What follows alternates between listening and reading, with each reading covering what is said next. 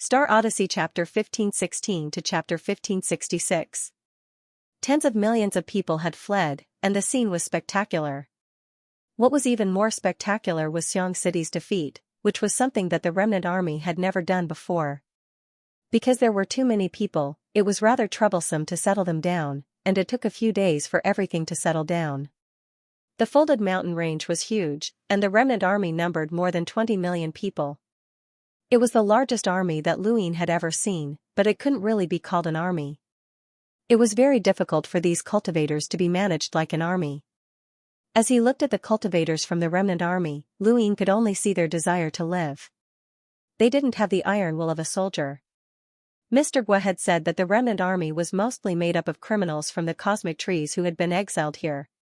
These people didn't follow any rules, and each of them had their own methods of survival. "Brother Long Qi, half-ancestor Ji Feng wants to see you," Hondo said. Luin nodded and followed Hondo to the peak of the folded mountain range. Since the remnant army was mostly made up of criminals, the law of the jungle was in full play here. The closer one was to the peak, the safer it would be. On the other hand, the closer one was to Xianxia, the more dangerous it would be. The weak could only stay below and be slaughtered by corpse kings at any time, but the strong could protect themselves. As a half-ancestor, Ji Feng was naturally at the peak. "Hondo, who is this half-ancestor Ji Feng?" Luin asked. Hondo replied, "I don't know either. Half-ancestors have lived for too long, and they're not from the same generation as us. Perhaps Mr. Gua might know." Luin didn't even know where Mr. Gua was. Ever since they had arrived at the folded mountain range, everyone had scattered. This wasn't because of the war, but because the remnant army had deliberately scattered them. It was normal for them to check if there were any spies among them. The closer one got to the peak of the folded mountain range, the more one could feel the pressure of a half-ancestor. There were 2 half-ancestors here, and there were many envoys below them. During the battle at Xianxia, Luin had seen no less than 10 envoys, and all of them were extremely fierce and unapproachable. Although they were made up of criminals and couldn't take a single step out of the folded mountain range, the remnant army was still considered the most elite team, and they were strong enough to fight against the formation base. Not long after, Luin met half-ancestor Ji Feng, the old man who had saved them in Xianxia. "Junior Long Qi greets Senior Ji Feng." Luin quickly bowed, and his tone was filled with gratitude and joy. Hondo did not enter, as all of the emissaries had already met with half-progenitor Ji Feng. It was precisely because of them that half-progenitor Ji Feng wanted to meet Luin, as he was very curious about Luin. Quasi-ancestor Ji Feng looked at Luin in astonishment. "You've only just broken through to the Enlighter realm, so how did you have the ability to save Zhou Tang and the others?" "Based on what?" Luin respectfully replied, "I just want to live on." Half-martial ancestor Ji Feng nodded and smiled faintly. "You're not arrogant, and you speak honestly. Little fellow, you're not bad." Luin felt helpless. Why did every old thing like to call him a brat? It was so unpleasant. If Senior hadn't saved us at the critical moment, we wouldn't have survived. Junior thanks Senior once again. Luin bowed deeply. Half-progenitor Machine Seal sighed. "You were able to slaughter your way to my folding mountain range from where you fell, destroy 2 cities, and save more than 3 million people despite the risk of being discovered. Little brat, your spirit is commendable. There aren't many humans like you, and I heard that you even repaired the sourcebox array? Are you an origin array master?" Luin replied, "I've mastered 2 sourcebox arrays, but because I've only unlocked a few sourceboxes, I can't be considered a true origin array master." Half-martial ancestor Ji Feng smiled. "If you can master a sourcebox array, then you can be considered an origin array master. There are many lockbreakers who have reached the level of a lockbreaker but are unable to master a sourcebox array. They can only remain as 5-star boundless advanced lockbreakers for the rest of their lives. Your innate gift is indeed extraordinary, and it's no wonder that General Xianxia told us to save you." Luin finally understood that the remnant army had been mobilized under General Xianxia's orders. The folding mountain range's terrain is steep, and with the cultivators' defenses, it's easy to defend and difficult to attack. This place is still very safe. Wait here for General Xianxia to send someone down. It shouldn't be long before you can return to the second array base. Luin asked, Senior, what about Senior Zhou Tang and the others? Half-Marshal Ancestor Jifeng replied, they might stay with my remnant army or return to the Star Alliance. We'll see how things go. Can't we go up on our own? Luin asked. Half-Marshal Ancestor Jifeng smiled. Of course not. This place is considered the root of the Mother Tree, and it's the back of the mortal realm. If you want to return to the second array base, you'll have to climb up the Mother Tree. Let's not talk about how high it is, but Xiang He won't let you leave so easily. He'll attack the Mother Tree every once in a while, and anyone who tries to climb the tree back to the second array base will face a 90% chance of dying unless they're escorted by a half-martial ancestor. We have to stay here and guard this place, so we won't leave. If you want to leave, you'll have to wait for the higher-ups to send someone to receive you. Luin bowed. This junior understands. Half-Martial Ancestor Jifeng looked at Luin deeply. Other than your status as a white dragon, you're also worthy of being valued by General Xia Yan. Kid, do your best to survive. Luin bowed again. Thank you for your guidance, Senior. After bidding farewell to Half-Martial Ancestor Jifeng, Mr. Magnus watched Luin leave. The rescued people can only be settled at the foot of the mountain. It's very close to Xiang City, and it's not possible to arrange for them to stay at a higher location. Luin replied, there's no other way. Those are the rules here, and we don't have the ability to break them. Mr. Magnus' expression was solemn. Once the Corpse King attacks this place, it will be very difficult for those people to survive. Luin did not know what to say. This was a battlefield, and anyone could die here. He could not help those people, and rescuing them from underground was already the most benevolent thing he could do. Above his head, the second array base's position deviated slightly, and a phantom array base appeared even further away. Luin resided within the folded mountain range, and although it was quite a distance away from the peak, it was not that far. He was qualified to live here, but there were also people who came to cause trouble for him, and they were easily dealt with by Che Zhan and the others. In the blink of an eye, they had already been living in the folded mountain range for 10 days. Above their heads, the battle that engulfed the 5 array bases still did not stop. On this day, many black dots fell from above, and Luin was shocked when he saw them. Were those people? Thump, thump, thump. The remnant army did not find this strange, as those who had been sent to the remnant army all fell down like this. There were no teleportation devices here, and as long as a cultivator was a Lammeter, they would not fall to their deaths. This time, more than 10,000 people had fallen, and all of them grimaced in pain from the fall, but they were all fine. Those who had fallen were all within the folded mountain range, but they were all scattered. In front of Lu Yin's eyes, there were more than 10 people who had fallen to the ground and were cursing. Those people got up and looked around. A burly man who was 4 meters tall pushed the people around him aside. Scram! Don't block my way. The people who had fallen with him were not easy to deal with. They looked at him with cold, bloodthirsty gazes, but they were also apprehensive of his strength and did not dare to retaliate. Humans lived in the astral tree domain, and it covered a huge area. For example, the peak of the White Mountain in the Central Realm was equivalent to a world of its own, and the people who had been born there were all different.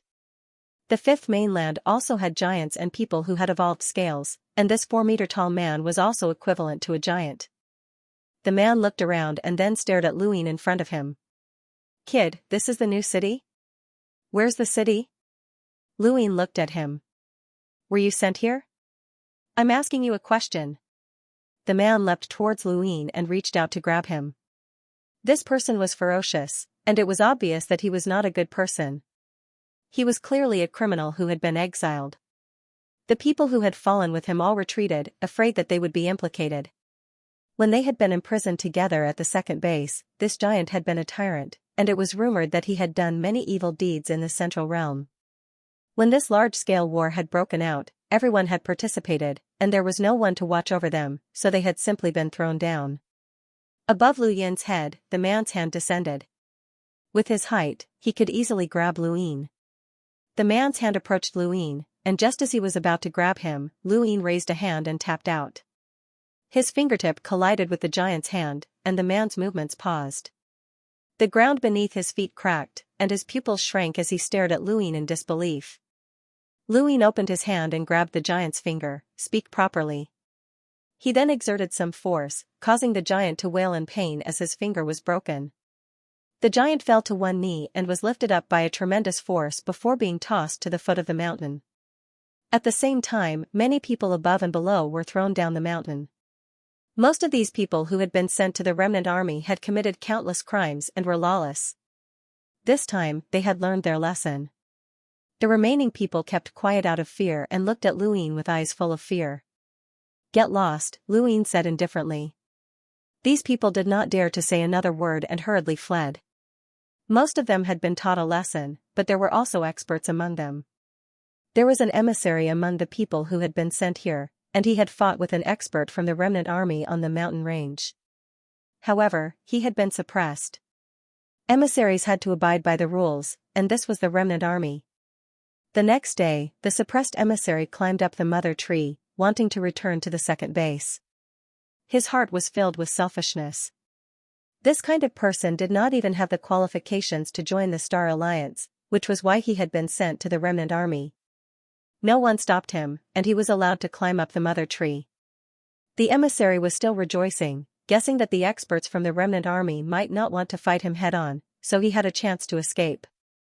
But not long after, a giant statue appeared in the direction of Xianxia City, directly facing the emissary who was climbing up the mother tree. The emissary saw it and stared blankly at the statue. His eyes suddenly turned dull, and his soul seemed to be drawn away. His entire body went numb, and suddenly, his mind rumbled as his head exploded. He was completely dead. Luin and the rest were stunned when they saw this scene. An emissary had died just like that? It's a pity that the Xiang Marquis has returned. This person's luck is bad. It looks like the war is over, half-ancestor Jifeng's voice rang out, echoing throughout the folded mountain range. Under the mother tree, the people who had wanted to follow the emissary up the mountain did not dare to move. If the emissary was dead, how could they withstand the attacks of the 12 marquises? It was no wonder that no one had stopped them. Thank you for your support, brothers. I'll continue to update at 3 p.m. I've been updating for 5 consecutive days now. The death of an emissary was a huge deterrent, and the cultivators who had been sent here all became well-behaved. They all stayed at the foot of the mountain and tried to think of ways to advance higher.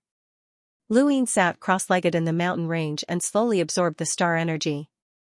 His last breakthrough had brought him to the Enlighter realm with 32 cycles, and now, he was working towards 33 cycles. Unfortunately, no matter how hard he tried, his normal cultivation speed would take too long. Doing so would just be a waste of time, so he might as well cultivate his battle force. When he thought of battle force, Luin thought of Zhou Tang's Warring States period. It was domineering and invincible, and he yearned for it. Battle force required boldness. He had broken through from 9 lines to 10 lines because he had been invincible during the Sovereign Tournament. At that moment, he had been at the top of his peers. Now, if he wanted to take his battle force one step further and reach the Warring States period, he would need a moment like this. He didn't know when that moment would come. Battle force required boldness, while a domain required cultivation and comprehension. Luin had already reached the level of predicting attacks and had reached the spiritual transformation realm. The next step was to reach the void spirit realm, but this realm was somewhat illusory. When Shurqing had said that there was an void spirit expert in Xian Academy, and that he should find some time to go there. At the very least, he should find the threshold to comprehend the void spirit realm. His current strongest attack was the empty palm, and he also had the Night King's heaven opening technique for spiritual force attacks. He also had the general platform, the die, and the Reaper's transformation. He had many techniques, but the serious technique, 9 Yang Cauldron transformation, and Dream Finger could not keep up. When he returned to the 5th mainland, he definitely had to visit the Sirius sect and learn the entire Sirius technique. Although this technique might not reach the level of the astral tree of the 4 directions Libra technique, it was still quite useful. His greatest regret was that he had never had the time to visit the 9 Yang Cauldron transformation. This legendary battle technique was said to be invincible, and when he returned to the 5th mainland, he definitely had to absorb all of the cauldron chi. Luin went through everything that he knew in his mind. This process was neither too long nor too short, as he had too many tricks up his sleeve. While he was thinking, a stream of water streaked down the mountain. Luin saw the color and the temperature. Was that urine? He was immediately enraged. He swept out with his domain and sensed a man holding a blade of grass above his head, leisurely taking a piss. Although the piss wasn't above his head and didn't reach his residence, this kind of feeling was truly disgusting. The man also sensed the domain. He looked up and frowned. Who is it? You've got guts, haven't you? How dare you peek at Grandpa 2 peeing? If you want to see, I'll show you. He then turned around and peed in Lu Yin's direction. Lu Yin's gaze turned cold, and the void trembled as cracks appeared in space that extended towards the man. The man was enraged, and he spat out the grass and put away his pants. He gritted his teeth and cursed, "Which bastard dares to attack your Grandpa 2? Stand up for Grandpa Tuesday. Grandpa 2 will beat you up so badly that even your father will feel sorry for you." The man's voice was very loud and attracted a lot of attention. Most of them were from the people below. The place he lived was very close to the top. Most importantly, this person was not an emissary. Luin walked out with an ugly expression as he stared at the man. "Your words will be your fate." The man was about to curse when he saw Luin walk out, but he suddenly froze and stared blankly at Luin. "Be boss?" Luin frowned. The man suddenly shook his head and rubbed his eyes. "No, although you look like him, you're not boss. Boss isn't as wretched as you. No, boss is more wretched than you. Kid, who are you? How dare you attack your Grandpa 2? This chapter is not finished. Please turn the page. What kind of status does this place have? Go ask around. When has Grandpa 2 ever been a coward?" Luin took a step forward and arrived in front of the man. "I hope you remember your words." He then attacked. For some reason, Luin felt like beating this person up. The man looked older than Luin, but they were definitely not of the same generation. His appearance was average, and his facial features were normal. However, his eyes were very bright, and Luin punched them. The punch stopped less than 10 centimeters away from the man, and a palm appeared in front of him to block Lu Yin's punch. A middle-aged man with a cold expression appeared as he stared at Luin. Shock flashed through his eyes as he bent his fingers and grabbed Lu Yin's fist. Luin frowned and unleashed 350 stacks. The middle-aged man was shocked, and the void distorted as a rift appeared. Luin and the middle-aged man had used too much strength, and their arms both disappeared as they entered the astral source universe. There was a thump, and Luin retreated more than 10 steps before barely managing to stand. He looked at the man in shock. This person was very strong. The middle-aged man looked at Luin in surprise. "You're new here?" Before Luin could speak, the man clamored, "Uncle, he beat him up. This bastard dared to attack me. Beat him up." Uncle, he glanced at the man. "Stop messing around. This person isn't simple. Even I can't break through his external items." The man was shocked. "That much?" Luin said to the middle-aged man, "You should know what the person behind you did. He wants to apologize to me." The middle-aged man replied, "Little brother, you can die at any time in the folded mountain range. Don't fuss over small matters if you can help it. Can you give me some face?" Luin nodded. "Since that's the case, I'll give you some face." "Wait. Even if you don't fuss over it, I'll fuss over it." Uncle, he frowned. "I told you to stop messing around. Nobody has a good time here." The man snorted. "I'm just muddling along. In any case, I'm still going to die. Don't you think that this brat looks a lot like someone?" Uncle, he had a complicated expression. "That person is already gone, and he'll never appear again." "I know, which is why I want to beat this brat up." The man gritted his teeth as pain flashed through his eyes, especially his forehead, which was visibly swollen.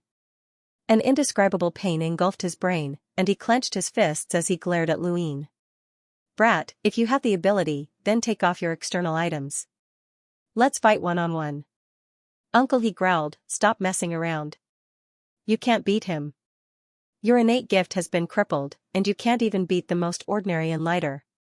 But then, he saw the swelling on the man's forehead and was stunned. His expression changed, and he dejectedly said, "Whatever."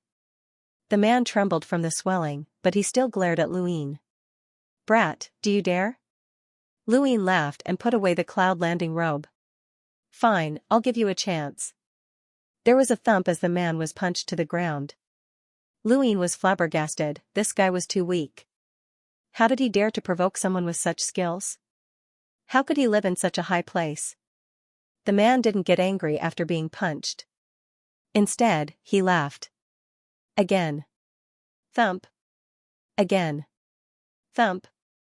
Punch after punch, Luin lost count of how many punches the man had thrown. The more he punched, the happier the man became, and the swelling on his forehead slowly disappeared. "Uncle," he stood to the side. "This chapter is not finished. Please continue reading." He watched on with a complicated expression, but he had no intention of interfering. Fortunately, Luin had been on guard this entire time. After a long time, the man finally couldn't get up. There was blood at the corner of his mouth, and his face was as swollen as a pig's. The swelling on his head had completely disappeared. "Uncle," he walked forward and squatted down to apply some medicine on the man's face. He then carried him away without saying a word. "Again, come again if you dare. I'm not afraid of you. Don't even think about me calling you boss." The man muttered something that Luin couldn't understand as he gradually disappeared into the distance. Luin was confused by what had just happened. What was going on? On the other side, Uncle, he placed the man down to rest. He sighed, "You must be very happy today." The man grinned. He'd clearly been beaten up badly, but he was truly happy. "You've endured years of mental torture. Don't give up. The next time it happens, go look for him. Just treat him as that person. Even if you're beaten up, you'll still be happy." Uncle, he sighed and slowly walked away. The next day, while Luin was resting, the stream of water appeared above his head again. This time, it was even closer to him. Luin walked out and saw the man who called himself Young Master 2 grinning.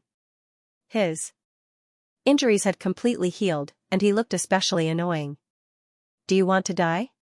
Luin asked coldly. Young Master 2 snorted, "I won't fight you today. Let's be reasonable." Lu Yin's lips curled up. "Sorry, but if you can fight, then don't talk nonsense. Or, let's talk after you've beaten me up." He then stepped forward and punched Young Master 2, but Uncle, he caught the punch once again. Luin was furious. "Senior, this person is clearly trying to cause trouble for me. I didn't pursue the matter yesterday out of respect for Senior, so please don't meddle in our affairs." Uncle, he was helpless. "Little brother, please forgive me. I can't just leave you be." Luin was so angry that he laughed. "It seems like Senior is determined to take advantage of me. Since that's the case, I won't hold back." He then prepared to activate the Crimson Radiant Sourcebox array. He refused to believe that he could be bullied in the Folded Mountains. "Hey, don't be rash. Let's be reasonable. We're all cultured people, so don't be rash," Young Master 2 hurriedly said. Luin stared at him. "Let me beat you up first." Young Master 2's eyes darted around. "Can't you wait for a month? I'll duel with you." Luin frowned and looked at this person strangely before looking at Uncle He. These two gave him a very strange feeling. They didn't seem to have any ill intentions, but they were filled with malice. It was a disgusting kind of malice. "What are you trying to do?" "Chat," Young Master 2 smiled. Lu Yin's eyes narrowed. "I don't have time for that." Young Master 2 sneered and then pulled up his pants. It looked like he was about to do it again. Luin immediately used an emptiness palm, but Uncle He remained vigilant against Luin. The instant the emptiness palm struck out, Uncle He reacted as well and prevented it from reaching Young Master 2's day. "Little brother, we really just want to chat. We don't have any ill intentions." "A month. He'll duel with you in a month. At that time, it doesn't matter how you fight. How about it?" Lu Yin's eyes flickered, and he felt helpless. He couldn't beat Uncle He, so how could he avoid him? The Folded Mountains were only so big, so he could only hide with a half-ancestor. However, a half-ancestor would not care about such matters. Lu Yin was thinking about how to use the Crimson Radiance to deal with Uncle He. Otherwise, his entire body would feel uncomfortable, as if he was being pestered. What do you want to chat about? Lu Yin asked indifferently as he calmly looked at young Master Tuesday. End of chapter. Master Tu was pleased with himself, especially when he saw Lu Yin's defeated expression.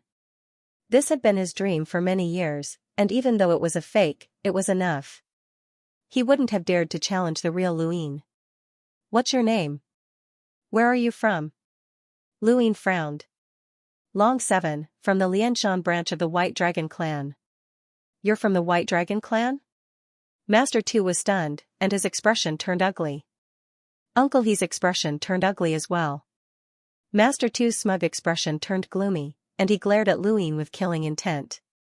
White Dragon clan member, you don't even have the right to look like this. Lu Yin clenched his fists. What did you say?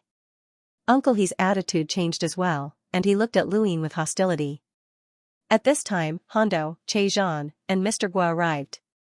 Lu Yin's residence had been rather noisy the previous day, but they hadn't paid much attention to it because they had seen Lu Yin violently beating someone up.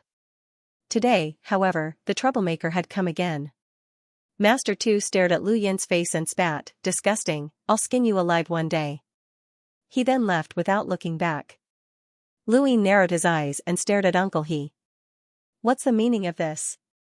Sorry for the disturbance, Uncle He said indifferently before leaving as well. Che Zhan was puzzled. Who are those two? Lu Yin shook his head. I don't know, they're crazy.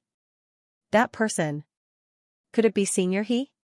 Mr. Guo asked hesitantly as he watched Uncle He leave. Everyone looked at him. You know him? That person is called Uncle He. Mr. Guo was excited. It really is Senior He. You know him?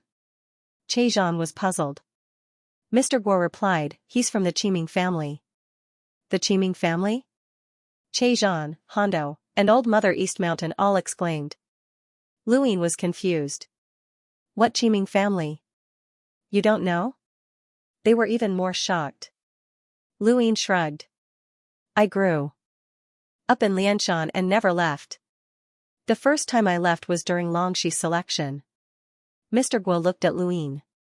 Long 7 respects Zhou Tang and the Lu family very much. Lu Yin's eyes flashed, and he replied solemnly, very respectfully. Mr. Guo nodded and sighed. Back then, the Lu family was the ruler of the top world. Now, the four-way scale can only stay in the middle world. However, back then, the Lu family wasn't the only one in the top world. There were also vassal clans of the Lu family, such as the Wandao clan and the Qiming clan. That person was an expert from the Qiming clan. If it really is him, then that man might be an important figure from the Qiming clan.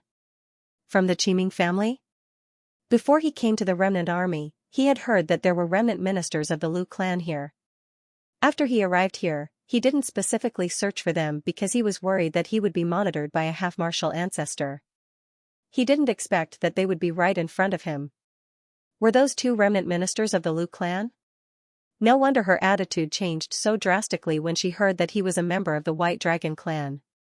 In an instant, Lu Yin's attitude towards the two changed completely, and he subconsciously looked in their direction. Those two people were his family. Brother Longqi, do you know the name of the younger one? Mr. Guo asked. Lu Yin answered, Uncle He calls him Young Master Tuesday. Mr. Guo trembled in disbelief. Tu Qiming? Hung was astonished. The young master of the Qiming family who was exceptionally talented back then? How is that possible? Did you hear wrongly? Uncle He calls him Young Master too? Mr. Guo confirmed again and stared at Lu Yin in disbelief. Lu Yin confirmed, that's right. It's Young Master Tuesday. Old Mother East Mountain muttered, it's actually Tu Qiming? How can this be? Even though I rarely come out, I've heard of him. Back then, the 7 heroes of the top realm dominated the universe. If Tu Qiming wasn't so young and his cultivation level wasn't too far off, it said that he was most likely the 8th hero. He's already been acknowledged by the young master of the Lu clan. Lu Yin's finger moved. 7 heroes? A ball of paper appeared in his mind. On it were the palms of the 7 sworn brothers and the vague vows. Third brother, you're the youngest. From now on, you're seventh brother. Come, greet your brothers and sisters. Hello eldest sister, second brother, third brother, fourth sister, fifth brother, sixth sister. Little seven, be good. If anyone bullies you in the future, we'll stand up for you. We'll call you Little Seven from now on. Little Seven, are you happy? With so many brothers and sisters doting on you, no one will dare to bully you. Your brothers and sisters will protect you. Little Seven, your brothers and sisters will protect you. Lu Yin's head started to hurt again. Blurry faces appeared one after another, giving him a splitting headache.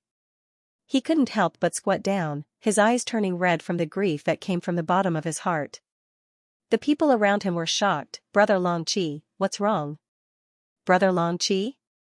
Lu Yin propped himself up with one hand and gasped for breath. Beads of sweat dripped from his forehead, and his vision blurred. The resolute vows still rang in his ears. It took him a while to recover. Mr. Guo looked at his pupils. Are you still recovering from your injuries? Lu Yin panted, it's fine. It's an old problem. Mr. Guo solemnly said, if there's a problem, then treat it quickly. Something's wrong with your cultivation. Lu Yin nodded, don't worry, I know what's wrong. He then asked, who are the 7 heroes? When he mentioned this, the others consciously kept quiet. Che Zhan patted Lu Yin's shoulder, Brother Long Qi, there are some things that can't be said. There's a pair of eyes watching us, and some names will bring disaster upon us. With that, he left. Mr. Guo, Hondo, and Old Mother East Mountain did the same and slowly left. However, Mr. Guo left in a different direction, he went to Uncle He's place. On the other side, young Master Tu's face was gloomy as he cursed incessantly. Uncle He followed behind him. Young Master Tu's face was sinister, how can a white dragon look like that? That face can only belong to one person. How can he? How can he? Uncle He looked at him, at most, he looks 40% like him. That won't do. Not even one. Young Master Tu roared. Uncle He sighed. A voice came from outside, Guahai of the Myriad Daos clan requests an audience with Senior He. Young Master Tu and Uncle He were stunned, but they quickly stood up and looked at each other. The Myriad Daos clan? Uncle He hurriedly walked out and saw Mr. Guo. He frowned, aren't you that white dragon brat's subordinate? Mr. Guo respectfully replied, Teacher Guahai of the Myriad Daos clan greets Senior He. We've met before at the food paradise. Uncle He stared at Mr. Guo and suddenly realized, I remember now. You and I both contributed to the construction of the food paradise. I've seen you before. The food paradise? The Lu family's island that's filled with food? That's where I often go, young Master Tu interrupted. He then stared at Mr. Guo with a piercing gaze, since you're from the Myriad Daos clan, why are you with the white dragon brat? Did you betray us? Uncle He stared at Mr. Guo as well. It wasn't that there hadn't been any traitors from the Lu family who had tried to persuade them. If this person was the same, Uncle He wouldn't mind exterminating him. In any case, it was normal for anyone to die in the army, and no one would care. Mr. Guo looked at young Master Tu excitedly, you really are young Master Tu from the Qiming clan. Only he can go to the food paradise so often. Young Master Tu was impatient, answer my question first. Why are you with that white dragon brat? Let's talk inside, Uncle He said. Mr. Guo followed them inside.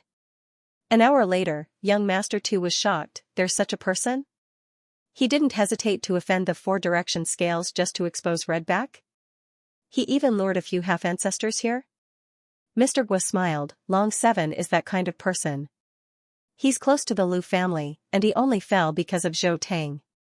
He hates the 4 direction scales hegemony, so he saved all of us. If it weren't for him, we wouldn't have survived. Uncle He was shocked, he's considered a legend. I don't believe it. The 4 direction scales are all traitors. How old is Long 7?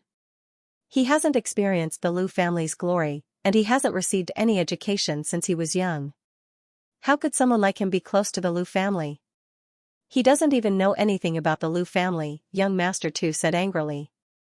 Uncle He looked at him, you forgot about 4th. Young Master Tu trembled, but his expression gradually calmed down, Fourth sister is different. Mr. Gua sighed, every race has bad people and good people. Light and darkness always coexist. We've observed Long 7 for a long time and confirmed that he's different from the current 4-direction scales. Otherwise, we wouldn't have gotten close to him. He then smiled bitterly, also, with our identities, why would the White Dragon race go through so much trouble to trick us? The true core members have long since disappeared with the Lu family. We're just remnants of the Lu family. Uncle, he retracted his gaze and reminisced, actually, sometimes I want to go with the Lu family rather than stay in this part of the universe and be mocked by others. Young Master Tu's expression was gloomy as he slowly walked out. Mr. Gua was curious, why is young Master Tu like this? Back then, his innate gift shook the universe, and it was said that he could have become the 8th hero when he was older.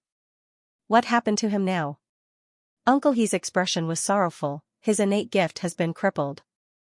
Mr. Gua's eyes narrowed, who did it? Uncle He clenched his fists, who else?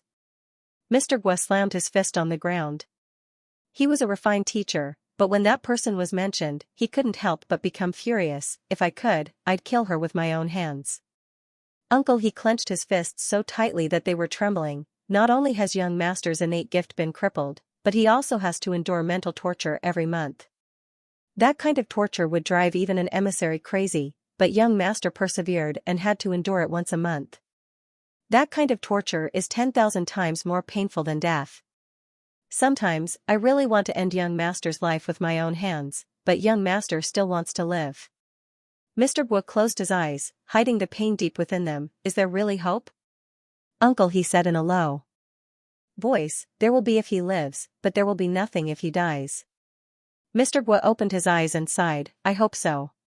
Not long after, Mr. Gua left. He had received news from another person and was in a hurry to go over.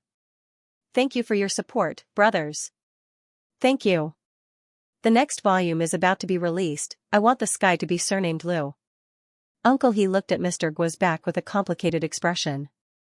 Waiting for death is more painful than dying, but it's also a glimmer of hope. So many Lu family members are waiting for this glimmer of hope. Who can step forward? 2 days later, Mr. Gua found Luin. Brother Long Chi, thank you so much. If not for you, I wouldn't have been able to meet my family's seniors. Luin was puzzled. What family's seniors? Mr. Gua replied, I'm a teacher from the Myriad Daos family, and there are seniors from my family in this army. Luin was shocked, as another Lu family member had been sent to the border. Mr. Gua, this isn't a good thing. This is a new continent, Luin reminded him. Mr. Gua sighed. I thought that they had all passed away, but who would have thought that they would still be alive? That's enough. Luin could sense that Mr. Gua had been suppressing his emotions for too long and wanted to find someone to vent. Luin was a good listener. Mr. Gua spoke for half a day, and Luin gradually understood that there were more than 1 or 2 Lu family members in this army. The Myriad Daos family and the Qiming family both had quite a few people in the army, which was why Mr. Gua had been able to occupy such a high position. The 2 half-ancestors did not care. Aside from the Lu family members, there were also people who had committed crimes in the cosmic tree domain or offended the 4 cardinal scales. These people had nothing to do with the Lu family members, and they even competed with each other for positions in the folded mountain range. However, the Lu family members were still the most powerful. Luin also learned that the person who was second only to the 2 half-ancestors in the army was someone called Big Sister Rakshasa. She was not from the cosmic tree domain, and no one knew where she had come from. All they knew was that she was from a parallel universe. As for why she had been sent to the army, Mr. Gua did not ask because the senior he had asked did not know either. 2 days later, Luin walked out of his resting area and looked up to see young Master Tu chewing on a blade of grass in boredom. His carefree expression made him look like he deserved a beating.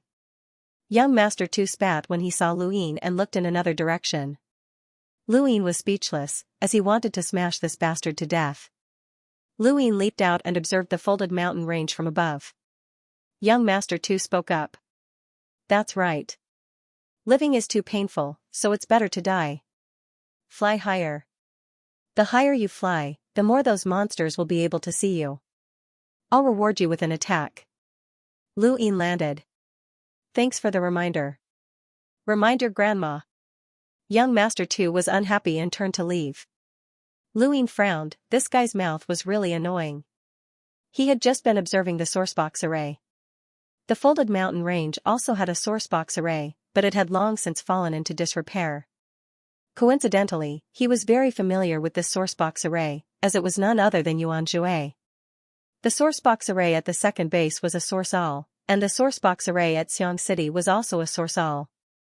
The sourcebox array at the folded mountain range was also a source all. It seemed like this sourcebox array was the most widely used sourcebox array. Back then, Master Zhan had said that he was the only one who could fix it, which was utter nonsense. He wanted to fix the original cone nail now. He was idle anyway. Fixing the original cone nail was also a meritorious deed. He raised his head and looked around. He didn't know when the large-scale battle would stop. Once it stopped, Xia Yan would probably send someone to bring him back. There was not much time left in the folded mountain range. The folded mountain range's sourcebox array was about the same size as the second array base's headquarters, and its power was enough to strike fear into an emissary's heart. It could even threaten an expert who had undergone several origin tribulations. The damage to the sourcebox array was even more severe than the second base's, and several of the cone-shaped sourceboxes had been left to the side. No one cared about them, and naturally, no one dared to approach them. Luin arrived near one of the cone-shaped sourceboxes. 1,000 meters away, quite a few cultivators poked their heads out to take a look. Someone reminded him, "Bro, don't move around. That thing doesn't differentiate between friend and foe." Luin looked over. Is no one planning to fix it? With this sourcebox array, the folded mountain range will be safer. Fix it my ass. Which lockbreaker would be willing to come here? It's been many years since a lockbreaker has appeared. Just don't go near it, someone replied. Luin looked at the cone-shaped sourceboxes. Although they were all cone-shaped, each sourcebox had a different danger zone. There were no identical sourceboxes in the universe, and there were no identical danger zones. However, through combining them, one could set up an identical sourcebox array. The only difference was that the array's power would be different. Luin knew that he did not have the ability to perfectly set up a source all, but he could still find a way to fix it. He had done so back at the second base's headquarters. Atop the mountain range, young Master 2 looked down and watched as Luin stepped into the sourcebox's danger zone. This guy really is an origin array master. He fixed the red light, and now he wants to fix the source all. Young Master 2 was not the only one, as Lu Yin's actions attracted quite a few people's attention. Even half-ancestors Ji Feng and Flowing Flower, who were at the peak of the mountain range, looked over. Half-ancestors only had a high cultivation, but they might not be able to unlock a sourcebox, let alone set up a sourcebox array. They also hoped that Luin could fix the source all, but they did not expect the higher-ups to send an origin array master. Any origin array master was precious, and even if they had committed a grave crime, they would not be exiled to the remnant army. No one disturbed Luin. After Luin stepped into the cone-shaped sourcebox's danger zone without causing too much of a commotion, many held out hope that Luin could fix it. Che Zhan and the others were very confident in Luin. The battle above continued, and corpses fell from time to time. Luin had already gathered all of the cone-shaped sourceboxes, and he spent his days researching and repairing them. In the blink of an eye, half a month passed. The war on the other side of the battlefield lasted for a long time, especially a large-scale war like this one. Once it started, it would not end so easily. Luin did not know how long it would take. Xiang Ho had left Xiang City once again to participate in the war, but he could return at any time. Xiang City's geographical location was very important. While Luin repaired the sourcebox array, young Master 2 spouted nonsense to the side. Young Master 2 did not like Luin at all, but he kept staring at Luin as if he wanted to beat Luin up. 10 days later, Luin fulfilled young Master 2's wish. "Come, let's have a duel if you have the ability," young Master 2 taunted. A swelling appeared on his head, which caused him to feel like his head was about to split apart. The mental torture caused him to see illusions, especially when he saw Luin. He even thought that Luin was the same person from before. Whoever's scared is a coward. I can call you boss, but I want to be the 8th hero. I want to dominate the astral tree galaxy. Young Master 2 screamed, his eyes bloodshot. He had already gone mad. No one could endure such torture, and the only thing he could guarantee was that he would survive. Lu Ying punched young Master 2, causing him to bend over. His expression was calm as he grabbed young Master 2's shoulder and whispered, "Who am I?" Young Master 2's face was bruised and swollen, but Lu Ying was not as ruthless as he had been the first time. Lu Ying knew that young Master 2 was a remnant of the Lu family, and he had also learned about young Master 2's situation from Mr. Gua. Thus, he did not go easy on young Master 2 either. Young Master 2's mental torture could be alleviated by physical pain. Young Master 2 clearly thought of Lu Ying as someone else, and he would rather be beaten up by that person. "Lu Boss Lu. What's your name?" Lu Ying asked anxiously when he saw Uncle He arrive. Young Master 2's voice was hoarse. "Lu Bastard Lu." Lu Ying was speechless. Young Master 2 had probably beaten up a lot of people in the past. Uncle He arrived and took young Master 2's day. He nodded to Lu Ying. "Sorry for the trouble." He then carried young Master 2 away. Lu Ying was depressed. Young Master 2 was definitely an old friend of his, and Lu Ying himself was old 7 Lu. This person had called him boss and was willing to endure the mental torture once a month just to wait for the Lu family's return. This was righteousness and loyalty, and it was a heavy bond with Lu Ocean. Similarly, this sense of loyalty and righteousness was equally heavy. There were clearly many surviving members of the Lu family, and how many of them were waiting for him and the Lu family to return? Lu Ying looked up at the second formation base, and his gaze seemed to pierce through the second formation base and the realm of trees to see the 4 cardinal scales. He would definitely do everything in his power to allow the Lu family to return to the astral tree realm. Even if that Lu family was no more, he would create a new one and bring back all of the surviving members of the Lu family. Just wait a little longer. I'll return this pain to the 4 cardinal scales 100-fold, Lu Ying muttered to himself. He set aside his heavy heart and continued to repair the cone. The next day, young Master 2 came again with the same annoying look. He would taunt Lu Ying from time to time, and whenever Lu Ying showed even the slightest bit of displeasure, he would challenge Lu Ying to a duel the following month. "Brother Long Qi, don't hit him too hard," Mr. Guo reminded him, afraid that Lu Ying would beat young Master 2 to death. Lu Ying asked, what was his innate gift in the past? Mr. Guo felt that it was a pity. Why bring up the past? There's no way to restore it? Lu Ying asked casually, but his gaze was serious. Mr. Guo shook his head. There's no way. I don't even know how to cripple someone's innate gift, let alone restore it. Perhaps a progenitor will have a way. Lu Ying nodded. The cone was almost done repairing. A few days later, the second formation base's rotating gears slowly stopped as the people in the folded mountain range looked up. The war was over. This large-scale battle had not lasted for very long, but there were many casualties.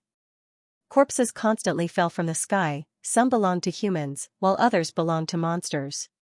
Young Master 2 looked up. If the infinite kinesis breaks down one day, I wonder who'll be able to fix it. Lu Ying glanced at him. What a jinx. Once the large-scale battle ended, Ancestor Jifeng's voice spread throughout the folded mountain range. Everyone, prepare for your return. War may break out at any moment. Lu Ying hurriedly repaired the cone. The next day, the war arrived as promised. Within Xianxia City, countless corpse kings roared as they charged towards the folded mountain range. A strange giant statue stood in Xianxia City, gazing at the folded mountain range. Ancestor Jifeng and Ancestor Lu Hua walked out and entered the astral source universe. Lu Ying moved quickly and entered the astral source universe as well, but he could not clearly see the battle between the 3 ancestors. All he could see was the distortion of space. He could not comprehend the power of a half-ancestor. At the foot of the mountain, countless corpse kings charged forward.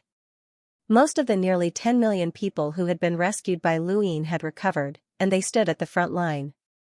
The remnant army did not retreat, as they had fought against the corpse kings for countless years. Lu Ying saw Big Sis Rakshasa, an ordinary-looking but very young woman. She charged into Xianxia City valiantly, and her body was shrouded in ghostly dark clouds. From time to time, strange roars could be heard from the clouds, causing one's hair to stand on end. 7th bro, Howzy's monkey is getting married tomorrow. Do you want to give him anything? I'm very poor. 7th bro, you have too many things. No. 7th bro. Alright, I'll give him something extra. Thank you, 7th bro. I wish Howzy's monkey a happy wedding tomorrow and that he will reach the pinnacle of his life. Thank you, Star Stepping Song, Jiao Qingfeng, and the Mountain Man for your support. Thank you, brothers. I'll update at 3 p.m., and I'll update again tomorrow. I wish Howzy's monkey a happy wedding. Lu Yin also saw the senior from the myriad Daos family that Mr. Gua had mentioned take action. His name was Wan Sen, and he was a 4th tribulation origin expert. Zhou Tang had also recovered. Lu Yin hadn't seen him in a while, but at this moment, as the void distorted and boiled, Sengoku's 100-mile Sengoku appeared at his peak and was invincible. Zhou Tang's cultivation wasn't as high as Wan Sen's, and he definitely couldn't compare to Big Sis Rakshasa's. However, Sengoku's aura was the strongest, and his invincible battle force made him the most eye-catching expert on the battlefield. Because of this, he attracted the attacks of several envoy-level corpse kings. One of them was even at the 5th tribulation origin stage, and it sent Zhou Tang flying with a single attack. Fortunately, Zhou Tang's battle force was strong enough that he didn't die. The Corpse King was stopped by Wan Senator. Although Wan Sen's cultivation was slightly weaker than the Corpse King's, his battle techniques were not weak at all. In fact, from what Lu Yin could see, Wan Sen's battle techniques were several times stronger than the 4 cardinal scales. Hey, are you just going to hide here and not participate? You only have the ability to beat me up. Come on, whoever's scared is a coward. Young Tu jumped up and taunted Lu Yin. Lu Yin frowned and pressed a hand against the ground, causing the cone-shaped source box to rise into the air. Success! He waved his hand, and the cone-shaped source boxes might erupted and swept across the folded mountain range battlefield. Countless corpse kings were pierced by it, and even the 5th tribulation origin stage corpse king that Wan Sen was fighting was struck by it and forced back several steps. Many of the corpse kings looked up and saw Lu Yin controlling the cone-shaped source box. An envoy-level corpse king roared and 2 wings appeared on its back. It flapped once, causing a strange blue flame to descend from the void. This was an innate gift. Lu Yin tossed Yang Tu away and faced the blue flame head-on. He had the cloud lattice robe, so this flame couldn't hurt him at all. He raised a hand and unleashed an empty palm strike. The empty palm strike forced the envoy-level corpse king back. Lu Yin leaped up and charged in a certain direction, where there was a red glow. He wanted to activate both sourcebox arrays, and his defensive power would surpass the second base's headquarters. The winged emissary corpse king was extremely fast, catching up to Lu Yin in the blink of an eye and swiping at him with its claws. Although this corpse king was not as fast as the fastest corpse king that Lu Yin had fought before, it was not much slower.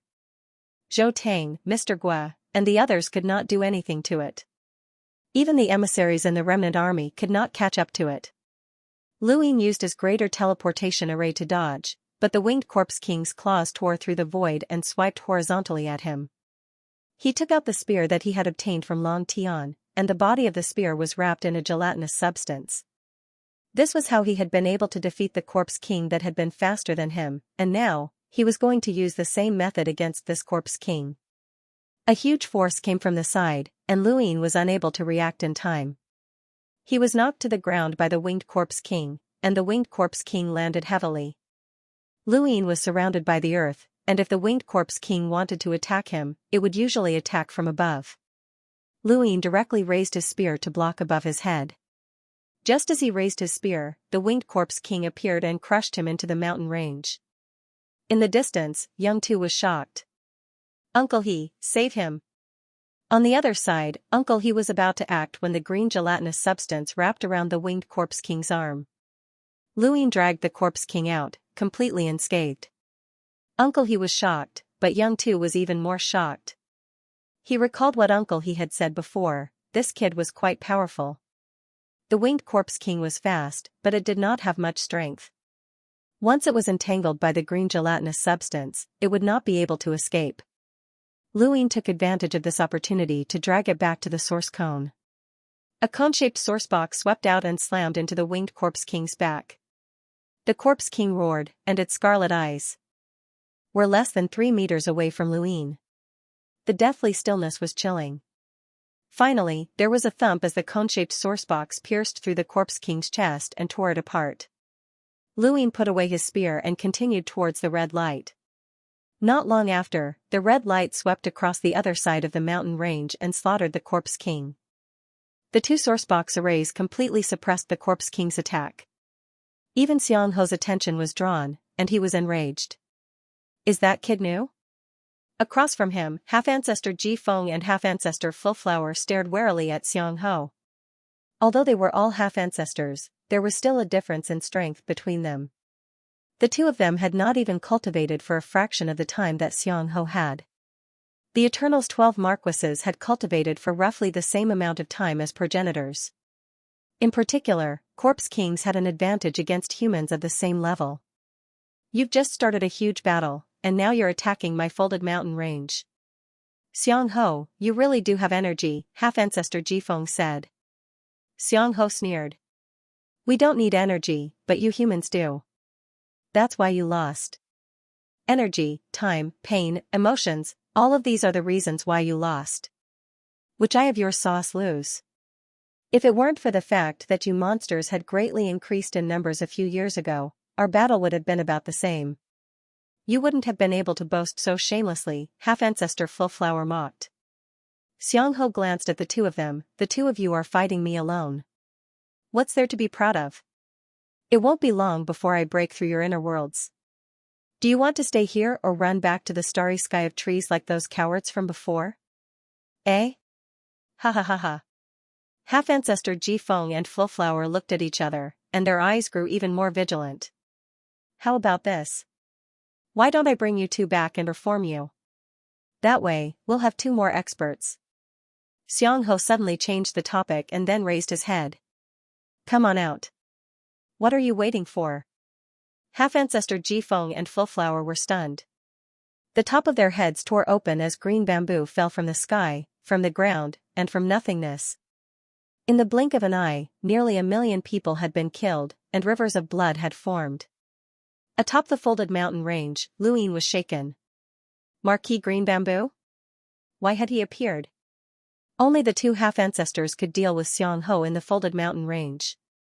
Now that Marquis Green Bamboo had appeared, the situation had instantly reversed. Big Sis Rakshas's face paled as she looked at Marquis Green Bamboo. This kind of expert was not someone she could deal with. Uncle He, Zhou Tang, and the others could only watch. Marquis Green Bamboo's gaze swept across the folded mountain range, pausing on Luin for a moment. Then, he attacked Yuan Jue, causing a giant green bamboo to appear in the void and fall straight down. With the power of a half-ancestor, it would be too easy for him to destroy a sourcebox array. Yuan Jue's attacks could not even make him move.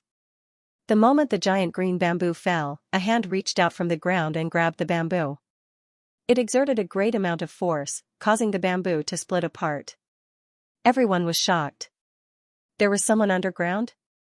Marquis Green Bamboo's gaze turned cold, and he pressed down with one hand. The green bamboo glowed and instantly recovered, continuing to press down. However, that hand still firmly held onto the green bamboo. Marquis Green Bamboo, we haven't seen each other in so many years. How come you're still so weak? The voice was grand and filled with vicissitudes of life. It sounded like an old man speaking, but his tone was filled with confidence and arrogance. When he heard this voice, Marquis Green Bamboo was shocked, but then he laughed. After the Lu family was exiled, I was guessing where my old friends were. I never thought that you would be here. Wanzi. Within the folded mountain range. Mr. Zhou Tang and the others were shocked. Wanzi? That was the name of the Myriad Daos clan's great elder. It wasn't just them, even Wan Sen, who had been exiled to the remnant army, did not know that his clan's great elder was underground. His entire body trembled, and his anger reached its peak. The Myriad Daos clan's great elder was extremely respected. When the Lu family had still been around, even the 4 cardinal scales ancestor had to give him face, and he could freely enter and leave the Lu family's residence. Now, however, he had been suppressed underground in the folded mountain range and was being stepped on by everyone. How humiliating was this? Young Master Tu's eyes reddened. The Myriad Daos clan and the Qiming clan had a close relationship. He muttered to himself, Grandpa Ji? Grandpa Ji? Is that you? Up in the void, half-ancestor Ji Feng and half-ancestor Lu Hua did not know who the person underground was. When they had been arranged to stay in this mountain range, the Lu family had still been at its peak and had not been exiled. Then, when the Lu family had been exiled, they had received news that someone had been assigned to oversee the remnant army. However, they had not seen this person for many years, and they had never thought that this person would actually be the Myriad Daos clan's great elder, Wan Zi, an old senior whose name had spread throughout the tree galaxy. I really don't understand. What's the point of you old officials being left alive? The Lu family will never return. It's already been exterminated, and you should have followed the main family to the afterlife, Marquis Green Bamboo said, his voice spreading throughout the folded mountain range. Lu Yin's gaze was cold as he stared at Marquis Green Bamboo. The main family won't die so easily, and they'll return sooner or later. Now, get the hell out of here. The hand that had reached out from underground opened up and struck out at Marquis Green Bamboo. The might of this strike was indescribable. It was clearly just a single strike, but in that instant, anyone who saw it felt as if they had seen 10,000 strikes. One figure after another stepped through the void, stepping on the flow of time as they formed palm imprints that slammed towards Marquis Green Bamboo. A single strike could be equivalent to 10,000 strikes. This was the Myriad Daos clan's unparalleled technique, the Myriad Heaven's Palm technique that could traverse the tree galaxy. Marquis Green Bamboo's scarlet eyes changed, and his body turned into a green bamboo that glistened with a dazzling radiance as he withstood the 10,000 strikes. The next moment, the sky split open, and everyone felt as if their heads had been shattered. The void no longer existed, and an enormous pressure swept out in all directions, sweeping past the mountain range and Xiang City. Countless people spat out blood and fainted. Even Luin was forced to the ground by the force of the collision. He could not control the star energy within his body, and he barely managed to raise his head. He saw a crack appear on the green bamboo before it retreated. Soon after, Xiang Ho retreated as well. Countless corpse kings retreated, leaving the folded mountain range and returning to Xiang City. As far as the eye could see, more than half of the people in the folded mountain range had fainted. Half-ancestor Ji Feng and half-ancestor Lu Hua landed and bowed towards the ground. Thank you for your assistance, senior. Wan Zi did not speak. From beginning to end, he had only extended a single palm, but he had still managed to force Marquis Green Bamboo back. Half-ancestor Ji Feng was shocked, and he thought back to the Myriad Daos clan's past glory. They had been qualified to join the Lu family and exist in the top realm. If not for the lack of progenitors, the Myriad Daos clan would have been able to stand side by side with the four cardinal scales. In the entire Myriad Daos clan, the person closest to becoming a progenitor was this great elder. In the past, it had been rumored that Wan Zi might have broken through to the progenitor realm, but he had met with a sudden change. He had been a powerhouse who had broken through 3 stages in his youth. Now, this person had been trapped in the folded mountain range, and his fate was lamentable. Wan Sen, Mr. Gua, and the other disciples of the Myriad Daos clan who had been exiled to the folded mountain range all knelt down. Greetings, Great Elder. Greetings, Great Elder. Junior Wansen requests an audience with Great Elder. No one responded. It was as if Wan Zi was asleep, and no matter how much Wansen shouted, he did not respond. Luin looked down at the ground with a complicated expression. Another member of the Lu family. Grandpa Ji, it's me, Little Tu. Grandpa Ji. Young Tu shouted as well, his eyes red, but Wan Zi still did not respond. Uncle, he sighed. Senior's every move is being watched. Young Tu bellowed, those traitors. The Lu family will destroy them sooner or later. How dare they imprison Grandpa Ji? Traitors. Uncle, he sighed helplessly and looked to the side, coincidentally meeting Lu Yin's gaze. Luin knew that Uncle he was still wary of his status as a white dragon, so he nodded and left. 3 days later, Luin was resting when a voice came from outside. Are you Brother Long Chi? Luin opened his eyes and walked out to see a bald man with a ferocious appearance. He recognized this person as Baldy Fong, an emissary of the remnant army. He was not weak and lived not far from Luin. Junior Long Chi. Senior, what can I do for you? Luin asked. Baldy Fong looked at Luin and said, let's talk inside. Luin nodded and stepped aside, allowing Baldy Fong to enter. Brother Long Chi, you've been in the remnant army for quite some time, so you must have some understanding of its internal structure. Which side do you wish to join? Baldy Fong asked. Luin was confused. What side?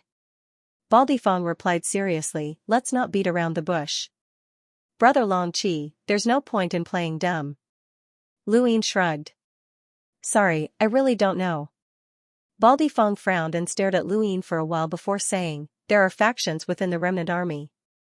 The remnants of the Lu family belong to one such faction, such as the Qiming family and the Myriad Daos family. Big sister Luo Sha is only second to the two half-ancestors, so she belongs to another faction. As for us, we were sent here because we offended someone in the astral trees, so we belong to another faction. Does Brother Long Chi understand? Lu Yin's expression darkened. Remnants of the Lu family? Baldy said, that's right. That young master too, who's been harassing you, is a survivor of the Lu family. I'm sure you're very impatient with him, but let me remind you that those survivors are not to be trifled with. However, don't even think about joining them. It's impossible. They only accept their own people. Besides, if you get close to them, once you return to the starry sky of trees, you won't have a good ending. Do you dislike the Lu family? Luin asked. Baldy Fong grunted. These paragons who rule the starry sky of the trees are disgusting. He grew impatient. Tell me, do you want to join us? Don't forget that in the battle 3 days ago, it was normal for millions of people to die. Actually, I saw that you were being chased by a corpse king, and I wanted to help you. It would be best if you could deal with it yourself, but that was also because of luck.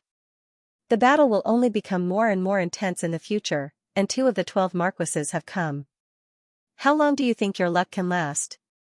Join us and help each other. That's the only way to survive, isn't it? Luin looked at Baldy Fong, amused. Do you even know where I come from? Baldy Fong sneered. Don't try to scare me with your status as a white dragon. It's useless. Once you're here, you can only leave after the exchange between 2 half-ancestors. It's the same for you. It's not like no one from the 4 cardinal scales has come here before, but they've all died. Don't think that you'll be treated well here. Baldy Fong's words showed that this person did not understand Luin at all, and he did not even know that the remnant army had taken the initiative to attack Xiang City in order to save Luin. These people were made up of people who had committed grave crimes in the starry sky of the trees, and young master too and the others did not think highly of them. Big sis Rakshasa probably did not think highly of them either, as the 2 half-ancestors would not even care about them. These people still thought that they were amazing. They must have seen that Luin had repaired the sourcebox array and wanted to rope him in. You can leave. I'm not interested in you. Luin had seen through these people's faces, and there was no need for him to say anything more. Baldy Fong frowned and threatened, Long 7, this is the remnant army, and your status as a white dragon won't give you any special treatment. Even if the 2 half-ancestors want to take care of you, it's useless. On the battlefield, we have the most people, and we're the most trustworthy. Think carefully. Luin waved a hand. Take care. I won't be sending you off. Baldy Fong snorted. You'll understand after a few more battles. But let me remind you that we won't risk saving you before you join us. Think of a way to survive on your own. He then left in a very bad mood. Luin did not mind, and he was just about to continue resting when he saw a stream of water from the corner of his eye. His mood immediately soured. That bastard was doing it again. Awesome! Awesome! Young Master 2 shouted from the top of the mountain. Luin walked out with an ugly expression. When do you plan on getting beaten up? Young Master 2 pursed his lips. I saw Baldy Fong come out from your place. You didn't team up with those trash, did you? That's none of your business. Young Master 2 rolled his eyes. Actually, if you beg me properly, I can ask Grandpa Xi to protect you. You've seen how powerful Grandpa Xi is. Luyin was astonished. That senior cares about you? Young Master 2 coughed. Of course. I called him Grandpa Xi, so who else would he help if not me? Call him that now, and we'll see if he agrees, Luyin grumbled, as it was obvious that he was lying. Young Master 2 gritted his teeth. Kid, don't be ungrateful. Hurry up and beg me. Luyin could see the anticipation in young Master 2's eyes. This guy often mistook Luyin for someone else and tried to force Luyin to lower his head in order to satisfy his subtle desires. It was as if Luyin lowering his head would be that person lowering his head. However, young Master 2 did not know that Luyin was indeed that person. Ask the senior to come out first, Luyin said before returning to his room. Young Master 2 grew anxious. Kid, don't doubt me. Hurry up and beg me, or you won't be so lucky the next time we fight. Actually, I was the one who begged Grandpa Xi, and that's why Grandpa Xi helped me. Kid, did you hear that? The most depressed person in the folded mountain range right now was the person sitting below Luyin. Every time young Master 2 sprayed out a stream of water, it would land on him at the main entrance. However, that person did not dare to voice his anger, and he wanted to move, but he could not bring himself to do so. He was extremely sullen and could only curse inwardly. Luyin was not in a good mood either. He did not know what the witch spirit god was up to, but ever since the large-scale battle had ended, the Xiang Marquis and Marquis Qingzhu had set their sights on the remnant army and constantly sent corpse kings to attack. A few days later, the battle had expanded even further. Luyin activated his source all and red light to slaughter the corpse kings in a frenzy. The entire folded mountain range was dyed red, and he became the focus of attention. A total of 3 emissary-level corpse kings attacked him, and if not for Uncle He and Zhou Tang, he would have been surrounded. However, even if they could stop the emissary-level corpse kings, they could not stop Marquis Qingzhu from attacking. No one had expected that Marquis Qingzhu would suddenly attack him. The dark green bamboo pierced through the void and appeared out of nowhere, ruthlessly striking Luyin's body. Luyin spat out a mouthful of blood, and his cloud landing robe was torn apart as half of the bamboo pierced his body. Was the witch spirit god dead? The 12 marquises had actually attacked him. Luyin felt like he was definitely going to die.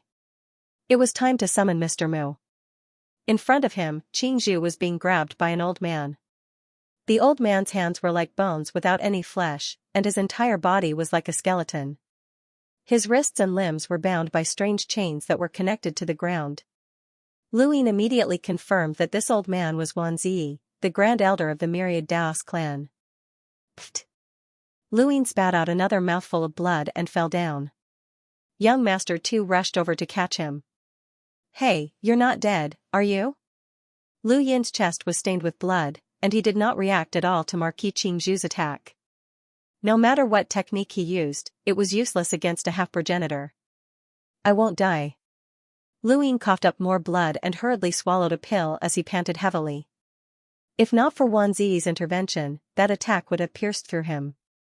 Even if he did not die, he would have been severely injured, and that would have been the most likely outcome. A progenitor's attack would have been enough to tear his body apart. If not for the cloud landing robe, that bamboo would not have even gotten close to him, it would have been enough to tear him apart. It was a pity that the cloud landing robe had been destroyed. You're not dead? How are you so lucky? Young Master 2 supported Luyin in shock. Luyin's fingers trembled, and his body's vitality was continuously replenished to speed up his recovery. Due to the lack of his control, the red light's power had weakened, but the source all was still fine, and it automatically attacked. Above him, Wan Ziyi's expression was solemn, but since he was all skin and bones, it was hard to tell. One of the 12 marquises, Marquis Qingzhu, is actually attacking an Enlighter Junior. How surprising. Marquis Qingzhu smiled. Junior? That's just how you humans refer to time. In my eyes, that person became an Origin Array Master at such a young age and killed an Envoy-level Corpse King as an Enlighter. He's a huge threat to my clan, and he even has an external item that can block one of my attacks. His status among you humans shouldn't be low, and he's definitely qualified for me to attack. Also, I feel that this person looks familiar, as if I've seen him somewhere before. Wan Zi glanced at Lu Yin and paused on Lu Yin's face for a moment. He then looked at Marquis Qingzhu. Are you familiar with my appearance? Marquis Qingzhu could not help but laugh. His expression was calm and elegant. You've changed completely. Wan Zi, you were full of mettle back then, but now you're on the verge of death. With the Lu clan gone, you people really don't have any value in living anymore. Wan Zi's eyes flashed with killing intent, but he also disappeared. Even though Lu Yin could see the astral source universe, he could not clearly see the battle between the two. Grandpa Ji will definitely win. Grandpa Ji is the most powerful half-progenitor, and he's just one step away from breaking through to the progenitor realm. If not for the Lu family's accident back then, my cosmic tree realm would have gained another progenitor to protect it, young Master Tu said. Lu Yin clutched his chest, as his injuries were recovering quickly. Fortunately, he had the cloud lattice robe, which prevented the residual power of Marquis Qingzhu's attack from entering his body. Otherwise, it would have been troublesome. He put on his universal armor without hesitation, and only then did he feel at ease. Young Master Tu stared blankly at Lu Yin. What's that? Lu Yin growled. You don't have a defensive external item? Young Master Tu was astonished. Is this thing useful? At this moment, several corpse kings surrounded them. There were 2 enlighters and 5 hunters. Lu Yin attacked with his empty palm and sent all 5 corpse kings flying. Uncle, he landed. It's not safe here. Let's go. He then grabbed young Master Tu and headed towards the top of the folded mountain range. Thank you for your support, brothers. He didn't take Lu Yin away, only protecting Tu Xiao. Lu Yin was still surrounded by the corpse kings, but with his universal armor's defense, he would be fine as long as he wasn't attacked by a 3rd tribulation cultivator or above. There weren't many powerhouses whose power levels exceeded 700,000. However, it was still not safe. He hurriedly rushed out of the encirclement and entered the red light. Only then was he safe. This battle lasted for several days. No one knew the result of the battle between Marquis Qingzhu and Wan Zi. They hadn't appeared yet, but according to the previous battle, Wan Zi should have the advantage. The 12 marquises were half-martial ancestors, and they had existed for a very long time. Although their names sounded impressive, they would have long succeeded in breaking through to the ancestor realm instead of half-martial ancestors. The longer they lived, the more it proved that they were unable to break into the ancestor realm. On the other hand, Wan Zi had almost broken into the ancestor realm. There was a difference in their levels. Half-martial ancestor Ji Feng teamed up with half-martial ancestor Lu Hua to fight Xiang Ho, while Wan Zi fought Marquis Green Bamboo. Originally, they should be evenly matched and the battle should be in a stalemate. However, as half-martial ancestor Lu Hua fell, the battle situation suddenly changed. Lu Yin looked at the distant half-progenitor Flowing Flower's hair, which was visibly turning white, and his life force was rapidly draining away. Lu Yin was greatly alarmed. Was that a vitality poison? A hazy void appeared on the surface of half-ancestor Fullflower's body, distorting one's line of sight. It was as if he had been isolated from another world. Even though Lu Yin could not see him clearly, he could tell that half-ancestor Fullflower's aura was constantly weakening. Xiang Ho, you actually poisoned him, shouted half-martial ancestor Ji Feng. Xiang Ho said coldly, I said that I would destroy your inner worlds. How long can Lu Hua last? His inner world is quickly disappearing, and once it disappears, it'll be his turn. Half-martial ancestor Ji Feng was both furious and fearful. He didn't dare to come into contact with Xiang Ho. Xiang Ho continued to attack, causing half-martial ancestor Ji Feng to hurriedly retreat. That poison was able to affect half-martial ancestor Flowing Flower, forcing him to resist it with his inner world. If he was poisoned, he would suffer the same fate. Wan Zi saw it as well, and he was shocked and furious. You've actually developed the life poison to such a degree. Marquis Green Bamboo's lips curled up. It's not enough now. Once the poison of life can easily break through your inner worlds, the astral tree of trees will be finished. Do you think this poison can deal with the mother tree? Wan Zi felt a chill run down his spine. The half-martial ancestor realm experts were already on the verge of collapsing. If they continued to develop it, they might be able to pose a threat to ancestor realm experts. In the end, they might even be able to corrode the mother tree. If that happened, it would be a disaster for the entire starry sky tree. 10,000 heavens palm. Wan Zi roared. On the other side, the green bamboo marquis raised his bamboo flute and stabbed out. The void kept exploding, and the astral source universe was twisting. Not even the emissaries could see it. Half-martial ancestor Jifeng retreated step by step. Once he was defeated, the entire remnant army would disappear.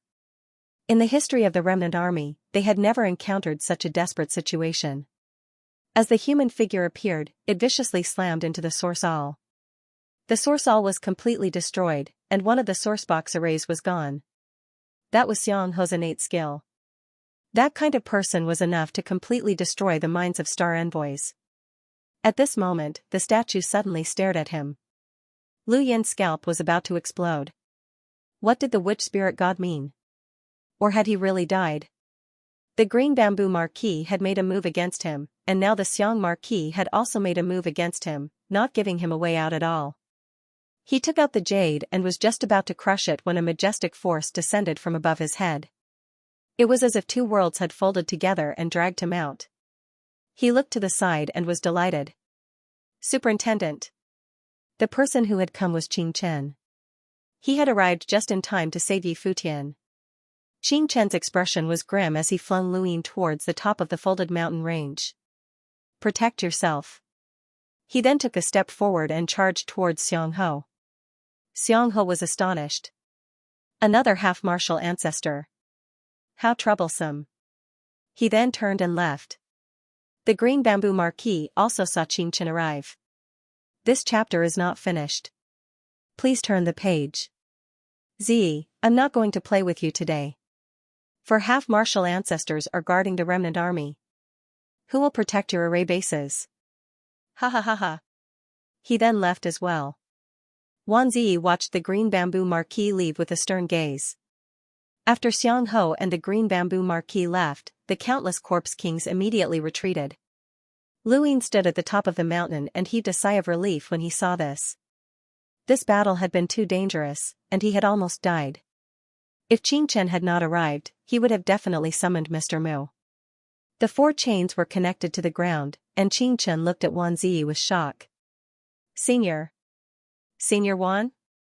Wan Zi turned around and saw Qing Chen. His face was all skin and bones, and he did not look human at all. Qing Chen hurried forward and bowed deeply. Junior Qing Chen greets Senior Wan. Wan Zi looked at Qing Chen and said in a hoarse voice, long time no see. Qing Chen looked at the four chains and was furious. Were they the ones who imprisoned Senior in the remnant army? Wan Zi did not reply. His body descended and then disappeared. Senior Wan. Qing Chen shouted and wanted to chase after him, but Wan Zi's voice came from underground. Go back. Pretend you never saw him. Qing Chen stood in the void in a daze, a complicated look in his eyes. Anyone who saw the once all-powerful Grand Elder of the Myriad Daos clan, a powerhouse who was rumored to be able to break through the ancestor realm, reduced to such a state would feel the same way as Qing Chen. It was a kind of pity, sorrow, and powerlessness. The four cardinal scales were like the top realm suppressing the middle realm, suppressing everything. No one was an exception. This battle had only been saved because of Qing Chen's arrival, and Qing Chen's goal was naturally to take Lu Yin away. Half-ancestor Lu Hua sat cross-legged on the ground, his body isolated from the void, but also seemed to be isolated from the astral source universe. This was a realm that Lu Yin could not understand. At this moment, he was being ravaged by the vitality poison. Qing Chen landed and frowned at half-ancestor Lu Hua. Half-ancestor Jifeng ordered everyone to retreat. He then said to Qing Chen, the Eternals have already developed a poison that can threaten half-ancestors. In the future, they will definitely be able to develop a poison that can threaten progenitors. They have already reached the threshold of invading inner worlds. Qing Chen said in a low voice, I will report this matter to all the ancestors. Half-ancestor Jifeng said, I don't know if Lu Hua can survive this. My situation is not good. Qing Chen looked at him. Tell this to Commander Xiaoyan. The higher-ups will send someone to replace Lu Hua. In the meantime, I will temporarily oversee the remnant army. Half-Ancestor Ji Feng heaved a sigh of relief. That's good. Half-Ancestor Liu Hua's location was completely sealed off, and no one knew how he was doing. Lu Yin also met with Qing Chen after the battle. Qing Chen did not look too good. Half-Ancestor Lu Hua had been poisoned, and he had met Wan Ziyi as well. It's good that you're fine. When we found out that you had fallen into the new continent, everyone thought that you were dead for sure. Even I thought so. Qing Chen sighed, feeling very fortunate. Lu Yin replied, I also thought that I was going to die, but I didn't expect to discover that the red light could be repaired. Because of the battle that swept through the 5 array bases, the powerful enemies among the monsters were no longer present, which allowed me to come to the remnant army. Qing Chen solemnly said, in the battle just now, Marquis Green Bamboo and Marquis Xiang both attacked you, so it's not safe for you to be here. Once reinforcements arrive, I will take you away. Also, with your contributions, you can apply to leave the battlefield on the other side. Lu Yin's heart skipped a beat. Superintendent, after I fell into the new continent, I didn't die because I relied on a group of people to rely on. Can I take them away as well? Qing Chen asked, you mean Zhou Tang and the others?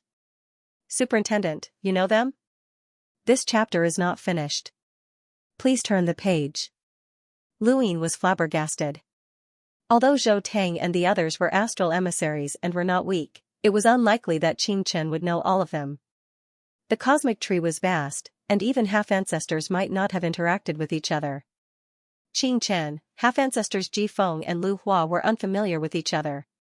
Qing Chen solemnly said, their identities are special. The Star Alliance and the Remnant Army are their homes. Since they're here, according to the rules, they can't leave. Lu Yin anxiously replied, but they've been of great help to me. Without them, I wouldn't have been able to make it here alive. Qing Chen did not speak and instead looked behind Lu Yin. Lu Yin turned around and saw Zhou Tang, Mr. Gua, and the others. They had not been too far away, and Qing Chen and Lu Yin's conversation had not been hidden, so they had all heard it. Che Zhan smiled. Brother Long Qi, it's enough that you're so considerate. Mr. Gua nodded and sighed. It's my honor to have met Brother Long Qi in my life in the Star Alliance. It's our honor, Honga said seriously. Old Mother East Mountain smiled. I don't want to go back either. It's good to stay here. Finally, Lu Yin looked at Zhou Tang.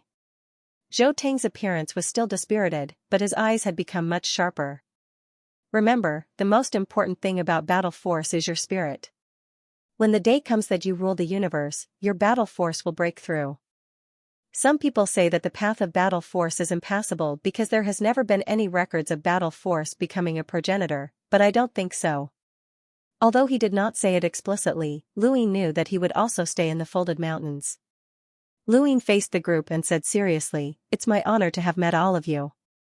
It's too early to say that. Brother Long Qi still has to stay in the Folded Mountains for a while, Che Zhan smiled.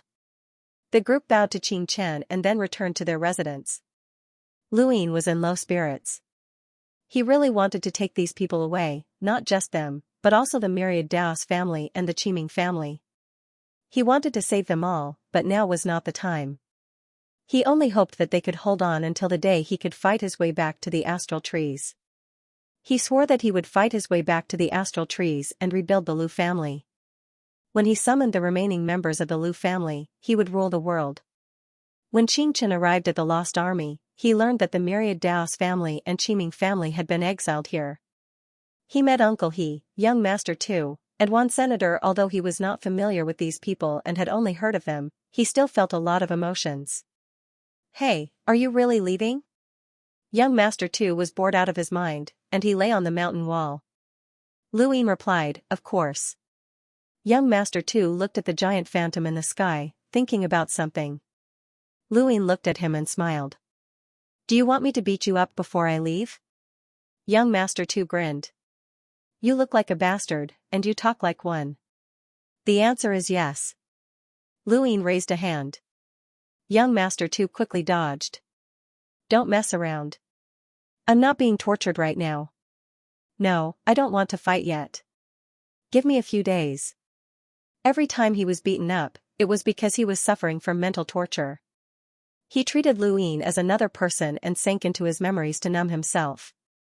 Now that he was not being tortured, he naturally did not want to be beaten up for no reason. Blessing Housy's monkey brother, congratulations on your wedding. You've reached the peak of your life. Thank you. Star-stepping chant, wind the mountain breeze brothers support. Today is the wedding of Housy's monkey brother, and 7th bro said that I'll continue to update, so I'll continue to update for a full 7 days. Thank you for your support, brothers. End of chapter. Luin looked at him with a complicated expression. That kind of mental torture must be very painful. Tu Xiao pretended to be confused. What mental torture? Luin looked at the huge Xiang city in the distance. I already know. You have to go through it once a month. Who did it? Tu Xiao's expression turned ugly, and he left without looking back. It was obvious that he did not want to say anything else. Luin continued, live on. Only by living will there be hope. You've already endured for so many years, so you shouldn't mind persevering a little longer. Perhaps you'll find your own hope. Tu Xiao suddenly turned around, his eyes red. Live? That's easy for you to say. Do you know what kind of torture I went through? If it weren't for the word wait, death would have been the greatest release for me. I wanted to die more than once. Every month, every day, every hour, and even when I was talking to you just now, I wanted to die. You don't understand. You traitor. You're all traitors. He screamed like a madman. Luin faced Tu Xiao and did not say anything. He simply allowed Tu Xiao to curse and vent. Tu Xiao had never said these things to Uncle He or anyone else except Luin, because Luin looked very similar to that person. Years of mental torture had caused Tu Xiao to easily hallucinate, no matter who it was. That pain went deep into my bones and gave me a splitting headache. My innate gift was even crippled. Back then, I was called a peerless genius and qualified to become the 8th hero. If not for the Lu family, you would have been finished. Why did you betray me? What did you gain? Why did you torture me? Why did you cripple my innate gift? Luin listened quietly as Tu Xiao vented, listening to the words that had been buried in his heart for so many years. After almost an hour, Tu Xiao finally calmed down and lay down again. He stared at the phantom foundation with a dazed expression. Luin said, "You'll definitely see it." He then left. These words were not only directed at Tu Xiao, but also at Zhou Teng and the others. Even if these people were absolutely loyal to the Lu family, he wouldn't tell them. He didn't know why the Lu family was exiled by the four-way scales, just like how the everlasting race developed the redbacks. Perhaps these people didn't even know if they would reveal their identities. Even they couldn't control themselves. Young Master too, the young master of the Qiming family, didn't know that Wan Ziyi was here. Wan Ziyi hadn't communicated with young Master 2 either, which confirmed Lu Yin's suspicions that they definitely couldn't acknowledge each other right now. He would not take such a risk. Only when the time was right would he call these people back. Young Master 2 ignored him. Could he really wait that long? How could it be that easy? The four-way scales had taken complete control of the starry sky tree. Unless the Lu clan returned in one piece, no one would be able to break this pattern. A few days later, a new half-martial ancestor arrived to replace half-martial ancestor Lu Hua. Qingchen could finally leave. Half-martial ancestor Ji Feng had hoped to leave this place, but he hadn't succeeded and had to continue guarding the folded mountain range. Qingchen didn't just take Luin with him, but also half-martial ancestor Lu Hua and a group of people. They were the cultivators who had fallen into the new world with Luin. Aside from Zhou Teng and a few other Star Alliance experts, everyone else was taken away. There were also quite a few cultivators who had stayed in the Lost Army for a long time. As for the tens of millions of people who had been rescued from the New World, they weren't taken away. Those people couldn't leave for the time being, even if they wanted to. Luin often wondered about the difference between a half-martial ancestor and a powerhouse with a power level of more than 1 million, but he couldn't figure it out as he looked at the isolated void. Qingchen led tens of thousands of people towards the second formation base. It was as if they were packed in a bag, and even if there were figures waiting for them in the distance, they wouldn't be affected. This was also why only half-martial ancestors could take people away from the folded mountain range. Subordinate Draconic 7 greets the commander. Lu Yin bowed to Xia Yan in the second base's headquarters, holding the main token. Xia Yan was delighted, and he personally helped Lu Yin up. It's good that you're alive. It's good that you're alive. Not only are you alive, but you're living quite well. You've even messed up the rear of those monsters, Monster Long said with a smile as he looked at Lu Yin with admiration. Xianxia's expression was calm, but there was pride in his eyes. Lu Yin was enough to make all of them proud. Xia Yan was the same, and he smiled. Long Qi, tell me how you survived. Even if I fell into the new world, I wouldn't be able to make it back alive, let alone you. Lu Yin humbly replied, I was lucky to have a group of comrades who went through thick and thin with me. The battlefield on the other side was constantly being fought, and no one would listen to nonsense. However, Xia Yan and the rest listened to Lu Yin's words carefully. Even Xianxia didn't know these details. Lu Yin talked about the various corpse kings. Of course, he didn't say that he had dealt with all of them by himself. Instead, he said that he had joined forces with Che Zhan, Mr. Gua, and the others, which was more reasonable. He talked about what had happened when he was clearing out the terror ants, as well as how he had been attacked by Marquis Qingzhu and Xiang Ho. Xia Yan was stunned. Monster Long's expression turned solemn, and he even felt some lingering fear. Even the 12 marquises are paying attention to you. You can't stay on the other side of the battlefield, Monster Long said. Lu Yin was now worthy of his attention. Not only did he have a talent for cultivation, he had a relationship with the humble school, and he also had a talent for lockbreaking. He had been able to study and control the red light in a short period of time, and his lockbreaking talent was enough to shake the entire lockbreaker headquarters. Once Grandmaster Dengwa found out about this, he would definitely take Lu Yin as his disciple. Wait, if Lu Yin had such a talent, why Grandmaster Dengwa? Monster Long suddenly thought of a person, the legendary Sage Master. If Lu Yin could become that person's disciple, then everything would be different.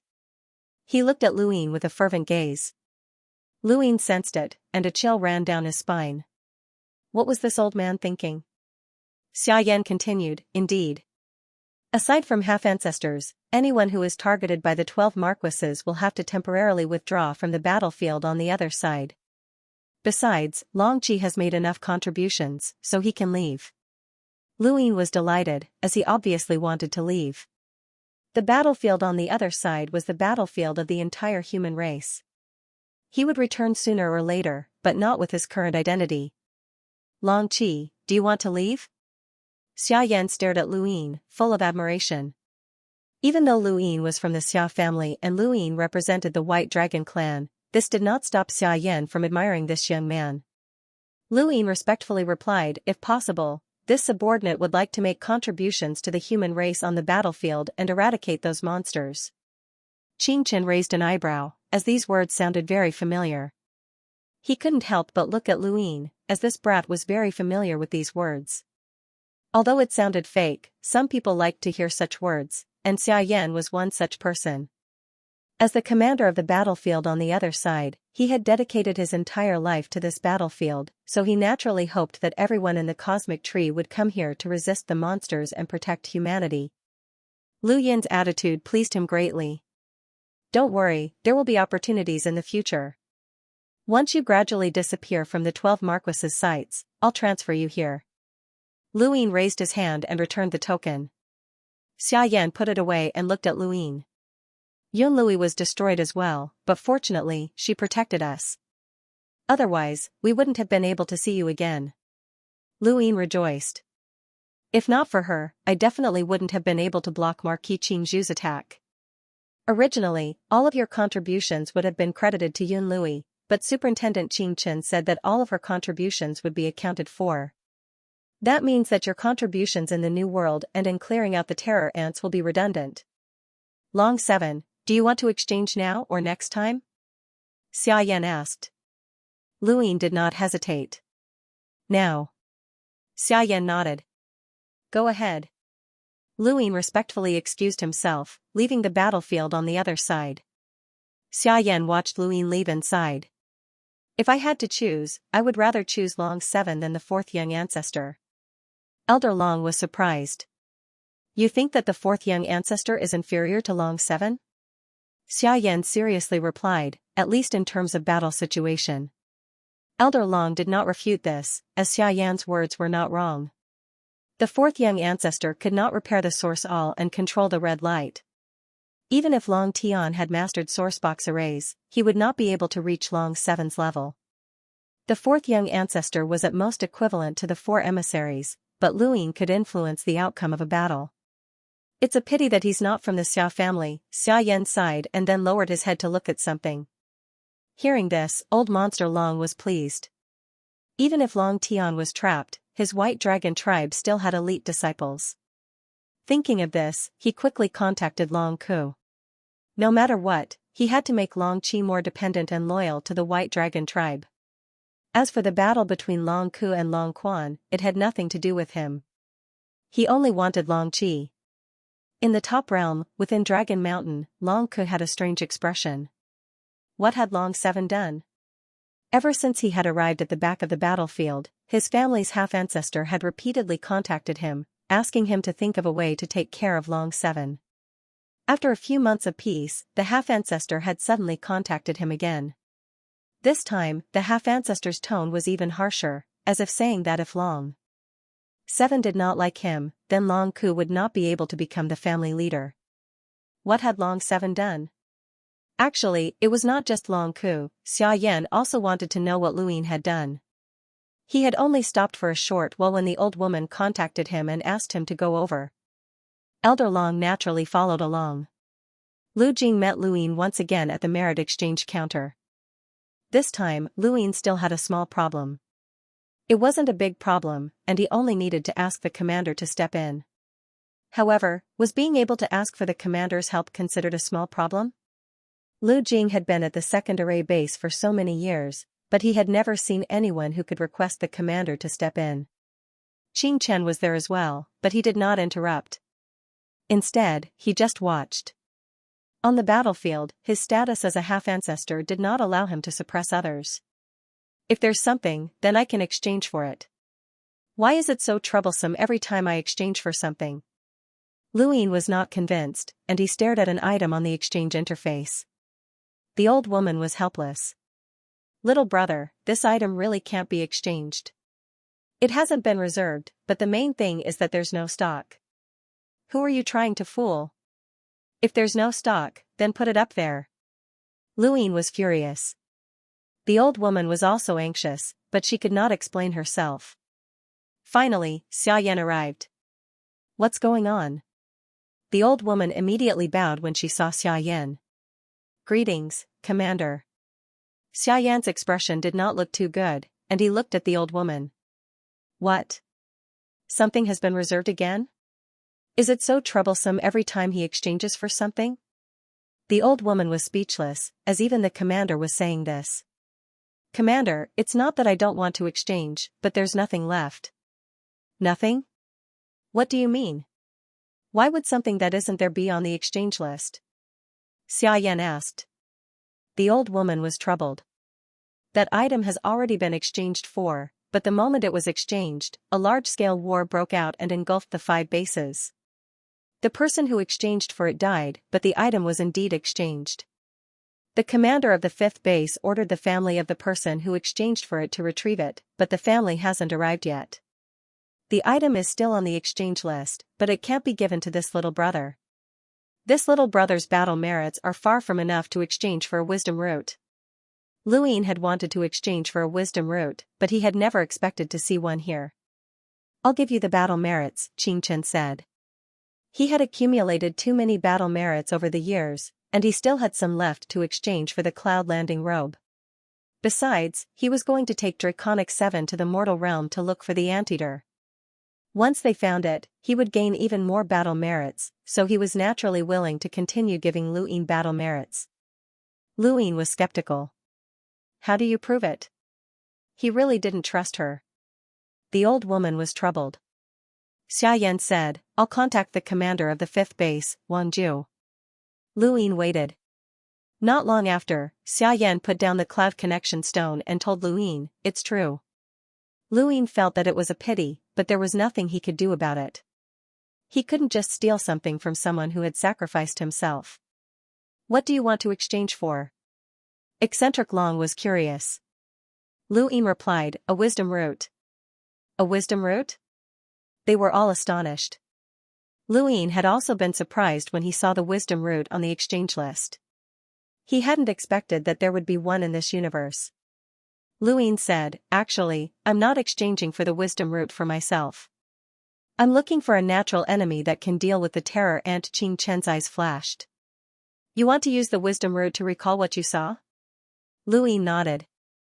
"It was my first time going to the mortal realm, and the route was vague. In particular, I don't have a clear impression of the creature that devoured the terror ant, so I want to use the wisdom root to recall more and find some clues." Xianxia couldn't pretend that he hadn't heard anything. Originally, Xianxia didn't want to pay attention to the exchange of rewards on the battlefield, but now, he looked at Xiaoyan. Xiaoyan said, "Draconic 7, I'll do my best to help you." He then raised the cloud connection stone to contact someone. Luyin quickly replied, "Commander, please don't disturb the deceased's family." Xiaoyan smiled and said, "Don't worry, don't even think about the wisdom root. Unless someone gives it to you voluntarily, no one will cause trouble for you. The headquarters of the 5 formation bases won't agree either. I'm just contacting the person who provided the wisdom root to see if there are any wisdom roots." Lu Yin's eyes lit up. Provide wisdom roots? Could it be a descendant of ancestor Hui left behind in this starry sky? Not only Xiaoyan, but even old monster Long was contacting people. Not long after, Xiaoyan said, "I've already contacted someone. That person also has a wisdom root and can provide it." Luyin was delighted. "Thank you, Commander. However, that person has a condition. As for what it is, he wants to talk about it face to face. He's currently at the 3rd formation base. It'll take him 2 days to get here," said Xiaoyan. "Then let's wait here," Xianxia said. 2 days passed by quickly, and Luyin finally met the person who had provided the wisdom root. Unexpectedly, it was a young man who walked with a limp. It wasn't just Luyin. Xianxia and Eccentric Long were astonished as well. This chapter is not finished. Please turn the page. The Dao root was a supreme treasure left behind by ancestor Hui, and it was one of the best items that could be exchanged for in the backline battlefield. Who would have thought that the person who had provided the Dao root would be an explorer? "Greetings, Commander." "Greetings, sirs," the young man said as he bowed respectfully. This person's face was pale, and it was obvious that he was malnourished or had been severely injured. His appearance was ordinary, and his eyes were filled with vigilance and wariness. Xiaoyan gently asked, "You're the one who provided the wisdom root?" Little Kim respectfully answered, "Yes." "You have another wisdom root?" Xiaoyan asked. Little Kim replied, "There's one more. It's a family heirloom left behind by my ancestors." Although Xiaoyan was curious as to who this person's ancestor was and how he had obtained the wisdom root, it wasn't appropriate for him to ask too many questions. "We need the wisdom root. If you have any conditions, just state them." Little Kim looked up. "Who is it that needs the wisdom root?" "Me," Luyin said as he looked at Little Can. He wanted to see traces of the Hui family on this person's face, but he was disappointed. This person did not resemble the Hui family's descendants at all. Of course, it was also possible that his appearance had changed due to the passage of time, which was very normal. Little Can bowed to Luyin.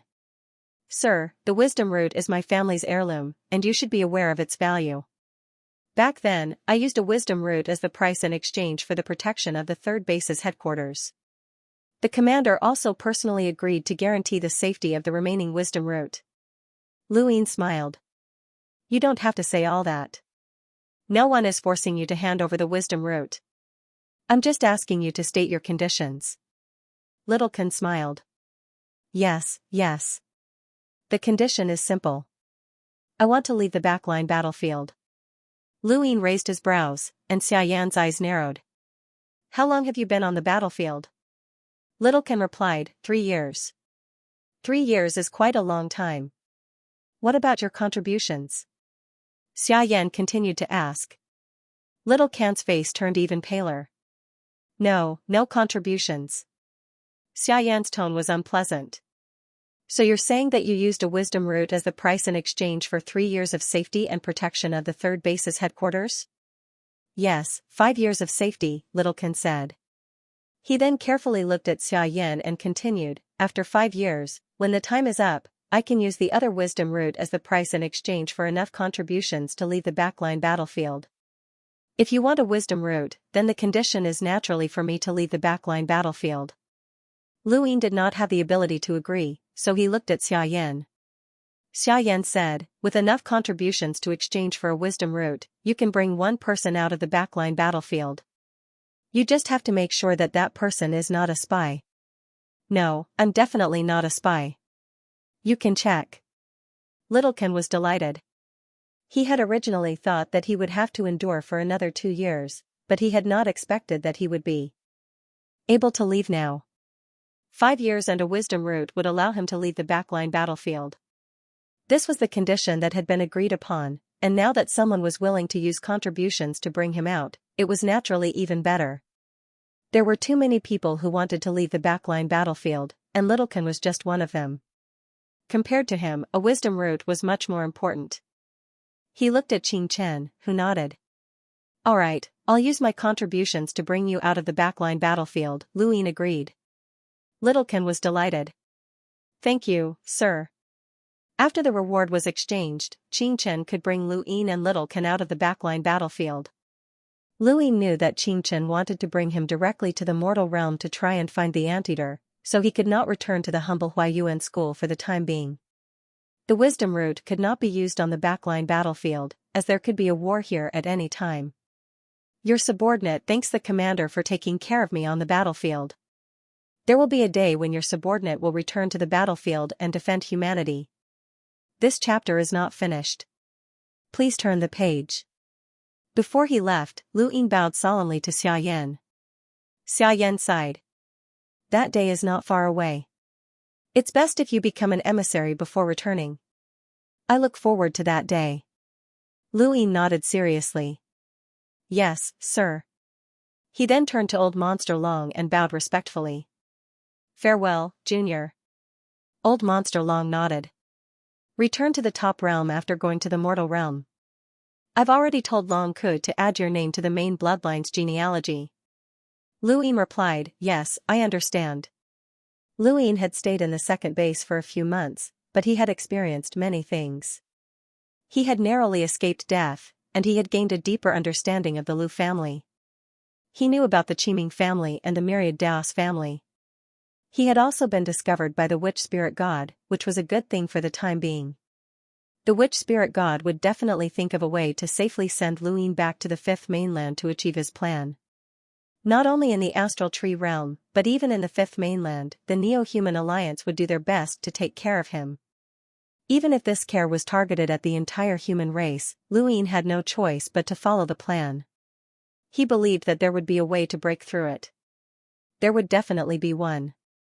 Not long after, Qing Chen brought Lu Ying and Little Kan to the edge of the astral tree realm through the teleportation device. They saw cultivators walking out from the astral tree realm, excited and nervous as they headed towards the various spell bases. Most of them looked at them with envy, knowing that they would be able to leave. When they arrived at the edge of the astral tree realm, Lu Ying and Little Kan were inspected to see if they had brought any dino-ants into the astral tree realm. Even Qing Chen was no exception. The one guarding the astral tree realm was also a half-progenitor. There were many half-progenitors in this region, and among the monsters, there were more than just the 12 marquises. Only those who had reached a certain level of half-progenitor could become one of the 12 marquises. Suddenly, Lu Ying thought of the 9 mountains and 8 seas. Could it be that only those who had reached a certain level of progenitor were bestowed with this honor? The 9 mountains and 8 seas might not necessarily represent 9 progenitors, but rather 9 progenitors who had reached a certain level of progenitor. Had there been 9 progenitors in the astral tree realm? The more he thought about it, the more likely it seemed. Otherwise, there would already be 7 progenitors in the astral tree realm. Including the ancestral Mang and the legendary divine eagle that stood at the top of the mother tree, there would be 9 progenitors in total. How could there be so many during the astral tree realm? Otherwise, Kaishu would not have been so emotional. Let's go, Xianxia said. Luin turned back to look at the battlefield behind him. He had just arrived, and he had long since gotten used to the pungent smell of blood. In the distance, the planet had been shattered, and the earth that had split open was once again condensed by a force. He did not know when he would return. Littlekin could not wait to walk out of the astral tree realm. Its face was filled with excitement and the joy of having survived a calamity. With one step out of the astral tree realm, the difference between the astral tree realm and the astral tree realm was like heaven and earth. Luin looked up and saw the dusky sky. Although there was no light as it was blocked by the mother tree's branches, it was still much brighter than the battlefield behind him, and he could smell fresh air. This was the top realm, and compared to the battlefield behind him, the top realm was extremely peaceful. After leaving the battlefield behind him, Luin and Littlekin had reached an agreement. He looked at Littlekin. If you have any more wisdom roots, you can sell them to me. The price is negotiable. Littlekin laughed dryly. No, definitely not. There are only 2. Otherwise, I would have already left the battlefield behind me with the merit of handing over the wisdom roots. Littlekin had used this reason to confirm that there were only 2 wisdom roots, but were there really only 2? I've been updating for 7 days straight. I'm so tired. Let me take a break. Thank you for your support, brothers. Thank you. I wish you a happy marriage. End of chapter. No matter what, Luin couldn't force it to do anything. In that case, we'll part ways here. Take care, brother. Littlekin nodded. Goodbye, goodbye. It bowed to Xianxia and Luin before turning to leave. Wait, Luin suddenly called out. Xianxia looked at him. Littlekin paused and turned back, staring at Luin nervously and vigilantly. Its voice was dry as it asked, My lord, do you have any other orders? Luin smiled and gave Littlekin his Cloud Vision Stone's contact information. If you have any trouble in the future, you can contact me. After all, we're comrades, so there's no need to be polite. Littlekin memorized the contact information. Thank you, my lord.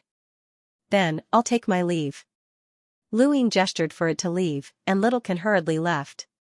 Xianxia said, the root of wisdom is a good thing, and to many people, it's even more valuable than the cloud lattice robe. He's not the only one in this region with a root of wisdom. Perhaps all the 4 Libras have one. Luin was curious. The root of wisdom comes from progenitor Hui. Did he leave many traces here? Then why haven't I heard of him being a descendant? Xianxia took out a piece of paper and led Luin towards the east. Progenitor Hui went to the abandoned lands like progenitor Chen. The abandoned lands? What's that? I've heard of it many times, especially the stowaways who sneaked into the ruler realm. They all came from the abandoned lands, and I heard that there's a gap in cultivation there. Xianxia replied, that's true. The abandoned lands' cultivation resources have dried up, and they can't produce any progenitors. Then why did progenitor Hui go there? Luin asked. Xianxia shook his head. I'm not sure. No one can say for sure whether he's dead or alive. He didn't want to dwell on the topic. When we reach the Bifrost, try to recall what you saw with your root of wisdom. We'll try our best to find the anteater you mentioned. Understood, Superintendent. Luin didn't ask any more questions, as it wouldn't be good to ask too much. Xianxia was controlling the paper too quickly, and Luin couldn't see his surroundings clearly. He felt like he could enter the astral source universe any faster. A rainbow light appeared in front of them, and they arrived at the Bifrost. The light emitted by the Bifrost bridge was gentle and beautiful. It could not be considered a source of light.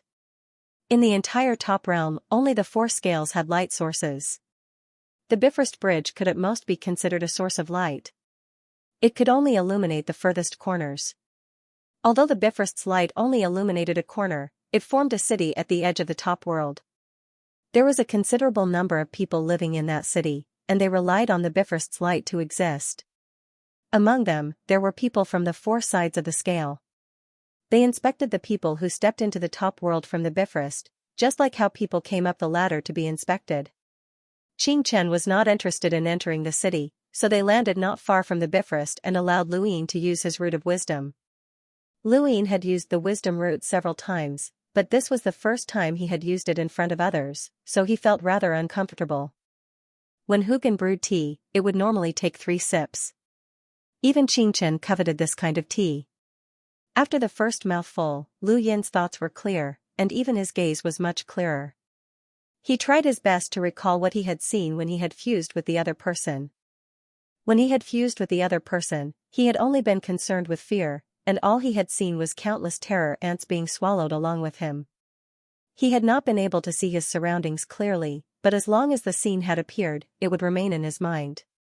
Now, he relied on his wisdom root to recall the scene and try his best to find clues that could lead him to the anteater. To be honest, he was not confident, but the anteater did exist, so he could only try. Xianxia would not blame him for failing. Closing his eyes, Lu Yin's thoughts crossed the river of time and returned to the scene when he had fused with the other person. The huge mouthpart had swallowed him, and around him, countless terror ants had been swept up by the tentacles. There was also a foul stench. He froze the scene and tried his best to recall the surroundings. He raised his hand and drew in the void, drawing some of the surrounding plants, landforms, and even the exposed figure of the anteater. Xianxia stared at the scene that Luin had drawn, especially at one of the plants, which had been swept up by the tentacles along with the surrounding terror ants. Luin could not have paid attention to it at first, but now, with the help of his wisdom root, he could see it clearly and draw it. He did not know what kind of plant it was, or perhaps it was just a very ordinary grass, but as long as it appeared, he would draw it. Opening his eyes, Luin looked in front of him and drew many things in the void. Xianxia spoke in a low voice, "The 6th district." Luin was surprised, "How did you know?" Xianxia looked at the plants that he had drawn. "This is the Qingsong leaf, and it can only be found in the 6th district. A half-ancestor creature called Qingsong appeared in the 6th district, and after it was killed, its blood watered the soil and gave birth to the Qingsong leaf." At this point, he felt strange. "You accompanied Longxi to pay respects to the ancestral Meng, so how did you end up in the 6th district?" Luin replied, "We were chased by the boundless realm back then, and we don't even know where we went." Xianxia looked at Luin deeply. The 3rd and 6th districts were separated by a great distance, and even traveling to the 6th district normally was not easy, let alone being chased there. Both the mortal realm and the reverse battlefield were terrifying places. The reverse battlefield was because of the war, and the mortal realm was because of the numerous beasts. Humans were nothing more than ants there. Xianxia did not ask any more questions. He guessed that this might have something to do with half-ancestor Kui Luo. Could this kid's inheritance have come from the mortal realm? It was not impossible, as no one knew where Kui Luo had died. Everyone had their own secrets, so Xianxia did not ask any further. Luin relaxed, as he did not know how to cover up his lie, so he could only play dumb. "There are still 2 more mouthfuls of wisdom root tea. Hurry up and use them," Xianxia said before moving away as far as he could. Luin was grateful, and he looked at the wisdom root tea in his hand and took a sip. He had already thought of what to comprehend with the tea, and it was the control of star energy. Looking at all the battle techniques that he had mastered, the emptiness palm had temporarily reached its peak, and there was no way to continue cultivating the serious art. No matter how miraculous the wisdom root tea was, it could not help him create the serious art out of thin air. The 9-yang cauldron transformation and the arcane art of life and death could not be broken through with the wisdom root tea. Battle force required courage, and innate talent required experience. Luin did not know how to cultivate his domain to the void spirit realm. He had no clue, and no matter how smart someone was, it would be useless. The only thing that could be broken through with the help of the wisdom root tea was his control of star energy. On the other side of the battlefield, he had repaired the Sorsal and controlled the red glow, which had brought him great value. His control of star energy was not only useful in battle, but also in lockbreaking. The path of lockbreaking was vast and boundless, and the sight of limitless kinetic energy had a huge impact on Luin. That sourcebox array had protected the entire human race. Even if he studied it for 10,000 years, he would not be able to understand limitless kinetic energy. This required learning, star energy control, and experience. It was also when he had seen limitless kinetic energy that his passion for lockbreaking had been reignited. He hoped that one day, he would be able to set up a sourcebox array that would benefit the entire human race. Fortunately, during his battle with the Corpse Kings in the New World, Luin had encountered a Corpse King whose control of star energy had reached the profound creation realm, which had given him some clues. Furthermore, he had once witnessed Drunkard's usage of star energy, so he could use the wisdom root tea to further his comprehension. One flower, one world. At the end of the microscopic world was the macroscopic world. No one knew how big the universe was. Perhaps the boundless universe they saw was just a grain of sand. The profound creation realm was being born based on this concept. Every bit of star energy was its own world, and it could be used to create the macroscopic world. This was the profound creation realm. 1 day, 2 days, 3 days. Soon, 7 days had passed. The wisdom root tea lasted for only a short time, but the enlightenment that came from the wisdom root tea would take even longer. In the distance, Xianxia saw Luin raise his hand and condense his star energy into water droplets that shook the air. Ripples slowly spread out, and then a bell rang out.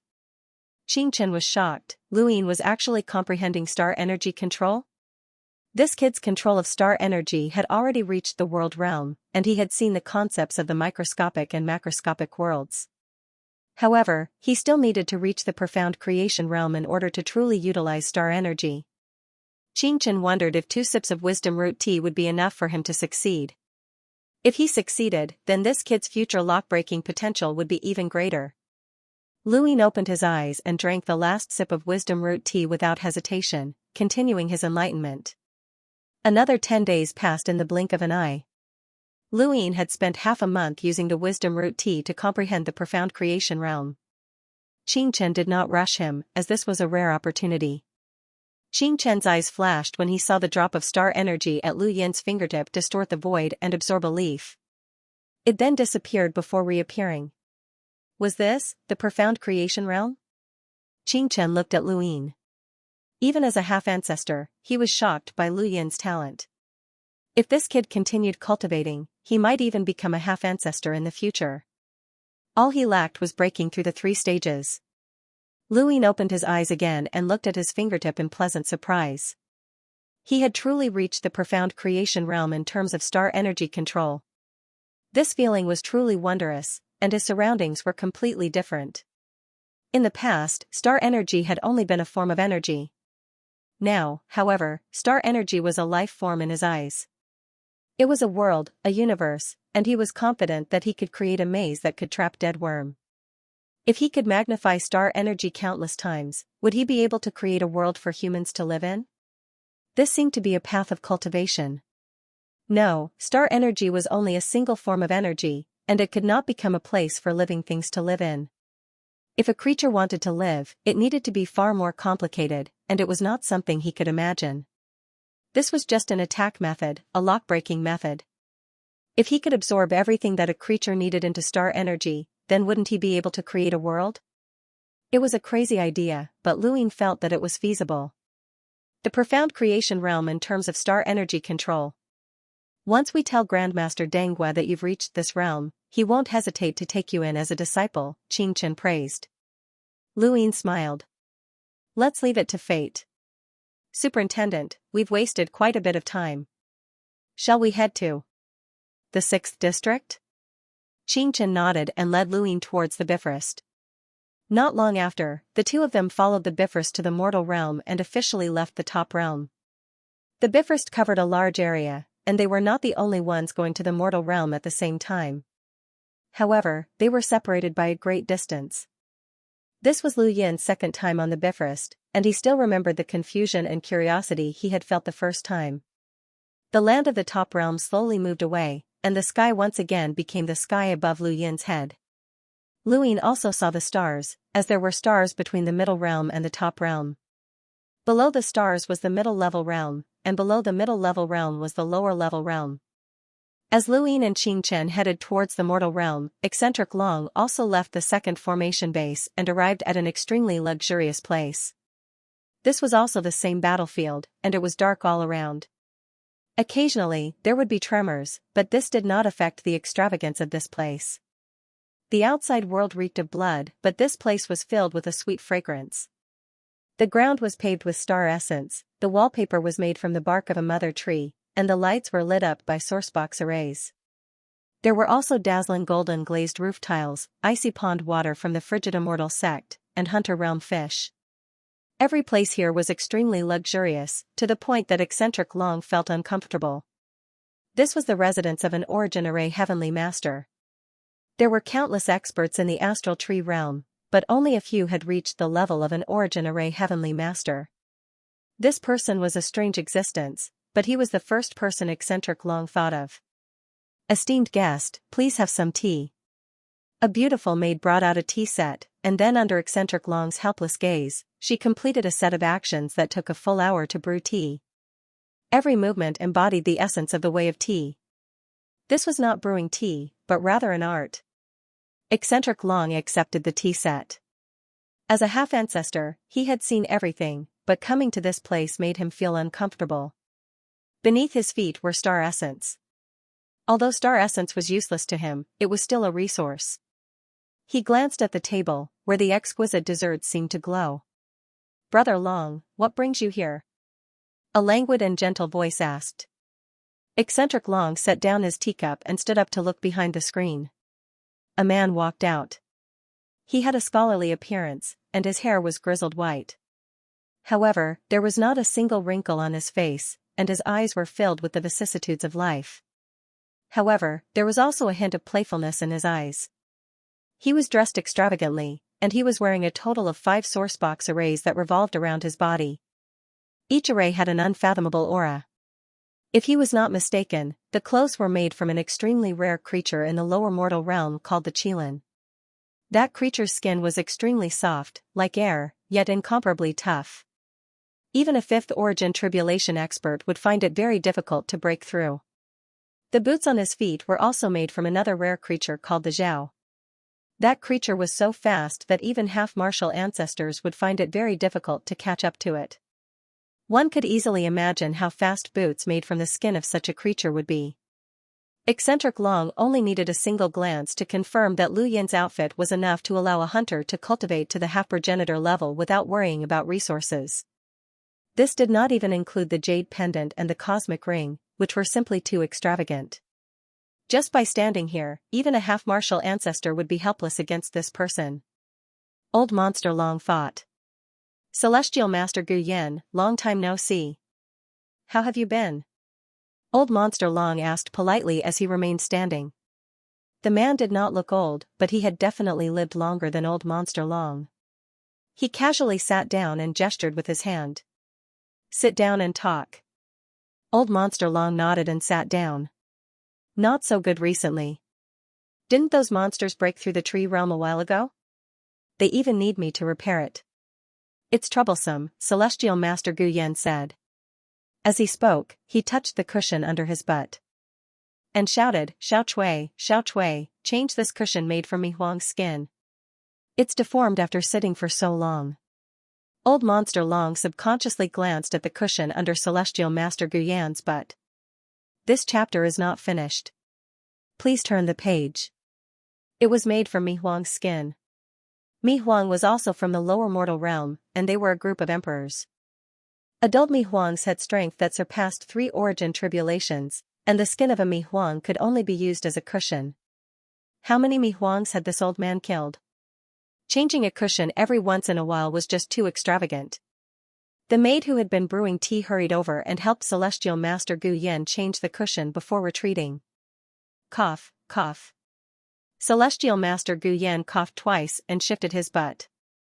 "It's comfortable now." He then looked at Old Monster Long. "Brother Long, what did you just say?" Old Monster Long laughed. "Nothing important. It's just that I haven't seen you in a long time, and I'm concerned about your health." "Right, you must be tired from repairing the tree realm, so you should rest." He then took out a book from his cosmic ring and handed it over. Celestial Master Gu Yan accepted the book and was shocked. It's a book from the Daosaur sect. Although it's not as good as the one written in ancient characters, it's still very precious. Even during the Daosaur sect's era, this book was rarely borrowed. "Brother Long, what's this?" Old Monster Long laughed. It's just a small toy. I'm giving it to Celestial Master Gu Yan to play with. Celestial Master Gu Yan laughed and accepted the book without hesitation. Repairing the tree realm is indeed tiring, and I need some rest. Thank you, Brother Long. When Old Monster Long saw that Celestial Master Gu Yan had accepted the book, he smiled even more happily.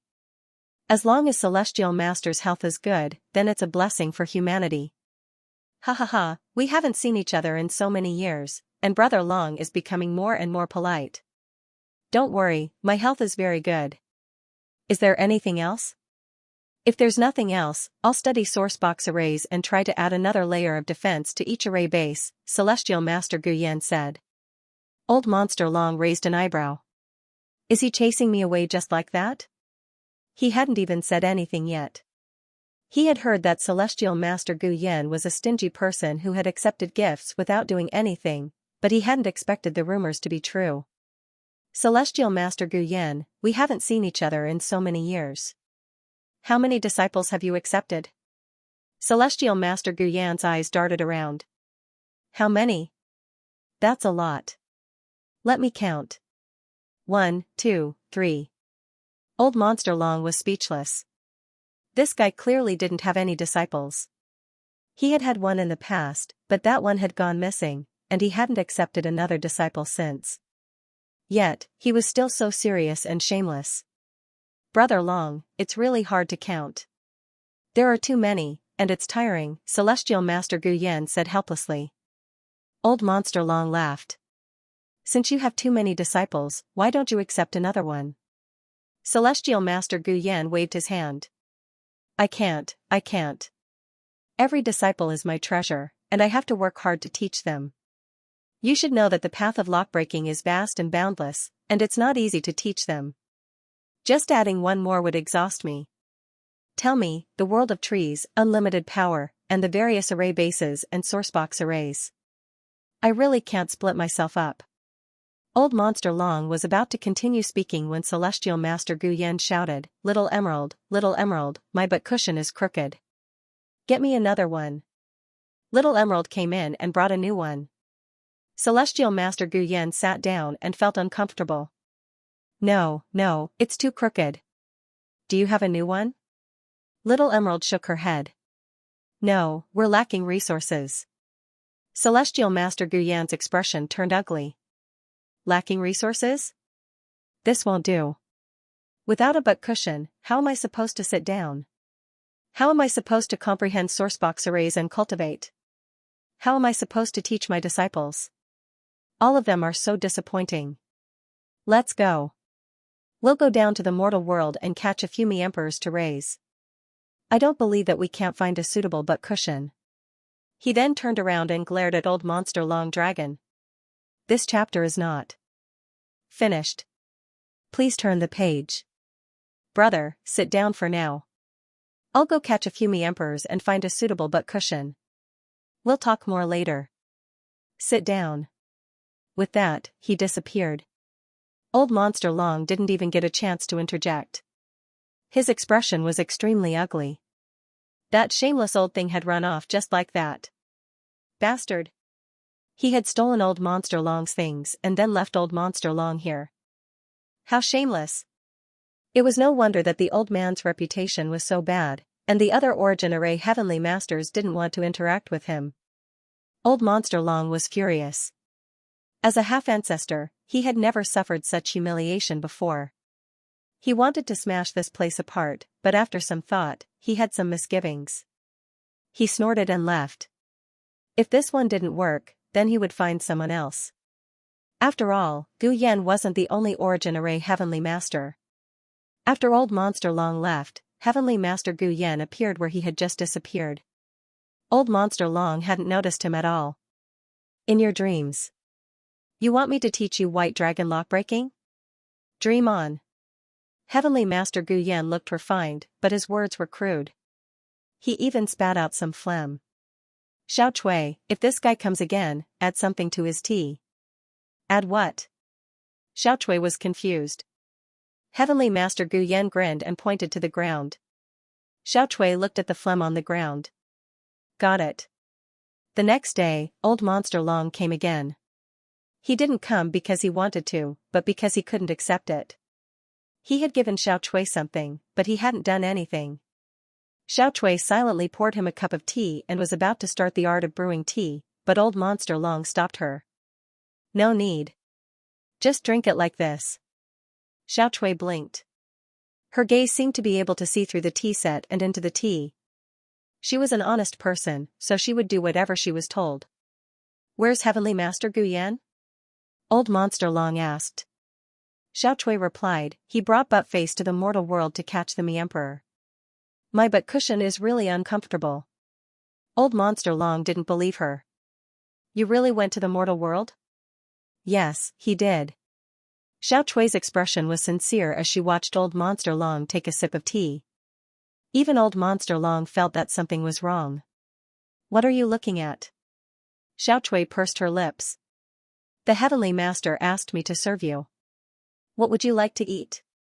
No need. I'll wait here for you, Old Monster Long said. He was in a bad mood. Xiao Chui nodded and slowly retreated to a corner. She then watched Old Monster Long drink his tea. The taste wasn't that good, was it? Heavenly Master Gu Yan, who was about 100 meters away from Old Monster Long, rolled his eyes. Old man, you're still hanging on to me? It's just a book, and you're giving it to me? That's impossible. Forget it, I'll take a trip to the mortal world. It's about time to catch a few emperors to play with. It's always better to be prepared with a butt cushion. I'll have to use it wherever I go. Old people are so troublesome. Once again, Lu Yin arrived in the mortal world. He stepped on a giant tree root and looked into the distance. Several roars greeted the uninvited guests. This is the 6th district. Every district in the mortal world has different creatures, but the terror ant exists in all districts, Xianxia said. A giant shadow loomed over them, and Lu Yin looked up to see a 1,000-meter-tall neck staring at them. Its neck was so long, and its body was at least a few thousand meters long. It was a colossus. Xianxia looked up with a cold gaze. The creature was startled and immediately shrank its neck back. As a half-step ancestor, it was one of the top creatures in the mortal world. End of chapter. As he followed clear dust, Lu Yin did not encounter any danger at all. These creatures could sense half-ancestor clear dust's pressure and avoided him from a distance. The ancestral Mang's body coiled around the mother tree, extending across the entire lower realm. The one closest to the head was the 3rd region, while the 6th region was similarly huge, covering the sky. Will the ancestral Mang awaken? Lu Yin suddenly asked. He looked up with fear in his eyes. Xianxia replied, usually not. Can the White Dragon tribe really control the ancestral Mang? Lu Yin asked again. Xianxia was silent for a moment. Yes. He thought for a moment. The ancestors of the White Dragon clan obtained the method of cultivation from the blood of the ancestral Mang. From then on, they embarked on the path of invincibility and achieved the 4 cardinal scales. There is a connection between the White Dragon clan and the ancestral Mang. The ancestral Mang didn't attack those monsters? Xianxia shook his head. Neither Zhu Mang nor Shining took the initiative to attack. Through this exchange of questions and answers, Lu Yin learned a lot of information from Xianxia. Xianxia did not hide anything, as there were many things that he did not know. For example, when Lu Yin asked how long the ancestral mandala had existed, he did not know. He only knew that it had existed for a very long time. Lu Yin also asked if the Godhawk had ever flown, but he did not know either. There was also the legend of the martial ancestor. Although Xianxia was a half-ancestor, he did not know much about those incomparably ancient matters. Although I've been alive for a very long time, I barely know a few things that happened during the Daosaur Sect's era. What you're asking about is even more ancient, and even things that happened before the Daosaur Sect. Forget about me, even the 4-way scales ancestor might not know about those things, Xianxia said helplessly. Lu Yin laughed dryly. I'm just curious. You don't need to know that, the martial ancestor is just a legend. There are also legends about the Grim Reaper, the god of fate, and so on. Those people are more like people from ancient times. They're a kind of religion. The Ghost Abyss has the image of the Grim Reaper, and that image has spread throughout the starry sky of trees. Many people believe that the Grim Reaper really exists, but ever since the Ghost Abyss was founded, no one has been able to find the Grim Reaper's inheritance. There are progenitors in the Ghost Abyss, but they still can't find the Death God's inheritance. This proves that the Death God's existence is just an illusion. In short, I don't believe it. There are people in the four-way balance who believe it, and they're also searching for it. But the majority still don't believe it, said Xianxia. I don't believe it either, Luyin replied with a sincere expression. Xianxia nodded and praised, that's right. Cultivate your own body well and don't pursue that kind of illusory power. There was a loud boom as two enormous forces collided in the distance. The resulting shockwaves flattened the void, allowing Luyin to see the astral source universe. This was a battle between powerhouses above the envoys. The higher Luyin stood, the more powerful beings he would come into contact with. When he had been a limiter, enlighters had been very rare, but when he had become a hunter, envoys had become even rarer. Now that he had become an enlighter, envoys were very common. This was not because there were fewer enlighters, but rather because those beings did not dare to approach him. Soon, Xianxia brought Luyin to the battlefield. Two massive creatures were fighting. One of them looked like an elephant, and it was 1,000 meters tall and thousands of meters long. Every step it took caused the ground to crack, and the one fighting the elephant was a four-headed python. Its body was so long that one could not see the end of it. Both of them had the strength of several origin tribulations. Someone's here, Xianxia reminded Luyin. He looked to the right, where there were two other figures. Xianxia had discovered them, and they had also discovered Xianxia. They did not try to hide their whereabouts. The Adventurer King? Xianxia was flabbergasted, but he was not too surprised. Luyin looked over. The Adventurer King? He had heard of this person before. It was rumored that this person rarely set foot in the middle realm or the top realm, and that he always stayed in the lower realm. It was said that he liked adventure and excitement, and he also wanted to clear out creatures. He was one of the strongest people in the Root organization. The Adventurer King faced Xianxia and bowed from afar. He looked past Xianxia and saw Luyin, and his eyes narrowed. Luyin also got a clear look at the Adventurer King, who was a very ordinary man. He was thin and short, only about 1.6 meters tall. There was nothing special about him, but he was clearly standing there. If Luyin had not seen him with his own eyes, he would not have noticed him at all. Luyin had a feeling that even if this person was standing right in front of him, he would not be able to sense him as long as he closed his eyes. There was a young man beside the Adventurer King, and if Luyin was not wrong, that young man was Wanwu. This was the same person who had accompanied Long Tian to the Sovereign Realm when Luyin had first entered Junior Progenitor Planet. However, he had left at the last minute due to some matters. Otherwise, he would have been poisoned as well. The battle between the two beasts quickly ended. The elephant was no match for the python, and it was eventually bound and strangled to death. It let out a mournful shriek before it died, and it tried to struggle free, but to no avail. However, the python did not fare well either, as half of its body had been crushed. The Adventurer King brought Wanwu to a spot not far from Xianxia. Senior, long time no see. Xianxia smiled. You've always been in the mortal realm, so it's hard to meet you. The Adventurer King calmly replied, there will always be a chance. He then looked at Luyin with a deep gaze. And this is? He's Long 7, the sect master of the humble Huayuan sect, Xianxia introduced. Luyin politely replied, greetings, Senior Adventurer King. You're Long 7? The one who accompanied Long Tian to the Sovereign Realm? Wanwu asked in surprise from behind the Adventurer King. Luyin looked at Wanwu and smiled. You must be Wanwu. Wanwu nodded. Brother Wan left Junior Progenitor Planet because of some matters. Otherwise, you would have been the one accompanying Junior Progenitor Long Tian to the Sovereign Realm. Wanwu shook his head. Impossible. I'm not your opponent. Luyin was flabbergasted. Why do you say that, Brother Wan? Wanwu earnestly replied, I can sense your aura, and it's very powerful. It far surpasses mine, and even. He wanted to say that it was even more powerful than Long Tian, but then he thought about Long Tian's white dragon transformation and even more mysterious powers. He had never seen Long Tian at full power before, so he did not say anything. Lu Yin's eyes flashed. These people had been dealing with astral beasts for a long time, so they were very sensitive to auras. Mr. Mu had concealed his cultivation so that not even half-progenitors could tell that he was a beast king, but that did not mean that no one else could. There were always people with extraordinary innate gifts, such as Hua Bebe, whom Lu Yin had met while clearing out the terror ants. She had been able to tell that he was a beast king and was the strongest person in the group. Such people were not rare at all. Someone from the White Dragon tribe? The adventurer king frowned, and his attitude changed slightly. Behind them, the python had just strangled the elephant to death when it discovered Qing Chen's group.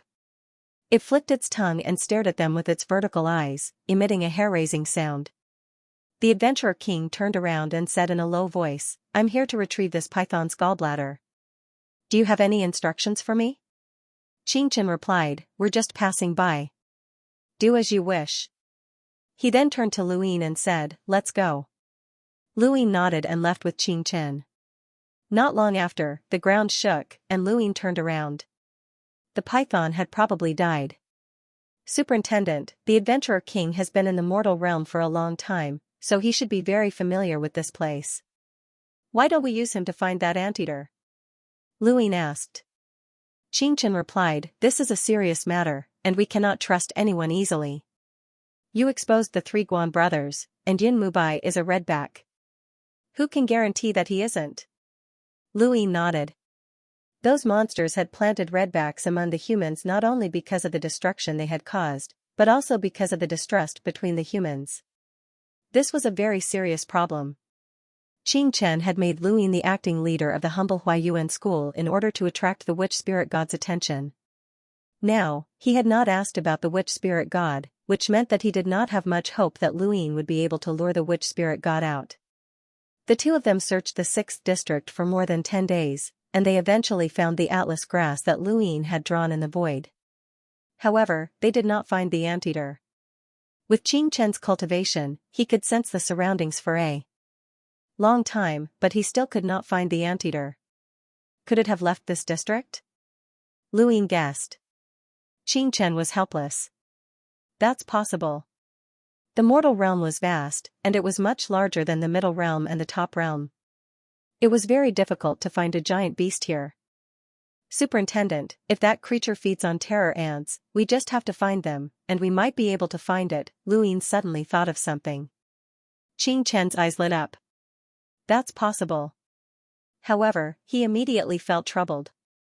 There are many terror ants in the mortal realm, and there are some in every district.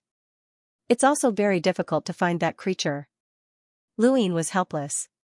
"We can only try. If it doesn't work, we'll have to issue a reward to the roots and have them search for the anteater.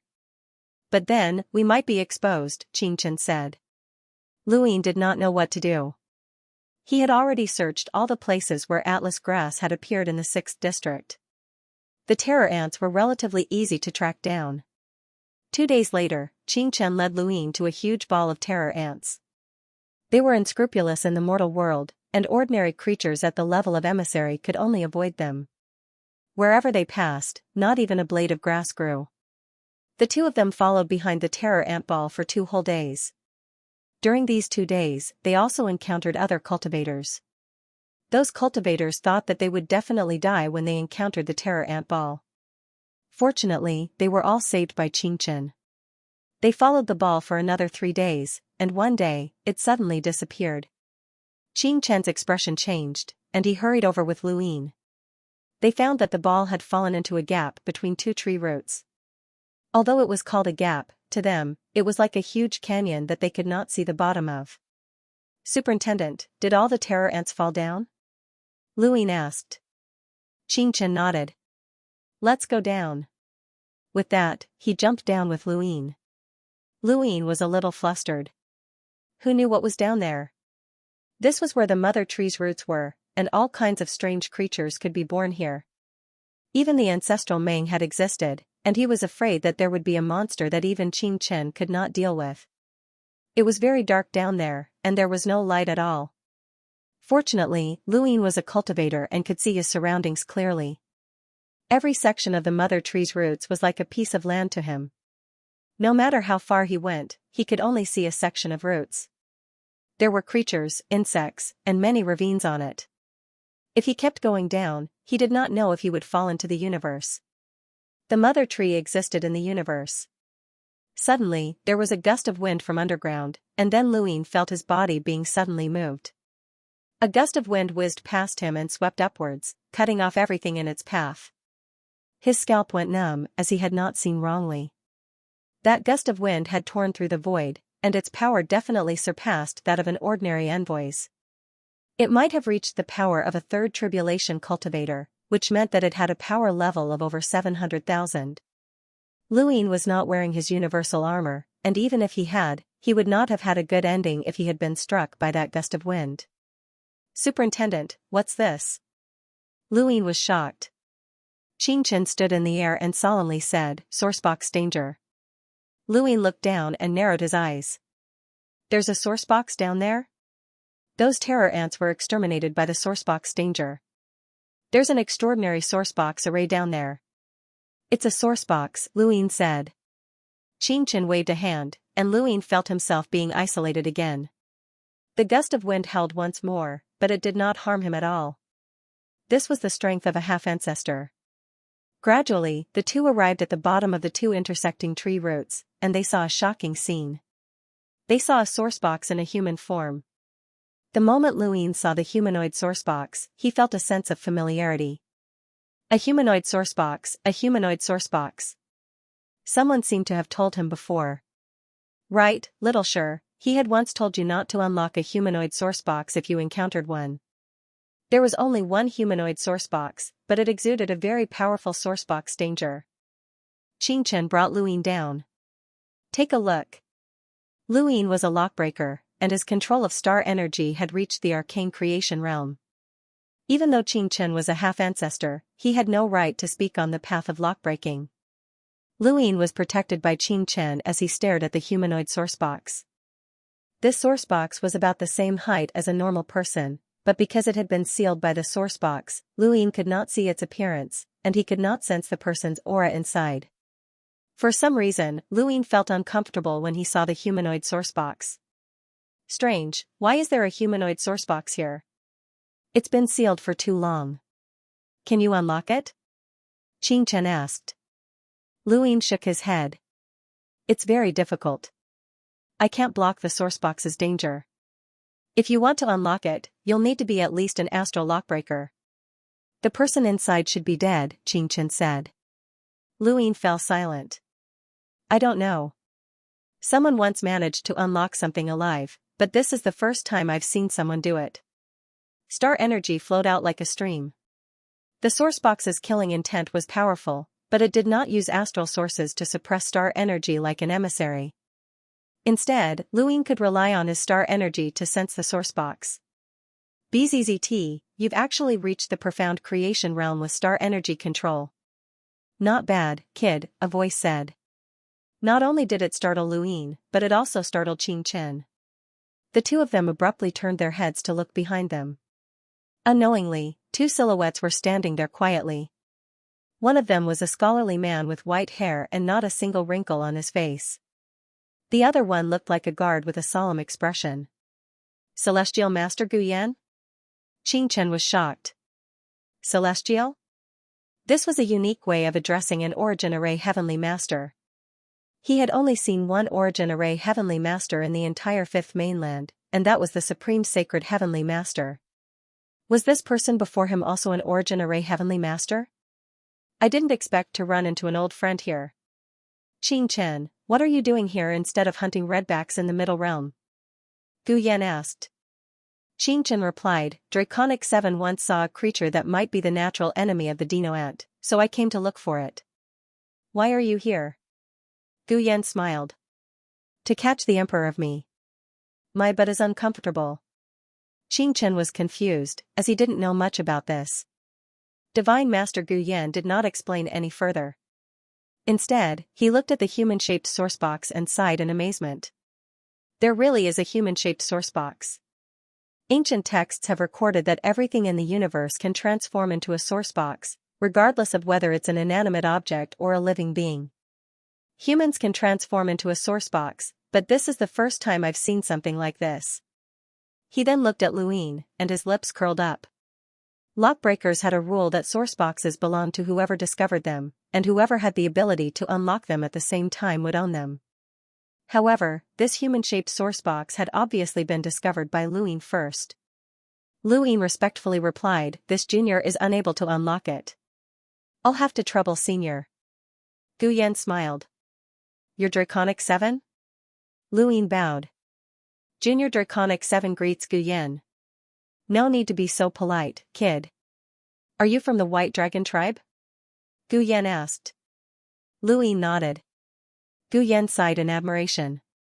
The White Dragon tribe actually produced a lockbreaker at such a young age, and his control of star energy has reached the profound creation realm. How incredible! Qing Chen's eyes flashed. Not only has Draconic 7's control of star energy reached the profound creation realm, but he has also mastered many sourcebox arrays. He was able to repair the second array in a short amount of time, and he also mastered the red ray in the New World, saving millions of people. Guyan's brows rose, and he simply replied, "I don't believe it." Qing Chen looked at Luin and gave him a meaningful look. Luin instantly understood. Qing Chen wanted him to find a way to become Guyan's disciple, and he was tempted. That Master Lantern fruit wasn't attractive to him, but the Heavenly Master was different. This was a Heavenly Master, and from Qing Chen's attitude, this person might not just be a Heavenly Master. Qing Chen hadn't even noticed him when he had approached. When he thought of this, Luin suddenly wanted to show off. Back when the Heavenly Master had wanted to take him in as a disciple, not only as a lockbreaker disciple, but also as the successor of Everlasting Island. With Mr. Mu as his master, Luin naturally couldn't agree. However, this was different. If it was just a simple lockbreaker master, then it wouldn't be a problem. Celestial Master Guyan also looked at Luin curiously. Luin raised a hand and arranged his star energy. Now that his control of star energy had reached the profound creation realm, it was much easier for him to arrange sourcebox arrays. Flow diversion diagram. Luin raised a hand, and a diagram of a sourcebox array appeared. Guyan was shocked. It really is a sourcebox array. With a wave of his hand, the diagram dissipated, and Luin set up a greater teleportation array before vanishing from the spot. Guyan sighed and sized Luin up. "You're Draconic 7, right? You're so young, but you've already mastered 2 sourcebox arrays. It seems that the ability to repair the sourcebox and master the red ray is real." Qing Chen replied, "Why would I lie to you, Guyan?" Guyan rolled his eyes. "You people are willing to do anything just to get someone to be my disciple. Lying is just a small trick." Qing Chen coughed. Luin glanced at him. He really had done such a thing before. Guyan carefully sized Luin up and then said seriously, "Extraordinary talent, indeed extraordinary talent. To be honest, you're qualified to be my disciple, but you're from the White Dragon clan." Qing Chen hurriedly said, "Guyan, Draconic 7 is the leader of my humble school, and he's under the care of the governor. Back then, when he exposed Yun Mubai as a redback, he almost became the public enemy of the 4 cardinal scales. You should be able to investigate all of this." "Is that so?" Guyan was surprised, but then he smiled and stared at Luin. "I'll give you a choice. 1. Become my disciple, but you'll have to leave the White Dragon clan. 2. You can keep your status as a White Dragon, but you'll have to follow me to the battlefield on the backside and remain there for the rest of your life, just like the countless other lockbreakers. What's your choice?" Qing Chen looked at Luin. Luin thought for a moment and then respectfully said, "I was born in the Lianshan branch of the White Dragon clan, and I've never received the slightest favor from the White Dragon clan since I was young. I'm not greedy for the status of the 4 cardinal scales, but I'm married to Princess Longxi, and I cannot forget our relationship as husband and wife. I can live without using my status as a member of the White Dragon clan, but I cannot abandon my status as the son-in-law of the White Dragon clan's main bloodline. As for going to the backside, I'd rather stay in the middle realm. Capturing a redback is more effective than killing thousands of enemies on the backside." Divine Master Guyan's expression remained calm when he heard Lu Yin's words. He walked past Lu Yin and walked towards the human-shaped sourcebox. Xianxia frowned. Had he failed again? This Guyan was too stubborn, and he didn't like the 4 cardinal scales. He didn't even care about a talented disciple like Draconic 7. Any other celestial master would have accepted him as a disciple long ago. What a pity. With his current status as Draconic 7, how could he leave the White Dragon clan with just a few words? That would be too heartless. Given his status, he could only say that. If he failed to become Guyan's disciple this time, he would try again next time. The next time he came to the cosmic tree, he would face everyone with a new identity. Guyan put away the human-shaped sourcebox and turned around to look at Xianxia. Don't look around like an idiot. All living things have their own ways of finding them. No matter how strong they are, they're still living things. Go to the roots to find out more, or ask someone. What about Draconic 7? Xianxia asked. Guyan looked at Lu Yin. My conditions remain the same. If you've thought it through and are willing to go to the backside, you can find me and become my disciple. He then tossed a palm-sized ring to Lu Yin. You took the human-shaped sourcebox, so this is your compensation. It's equivalent to one of my attacks. As for its power, you can try it out when you're in danger. If this thing can't save your life, then you've had a hard life. But face, let's go, said Guyan as he left with the guard. Lu Yin looked at the palm-sized ring. This was a windfall. He had wanted to tell Guyan not to unlock the human-shaped sourcebox so easily, but then he remembered that Guyan was a celestial master, and a human-shaped sourcebox couldn't possibly pose a threat to a celestial master. Xianxia lamented, what a pity. If you could become Guyan's disciple, your future would be limitless. Lu Yin smiled. I can't let Longxi down, and I don't want to stay in the backside forever. I'd rather stay in the middle realm and catch spies. Xianxia still felt sorry for Lu Yin, but he didn't say anything else. Honestly, he also felt that it was a pity that Lu Yin had to stay in the backside forever. There was no shortage of people like Lu Yin on the battlefield, and staying in the middle realm would make him more useful. Xianxia brought Lu Yin back the way they had come, as he wanted to find the Adventurer King. Guyan had been right about one thing: all living things, regardless of whether they were strong or weak, had a way to find them, and the roots were clearly the best at this. Finding the Adventurer King was much easier than finding the Anteater, and Xianxia managed to contact him with just a few people. Senior, you're looking for a large number of dino ants? Adventure King was surprised, as he had not expected Xianxia to take action against dino ants. Xianxia helplessly replied, I'm sure you've heard about the situation on the other side of the battlefield.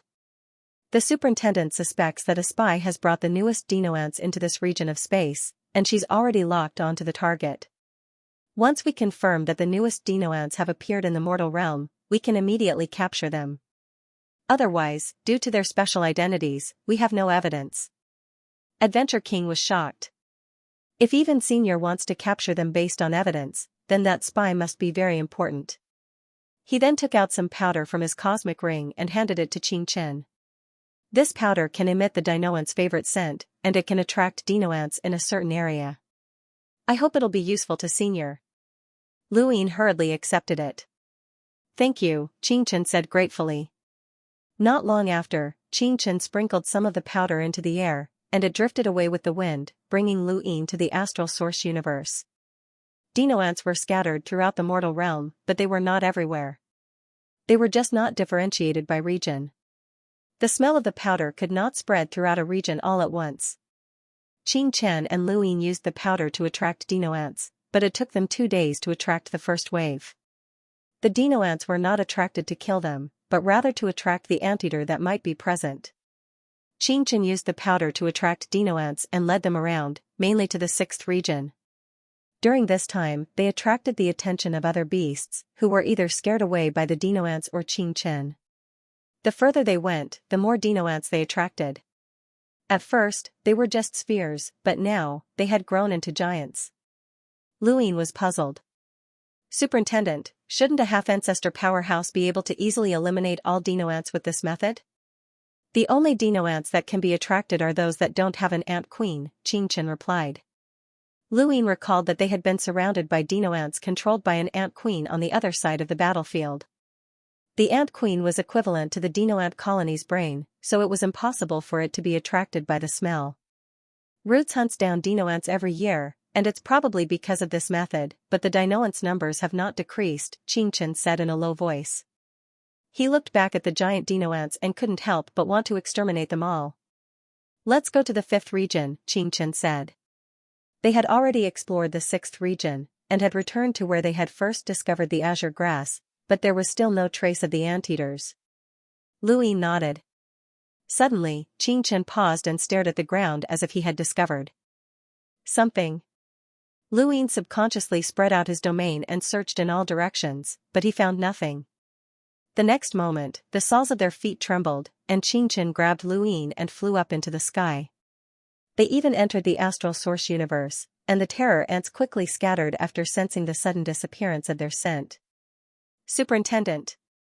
Luin grew anxious. Xianxia's face was solemn. Quiet. The ground that they had just stepped on began to move. Then, with a flip, the heavens and the earth shook, revealing a huge circular mouth.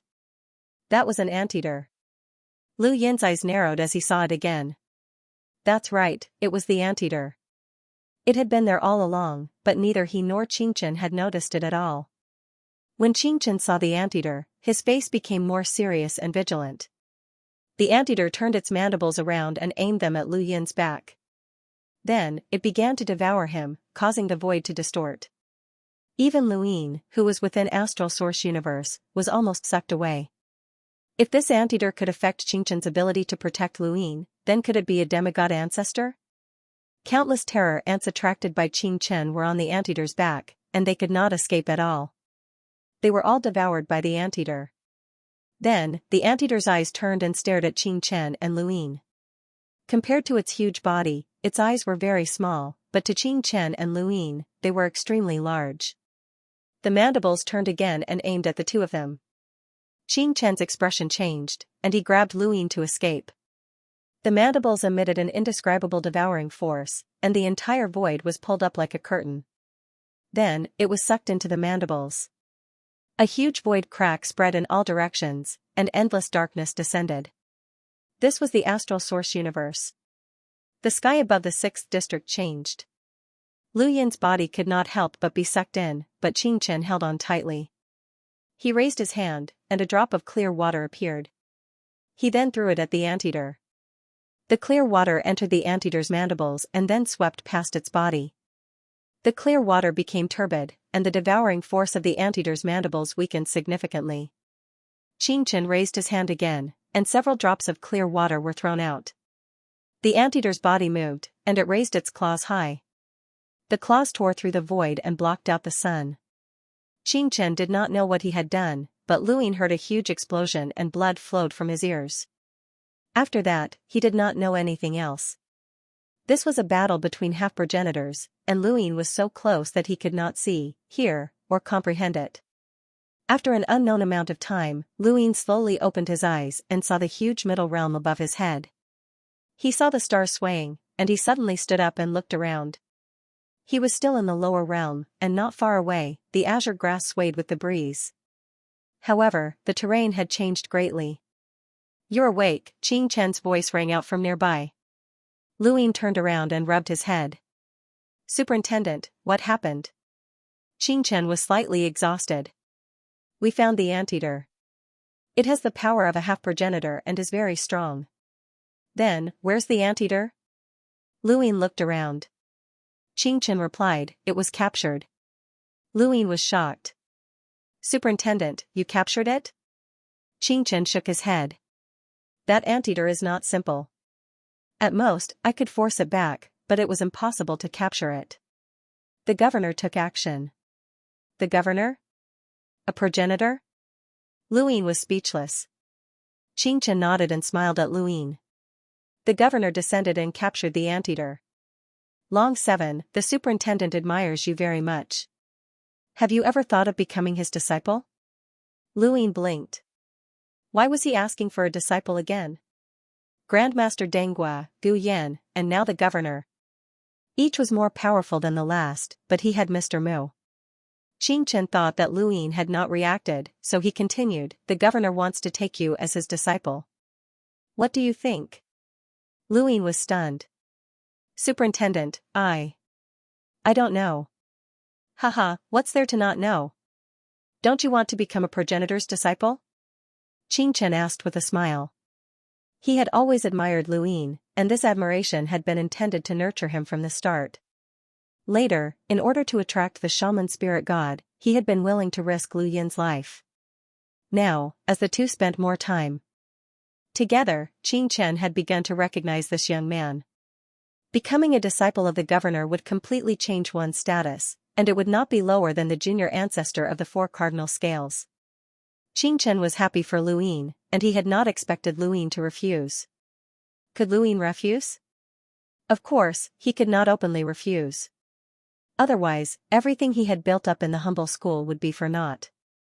He wanted to leave this part of the universe, but he did not want Long Seven's identity to become a stain.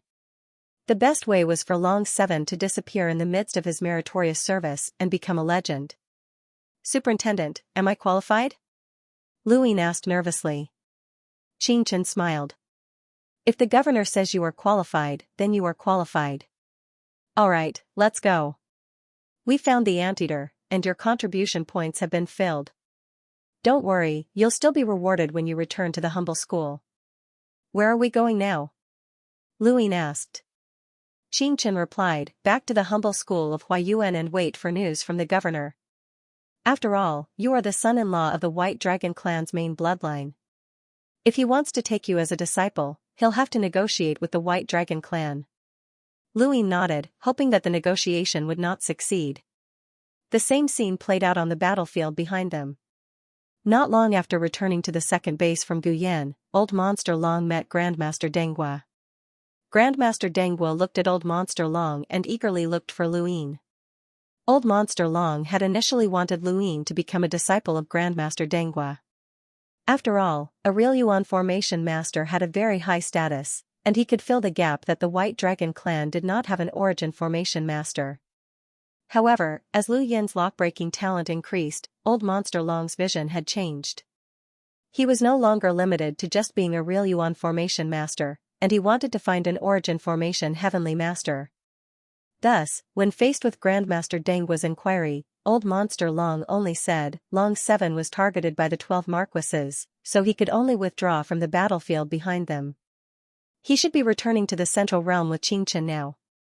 Grandmaster Denghua politely said, "I want to take Long 7 as my disciple." "What is the White Dragon clan's stance on this?" Old Monster Long's face twitched. If this had been the beginning, he would have been very happy, and he would have even been willing to change his attitude toward Luyin. Now, however, he hoped that the Origin Formation Heavenly Master would take Luyin as his disciple, so he was not too enthusiastic about Grandmaster Denghua. Of course, he could not directly refuse. "Grandmaster, can you leave the battlefield behind us? It's unlikely that Long 7 will come to the battlefield behind us for the time being." Grandmaster Denghua smiled. "I've already considered this issue. Long 7 can stay at the Lockbreaker headquarters and be taught by me for a period of time. He won't be allowed to enter the battlefield, and he won't even get close to it. He can spend most of his time in the Central Realm. After all, he's the sect master of the humble Huayuan school, so he has the right to stay in the Central Realm. He won't have to stay on the battlefield behind us like the other Lockbreakers." Old Monster Long feigned happiness. "That would be for the best." Grandmaster Denghua smiled and nodded. "But why are you suddenly so anxious to take Long 7 as your disciple?" Old Monster Long asked curiously. Grandmaster Denghua smiled. "He's so young, and he's already grasped 2 sourcebox arrays. He's also been able to research and repair the origin all in such a short amount of time. He's even able to control the red glow. With such a genius, any Lockbreaker master would be happy to take him as their disciple, let alone me." This was the reason why Old Monster Long had decided to take Luyin as a disciple of the Origin Array Heavenly Master. If Gu Yan wasn't enough, then Old Monster Long would look for another Heavenly Master. As for Grandmaster Dangua, Old Monster Long was sorry, but the more anxious he was, the more it showed how talented Long 7 was. Old Monster Long really couldn't let Grandmaster Dangua ruin a lock-breaking genius that only appeared once in countless years. Please wait for a few more days, Grandmaster. Long 7 is currently on a mission with Xianxia. And even I don't know what the mission is. Once he's done, he'll immediately be summoned to the battlefield behind us to take Grandmaster as his master. Old Monster Long smiled. He didn't reject Grandmaster Dangua's offer as a backup plan, just in case. Grandmaster Dangua didn't find this strange. Alright, then I'll go back and wait. Don't worry, Dangua, will definitely train a lockbreaker master for the White Dragon clan. Old Monster Long smiled even more happily. Thank you, Grandmaster Dangua. Thank you. After Grandmaster Dangua left, Elder Long raised a hand and contacted someone. After a while, the Cloud Connect stone vibrated, but no one appeared. Instead, an eye appeared. It was turbid and filled with age. Elder Long bowed when he saw the eye. Greetings, Ancestor. Elder Long had contacted the White Dragon Ancestor, who was known as the Dragon Ancestor. He was one of the strongest powerhouses in the Cosmic Tree realm and a pillar of the White Dragon tribe. The 4 cardinal scales represented the 4 great powers, and they were also the 4 ancestors. They restrained and supported each other to protect the human race, and the Dragon Ancestor was one of them. His turbid eyes looked at Elder Long. What is it? His voice was not loud, but it shook the void and was filled with an unimaginable might. To Elder Long, the entire world seemed to submit to his gaze. Ancestor, a junior of the family, Long 7, has displayed unparalleled lock-breaking talent. Even Grandmaster Dangua is anxious to take him in as a disciple. I'm confident that Long 7's talent is enough for him to become an Origin Array Heavenly Master's disciple. However, I've tried to find Heavenly Master Gu Yan, but he's a strange person and I can't communicate with him. I've tried to find other Origin Array Heavenly Masters, but I have no way to do so, Elder Long said respectfully. The Dragon Ancestor was surprised. That Long 7 again? Elder Long trembled. You've heard of him? The 4 cardinal scales patriarch was different from the frigid governor. Lu Yin's contributions to the frigid governor had attracted the governor's attention, but the 4 cardinal scales patriarch was always in charge of the sovereign realm, fending off the Eternal's progenitors. He would not interfere in the affairs of the lower realms, and he had even ignored the 4th junior ancestor's imprisonment. Elder Long could not figure out what Long 7 had done to attract the Dragon Ancestor's attention. Old Heretic contacted me and wants to take Long 7 as a disciple. He's asking for my opinion, the Dragon Ancestor said. Elder Long was shocked. The frigid governor wants to take Long 7 as a disciple? What do you think, Ancestor? The Dragon Ancestor was silent for a moment. Let me see. Old Monster Long's thoughts were in a mess. He was a lock-breaking prodigy, a cultivation prodigy, and a combat prodigy. Furthermore, he had the ability to capture red-back spies. This Long 7 was so perfect that it was frightening. To a certain extent, he had even surpassed the 4th young master. Contact Long Ku and send out invitations to the outside world. I will contact Old Heretic to formally acknowledge him as my master and enter the family register on the same day. At that time I'll invite the 4-way scales, the Central Realms Farmers School, the Lu family, Xian Academy, and even the people from the Lockbreaker headquarters. I'll let them see the rise of the White Dragon clan. With the 4th young ancestor trapped, the White Dragon clan will not have any gaps. Even if that girl, who was supposed to be the hope of our clan's rise, dies, so what? Our White Dragon clan will still produce geniuses who can attract the attention of progenitors and even be admired by them. Eccentric Long bowed deeply. Yes, Patriarch. The turbid eyes disappeared, and Old Monster Long immediately contacted Long Ku. He did not dare to delay the old ancestor's orders. Long Ku was also shocked by this news. Send out invitations? Old Monster Long seriously replied, yes, send out invitations to let the entire Cosmic Tree know that a genius has appeared in our White Dragon clan. He's a cultivator, a fighter, and a lock-breaking prodigy. He's also your son-in-law and the son-in-law of the White Dragon clan's main bloodline. This is the old ancestor's order, and we want this day too. symbolize the rise of our White Dragon clan. Long Ke respectfully replied, I understand. Old Monster Long's expression was solemn. Long Ke, you should be aware of how your main bloodline ascended. It was done by stepping on the blood of countless clansmen, and it was done by stepping on the blood of someone who was the symbol of hope for our White Dragon clan. Her death is a sore point in the old ancestor's heart. This chapter is not finished. Please turn the page. The old ancestor suddenly created such a huge commotion to remove this sore point. Long 7 must surpass her and become the true symbol of our White Dragon clan. Long Ke's fingers twitched. I understand. Don't worry, Elder. Old Monster Long nodded and ended the call. Atop Dragon Mountain, Long Ke lowered his arm as a girl appeared in his mind. She was the main bloodline's daughter and one of the 7 heroes of the Cosmic Tree clan. She had been known as the hope of the White Dragon clan to surpass the frigid immortal sect and even the entire Central Realm. Her battle prowess, cultivation, innate gift, and lockbreaking were all top-notch. Her innate gift had shaken the entire Cosmic Tree clan, and her cultivation speed had been astounding. Her lockbreaking speed had been astonishing, and she had been exceptionally sensitive to sourcebox arrays. She had been the pride of the heavens, and the old ancestor had often descended to accompany and teach her. However, she had ultimately died because of that incident. Her death had been a pain in the old ancestor's heart, and he had not paid much attention to Long Tian becoming the 4th junior patriarch. Compared to that girl, Long Tian was far too lacking. But now, Long 7's appearance had actually made the old ancestor feel that he could surpass that girl. Was Long 7 really that outstanding? The more outstanding Long 7 was, the more the old ancestor could suppress the Long Quan branch. There was no need to slander them anymore. Long 7's rise represented the rise of the main bloodline.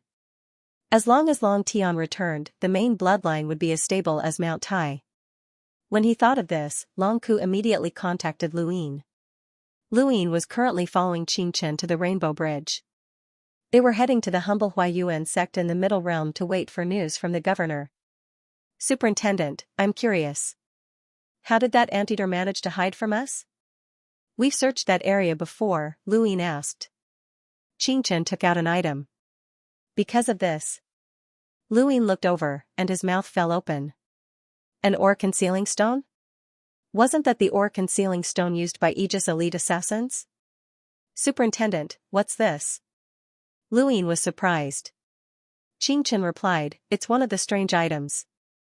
It's normal that you haven't seen it before, as only envoys use it. It allows them to hide within the astral source universe and absorb astral sources. I just didn't think that a giant beast would be able to use such a strange item. It concealed its aura, so I couldn't detect it. Lu Yin's face twitched. This was a strange item? Right, Aegis assassins could use aura-concealing stones to hide from rune lines, which covered the entire innerverse and outerverse. If an aura-concealing stone could conceal a progenitor's strength, why couldn't it conceal one's aura as well? Why hadn't he thought of this earlier? Luyin was excited. He had heard of strange items before, and they were extremely precious. Aegis seemed to have quite a few of them, and they were so extravagant that some explorers used them. Luyin swallowed his saliva. Did he strike it rich? Xianxia didn't notice Lu Yin's expression and continued to introduce some strange items to him. Luyin finally calmed down and coughed. He made a mental note to remember the word strange item and changed the topic. Superintendent, what kind of person is the superintendent?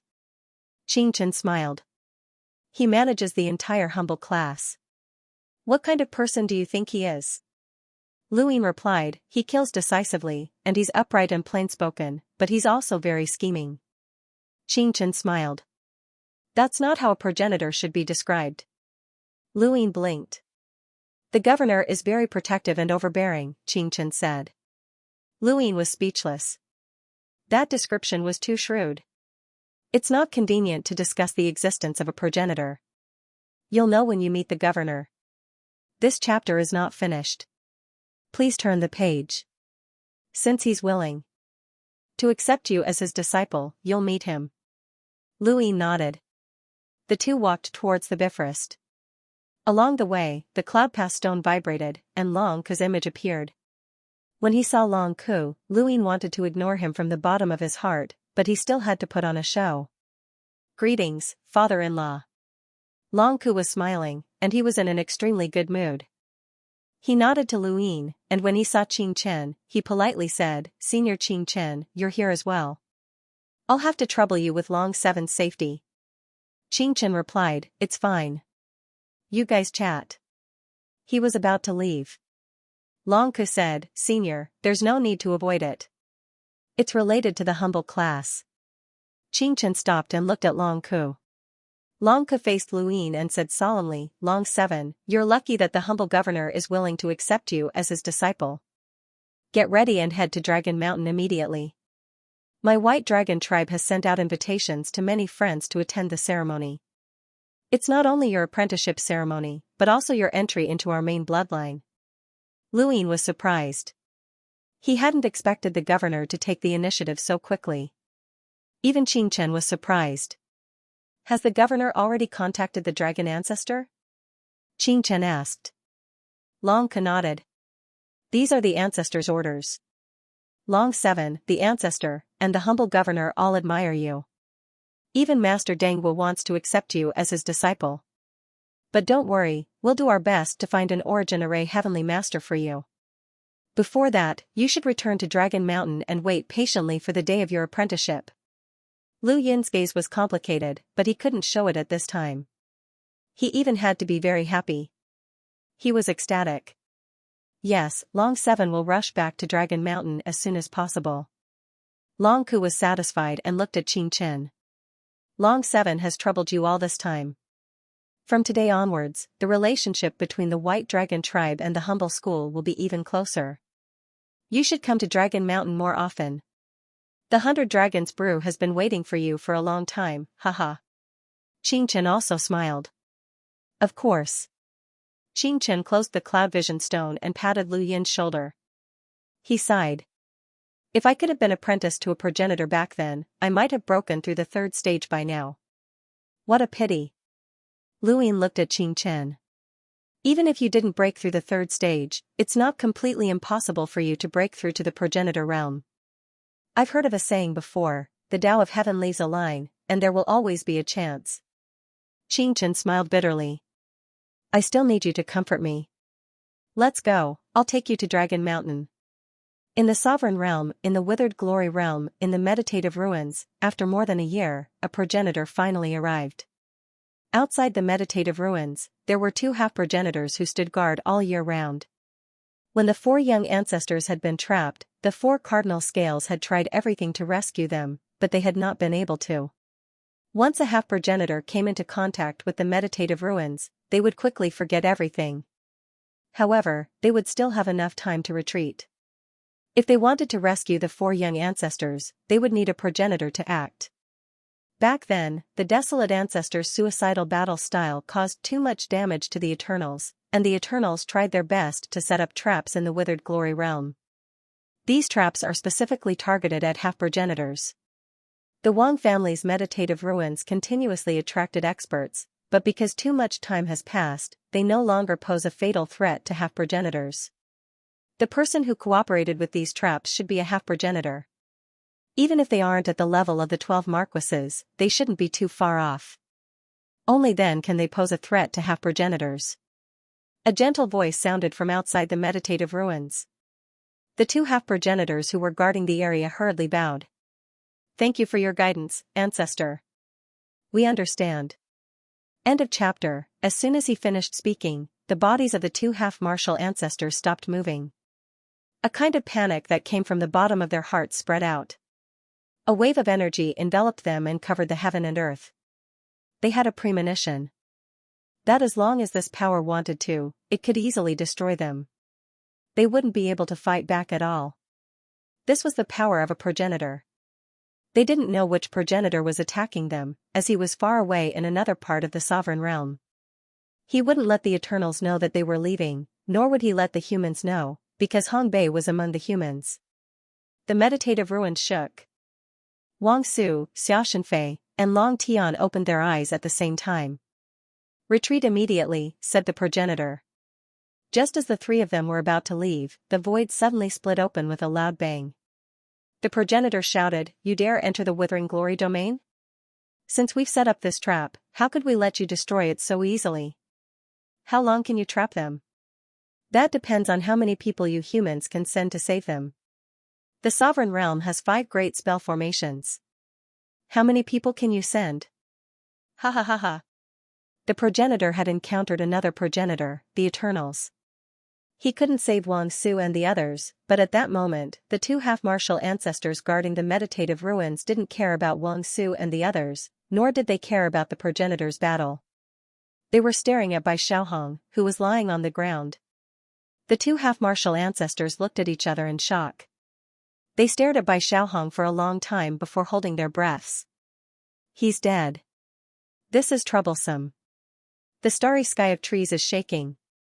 In the top realm, there was a world built around a cold pond. The mountain gate was ethereal, like a celestial realm. In the sky, white clouds emitted a gentle light, bringing light to this world. Every single white cloud emitted a light that made people feel comfortable, making them feel at peace. Below, there was a continuous mountain range, a clear lake, and a star that revolved around the mountain range, but was definitely not higher than the peak.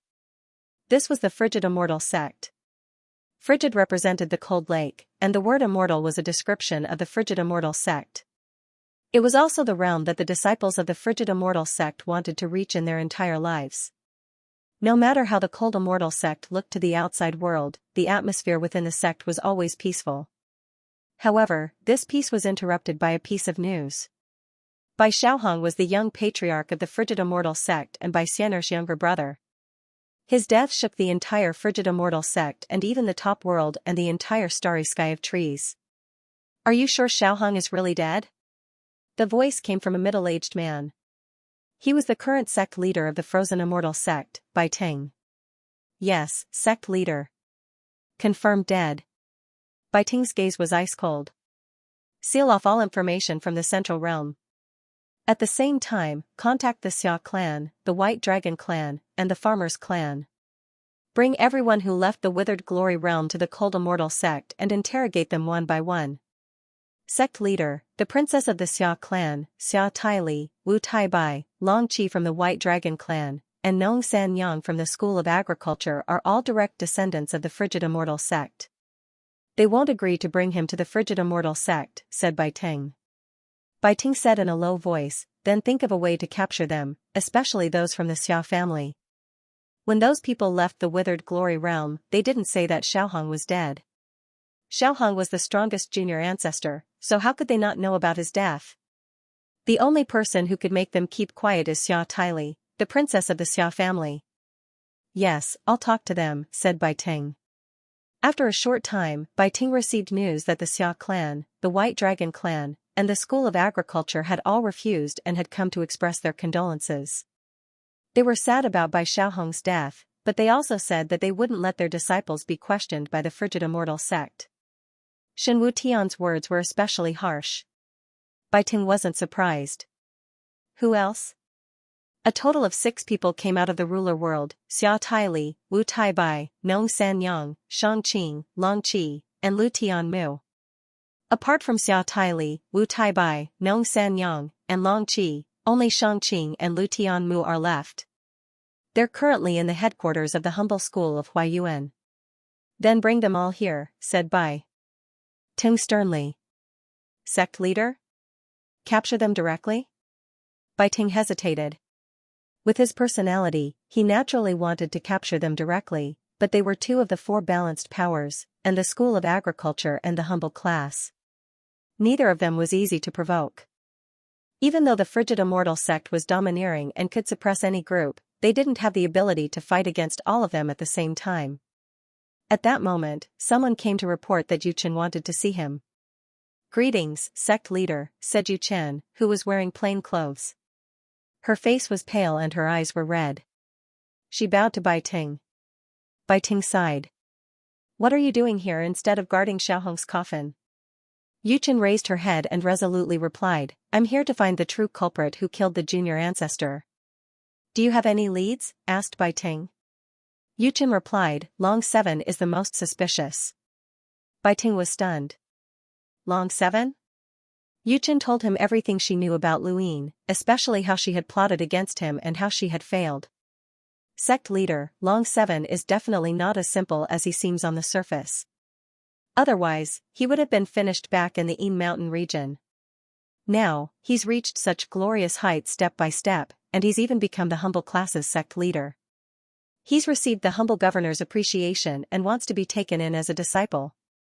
The White Dragon clan has even sent out invitations to him, and they want to add his name to the main bloodline in front of the 4 balanced powers. This isn't something that a mere son-in-law of a branch family can accomplish. His performance is too perfect, and his cultivation is advancing by leaps and bounds. He's already caught up to the 4 junior ancestors, and his lock-breaking ability has attracted the attention of Real Muan's formation masters. In terms of battle prowess, he's even fought against an emissary, and he has the ability to see through people's weaknesses. His efficiency in searching for Redback even surpassed half-ancestor Cleardusts. Everything is too perfect. The more perfect it is, the more likely it is to be an illusion. But Long 7 was only a hunter when he accompanied the junior ancestor to the sovereign realm. He can't possibly be a match for the junior ancestor, right? Someone asked. Yu Chen's gaze trembled. If he accompanied the junior ancestor to the sovereign realm with his current strength, would he have the ability to plot against the junior ancestor? Of course. Not only is he an enlighter now, but he's also experienced the battlefield on the other side. Yu Chen replied, who can say that he wasn't hiding anything back then? Bai Ting immediately ordered, negotiate with the White Dragon clan and have Long 7 be questioned. Yu Chen hurriedly replied, sect leader, the White Dragon clan has sent out invitations because of Long 7. He's their face now, and even if we start a war, they won't send him to our frigid immortal sect. So what? Bai Ting's gaze turned sinister. Does my frigid immortal sect fear the White Dragon clan? Yu Chen frowned. Bai Ting had been promoted to the position of sect leader, but he was too impulsive and insufferably arrogant. Although he was easy to control, it took a lot of effort to persuade him. Sect leader, since the worst-case scenario is a war, why don't we just capture Long 7? Bai Ting's eyes lit up. That's right. I'll send someone to capture him. Yu Chen respectfully replied, I'll have Yu Dai closely monitor the Shangqing and Lu Tianmu's movements as well as confirm Long 7's whereabouts.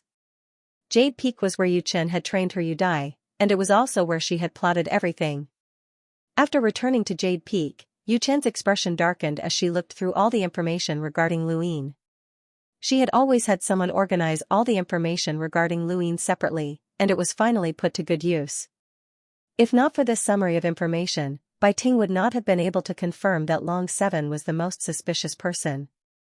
She was certain from the bottom of her heart that Long 7 had secretly harmed Bai Xiaohong. Don't worry, junior ancestor. I'll definitely capture Long 7 and find the real culprit, Yu Chen muttered to herself. Behind her, Lu Xiaoge walked over and handed her another stack of information. Yu Chen glanced at him. From now on, keep an eye on the humble school of Huayuan and keep in contact with Yu Dai. If Long 7 appears in the humble school of Huayuan, report to me immediately. Yes, Lu Xiaoge replied respectfully. Yu Chen had always been very satisfied with him, he was smart and meticulous. If she left this matter to him, nothing would go wrong. After Yu Chen left, Lu Xiaoge glanced at the stack of information, and his lips curled up. You really do have stories everywhere you go. This time, there's big trouble. The Frigid Immortal sect is going all out to capture someone, and that person definitely won't be able to escape. Luin stepped onto the Bifrost once more and headed towards the top realm. He didn't know that news of Bai Xiaohong's death had already spread, and he also didn't know that the Frigid Immortal sect had placed him as their prime suspect because of Yu Chen. That was until the White Dragon clan's leader, Long Ku, contacted him. Bai Xiaohong is dead? Both Luin and Qingchen were shocked when they heard the news. Long Ku looked at Luin solemnly. You really don't know? Luin shook his head. I don't know. The 4 young masters were fighting in the Oblivion ruins, and I didn't even see who stole their origin item. I couldn't even see their battle clearly. Long Ku frowned. He couldn't see clearly because the 4 young masters could temporarily enter the astral source universe.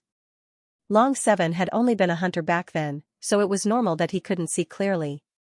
No matter what, because of Bai Xiaohong's death, the frigid immortal sect wants everyone from the sovereign realm to go there and be interrogated.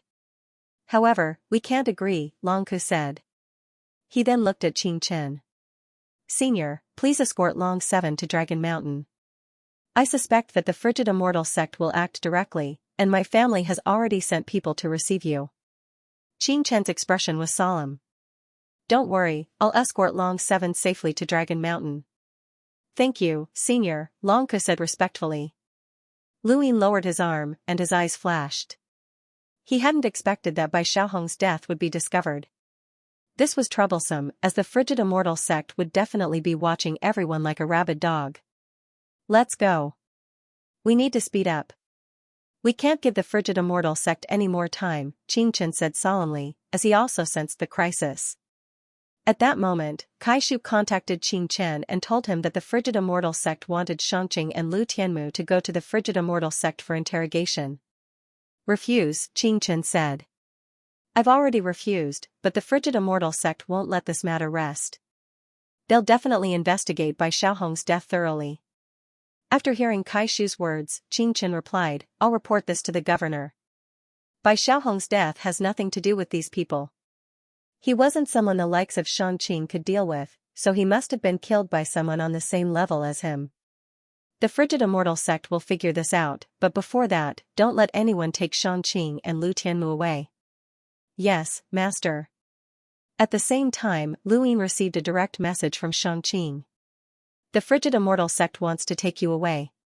Qin Chen didn't read the message. Luyin ended the call. Before going to the Red Flower Garden, he had given Xianxia Yu Dai's contact information so that Xianxia could keep track of the frigid immortal sect's movements. Now that Yu Dai had sent a message to capture him, it seemed to have something to do with Yu Chen. Luyin asked Qin Chen, Superintendent, can we go to the humble school of Huayuan first? Qin Chen replied, time is of the essence. We must reach Dragon Mountain before the frigid immortal sect makes any arrangements. Luyin replied bitterly, I'm afraid it's already too late. If the frigid immortal sect insists on capturing me, they must have already sent someone to wait for me at the end of the Bifrost Bridge. Qin Chen fell silent. Superintendent, the jade pendant I used to contact Boundless is still in the humble school of Huayuan. I might not be able to leave Dragon Mountain for a while, but capturing the Redback spy can't be delayed. I must go to the humble school of Huayuan first and take the jade pendant. Qin Chen thought about it. Alright, let's change our route. He then stared at Luyin, remember, from now on, don't tell anyone about your whereabouts. Try not to let anyone know when you reach the humble school of Huayuan. Luyin nodded. Not long after, he sent a message to Xianxia and Lu Tianmu, telling them to wait in his room. At the same time, he asked Xianxia to find the old man and find a way to hide it from Qin Chen. A few days later, Luyin was brought to the humble school of Huayuan by Qin Chen. Looking at the spiraling water in the distance, Luyin knew that it would be difficult for him to return after leaving this place. Bai Xiaohong's death had been discovered, and it wouldn't be long before the fourth junior ancestor escaped. After all, he had been trapped for more than a year. He had to leave, not go to Dragon Mountain, but return to the fifth mainland. As soon as Luyin stepped into his residence, Qin Chen waited outside to prevent anyone from discovering his whereabouts. He also met with Kai Shu. In the room, Xianxia, Lu Tianmu, Lu Ocean, and the old man were all present. Out of all of Lu Yin's acquaintances, only the white fatty was absent. Luyin had no plans of bringing him to the fifth mainland. After all, things had happened too quickly, and this fatty was quite unlucky. When Luyin arrived, the old man immediately cut off the Xianxia trio and stared at Luyin. Have you seen him? Luyin shook his head. The old man narrowed his eyes. What did the people in the river say? How dare you barge into the ancestors' territory? Are you courting death? I'm going to wipe out your entire family, Luyin replied. The old man asked, there was an old woman who used her arm as a blade. What did she say? Don't worry, it's almost done. What else do you want to eat? Fried ice fruit? Grilled fish? I'll do it, haha. The old man's expression changed, and he continued to ask questions about the madman in the Red Garden. Lu Ying answered all of them without missing a single detail. The old man closed his eyes and asked bitterly, "Is he really not there?" Lu Ying looked at him. "Is that person really that important? Didn't you say that you could confirm that he was in the Red Garden? You don't seem to care that much about him." The old man was not in the mood to deal with Lu Ying, and he looked outside. "Looks like you've gotten yourself into big trouble." Lu Ying replied, "I want to go back." The old man sneered. "I can help you temporarily block Xianxia's perception of us, but it's impossible for you to escape. You won't be able to escape under his watch." "You go and stop him," Lu Ying said. The old man laughed. "Kid, what makes you think that this old man will help you?" Lu Ying replied, "I know that going to the Red Garden is your ultimate goal. You want to find that person, and if he's not in the Red Garden, then I'm of no use to you. But have you thought about it? I'm going to Dragon Mountain to become a disciple of the governor. He's a progenitor, and my future is limitless. You want to escape back to the Fifth Mainland? Why the hell would you want to become a disciple?"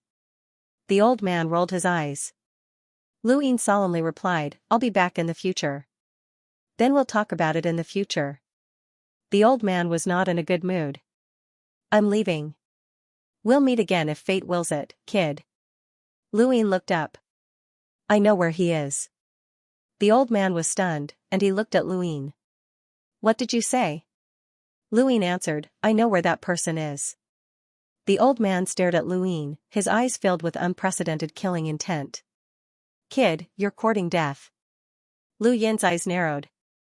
"You don't believe me? I've been looking for him for so many years, but I haven't heard anything about him." "You've only met him once, and you already know where he is? Do you really think that I'm an idiot? You were able to find a spy because of my information, and I was also the one who told you that Yun Mubai was a redback. Kid, I'm warning you one last time, don't try to be smart," the old man said sternly. "He made me use the arcane art of life and death and made me recite numbers," Lu Ying said. The old man, who had been about to leave, suddenly paused. He turned around and grabbed Lu Ying. "What did you say? He made you recite numbers?" Lu Ying confidently replied, "Not just numbers, but also words carved into the wall. I only managed to recite a few words before I fainted." The old man's body trembled, and he stared at Lu Ying in agitation. "Recite them for me." Lu Ying calmly replied, "I can't. The moment I do, I'll faint." "A few words should be fine, right?" the old man asked sternly. Lu Ying thought about it. "Shan Tong, this is the beginning." The old man's eyes narrowed. "Wrong.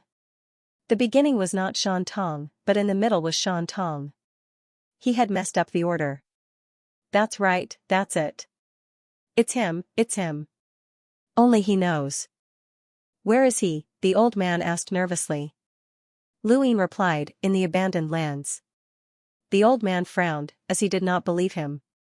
Lu Ying continued, "You know where I come from, and you've been searching this region for so many years. If he was here, how could you not have found him? How could I have seen him?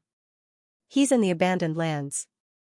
There's a planet in the abandoned lands, and there are many beasts living on it. There's a cave with a wall in the cave that he carved into it." "Where is he?" the old man asked anxiously. "He's dead." "Impossible," the old man could not believe it.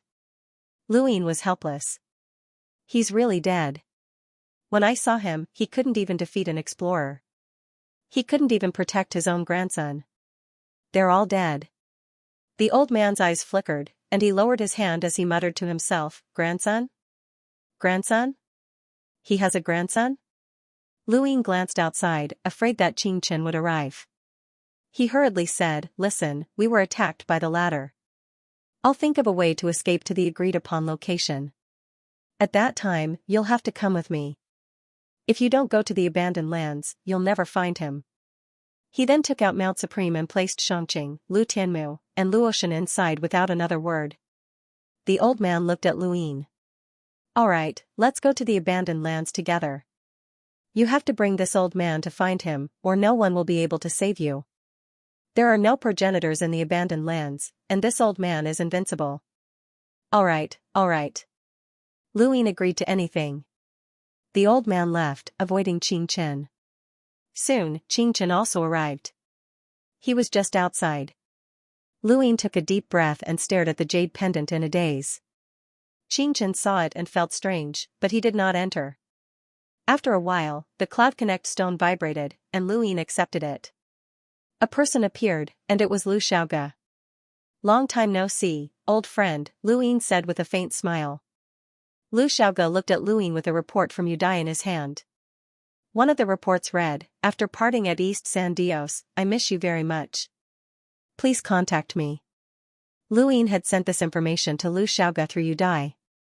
This was the only way he could contact Lu Xiaoge, and he only hoped that Lu Xiaoge would see it. Even if he did not, it did not matter. Besides Lu Xiaoge, no one else would be able to understand it. When Lu Xiaoge saw this report, he felt as if he had seen a ghost. He had always thought that he was hiding in the shadows and had the initiative. He could betray Luin at any time and even control his life. Whether it was glory or having a progenitor as his master, Luin was finished as soon as Lu Xiaoge opened his mouth. From beginning to end, Lu Xiaoge had always felt superior. However, this report sent him into the abyss. Luin actually knew of his existence.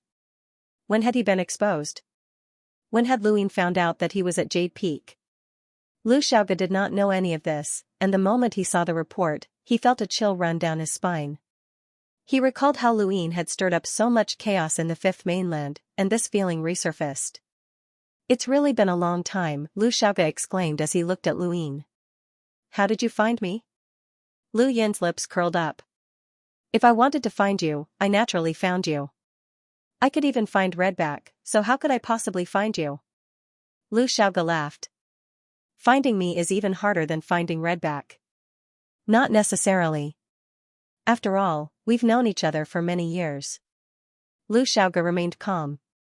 "You're looking for me because you want to know about the frigid immortal sex movements?" Luin nodded. "If I'm captured, the first thing I'll do is expose you." Lu Xiaoge's brows rose. "So direct?" "Very direct." Luin smiled. Lu Xiaoge was rather unhappy, but he did not show it. "The frigid immortal sect has sent out a half-progenitor and 2 experts with 5 origin tribulations. They're waiting for you on the path to Dragon Mountain, and what awaits you is the eternal fall of the immortal radish flower." Luin clenched his fists, as he knew about the immortal radish flower. "I need you to receive a report. Tell them that I've returned to the humble Huayuan sect." Lu Xiaoge's eyes flashed. "I know what to do." "Are you sure you want to go to Dragon Mountain?" "Of course. It's worth the risk to have a progenitor as my master," Luin said. Lu Xiaoge smiled and closed the cloud vision stone. Luin lowered his hand. "Go to Dragon Mountain?" In the future, he would not tell anyone about his whereabouts, not even Lu Xiaoge. He had only contacted Lu Xiaoge as a precaution, but this precaution was not great. He still had one last trump card, and that was Mr. Mu. Mr. Mu should be able to take him out of the cosmic trees, but Luin recalled Mr. Mu's words. Mr. Mu had told him to find a way to leave on his own. Mr. Mu would not abandon him? After leaving the room, Xianxia asked curiously, "Who did you contact?" Luin replied, "Boundless can intercept Udai's information, so I exposed my whereabouts to her." Xianxia was surprised. "Why?" Luin explained, "If the frigid immortal sect wants to capture me, they'll set up an ambush along the path to Dragon Mountain. Whether it's the Rainbow Bridge or the latter, we'll pass by their ambush. I wanted Yuchen to act smart." Xianxia didn't say much. Boundless information is so accurate. He didn't care about the frigid immortal sect's ambush. Luin felt uneasy. "Superintendent, if the frigid immortal sect sends someone to intercept us, will we be able to reach Dragon Mountain safely?" Xianxia's gaze was stern. "Yes." Lu Yin's heart sank, as this wasn't the answer he had been waiting for. Xianxia was so certain that their opponent was the frigid immortal sect. What trump card did he have? No wonder he didn't care about being ambushed. This wasn't good. Suddenly, Luin recalled his encounter in the mortal realm. Under such dangerous circumstances, the superintendent had appeared. Could Xianxia's trump card be the superintendent? Mr. Mu could travel through the endless void, and the superintendent was a progenitor, so he couldn't be slower than Mr. Mu. If the superintendent appeared, then even Mr. Mu wouldn't be able to take him away. Although Luin guessed that Mr. Mu was also a progenitor, he was at most on par with the superintendent. One was the superintendent, and the other was Qing Chen. Luin had the old man on his side, and if they worked together with Mr. Mu, they might not be able to escape. With complicated thoughts, Luin followed Qing Chen to the ladder. Success or failure would be determined in the next moment. Within the humble Huayuan school, the white fatty proudly commanded a group of people. That guy must be a spy. Let's go. Yes. Where's Shangqing? Where did he go? The fatty asked, suddenly feeling that something was missing. I didn't see him. And Lu Tianmu? I didn't find him. Forget it, let's go and capture the spy. Far away, many people lined up to worship the sword steel. The Lu family's disciples weren't far from it, and sword chi flashed from time to time in every area. A stooped old man walked out from under the sword steel with an invitation in his hand. Although the starry sky tree could be contacted through the cloud communication stone, invitation still used paper, and the paper was made with the most ancient technology, which could be preserved for many years. Long Qi will become the disciple of the governor of the humble sect?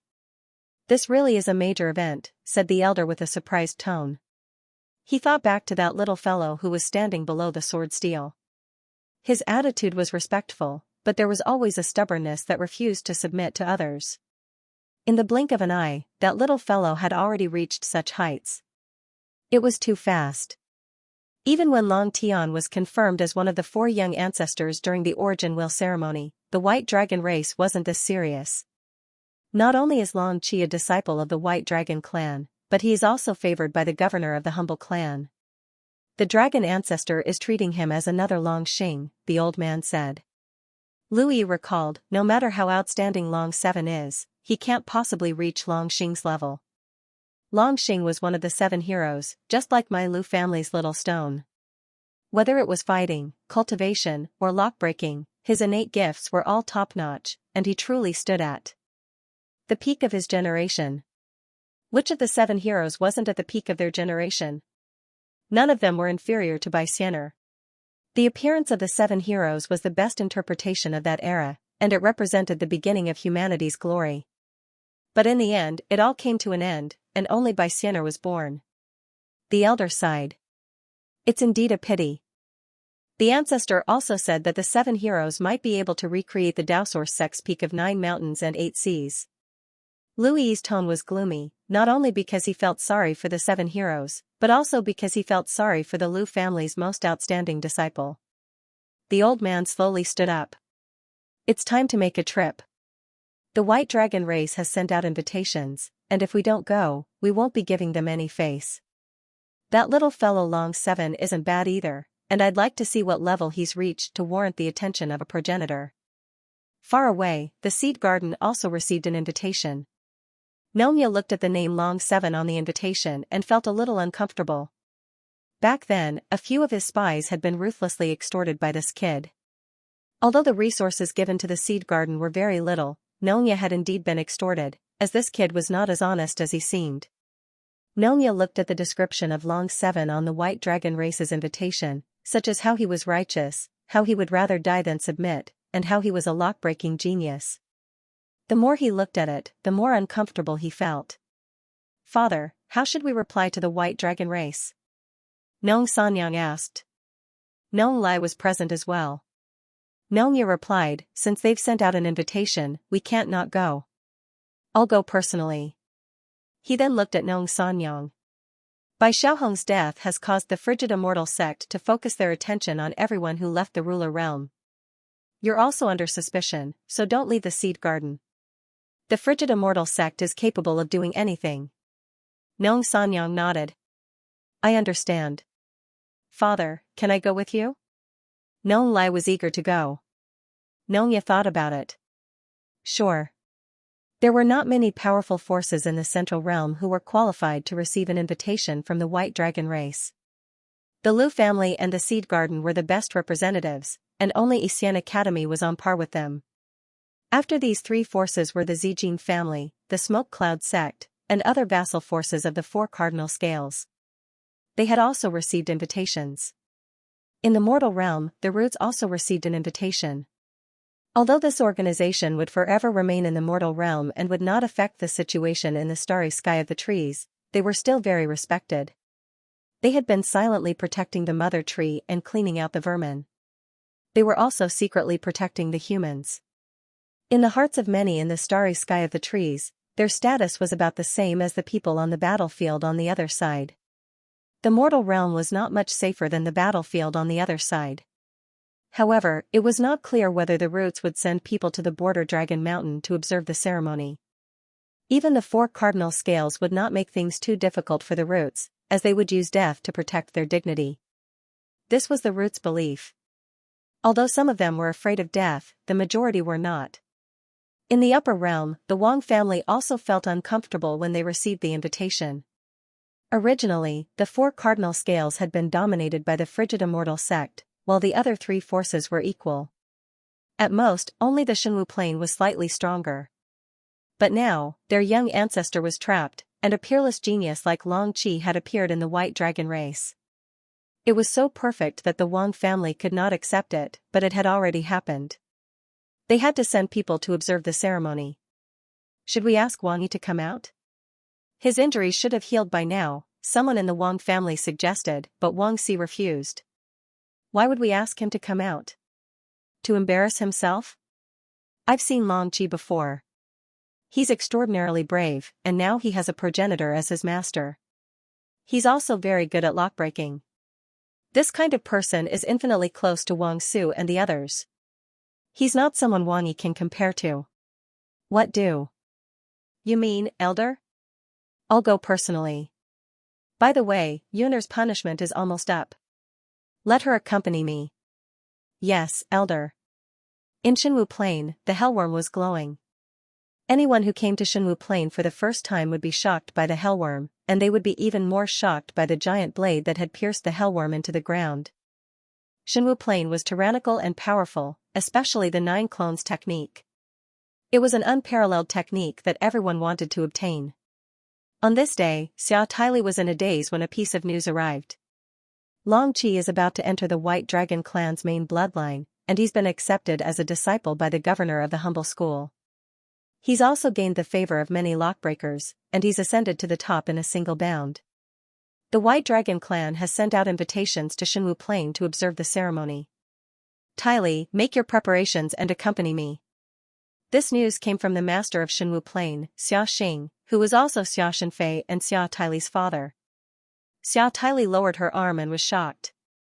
That guy is actually going to be accepted as a disciple by a progenitor? Isn't that on the same level as Big Brother? On what basis? She thought back to the first time they had met.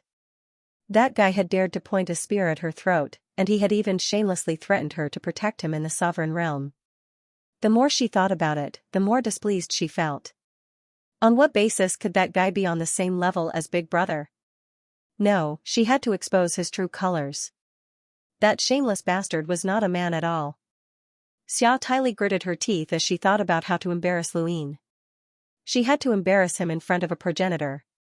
On the other side, Wu Taibai also received the news, but he would not accompany Xia Xing to Dragon Mountain because he was currently being punished by the purgatory. In the Shenwu heaven, the junior disciples were divided into 4 levels: the Shin generation, the Supreme generation, the Lin generation, and all the other disciples. Only the top geniuses were qualified to be in the Lin generation. No matter how many disciples there were, they could only be ordinary disciples. Wu Taibai was an elite of the Supreme generation who was on the same level as Xia Tyli, and he was only second to Xia Shenfei, who was part of the Shin generation.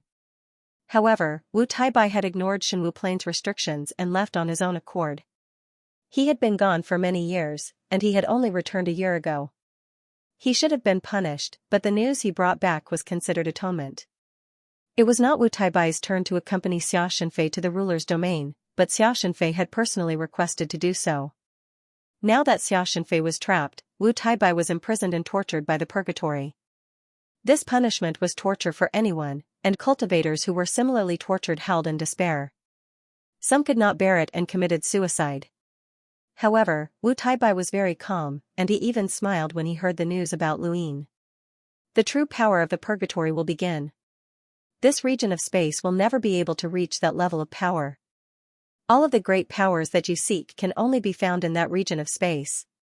The Grim Reaper is the most obvious example, but this is just the beginning. There will come a day when this region of space will be turned around and trampled underfoot. Wu Taibai looked up at the hellworm outside the purgatory flames. Why did Progenitor Chen, Progenitor Hui, and the simple Progenitor all stay there?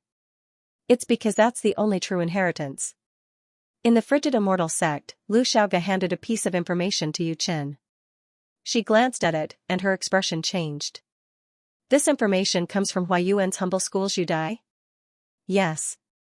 Yu Dai discovered that Long Seven had deliberately returned to the humble school of Huayuan. His motives are unknown, Lu Xiaoge replied.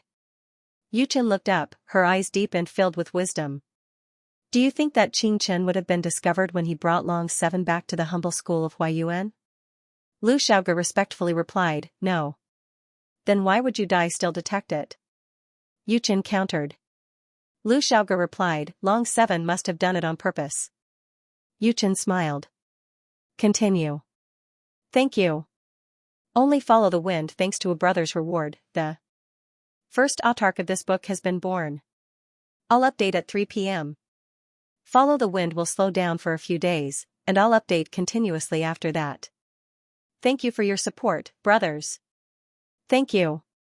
Lu Xiaoge was encouraged and continued, last time, Yu Dai tried to take the children away but was caught at the ladder. Yu Dai, who was hidden in the humble Huayuan sect, should have been exposed. This was confirmed when she couldn't find the captured Yu Dai, but this exposed Yu Dai is completely fine. This person is a pawn that Long Seven deliberately left behind to mislead us. Lu Xiaoge glanced at Yu Chen and continued, this time, Long Seven wants to use her to send us a message. He has already changed his route and will be going up the ladder. No matter where they go to Dragon Mountain, our people will be able to find them, Yu Chen said confidently. Lu Xiaoge said, perhaps this is what he wants us to be sure of. Yu Chen frowned. Lu Xiaoge's words reminded her of the lesson she had learned in the Yin Mountain region. Long Seven was good at scheming, and his schemes were definitely not below hers. She looked at Lu Xiaoge and asked, what do you think? Lu Xiaoge shook his head. I don't understand. Yu Chen's gaze turned cold. He wants to take a detour. Lu Xiaoge did not understand. Yu Chen said, the Rainbow Bridge and the ladder all have to pass through certain places to reach Dragon Mountain. Our people can set up an ambush at any of these places and wait for them, but what if they take a detour? Are you saying that Long Seven deliberately spread false information to attract our attention? In reality, he will still take the Rainbow Bridge, but will take a detour to reach Dragon Mountain? Lu Xiaoge was shocked. Yu Chen said, that must be it. This person is very cunning. The Rainbow Bridge and the ladder are all tricks to confuse us. His real goal is to take a detour. When she thought of this, she immediately contacted Sect Master Bai Tang and asked the people who were ambushing Long Seven to change their location. He wants to take a detour, but Dragon Mountain's location won't change. Yu Chen looked at the star map above her and immediately confirmed a location. Lu Xiaoge was worried. If Long Seven doesn't take a detour, won't we fail? Impossible. With his shrewdness, he'll definitely take a detour, Yu Chen said in a low voice. If Lu Yin had heard Yu Chen's words, he would have definitely sighed in admiration. If it hadn't been for Lu Xiaoge guiding him step by step, if he hadn't wanted to go to the agreed-upon location, and if he had really wanted to go to Longshan to become a disciple, then he might have really taken a detour. Most people would have been fooled, and if they knew that he had returned to the humble Huayuan school, they would definitely have taken the ladder to the topmost realm. The smarter ones would have guessed that this was fake news and would have taken the Bifrost Bridge, but in reality, Lu Yin wouldn't have taken either of these paths. Taking a detour was the best choice, but all of these speculations were not Lu Yin's goal. His true goal was not to go to the top realm at all. The reason why he did this was just in case. Even if he really went to the top realm, he couldn't let the cold immortal sect capture him. That would be the end of him.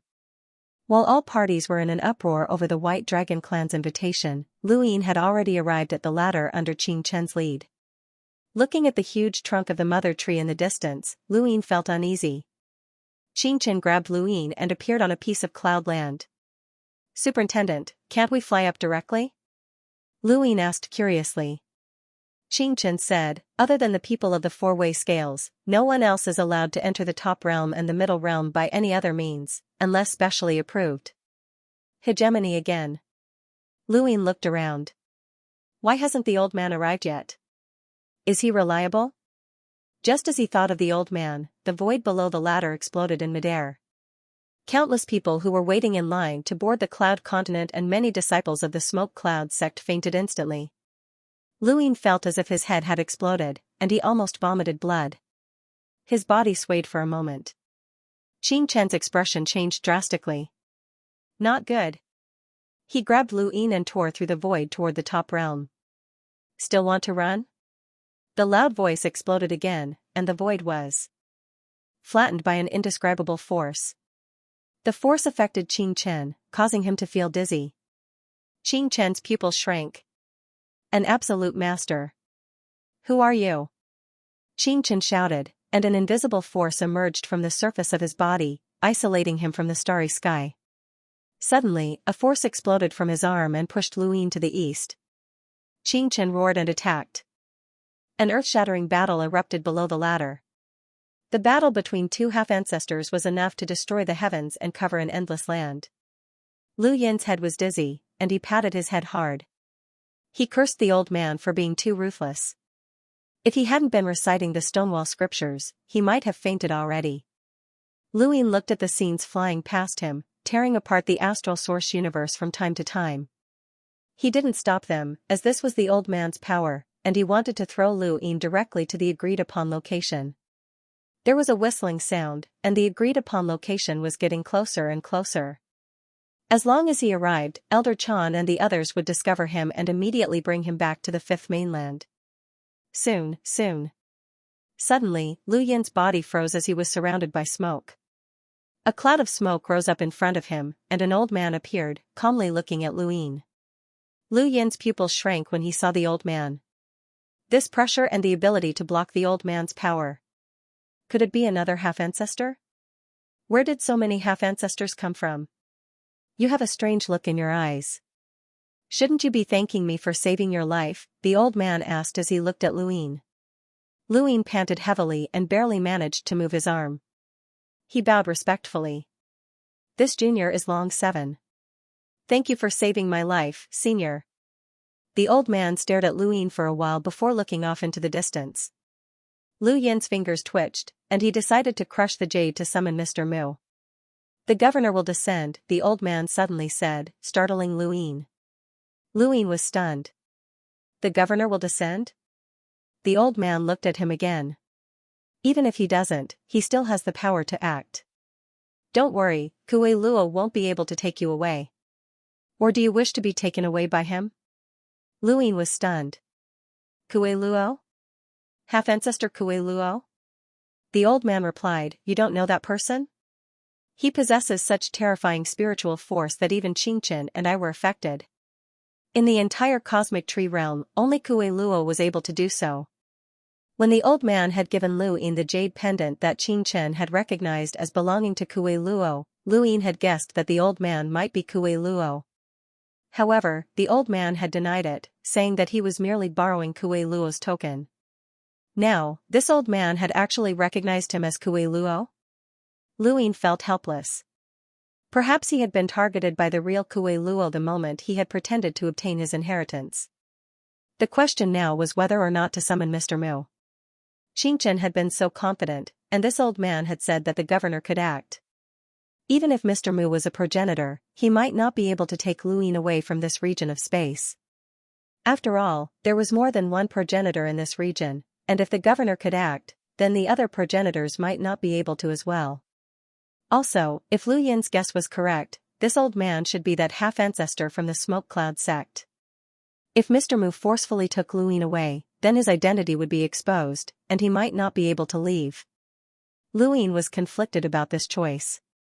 He was also worried that if Mr. Mu appeared, the governor would injure him, and he might even be intercepted by the other progenitors in this region of space.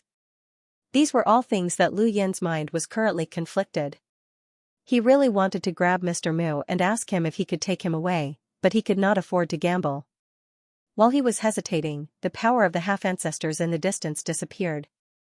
The old man had left, and Xianxia appeared. He seemed to be in a sorry state, but he had managed to defeat the old man in the end. Yunwang? Xianxia was surprised to see the old man. The old man looked at Xianxia. Long time no see, Nine Gates supervisor. You didn't come out to see me when Yin Mubai was confirmed to be Redback. You only returned to the Smoke Cloud sect. Why are you here now? Xianxia asked. Yunwang shook his head. Kuei. Luo appeared again. I wanted to ask him some questions, but unfortunately, no one could stop him. Xianxia said, Kuei Luo is one of the most powerful half-ancestors. Back then, he faced the encirclement of several half-ancestors in the astral tree realm and still managed to survive. He's not someone that the two of us can stop. He then looked at Luin. Kuei Luo's target is you, Long 7. Louis no longer planned to summon Mr. Mu, as he was not confident that he could succeed. He would have to take things one step at a time. I don't know what Kuei Luo's goal is. Yunwang stared deeply at Luin, but he did not speak. News of your battle with Kuei Luo will soon reach the top realm. We need to hurry. Xianxia did not chat with Yunwang any longer and left with Luin. Yunwang watched Lu Yin's departing figure with a complicated expression. Yun Mubai was the sect master of the Smoke Cloud sect that he had chosen, but he was actually a Redback. Yunwang was grateful to Long 7, who had exposed Yun Mubai as a Redback, but he also held some grudges against him. It was just like how the entire Smoke Cloud sect was grateful to Luin for exposing Yun Mubai, but they also ostracized him. Just as Xianxia had said, if Yunwang could recognize Kuei Luo, then others would as well. The moment Xianxia brought Luin to the Cloud Continent, news of Kuei Luo's reappearance spread throughout the astral tree realm. The Cloud Continent quickly approached the top realm. Luin was thinking about the old man when Xianxia spoke up. Long 7, it's not easy to become a progenitor. Even if the governor is willing to accept you as a disciple, others might interfere. After all, once you become a progenitor's disciple, your status will be completely different, and you'll be comparable to the 4 young ancestors. Luin respectfully replied, your subordinate understands.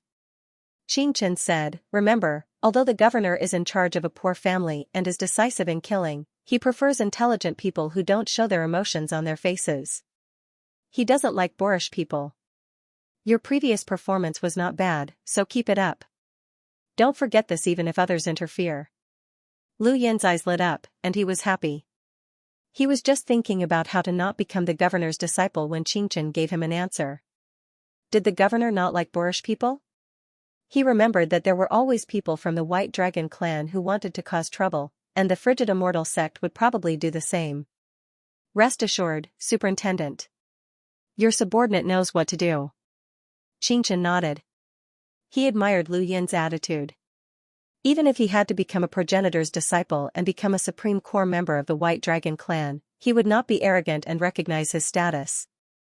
There weren't many people like him in this world. Lu Yin was thinking about how to stir up trouble, but to be honest, he didn't think he was good at this. Right, you still don't know the governor's name, right? Xianxia asked. Lu Yin respectfully replied, your subordinate does not know. Xianxia slowly said, the governor's name is Mu Xia. Thank you. Just follow the Wende brothers' reward. Lu Yin's mind went blank. Mu Xia? He looked up in disbelief. Mu? Xianxia didn't notice Lu Yin's abnormality as he looked up in awe. His gaze seemed to pierce through the peak realm and into the distant sovereign realm, where he saw that figure. That's right. The governor's surname is Mu, and his name is Mu Xia. Remember, once you become his disciple, you can call him Master Mu. Lu Yin lowered his head, feeling that this was absurd. Could the governor be Mr. Mu? Was it possible or not? He was stunned. Throughout the entire history of the Astral Tree continent, including the 5th and 6th mainlands, how many progenitors had there been? And someone with the surname Mu was even more rare. At the very least, he had never heard of any progenitor with that surname. If Mr. Mu really was a progenitor, then the chances of him being Mu Xia were too high. Were Mr. Mu and Mu Xia the same person? Lu Yin was completely at a loss. When Xianxia brought him to the peak realm, he didn't even react. All he could think about was Xia. Within the jade peak of the frigid immortal sect, Xianxia slowly clenched her fists. She had miscalculated. Long Seven had actually climbed up the ladder without taking a detour.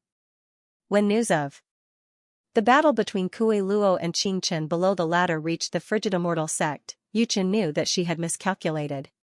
She had overestimated Long Seven. No, that wasn't right. She had read through all the information about Luin, and she had underestimated him. Long Seven had grasped all of her thoughts, and he had already thought of how to deal with her, which was why he had climbed the ladder. Was he so sure that the frigid immortal sect would send people to capture him? Lu Xiaoge stood behind Chen with a subtle smile on his face. Women sometimes like to overthink things.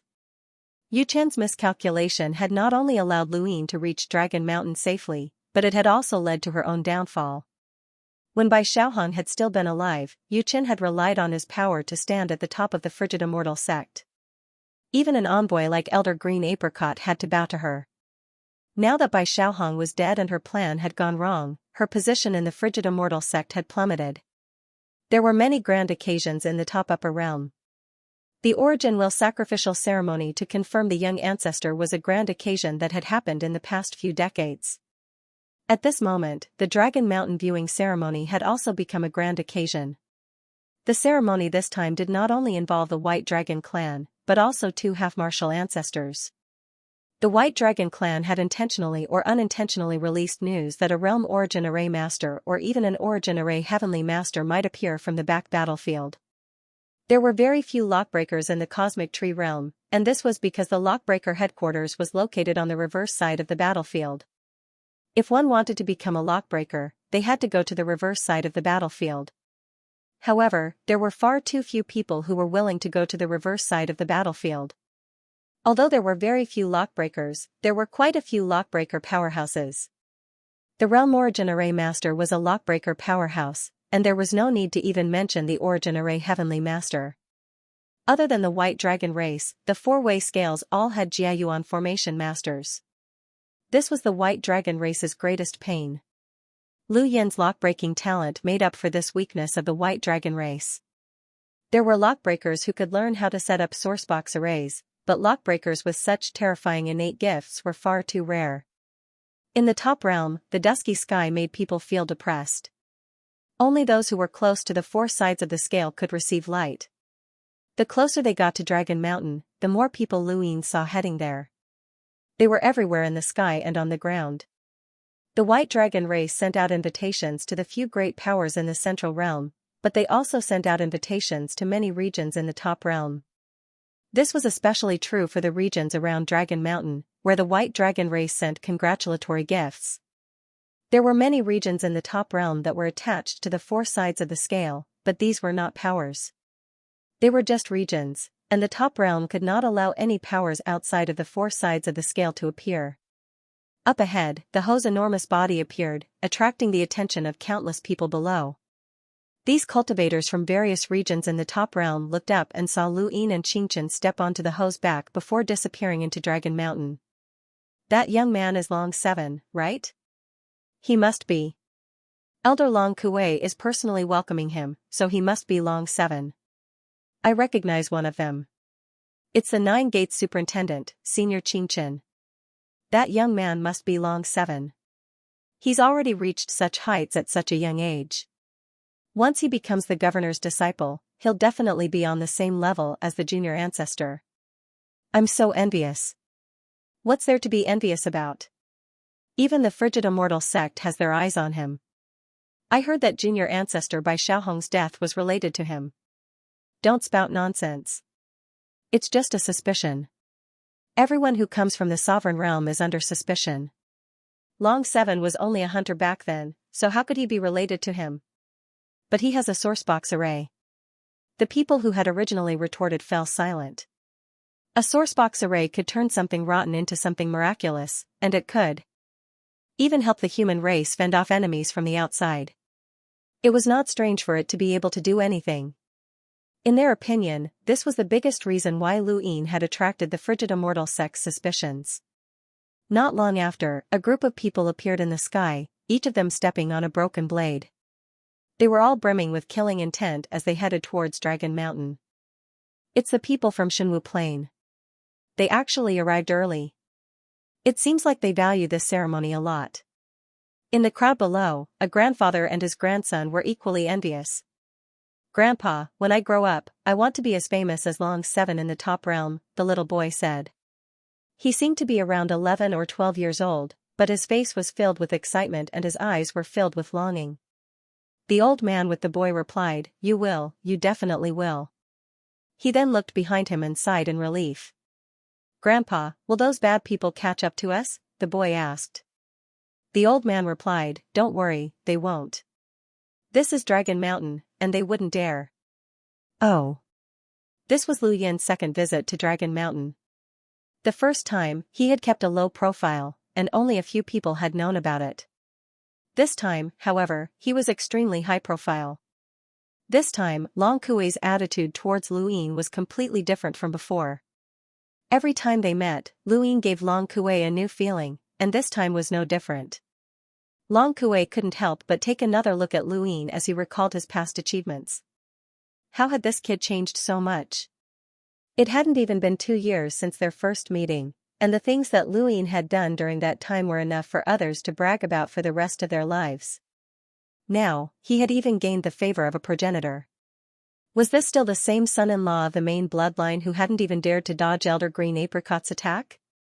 Lu Yin sat upright and did not speak to Long Kuei.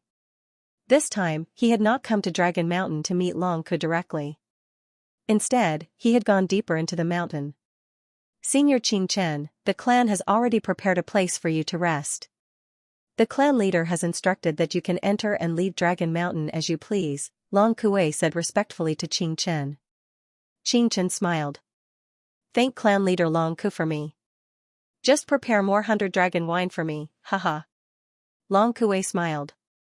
Of course. He then looked at Lu Yin.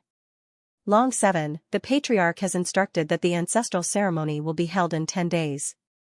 At that time, the four-way scales, the farmer's family, the Lu family, and the other great clans of the Middle Realm will all be present. Make some preparations during this period of time. You should have already learned about the ancestral ceremony, so don't embarrass the White Dragon clan. Yes, Elder. Lu Yin's attitude was the same as before. Long Kuei nodded. He first sent Lu Yin to the Crouching Dragon Lake before taking Qing Chen to a place to rest. There was no need for Qing Chen to worry about Lu Yin's safety. If an accident could happen here, then there was no difference whether he was there or not. Crouching Dragon Lake was a lake within Dragon Mountain. There were thousands of lakes in Dragon Mountain, and although Crouching Dragon Lake was not the largest, it was very famous. This was because the direct descendants of the White Dragon clan would stay there for a period of time. It symbolized the rise of a hidden dragon. For example, Long Tian and Long Shi had once stayed there. Lu Yin was arranged to stay at Crouching Dragon Lake, which meant that his status was not inferior to those two. Although Crouching Dragon Lake was not big compared to Dragon Mountain and was only one of the thousands of lakes, it did not mean that Crouching Dragon Lake was small. Stars flowed within it, and it was like a universe that nurtured civilizations. Lu Yin stood on the island in the middle of the lake and looked down at the bottom of the lake. He saw the twinkling stars, and through the lake's surface, he could see the civilizations developing on the stars. This scene was all too common in the starry sky of the trees. The fifth mainland did not have such a situation of nurturing civilizations. At most, it was a large world, but that was also voluntary. He quietly stayed on the island in Crouching Dragon Lake for a few days until he was sure that no one was monitoring him. He then immediately went into seclusion and began rolling his die. Long Kuei had told him to prepare everything for the ancestral worship, but he did not know about the White Dragon clan's ancestral worship. There had to be a special ceremony, and he had to ask Long Shi about it. The die spun and slowly came to a stop at 6. Lu Yin was not surprised, as he had not rolled for a long time, so it was normal for him to roll 6 pips. Fortunately, he had placed his cosmic ring to the side and only took out a few star essence, so he did not consume too much. This had become a habit. Lu Yin appeared in a strange space and casually merged into a ball of light that was not too bright. The scene in front of him changed, and he saw a grandfather and his grandson. The person he had merged with was planning to kill them. The Lei family has decided to withdraw from Looking Dragon City and will not fight with you. Why must you be so ruthless? Do you really think that the White Dragon clan will allow a power that can unify Looking Dragon City? The 4 cardinal scales of the top realm will not allow any other power to exist, even if it's just controlling a small city. The old man who was about to be killed screamed and hugged his grandson tightly. The little boy trembled in fear. Luin blinked and decided to withdraw from the fusion. He had no interest in such a small family feud. You destroyed the Lei family, and it won't be long before someone comes after you. I can tell you that I have an organization behind me called the Hidden Earth Society. Although it's not very famous, it has a great influence and has infiltrated the 4 cardinal scales. The old man warned with blood at the corner of his mouth and a crazed look in his eyes. Luin, who had been about to withdraw from the fusion, suddenly paused and looked at the old man in shock. The Hidden Earth Society? This was the first time he had heard of the Hidden Earth Society in this part of the universe. Before this, he had investigated many times in hopes of finding the Hidden Earth Society and the so-called Primeval Surname Alliance. However, regardless of whether it was the records in the books or the conversations he had had with others, there had been no mention of either.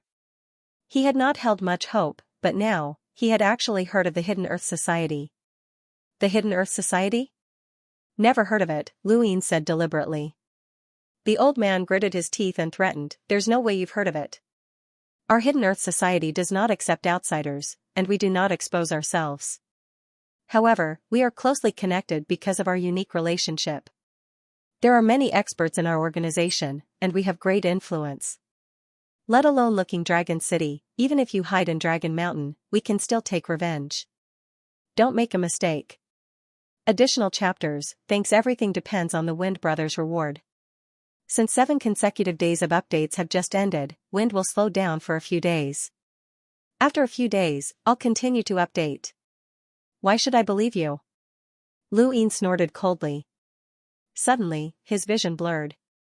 Not good, he was about to exit the fusion. He didn't have time to think, so he slapped himself in the head and collapsed to the ground under the dumbfounded gazes of the old man and his grandson. This person had to die, or the grandfather-grandson pair would be finished. Luin then returned to that strange space. The scene in front of him changed, and his consciousness returned to Hidden Dragon Lake. His eyes flickered. The Hidden Earth organization did indeed exist in this starry sky, but he did not know how much of the old man's words were true. He might have exaggerated the truth in order to survive, but the Hidden Earth organization's existence should not be wrong. They were closely connected by a unique relationship. This relationship naturally originated from Earth, from that abandoned land. Just like Luin and Lu Xiaoga, neither of them could be exposed, regardless of whether they were enemies or not. Otherwise, the other's life would be in danger. In this universe, anyone who came from the abandoned land had to be captured or even killed. If the Hidden Earth Society really existed, then it had to be very secretive. Luin wanted to find the pair and ask them about it, but now wasn't the time.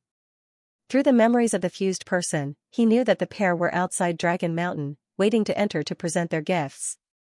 The old man was called Lei Wu, and he was the head of Gazing Dragon City's Lei family. It wouldn't be difficult to find him. Luin sighed, he finally had a clue about the Hidden Earth Society. As long as he could find them, he would be able to find the Primeval Surname Alliance, and all the mysteries of the past would be solved. The most important thing right now was to find Longxi. He continued rolling his die, but his luck wasn't good this time. 3 pips.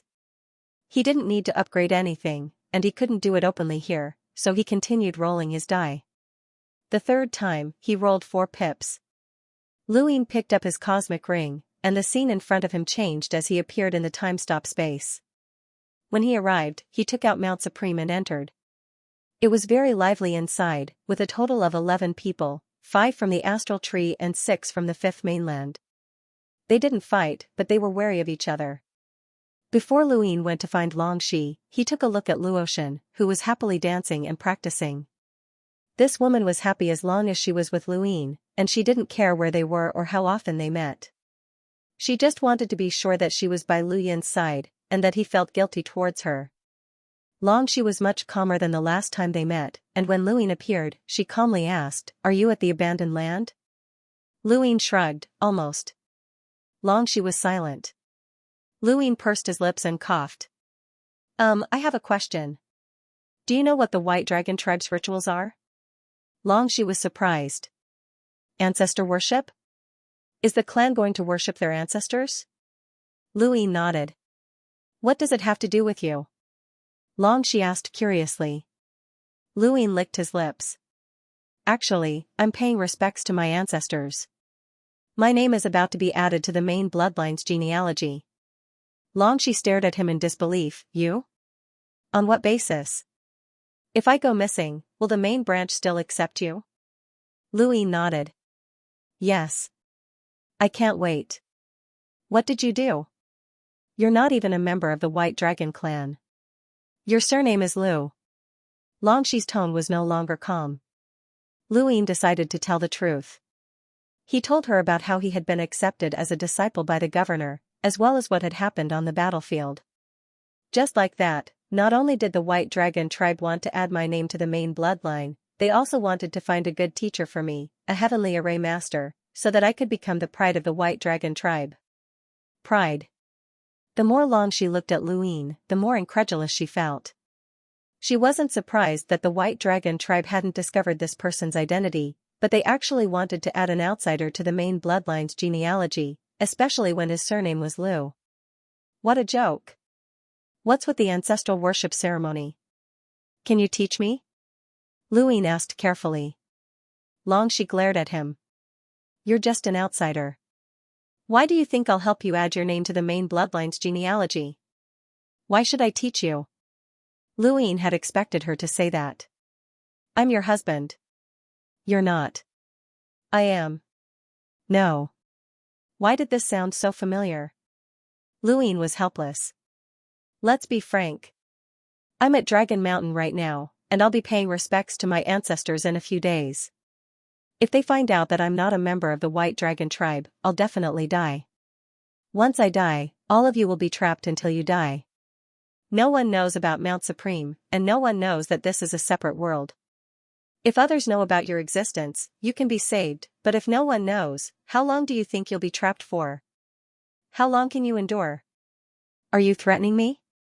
Longxi stared at him coldly. Luin shrugged. I know you're not afraid of death, but the day of the ancestral worship ceremony is also the day I become the governor's disciple. He then took out the White Dragon tribe's invitation and tossed it to her. Take a look for yourself. On that day, there will be people from the four heavens, the middle realm, and even the mortal realm. It'll affect the entire astral tree realm. If my identity is exposed, it won't matter if I die, but the White Dragon tribe will become a laughingstock. My identity was confirmed by you, Longxi. Who would believe that a princess of the White Dragon tribe would unintentionally treat me as a member of the tribe? Everyone knows that you did it on purpose. It was you who pushed the entire White Dragon tribe into the abyss.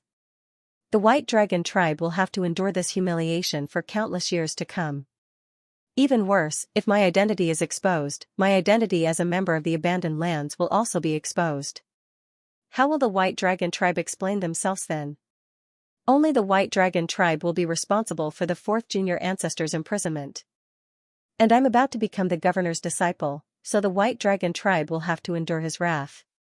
On that day, the White Dragon tribe will be able to show off to the entire astral tree realm, but it will also be a nightmare for the White Dragon tribe for countless years to come. Luin spoke slowly as Longxi listened quietly. When he finished, she looked up and asked, Are you done? I'm done, Luin replied. Longxi's gaze was calm. You're dead for sure now that you've been discovered, and we'll be trapped here until we die. Since we're already dead, what do the matters of the living have to do with me? Luin blinked. Was this her logic?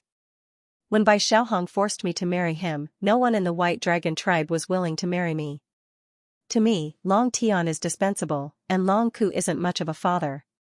I'm not interested in someone who's about to die carrying the burden of an entire tribe, she said. Luin was helpless. That didn't make sense. Longxi closed her eyes, not even intending to talk to him. Lu Ying sighed, if you don't think about others, can you think about yourself? I promise that I'll let you go once we reach the abandoned lands and tell you the way back. Xianxia was unmoved, and her eyes remained closed. After all, we were once husband and wife, Lu Ying spoke up again. Xianxia growled, shut up. Lu Ying pursed his lips. Well, don't you hate Bai Xiaohong? I'll help you get rid of him.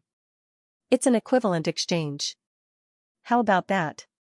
Xianxia stared at him. You? Lu Ying raised a brow, as he felt uncomfortable with those words.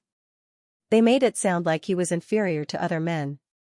He immediately took out Bai Xiaohong's sky-splitting array. Take a look for yourself. I already dealt with him in the meditative ruins, but I didn't tell you. Xianxia hurriedly stood up and looked at the sky-splitting array with some doubt. Lu Ying took out the fruit that he had also obtained from Bai Xiaohong's cosmic ring. This too. Frost immortal fruit? Xianxia was shocked, but she still said, others can get it if they pay the price. Lu Ying finally took out the enchanting red flower. What about this? This is also from Bai Xiaohong's cosmic ring. Xianxia's body trembled when she saw the red flower. Immortal radish flower? She looked at Lu Ying in shock. You really killed Bai Xiaohong? Lu Ying nodded. You'll know if you go out.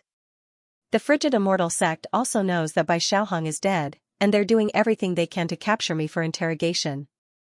Once my identity is exposed, the frigid immortal sect won't let me off, let alone the White Dragon tribe. So. He looked at Xianxia sincerely. I'm begging you to help me this once. Xianxia looked at the immortal radish flower with a complicated expression. Not just anyone could obtain such a flower, but both the frost immortal fruit and the immortal radish flower were available. She looked at Lu Ying with a complicated expression. Why did you kill Bai Xiaohong? Lu Ying was resolute. He bullied you, so I had to kill him. Did Xianxia believe him? She didn't, but his words made her feel comfortable. After all, we were once husband and wife, Lu Ying said again. Xianxia growled again, shut up. She felt that his words were grating. Lu Ying stopped talking, and his head hurt. This woman was so stubborn. You should think of a way to escape Dragon Mountain, Xianxia said. Lu Ying was bitter. You still won't help me? Xianxia shook her head. There's no point in teaching you etiquette. There's a blood test during the ancestral ceremony, and everyone's blood is different. I gave you my blood back then, and while you might be able to hide your identity from the clan members, it won't be able to hide from the ancestral ceremony. My blood will be recognized as soon as it appears, and so will Big Brother's. The same goes for your own blood, unless. She paused. Lu Yin's expression changed. Unless what? Xianxia lowered her voice. Unless we can change the nature of our blood in order to hide from the ancestral ceremony, but. That's impossible. Blood from outside the White Dragon clan won't succeed, and the blood of our clan members will be recognized as well. Lu Ying suddenly thought of something. You're saying that if your blood is pure, then it'll work? Xianxia nodded. How can it be pure? Lu Ying asked. Xianxia looked at him. Breaking through 3 stages, changing the nature of the clan, or ancestral main blood. Lu Ying was speechless. He had both. Which one do you want? Lu Ying asked. Xianxia was stunned. What do you mean? Lu Ying said, which one do you want? I'll get you one. Xianxia was amused and looked at Lu Ying strangely. You think these 2 are easy? Are they? Lu Ying asked before taking out the ancestral main blood and tossing it to her. Try it. The ancestral main blood came from Long Ku. Before going to the battlefield at the back, Long Ku had given it to Lu Ying to appease him so that he could deal with the branch clan members in the future and stabilize his position as the clan leader. Lu Ying had never known how to use it, but now it finally came in handy. Xianxia took the blood in a daze and checked it. It was true. How? How did you get it? She couldn't believe it, as it wasn't something that could be bought. Lu Ying said, just use it. Why do you care how I got it? Xianxia frowned. Lu Yin's appearance seemed to have changed her worldview. His power level had surpassed the 4 young masters, and his status had remained low until now. Now, he even had ancestral Mang blood. Even in the entire White Dragon clan, there wasn't much ancestral Mang blood. Only the clan leader and half-ancestor elders could obtain it. She looked at Luine seriously and lowered her head, speechless, to look at the blood in her hand. "How is it? Can I use it?" Luine asked. Longxi nodded, yes. She then looked at Luine, "If I use it, you won't have it.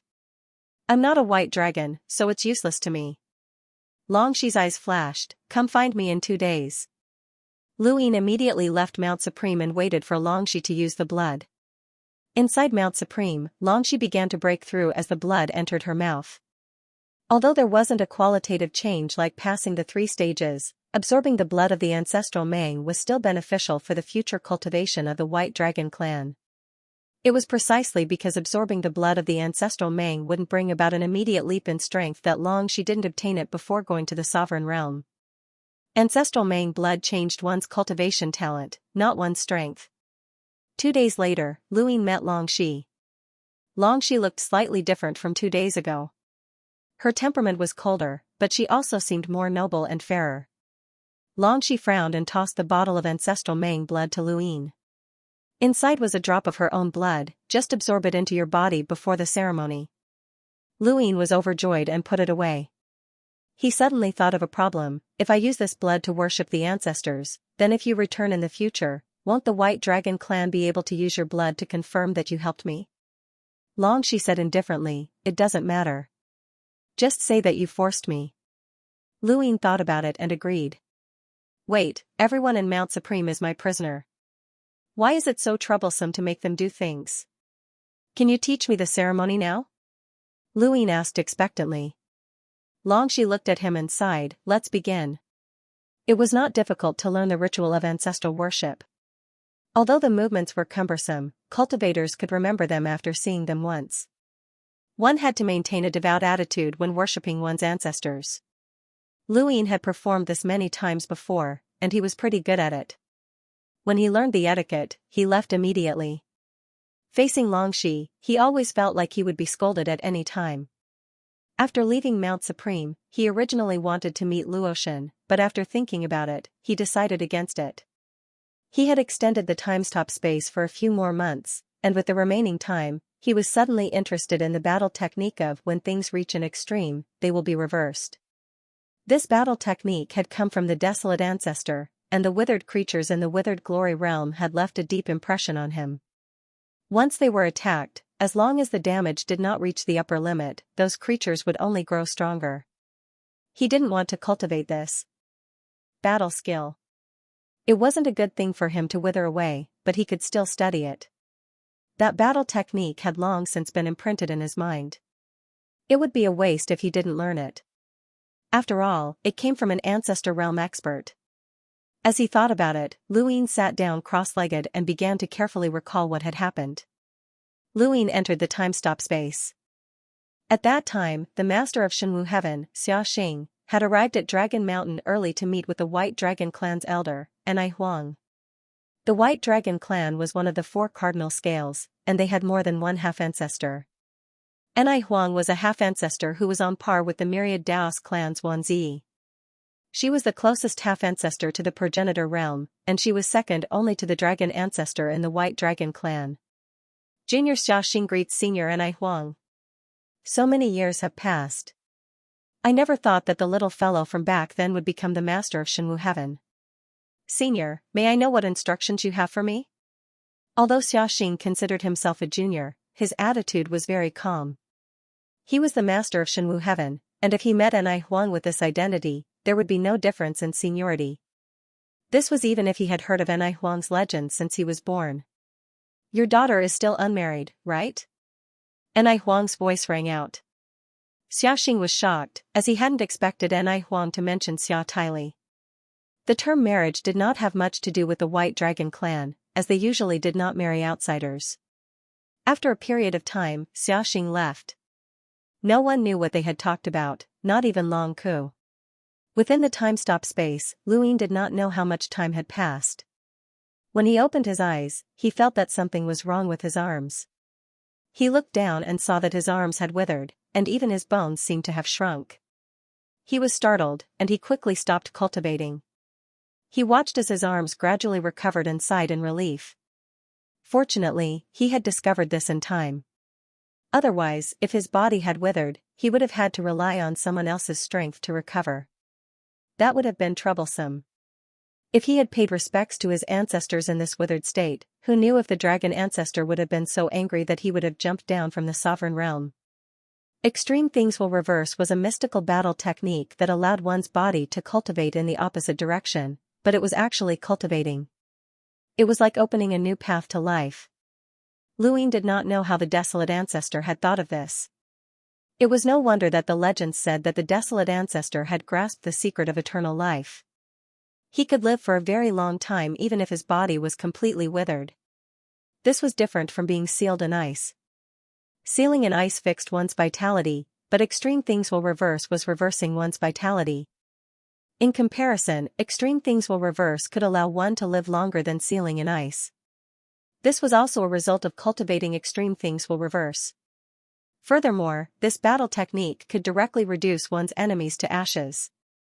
It was just like the mutual destruction technique on the battlefield, which was extremely difficult to deal with. Luine was moved by the power and results of this battle technique, but it was a pity that he could not cultivate it. He sighed silently. Perhaps one day, when he was old, he could cultivate this battle technique. It might even be able to reverse one's vitality and restore one's youth. However, if he wanted to break through to the progenitor realm, there would be no need to cultivate it. The scene in front of him changed, and Luine returned to reality. Only a second had passed. The scenery on the island of Hidden Dragon Lake was very beautiful, and Luine liked to sit by the lake and watch the stars revolve beneath his feet. He could see the development of various civilizations, and there was a restriction on Hidden Dragon Lake. Anyone who tried to rush out of the star would be killed by this restriction. Of course, there were exceptions, and once these people broke through the restrictions of the star and rushed out of Hidden Dragon Lake, they would be accepted by the White Dragon clan and become their guards. Height determined everything, and anyone who managed to rush out of the star would be at the peak of their own planet. Unfortunately, in this part of the universe, they were only ordinary cultivators. In the distance, a group of people arrived. Luine looked over and saw that the person leading them was Longxi's maid, Xiaoqian. He had completely forgotten about this cold maid. "Greetings, young master." Xiaoqian bowed, and the dozen or so maids behind her bowed as well. "Greetings, young master." Luine was confused. "Xiaoqian?" Xiaoqian's expression was calm. "The clan leader has ordered us to serve you." Luine refused. "No need. I don't need to be served." Xiaoqian whispered, "This is an order from the clan. Please don't make things difficult for us." Luine thought about it. "Do as you wish, but I don't need to be served. You can stay here." "Thank you, young master," Xiaoqian replied, and the group of maids behind her entered Lu Yin's residence to help him tidy up. Ever since Lu Yin had stepped onto the path of cultivation, he had rarely been served. In King Zishan's palace, Zhao Ran was not considered serving him, and he was not used to having so many maids. Xiaoqian stood not too far behind Lu Yin and looked at him. Lu Yin did not need to turn around to know what she was thinking. "Is there something you want to ask?" Xiaoqian lowered her voice respectfully. Xiaoqian doesn't dare. Lu Yin turned around. "I don't know where Longxi went. We were separated in the sovereign realm." Yes, Xiaoqian knows. Lu Yin knew that she had a good relationship with Longxi, so he purposely said this before falling silent. After a while, Xiaoqian suddenly spoke up. "Young master, do you have any plans to leave Hidden Dragon Lake in the near future?" Lu Yin was puzzled. "I didn't before the ancestral ceremony." "Why are you asking?" Xiaoqian whispered, "Before I came here, I saw a gathering of people from the side branches. Young Master Long Zhang, Dragon Quarry, and a group of disciples from the side branches were among them. They seemed to want to lure you away from Hidden Dragon Lake and cause trouble." Lu Yin was amused. "You heard that?" Xiaoqian respectfully replied, "Yes." Lu Yin turned around and looked outside Hidden Dragon Lake. The people from the side branches could not enter this place, so if they wanted to cause trouble, they would have to lure him away. However, if Xiaoqian had not mentioned it, he would have forgotten about it. Xianxia had told him that the governor did not like impulsive people and preferred people who did not show their emotions.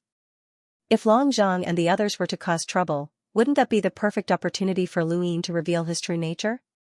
If the governor was Mr. Mu, then he would be Lu Yin's master and would understand him well. If it was not Mr. Mu, then Lu Yin would not be able to find a way to become Mr. Mu's disciple. Xiaoqian, how do you think Long Zhang and the others will lure me out? Lu Yin asked. Xiaoqian shook her head. I don't know. Lu Yin looked outside Hidden Dragon Lake and muttered to himself, I hope they have some brains. Otherwise, it won't be fun. Suddenly, he shouted, Xiaoqian, do you have a fishing rod? Stars swayed within Hidden Dragon Lake. It looked like a starry sky, but there was also lake water. However, each star was separated by an invisible force and was not submerged by the lake water. Within Dragon Mountain, no matter if it was Hidden Dragon Lake or any other lake, anyone who could fish was not an ordinary person, and Lu Yin could do it now. A strange fish the size of a mountain leapt out of the lake. Lu Yin laughed and tossed it out. It landed on the other side of the lake and smashed into the water, causing the entire island to shake. The next day, someone challenged Lu Yin outside Hidden Dragon Lake. Mister, a young master from the Wulong branch is here to challenge you, a maid reported respectfully. All right. Lu Yin shouted, giving the maidservant a fright. Xiaoqian, who wasn't too far away, and the young master from the Wulong branch were startled as well. Even the Crouching Dragon Lake was stirred up by Lu Yin's words. The young master from the Wulong branch was a cruiser, which was not bad for his age group. However, because he came from the four-way scale, he was not very conspicuous and could not even compare to Dragon Quarry. The Wulong branch, the Longquan branch, and a few other branches had worked together to compete with the main branch. These were the ones who wanted to lure Lu Yin out this time. It was reasonable to say that Lu Yin would not be lured out of the Crouching Dragon Lake as he was about to become a disciple of the governor. Therefore, they had prepared a few backup plans. The Wulong branch prince's provocation was only the first step. Next, they would gradually expose the fact that the Wulong branch prince might have a relationship beyond friendship with Long Shi. If Lu Yin could still hold it in, they would still have backup plans. Even Xiaoqian was part of their plan, and they planned to bully her to incur Lu Yin's wrath. They had studied this plan for a few days before finally confirming it. However, they had not expected the Wulong branch's young master to provoke Lu Yin. No, he had not even provoked him. He had only said the word challenge, and Lu Yin had become excited. Beside Crouching Dragon Lake, the Wulong branch's young master stared blankly at Lu Yin as he tore through the void and descended. He was so frightened that he almost wet himself. Wasn't tearing through the void something that only envoys could do? Only the junior ancestor Long Tian of the same generation had such an ability. What the hell? Xiaoqian was stunned as well, and she looked at the empty chair. Lu Yin should have been sitting there calmly fishing, allowing the wind and rain to batter him without moving. This was the posture of someone who had captured a redback, experienced many battles, and was a genius from a humble background. What had just happened? Lu Yin walked out of the void and faced the Wulong branch's young master. He shouted, "You're the one who challenged me?" The Wulong branch's young master's mouth gaped open, and his face went pale. He was terrified. In the distance, Long Zhang, Dragon Quarry, and the rest were stunned. Lu Yin had taken the bait so easily? Then what did the few days they had prepared count for? I'm asking you a question. Are you the Wulong branch's young master who challenged me and thought that you had surpassed me, Long 7, and were qualified to enter the battlefield at the back and attract the attention of progenitors? Lu Yin shouted and clenched his fists. The Wulong branch's young master gulped. Did I say that? It really is you. Lu Yin's gaze turned cold. Make your move. I'll do my best. The Wulong branch's young master gulped again and looked helplessly into the distance towards where Dragon Quarry and the rest were. This was not in accordance with his plan, as he had never planned to fight Long 7. It would not be a fight, but a fight. What are you waiting for? Attack. The Wulong branch's young master's heart trembled, and he whispered, "You are Long 7? That's right." Lu Yin shouted, which gave the young master from the Wulong branch a fright. Then I'm sorry, but I got the wrong person. I want to challenge Xiaoqian. Luyin was stunned. You're challenging Xiaoqian? The Wulong branch's young master's expression became serious. That's right, I'm here to look for Xiaoqian. Please invite her out. I want to challenge her. Luyin felt that Ku Wei, Fire Realm's elder Tan, and the others were already shameless enough, but this young master from the Wulong branch was even more shameless than that. He was actually challenging a maidservant, which made Luyin feel embarrassed for him. The Wulong branch young master was embarrassed, but compared to being beaten up, he felt that it was okay to lose some face. He was already regretting it. What did it have to do with him if the others were looking for trouble with Long 7? He shouldn't have come out. Luyin didn't even know how to cause trouble for them.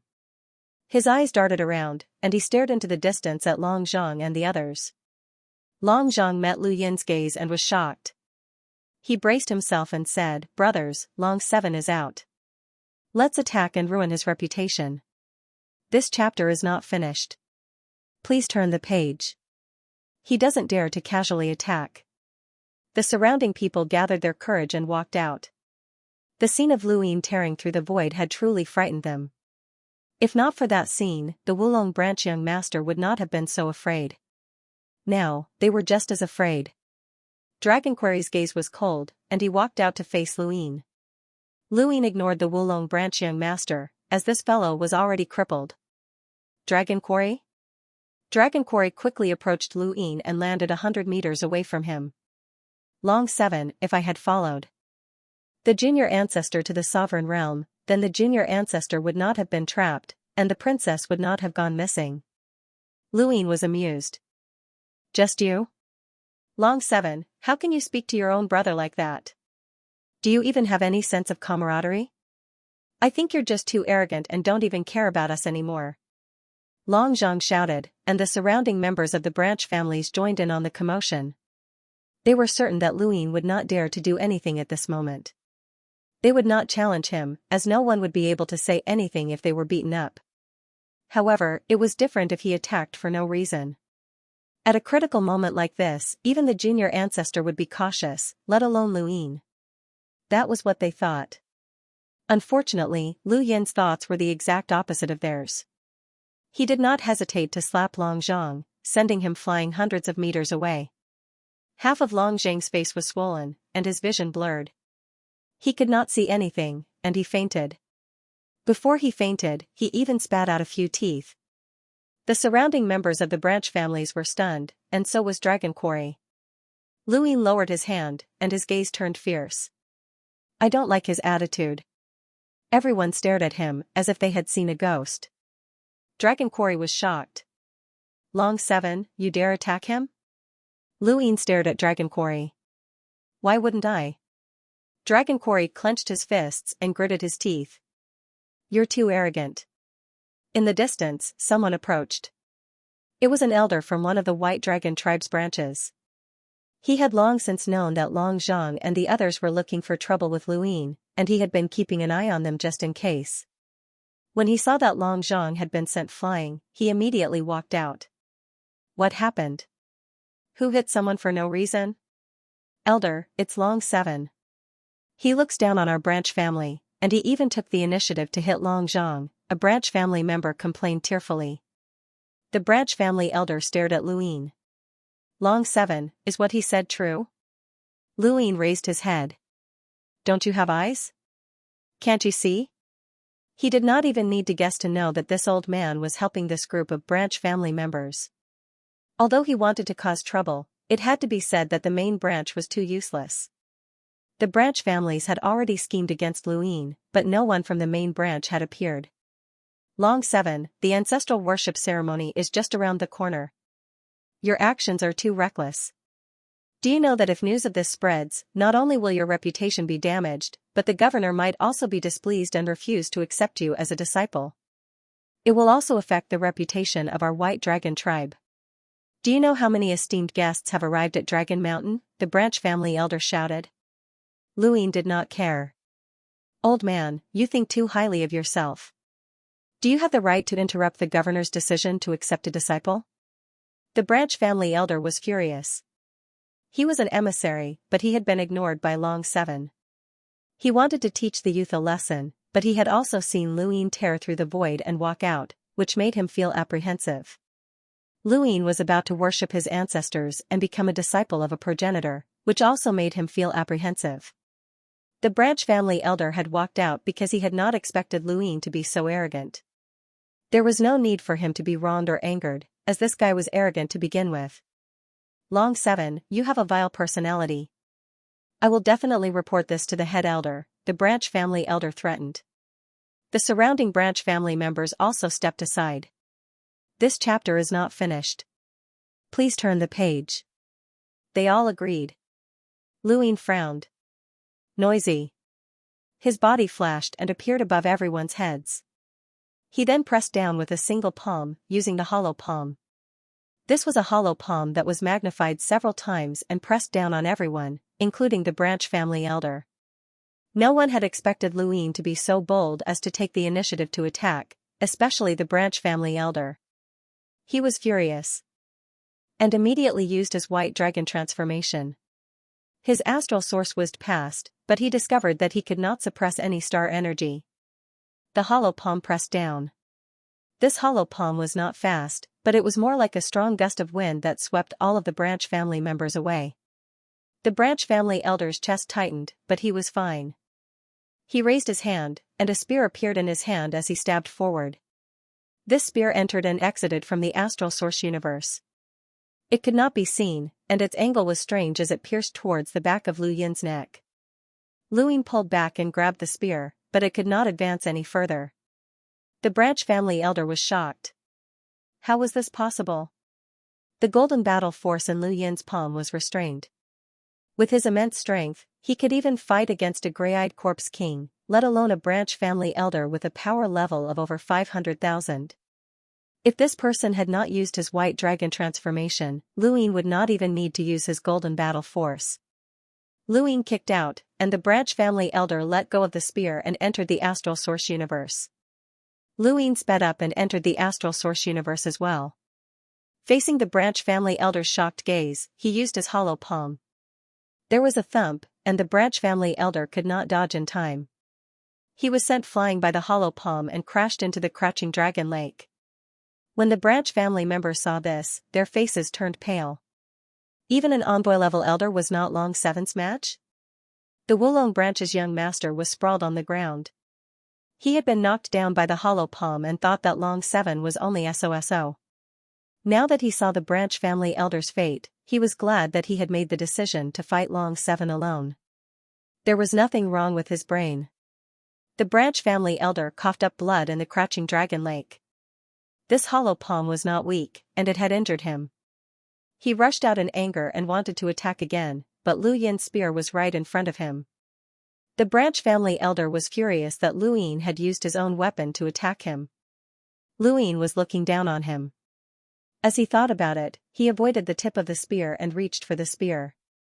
However, Luyin's actions were not expected. Luyin could predict the branch family elder's movements when he picked up the weapon. This person had studied the spear for many years, and the moment he attacked, he had a set of attack speed. Luyin had received the inheritance from the sword steel, so he could see through the branch family elder's understanding of the spear at a glance. He easily disintegrated this person's attack, and it was impossible for him to snatch the spear away. The branch family elder attacked several times, but he could not even touch the spear. The tip of the spear continued to revolve around his neck, which made his hair stand on end. This was even more frightening than being injured by Luyin, because Luyin's understanding of the spear far surpassed his own. How was this possible?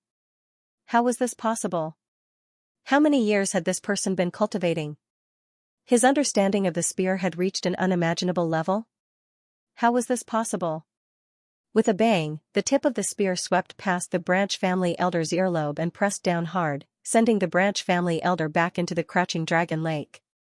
Luyin held the spear with one hand and stood proudly in the void, looking down at everyone. Many of the branch family disciples looked at him in fear, and Dragonquery's hands and feet were cold. He realized that even young ancestor Long Tian might not have such strength. Could this Long 7 have reached or even surpassed young ancestor Long Tian? Impossible. Today, the word impossible had become the most common word among the branch family members, and their common sense had been overturned. Thank you for your support, brothers. The next volume is about to begin. I want this guy to be surnamed Lu. End of chapter. What are you doing? Long Kui appeared, suppressing the crowd as he stared at Luin. Luin narrowed his eyes and replied in a neither servile nor overbearing manner. A branch family member challenged Long 7. Challenge? Long Kui glanced at Dragon Quarry and the rest. You challenged Long 7? Dragon Quarry gritted his teeth and wanted to retort. But the branch family elder rushed out from the bottom of the lake and panted, Elder Long Kui, this Long 7 is too arrogant and has a vile personality. He attacked a family member and bullied his peers. He even ignored me, an elder, and spoke arrogantly. Please report this to the family head and the elders.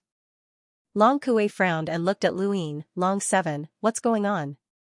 Luin smiled, a bunch of trash looking for trouble. The branch family elder was furious. Elder Long Kui, did you hear that? This Long 7 is so arrogant and spouting such malicious words. He's a disgrace to the White Dragon tribe. Long Kui stared at Luin. How had this brat's attitude changed so quickly? Luin looked up and met Long Kui's gaze. These people want me to become a disciple? They're courting death. They're lucky that I didn't destroy them. Long Kui understood. To Long 7, becoming a disciple of a progenitor was a huge matter, and anyone who got in his way was an enemy. It was no wonder why he was so ruthless and did not even let the branch family elder off. Long 7, return to Crouching Dragon Lake first. I'll report this to the family head. Luin casually tossed the spear aside and turned to leave. The branch family elder was so angry that his teeth bled when the spear fell into the lake. That was his weapon, and he had spent many years accumulating materials to craft it. Even the weapons of powerhouses on the same level could not destroy it, but it had been tossed aside. He wanted to pick it up, but he could not afford to lose face. As for asking Long 7 to pick it up, he was not stupid enough to ask. It was obvious that Long 7 did not care about him. He could not defeat Long 7, and he could not suppress him with his status. The branch family elder had never suffered such grievances on Dragon Peak. Long Kui looked at the branch family elder and said in a low voice, "This is Crouching Dragon Lake. Why are you here? You need to give the family head and the elders an explanation." The branch elder gritted his teeth and said, "We're here to congratulate Long Qi. The disciples of the clan also want to see what kind of person Long Qi is." Long Kui sneered, "Is that so? This is Dragon Mountain. Nothing that happens here can escape the eyes of the Great Elder. Say whatever you want. When the time comes, the Great Elder will be the judge." That's right, the Great Elder. Great Elder Enai Huang did not appear at all. He had forgotten about the Great Elder's abilities. When he recalled what he had just done, he heaved a sigh of relief after a long while. He did not do anything overboard, nor did he say anything. From the beginning to the end, it was that bastard Long Qi who took the initiative to attack and even spoke ill of him. At this moment, the branch elders realized something. They were supposed to be here to malign and slander Long 7. How did they end up being the victims? Did Long 7 need to be slandered? His true nature had been exposed, and there was no need to slander him. This was the kind of person he was, a bastard. Long Zhang woke up, but no one cared about him. Many of the branch family disciples silently returned, as Lu Yin's display of strength had truly shocked them. Even though his cultivation was insufficient, his insight was not bad, and they all shared the same thoughts as Dragon Quarry. This Long 7 might have reached the level of junior ancestor Long Tian. Once he became a disciple of a patriarch, his status would be completely different. The Wulong branch's young master grimaced in pain. He glanced at Crouching Dragon Lake and quickly left in fear. When he returned to the island, Lu Ying continued fishing leisurely as if nothing had happened. Xiaoqian and the other maids also saw the Crouching Dragon Lake. After what had happened outside the lake, the group of maids became much more afraid of Lu Ying. Xiaoqian had a complicated expression as she thought back to the first time she had met Long 7. He had been so useless and had been trapped by the Princess White Dragon surveying mirror. Now, he had actually reached such heights. If the princess knew about this, she would be very happy. No matter what, he was the son-in-law, and the princess had said that no one was allowed to bully him. Now, he could bully others. Long Kuei had wanted to report what had happened at Crouching Dragon Lake to Long Ku, but he was stopped halfway. He turned around and returned to Crouching Dragon Lake, where he saw Luin. Long 7, the Great Elder wants to see you. Xiaoqian and the rest were stunned. The Great Elder? Luin stood up. He knew that the Great Elder was an Huang, a legendary figure whose seniority far surpassed Qingchen's. On the way here, Qingchen had told Luin that the White Dragon clan's elder Anai Huang was on the same level as the myriad Daos clan's Wanzi. If Wanzi was infinitely close to the progenitor realm, then Anai Huang was infinitely close to Wanzi. There were people like her everywhere on the 4 continents. Anai Huang was located at the bottom of Dragon Mountain, and Luin did not know how deep she was. When Long Kuei left, Luin looked around. This was the bottom of Dragon Mountain, and there was a faint blue light all around. Strange glowing plants floated in the air, and it was very beautiful. The sound of water dripping could be heard in the distance, and there was a clear spring flowing beneath his feet. Tiny stars rotated within it. Luin stared at the stars in the spring. He had never seen such a small star before. It was like an ant's planet, and it was only the size of his palm. He could crush it with a single palm strike. To ants, this is a world that they will never be able to walk out of, but to people like us, it can be easily destroyed. This is height, an ancient voice said. There was no one in sight, only the voice. Lu Yin's expression was solemn, and he slowly bowed.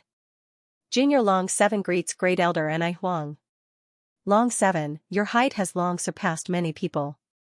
From now on, there is no need to care about ordinary ants. To you, becoming a progenitor is your greatest goal. Lu Yin answered, yes, Great Elder. The governor of the humble school, Senior Mu Xia, is a very refined person. Although he controls the killing of the humble school, he does not like people who cause trouble. I will suppress today's matter for you, but you must not be reckless in the future.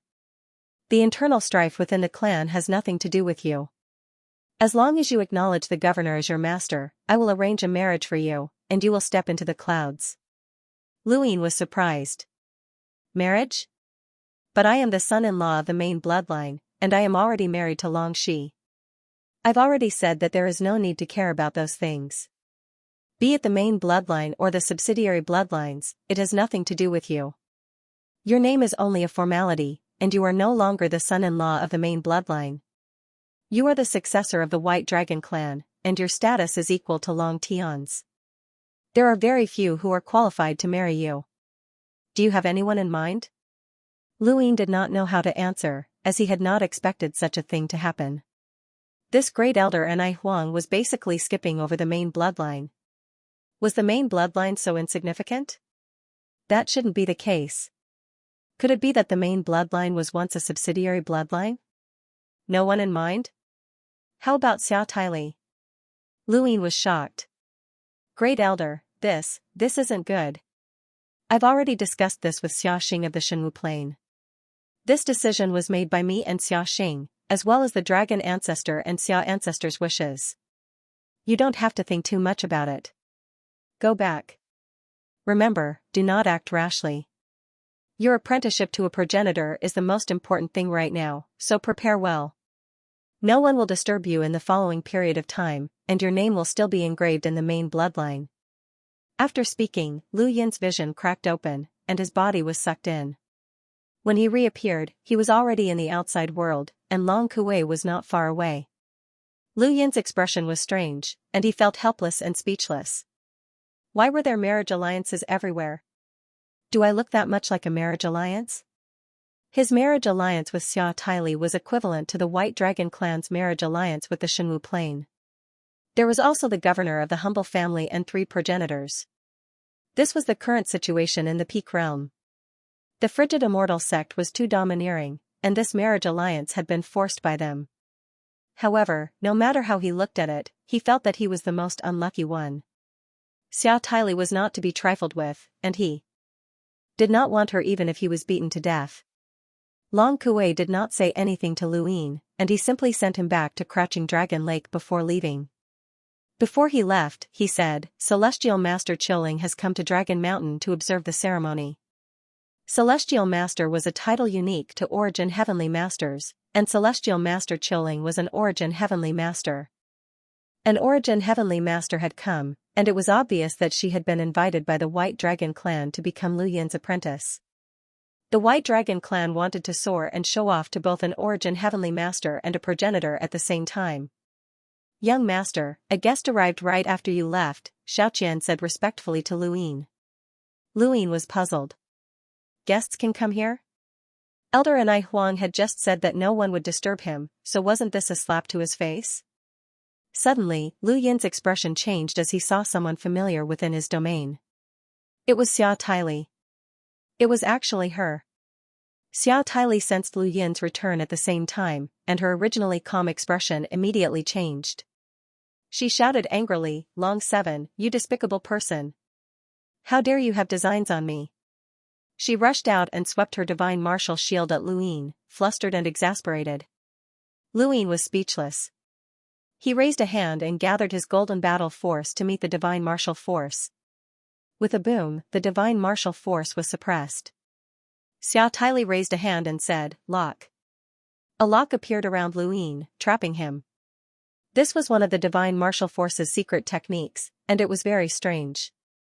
Xia Tyli brandished her divine martial force again and slammed it towards Lu Yin. Lu Yin moved his hand and shattered the lock. He raised another hand and unleashed an emptiness palm. Boom! Shockwaves swept out in all directions, and Xiaoqian and the rest were forced to retreat. Waves rose from Crouching Dragon Lake and surged into the distance. Xia Tyli's divine martial force was pierced through by Lu Yin's emptiness palm, and the wind from the palm brushed past her ears and into the void. Xia Tyli paused and looked at Lu Yin in shock. The difference was too great, especially when Lu Yin had shattered the lock faster than by Xiaohong. How could this be? Lu Yin said helplessly, It has nothing to do with me. I didn't know that this would happen. Xia Tyli reacted and gritted her teeth, You didn't know? No, Lu Yin was certain. Xia Tyli obviously didn't believe him, You're lying. You've had your eyes on me for a long time. Long she went missing, didn't you? You're both princesses of balance.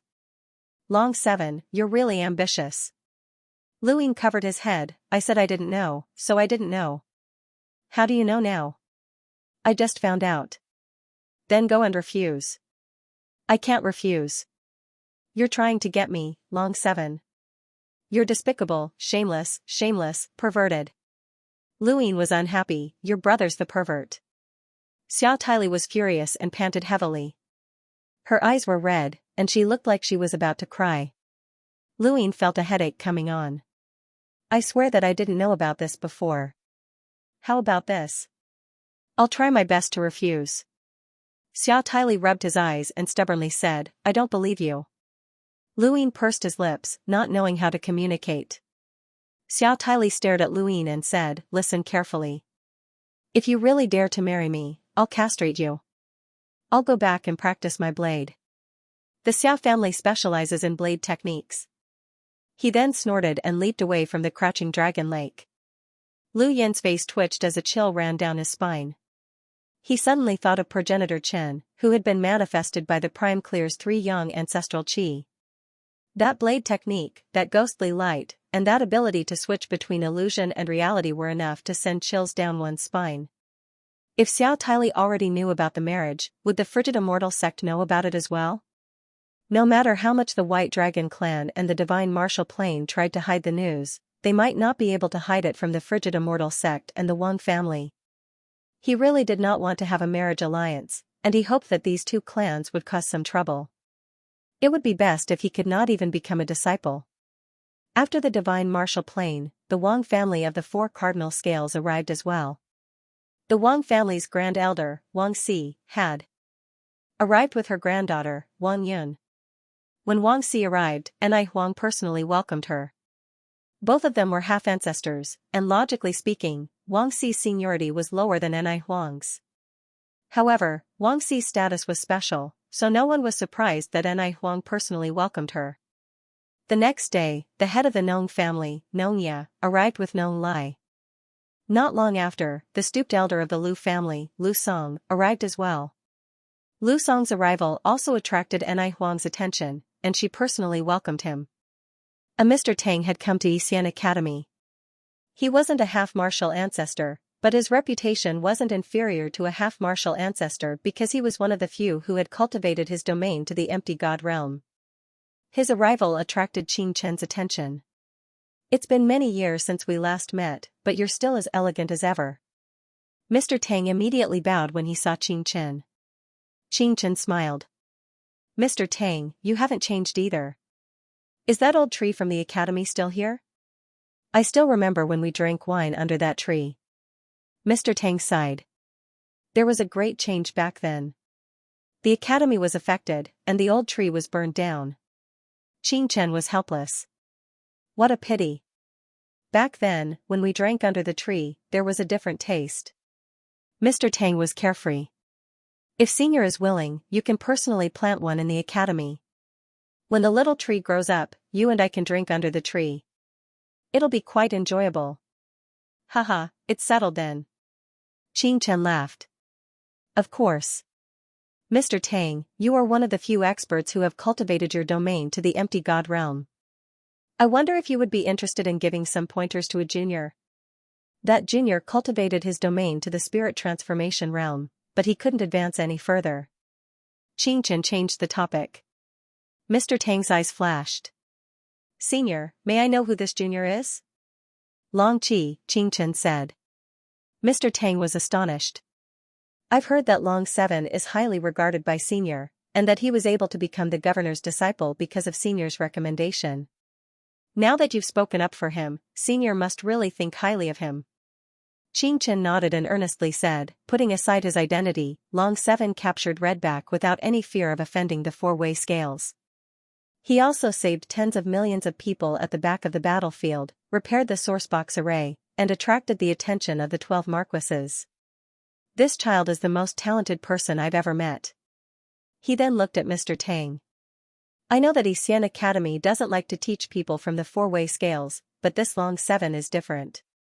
Mr. Tang smiled. "Junior naturally knows that someone who is valued by the governor and accepted as a disciple is important. After Long 7 pays his respects to the ancestors, if there's time, I'll be willing to give him some pointers. Of course, he can also go to Xian Academy." "Alright, then it's settled." Qin Chen smiled. Mr. Tang smiled in agreement. Qin Chen really did think highly of Lu Yin, especially after the governor had confirmed that Lu Yin had been accepted as a disciple. Qin Chen had treated Lu Yin like a junior, and he could also see that Lu Yin disliked the four-way scales from the bottom of his heart. This had completely dispelled his worries about Lu Yin's identity, which had led to the scene just now. Otherwise, no matter how much Qin Chen admired Lu Yin, he would not have been able to pull strings for him. He always had a feeling that Lu Yin would bring changes to this part of the universe in the future. Countless people from the Middle Realm and the Top Realm had gathered at Dragon Mountain. Even some cultivators who were not qualified to set foot on Dragon Mountain were now unexpectedly given the opportunity to enter. The White Dragon clan wanted to use Lu Yin to gain some face, and Long Ke wanted to use Lu Yin to stabilize his position as the main bloodline. He spared no effort in creating momentum, and this was the biggest event in the starry sky of trees. No less than 20 light emissaries had come, and there were even a few half-martial ancestors among them.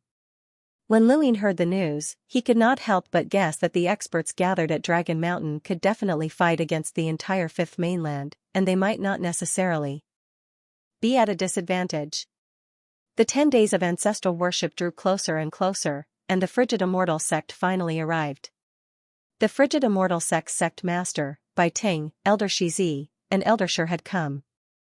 Many people on Dragon Mountain were shocked when they heard that Eldershire had come. It was not that Eldershire was very powerful, but rather that Eldershire kept his promise. Eldershire's name was Xianxia, and he was a First Origin Tribulation cultivator. He had been stuck at the First Origin Tribulation for a very long time. It was not that he could not break through to the Second Origin Tribulation, but that he did not want to. Back then, Xianxia used his unparalleled heroic spirit to cultivate his battle chi to the Warring States level, and he used that to break through to the Star Emissary level. His fame was just as great as that of the 7 heroes. Unfortunately, he failed to challenge the 7 heroes, so he kept his promise and never broke through to the origin tribulation level. Even after the 7 heroes disappeared, Xianxia didn't break his promise. The frigid immortal sect master even ordered him to break through, but he still didn't. When the people around him heard this, some of them admired him, while others mocked him. Even though he's only at the first origin tribulation, no one in the starry sky of trees is a match for him. The frigid immortal sect's junior ancestor, Bai Xiaohong, challenged emissaries, and even defeated emissaries at the first origin tribulation. However, he would never challenge Xianxia, because he's invincible at the first origin tribulation, someone else said. The Warring States realm is really rare. There are very few people who cultivate battle force, and those who can cultivate battle force to the Warring States realm are even rarer. What a pity. A peerless genius died with the 7 heroes. By the way, who defeated him back then? I heard it was the 7th. As soon as the people from the frigid immortal sect arrived at Dragon Mountain, they sent away Long Ku from the White Dragon clan and went to Divine Martial Heaven. Princess Tai Li, please tell us what you saw in the meditative ruins, said Bai Ting and Elder Shizi. They looked at Xia Taili as if they wouldn't leave if she didn't tell them. Next to Xia Taili was Xia Xing. How many times do I have to tell you that you should ask questions after coming out of the ruler world? What else can you do apart from asking questions? Xia Taili was furious. She was already in a bad mood, and now that Bai Ting was interrogating her, she exploded. Bai Ting was furious and looked at Xia Xing. Old Xia, is this how you teach people in Divine Martial Heaven? Before Xia Xing could say anything, Xia Taili jumped up and bared her teeth. Don't try to take advantage of your seniority. I won't say anything else. You. Bai Ting was furious. Elder Shizi felt a headache coming on. He had heard of Xia Taili's reputation, and he knew that he couldn't force her. He quickly pulled Bai Ting back and said to Xia Xing, Patriarch Xia, please forgive us. Xiaohong's death isn't just a loss to the frigid immortal sect, it's also a loss to the starry sky of the trees of trees. He had a high chance of becoming a progenitor in the future. The progenitor realm is the greatest barrier protecting this part of the universe. Xia Xing nodded. You're right, Elder, but Tai Li already told us everything she knew. She didn't miss a single detail, from when she arrived in the meditative ruins to when she came out. You won't be able to get anything out of her. Elder Shizi glanced at Xia Taili, who snorted in response. If she wasn't happy, others wouldn't have it easy either. Elder Shizi's gaze swept past Xia Taili and landed on a young man standing in the corner. He had been there since they arrived, and he had a respectful expression on his face. An ordinary disciple would have left long ago, but he didn't. May I know who the disciple Patriarch Xia brought is? Have I heard of him? Elder Shizi asked the young man in the corner. The young man met Elder Shizi's gaze and smiled faintly before bowing. Luo Zhong greets the frigid immortal sect. Xia Xing replied, he's a new disciple of Divine Martial Heaven. His talent isn't bad, so I brought him along to train him. He hasn't traveled much, so I don't think you've heard of him before. Xia Taili rolled his eyes. That's not necessarily true. These old fellows probably know as much about Divine Martial Heaven as you do, father. Xia Xing growled, Taili, don't be rude. Elder Shizi didn't get angry. Bai Ting waved his hand. No manners. He then left. Elder Shizi exchanged a few more pleasantries before leaving as well. Xia Xing looked at Bai Ting's back with disdain. This person was just a puppet that he had supported, so he wasn't worth paying attention to. Xia Taili had angered the people from the frigid immortal sect into leaving, and he felt much better. He glanced behind him. Luo Zhong, let's go. Spar with me. Yes, princess.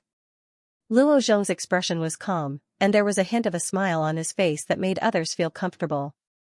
He was a steady person, and there was no lack of stubbornness in his respectful demeanor. His cultivation talent was also extremely high, which was why he had been able to rise up from Divine Martial Heaven in a short year under Xia Xing's guidance. As he followed Xia Taili out, Luo Zhong suddenly looked in the direction of Crouching Dragon Lake and thought to himself, Brother Lu, we meet again. After the frigid immortal sect left Divine Martial Heaven, they went to find the Nong family, but Nong Sanyang wasn't there.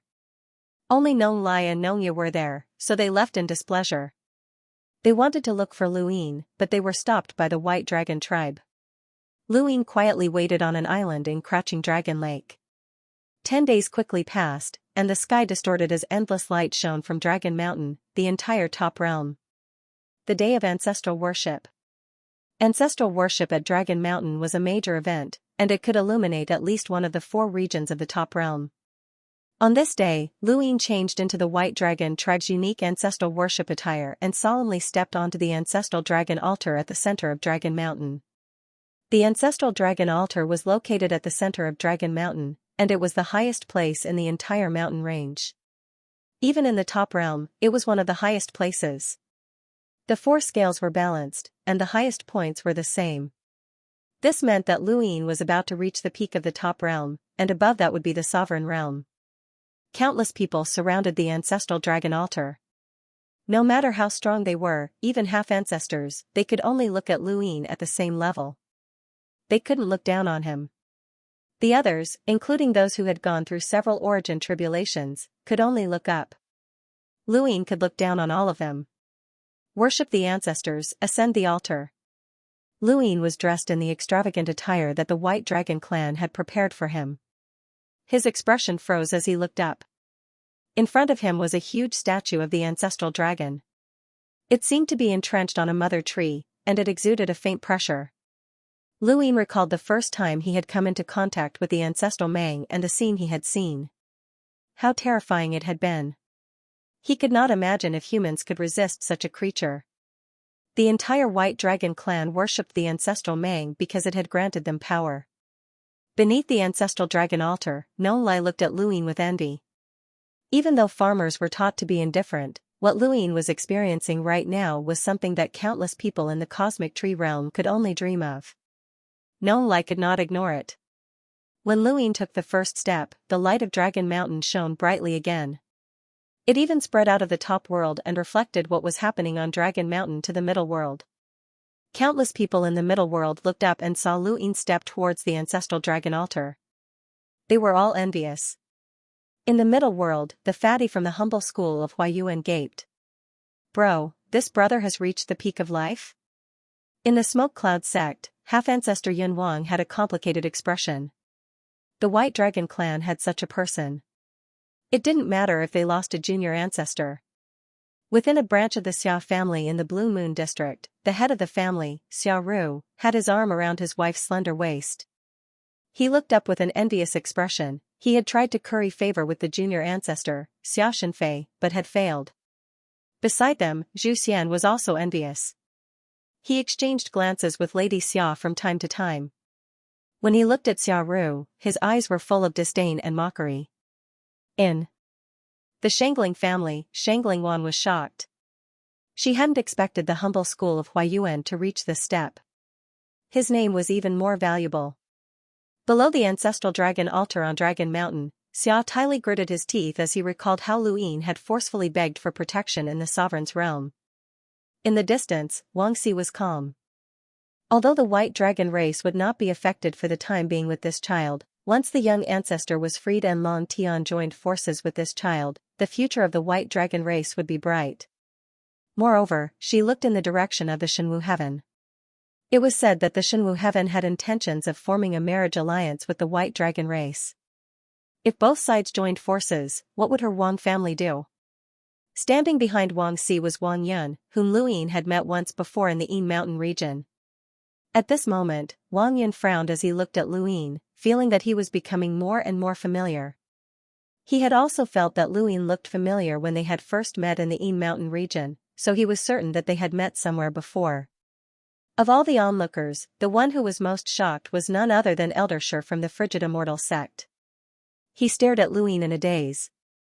Lu Yin's appearance was very similar to that person's, and the moment he saw Luin, he almost mistook him for him. Now, as he watched Luin walk step by step towards the peak of Dragon Mountain, he clenched his fists. He was becoming more and more like that person, but unfortunately, he was not that person. As the news that Luin was about to become a disciple of the Grandmaster realm spread, more and more important figures in the Starry Sky Tree saw his appearance. Many of them recognized that he was similar to someone, but Luin was from the White Dragon race and had passed the bloodline test several times, dispelling their suspicions. Now, Dragon Mountain shone brightly, and a group of people in the starry sky tree also saw Luin and his appearance. Luin himself did not know how many people were shocked by his appearance, but at this moment, the closer he got to the ancestral Meng statue, the more he could feel the pressure. It was faintly discernible, but now it was almost tangible. This pressure was condensed from the worship of the White Dragon race for countless years. It did not truly come from the ancestral Meng, but from a kind of belief. Was belief also a form of power? Luin could not help but wonder. The human body was full of mysteries. There was an invisible spirit and a physical body. Then, where did persistence, stubbornness, and unyielding belief come from? Belief could support people to do anything. Who could say that it was not power? Who dared to say that it could not be used? At this moment, Luin felt as if he was looking at the ancestors of the White Dragon race. He was looking at the ancestor who had inherited the ancestral Meng's blood and created the White Dragon race. As Luin stood at the peak of the ancestral dragon altar, Anai Huang appeared. This was also the first time Luin saw this great elder of the White Dragon race. Anai Huang's voice was old, but he did not look old. He was just a little different from the other White Dragon race members. He was stronger, so strong that he did not seem like an old man. He was close to 3 meters tall, and his hair was curly. He was filled with a domineering aura. "Please, the genealogy," Anai Huang said. In the void, a bamboo scroll extended without end. Anai Huang held the end of the scroll and looked at Luin. Worship the ancestor. Luin began the complicated ritual of worshipping the ancestor. Fortunately, he had learned it from Xianxia in advance and did not miss anything. He treated the ancestral dragon statue as Mr. Mu and became more sincere. Anai Huang was satisfied as he felt the sincerity in Lu Yin's actions. He was not the only one, everyone else felt it as well. Elder Shi's gaze was bitter as he watched Luin worship the ancestral dragon statue. There was an indescribable sadness in his eyes. Luin had the appearance of that person, but he was worshipping the ancestral Meng and the White Dragon race. It was an insult to that person. The entire set of actions took half an hour, and Xia Tyli was getting impatient. However, everyone at the foot of Dragon Mountain looked solemn and respectful. Not everyone was qualified to perform such actions. Long Zhang was mad with jealousy, and Dragon Quarry was helpless. That branch elder wanted nothing more than to stab him with his spear, but he had to suppress his emotions. From this moment on, Long Seven's status would be very different. He was not listed in the genealogy because of his marriage to Princess Long Shi. He was listed in the genealogy with his own strength, and he was even supported by Grand Elder Anai Huang. This person would be ranked in the top 10 of Dragon Mountain. Drip blood, Grand Elder Anai Huang's voice rang out. The most important test had arrived. Lu Yin's gaze was stern as he cut his finger and dripped blood into it. He waited anxiously. Blood streaked across the sky and dripped into the ancestral dragon statue. Everyone looked over.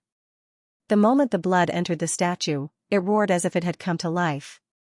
Then, the phantom of the ancestral python surged through the void and circled the sky. It was vivid and gave off an indescribable pressure. It circled around Dragon Mountain and headed towards the sovereign realm. Everyone on Dragon Mountain was shocked.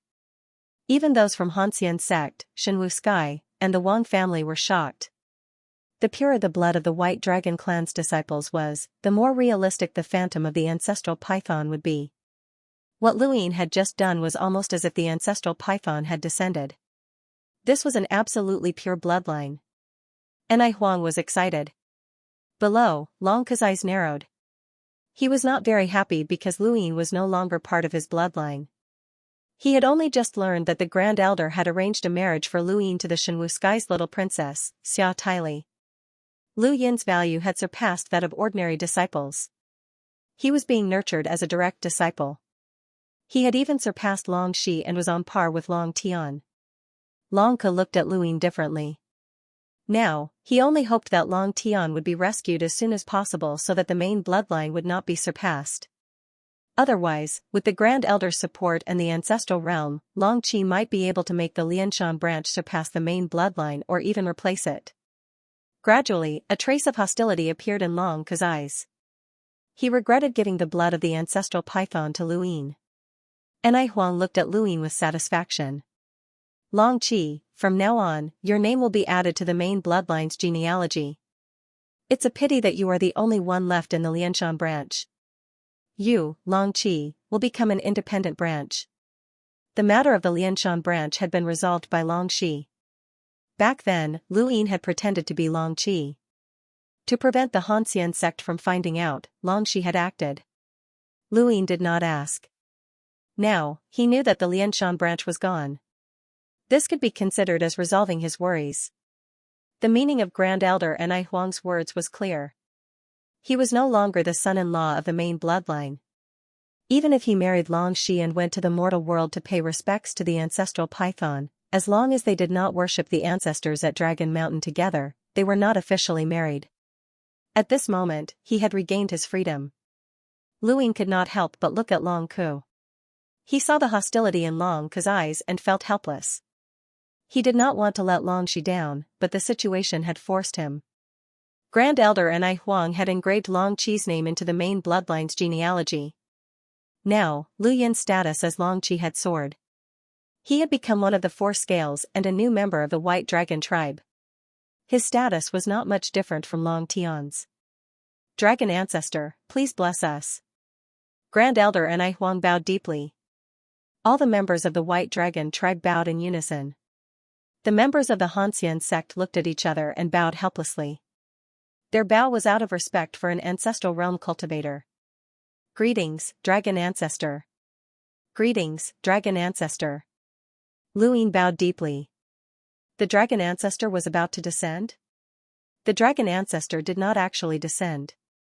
Instead, he tore open the sky and a tribulation crystal pillar appeared. Luyin looked at the giant tribulation crystal pillar in front of him. What is this? Xiao Taili secretly looked up and saw the tribulation crystal pillar. His eyes burned with passion. The White Dragon tribe actually had such a huge tribulation crystal pillar? Nong, Lai, Wang Yun, and the rest all saw it, and their eyes were filled with envy. That was a tribulation crystal pillar, and it was so big that it was enough to break through the middle finger. This Long Qi had previously snatched Long Xian's son's tribulation crystal pillar to break through the lower finger. Now that he had broken through the middle finger, he was only one step away from breaking through the 3rd stage. Once he broke through the middle finger with the help of the tribulation crystal pillar, this person's cultivation level and realm would be on par with the junior ancestor. He would then be the new junior ancestor. Even Grand Elder Anai Huang and clan leader Long Ke did not know that the dragon ancestor had a tribulation crystal pillar. Long Qi, the ancestor is so kind to you. Quickly be grateful, Grand Elder Anai Huang reminded him. Luyin reacted and hurriedly thanked the ancestor. Thank you for your blessing, ancestor. The dragon ancestor's appearance was not as irresistible as the martial ancestor's appearance during the sovereign competition. There was no pressure at all, but it made Luyin's heart tremble. He felt that the dragon ancestor was unfathomable. Old heretic Mu, how much longer do you want to watch? A resonant, ancient voice boomed through the sky. Everyone was in awe. This was the dragon ancestor's voice. Luyin's fingers trembled as he looked up. Was Governor Muxia about to appear? Very quickly, ripples appeared in the void, and a figure slowly walked out. It was as if he had walked out of a painting, completely unaffected. Even the ripples in the void were like water, gentle and comfortable. Everyone bowed in unison. Greetings, Governor. Greetings, Governor. No matter who it was, whether they were from a poor family or not, they all bowed respectfully. Luyin looked up and saw Muxia clearly. It was a middle-aged man who looked refined, but it was not Mr. Mu. Luyin was disappointed. Out of everyone present, only Luyin dared to peek. Everyone else bowed deeply, including Elder Anai Huang. Even though Luyin's seniority was extremely high, he was still not qualified to be a progenitor. Muxia looked at Luyin, and when he saw Luyin peek, he smiled. Luyin's heart trembled, and he quickly bowed deeply. Alright, there's no need for formalities, Xianxia said in a gentle tone. Everyone bowed again before standing up. At this moment, everyone who saw Xianxia was excited. Not everyone was qualified to see a progenitor, and they could brag about it for the rest of their lives. Outside of the Central Realm and Dragon Mountain, however, Xianxia's appearance could not be seen. Light could not reflect his appearance at all. Long 7, I've been watching you for a long time, Xianxia said as he looked at Luin. Luin was apprehensive. Thank you for your kindness, Governor. Are you willing to become my disciple? Xianxia asked in a very direct manner. Everyone was surprised, as they had not expected him to be so direct. Luin was nervous. What should he do now? Could he refuse? Absolutely not, but if he did not refuse, how would he explain it to Mr. Mu? It was too difficult. Everyone looked at Luin enviously, waiting for his answer. At this moment, a girl stepped forward from the ancestral dragon altar and bowed respectfully. Governor, may I say a few words? Everyone looked at Xiaoling, as she was an Origin Array Heavenly Master. Xiaoling was a woman, and she was a rare Origin Array Heavenly Master. She did not look very old, only in her 30s.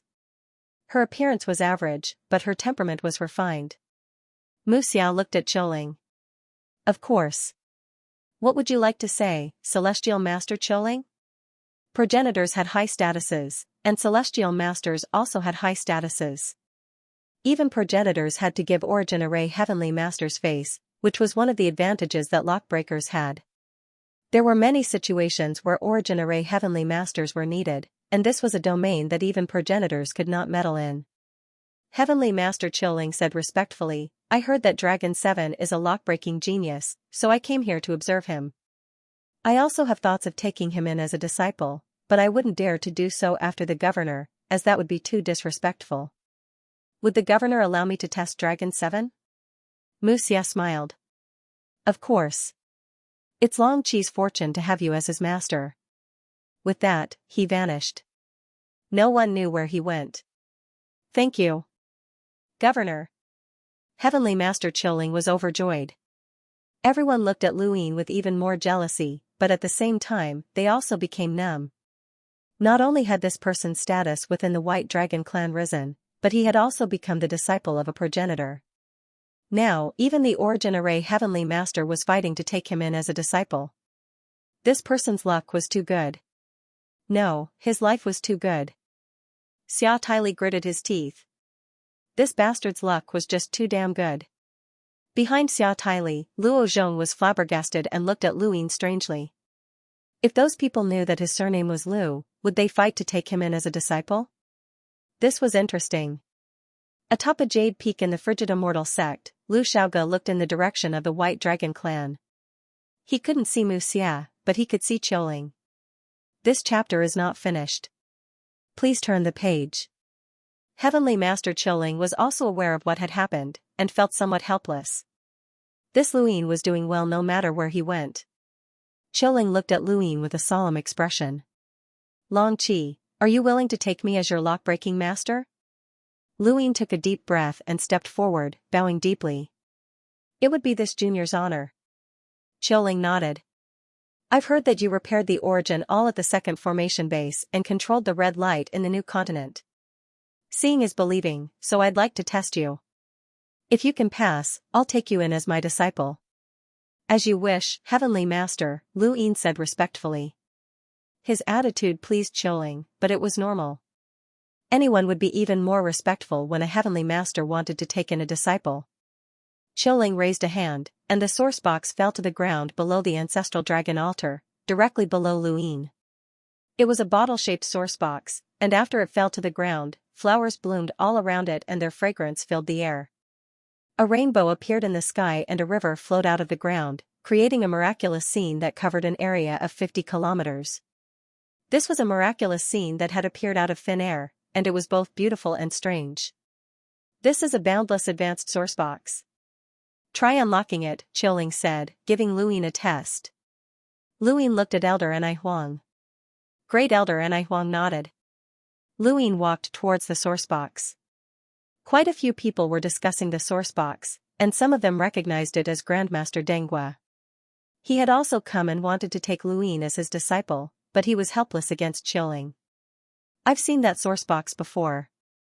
It's one of the source boxes that the Lockbreaker headquarters uses to test boundless advanced lockbreakers. Even though it doesn't have any danger, it can slow down the movements of those who approach it and even cause them to hallucinate. If one is disturbed during lockbreaking, it's very easy to fail. Any lockbreaker who wants to take the Boundless Advanced Lockbreaker test has failed against this source box, Grandmaster Dengwa said with a sigh. Only then did the onlookers realize that even though this source box didn't have any danger, it was still very difficult to unlock. Xiaoling was testing Lu Yin's willpower and lockbreaking speed. The longer one spent on lockbreaking, the more they would have to endure the consequences of being slowed down. Lu Yin heard this, and he felt that this was quite troublesome. He didn't care about the danger of the source box, but this kind of situation that affected one's judgment and caused them to hallucinate was the most difficult to deal with. One would never know when they would be affected, and lockbreaking also tested one's speed. If one was too slow, they would fail. Since that was the case, Lu Yin began to recite the Stonewall Scriptures. No matter what happened, he would just recite the Stonewall Scriptures. Reality proved that Lu Yin's actions were correct. After reciting the Stonewall Scriptures, he didn't feel any sluggishness or hallucinations at all. He approached the bottle-shaped source box step by step, observed it, and then began lockbreaking. Ordinary people wouldn't be able to understand this process, but Xiaoling's eyes were filled with admiration. She discovered that Lu Yin wasn't affected at all, as if this source box didn't affect the outside world at all. This kid was simply a natural-born lockbreaker. The difficulty of this bottle-shaped source box lay in the fact that it could be disrupted by invisible disturbances. Once this problem was solved, lockbreaking would be a natural progression. When Lu Yin had taken the Boundless Advanced Lockbreaker test, he had unlocked the bridge, which was dozens of times larger than this bottle-shaped source box. However, it had taken him only a few days to unlock it, while this source box had taken him only a single day. There was a soft sound, and everyone stared at the bottle. There was also a debate about source boxes in this region of space. Source boxes contained danger, and they could be used by origin array masters to set up arrays to defend against external enemies. Lockbreaking, on the other hand, had a high chance of not obtaining anything. Thus, many people supported the idea of lockbreaking and only setting up sourcebox arrays. This chapter is not finished. Please turn the page. There was a sizable group of people who supported lockbreaking, as they wanted to obtain items from ancient times. No matter how the two sides argued, the moment a sourcebox was successfully unlocked, it would attract a lot of attention. Moreover, it was a boundless advanced sourcebox that could produce a phenomenon. The bottle shook and then crumbled into dust. Lu Yin was disappointed, as there was nothing left. The people around him started to discuss. Sure enough, this sourcebox shouldn't have been unlocked. If this sourcebox was set up by an origin array master, then the damage it would cause wouldn't be too small. After all, there's a phenomenon. Who knows what's gained from lockbreaking, but not all sourceboxes can be unlocked. I support lockbreaking. I think it's best not to unlock it. Since it was sealed as a sourcebox, there must be a reason for it. It's best not to break the laws of nature. Then what's the point of cultivating? Just wait for your death. You. Xiaoling wasn't disappointed, and she looked at Lu Yin with admiration. You did well, Long 7. Lu Yin bowed respectfully. Thank you for your praise, Celestial Master. Do you know that there's a game between us origin array masters? It's called Stable Perimeter, Xiaoling said. Lu Yin was confused, as he didn't know. Someone in the crowd exclaimed, there's really such a game? Legend has it that only origin array masters can play against it, but I heard that even lockbreakers who've just become an origin array master find it difficult to play a complete game. That's a game of lockbreaking and the mysteries of sourcebox arrays. Celestial Master Xiaoling wants to test Long 7? You think too highly of him. Long 7 has mastered 2 sourcebox arrays, which is enough for him to be called an origin array master. He's qualified. That's true. Xiaoling smiled. Stable Perimeter is a game between us origin array masters that has been around for a very long time. It's been around since the Daosource sect, but because only origin array masters can play against it, it hasn't been spread. Use the sourcebox's danger and star energy as your chess pieces. She waved her hand, and 2 sourceboxes appeared. One was long and spiraled in the air, gradually accelerating as it released a visible danger. It transformed into layers of sharp energy that cut through the surroundings, causing the void to distort and crack. Its power was enough to reach the level of an envoy. The other sourcebox was very small, only about the size of a palm. It looked like a bracelet, but it gave off an even more terrifying feeling because it released a pure red energy. It was obvious that this energy was extraordinary. As the 2 sourceboxes' danger overlapped, an unpredictable destructive force spread out in all directions. Many people in the vicinity retreated, and as the host, Anai Huang acted to isolate the danger. Luyin watched as the sourceboxes overlapped with each other, forming a strange and unpredictable destructive force, and he began to understand what was going on. Stable perimeter is very simple. Whoever can use their sourcebox's danger to destroy the opponent's star energy will win. Star energy appeared beneath Qiuling's feet and spread out to the space between the 2 sourceboxes. The sourcebox's danger immediately tore apart the star energy, leaving behind only a small amount that floated into the air like specks of stars. Celestial Master Qiuling waved her hand, and the remaining star energy that hadn't been cut by the sourcebox's killing intent changed color. Half of it turned black, while the other half turned white. It was a perfect 50-50 match, and the 2 sourceboxes' killing intent overlapped like a chess game. You can choose one color, Qiuling smiled at Luyin. Thank you for your support, brothers. I'll take a few days off and then continue updating. End of chapter. Luyin took a deep breath and observed carefully. He found that the remaining 2 colors of star energy were evenly distributed, and anything that obstructed the sourcebox's danger had been destroyed. All he had to do was stir up the danger and destroy the opposing color's star energy. It didn't matter which color he chose. I choose white, Luyin said respectfully. After all, she was from the White Dragon clan. Qiuling smiled. I usually play against those old freaks. It's rare for me to play against a junior. She then stepped into the sourcebox's danger zone. In a game, whoever stepped in first was more likely to trigger the sourcebox's danger zone, which would be more dangerous for them. Naturally, Qiuling was the first to step in.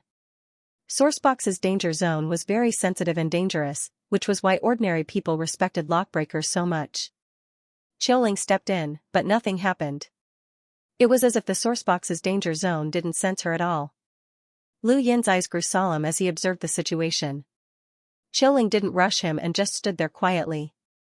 Luyin didn't move for an entire day, and the others didn't rush him either. Finally, after half a day, Luyin moved and slowly stepped in like Qiuling. It seemed easy, but Luyin had to predict this action many times and observe the entire sourcebox's danger zone. Otherwise, it would have been impossible for anyone else to come into contact with it. Qiuling praised Luyin when she saw that he had successfully entered the game. You're quite outstanding to be able to reach this step. It's rare for someone to be as relaxed as you are in their first game. Let's begin. You make the first move. Luyin raised a hand and flicked his finger, causing a gust of wind to howl out and shake a single strand of the sourcebox's killing intent. This single strand of sourcebox's killing intent caused the surrounding sourceboxes to tremble as well, causing the entire game to seethe with killing intent.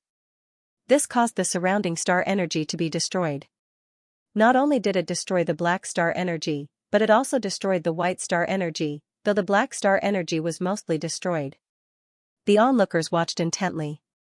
Most of them couldn't understand what was going on, but they knew that every move in this game required one to consider one's own safety and also to find a way to destroy the opponent's star energy.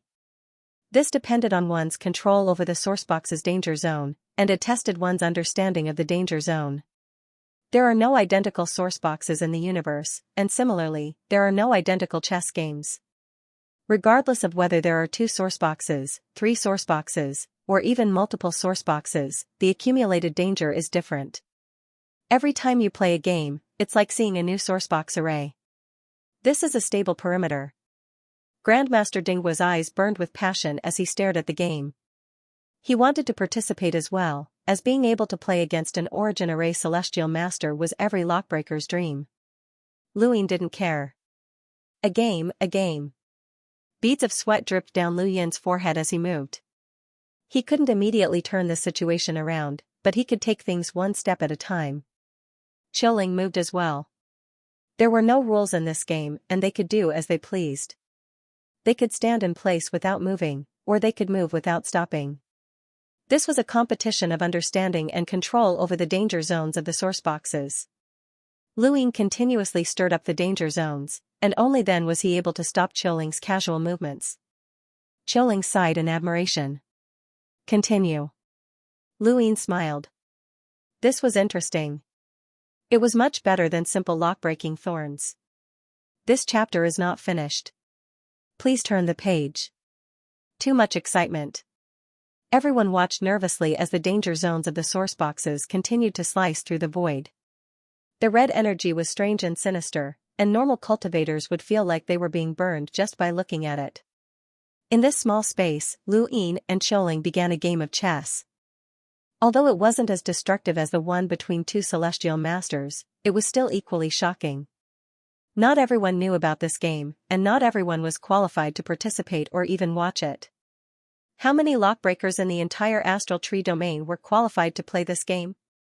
Lu Yin was very happy with the game, and his smile grew wider and wider. It was truly very interesting. Every move Qiuling made required Lu Yin to spend a lot of effort to decipher, but he could also counterattack. It didn't matter if it was his cultivation or luck, just his lockbreaking ability. He was far from being Qiuling's match, but this kind of game was very beneficial to him. He could feel that his understanding of the danger zones of the source boxes was rapidly increasing, and this wasn't something that lockbreaking could bring him. It was no wonder why this was a game that was passed down among the Origin Array masters. In less than half a day, Lu Yin had seen more than 100 variations of the danger zones of the source boxes, which made his understanding of them much clearer. He also recalled Guyu's notes on lockbreaking and understanding of sourcebox arrays, and he began to move faster and faster. Qiuling's initial praise turned to astonishment, and 2 days later, she was completely shocked. In the beginning, her casual movements were enough to tire Lu Yin out and make him flustered. Now, however, her attacks were much more frequent, and Lu Yin's responses were much faster as well. Furthermore, they were much more effective. It was obvious that he had a deeper understanding of the dangers of these two overlapping source boxes. It was simply inconceivable, and his speed surpassed that of all the youths she had ever met. No, even she might not have been able to comprehend this quickly when she was younger. Gradually, not only did Qiuling move her hands, but she also moved her body. The two of them shuttled through the black and white star energy, weaving through the danger zones that could kill anyone at any time. Master Dengguo was so shocked that he couldn't speak. He might not even be able to match up to Qiuling. This Draconic Seven's understanding of the danger zones of the source boxes was too fast. He recalled the speed at which Lu Yin had repaired the source all back at the second formation base. He had already been shocked back then, but now, he was even more shocked. If he had known earlier, he would have taken Lu Yin as his disciple back at the second formation base. He was now filled with regret, as this kind of disciple would almost certainly become an Origin Array Heavenly Master. Anai Huang and the other half-ancestors looked at each other. Lu Yin's performance was too outstanding and perfect. Xiao Taili was stunned. How was this possible? This guy's lock-breaking talent was this strong? Luo Zhong's lips curled up. This was Lu Yin, the genius who had walked out from a tiny fringe weave of the Outerverse and unified the Outerverse. He was an incomprehensible genius. The stooped elder Lu Song was amazed. This kid could really compare to Long Xing. The more Elder Shi looked at Lu Yin, the more he felt that he resembled that person. This heroic bearing, this talent, this spirit. The danger zones of the source boxes were completely different from before, and under Qiuling and Lu Yin's interference, they were constantly changing. If Qiuling had been able to easily destroy Lu Yin's white star energy at the start, then it was no longer that easy now. Long 7, is this game fun? Qiuling suddenly asked. This chapter is not finished. Please turn the page. Lu Yin replied, yes. Then let's add another one. Qiuling's interest was piqued as well. She raised her hand, and another sourcebox appeared.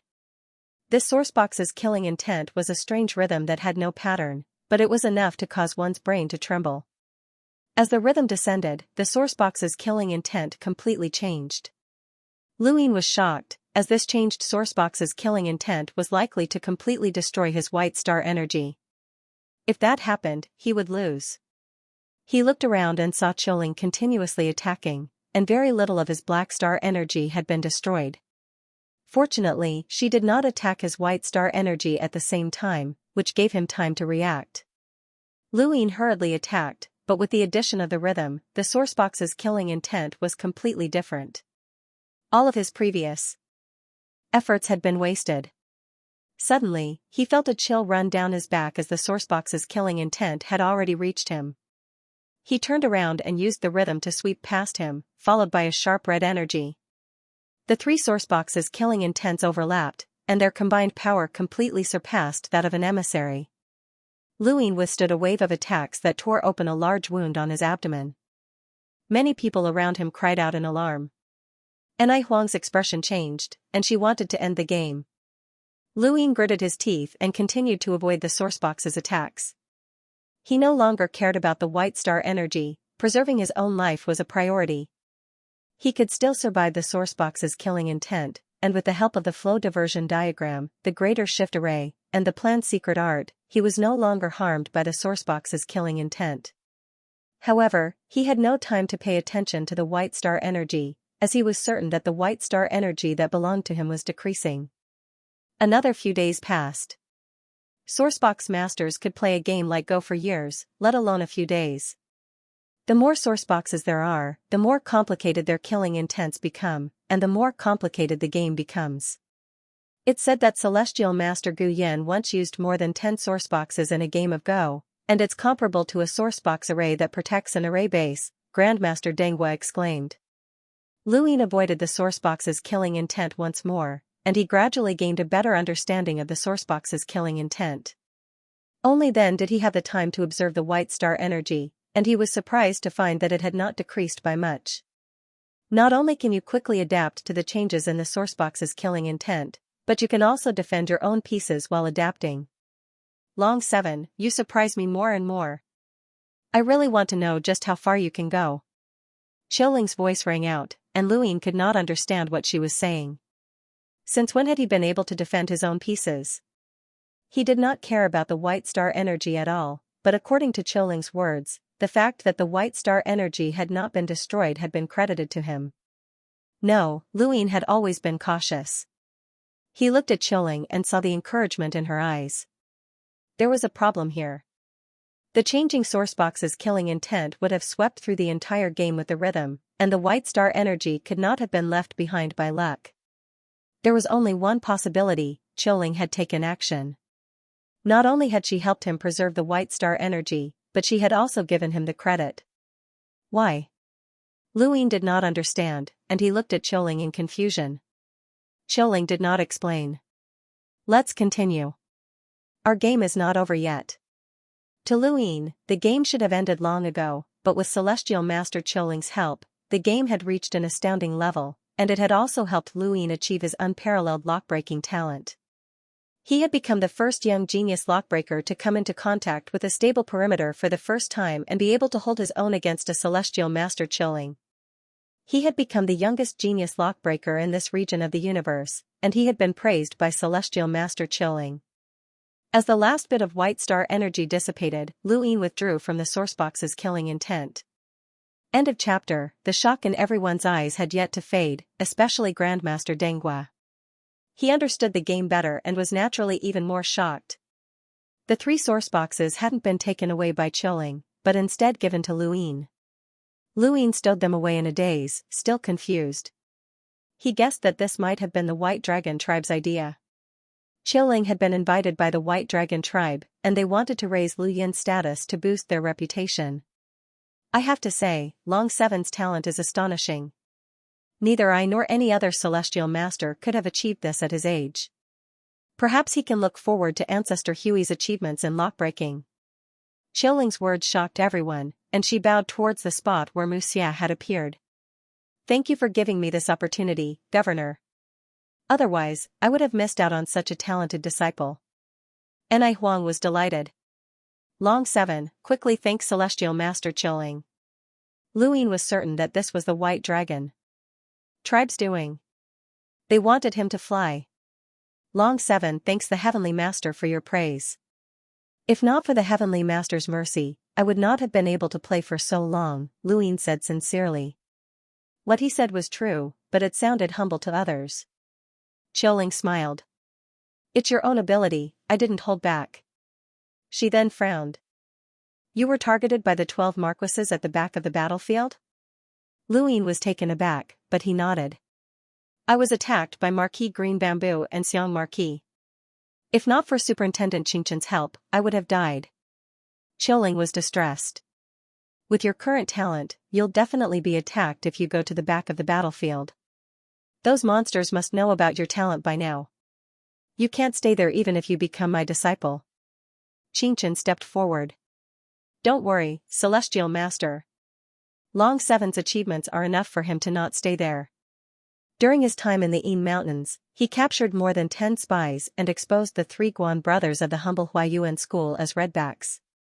During his time in the humble Huayuan school, he captured more than 10 spies and exposed Yun Mubai as redback.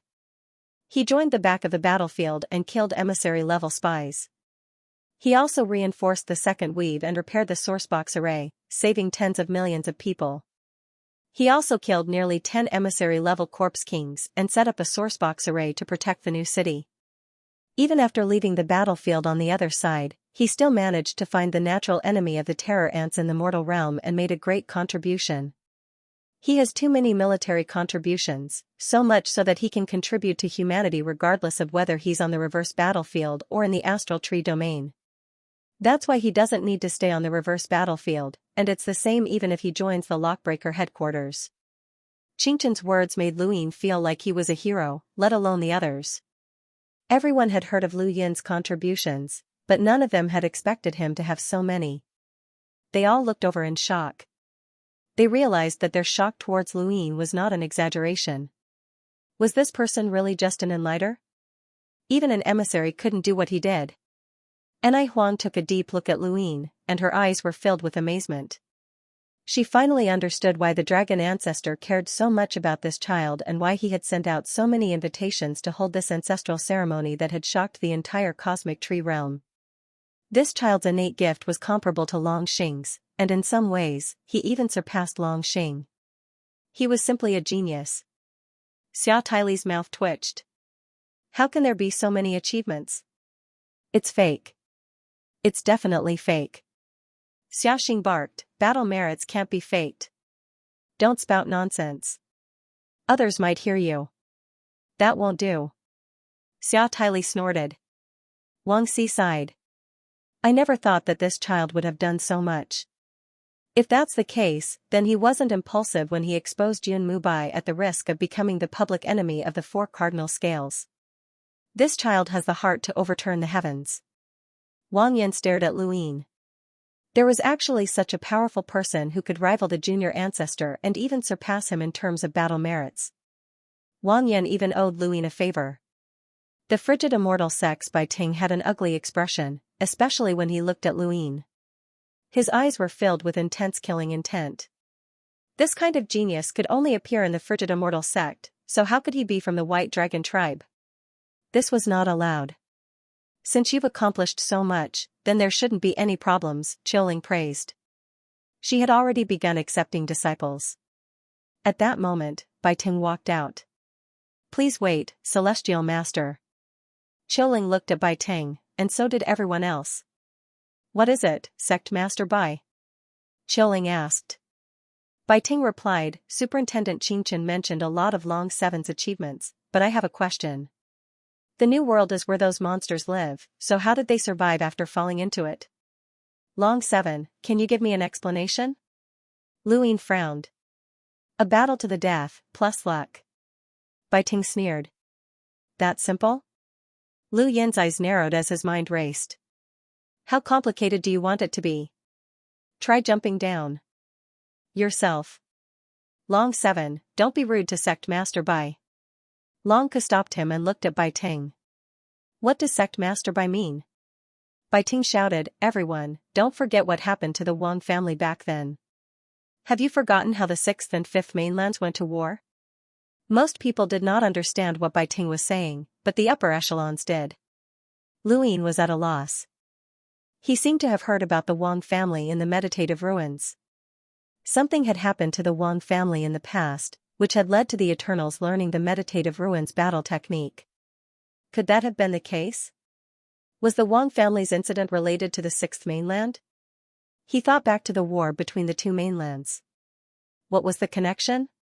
Bai Ting, what nonsense are you spouting? Long Ku barked.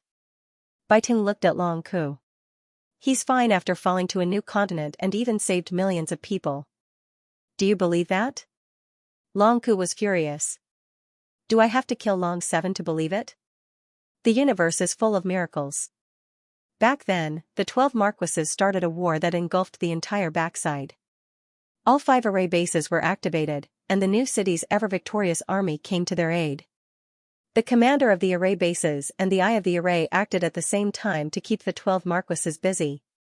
That's how Long 7 and the others managed to survive, Xianxia explained. Bai Ting said, that's too much of a coincidence. Qiuling frowned. Sect Master Bai's suspicions are far-fetched, but they do make some sense. She looked at Luin with a puzzled expression. Long 7, you killed nearly 10 envoy-level monsters. How did you do it? Luin acutely sensed the change in Qiuling's attitude and found it strange, but he still replied, I overdraft Superintendent Xianxia's contribution points to exchange for the Cloud Barrier robe. That robe can block attacks that surpass 5 origin tribulations. That's just defense. How did you kill them? Elder Shizi asked. Luin replied, I had the help of my comrades.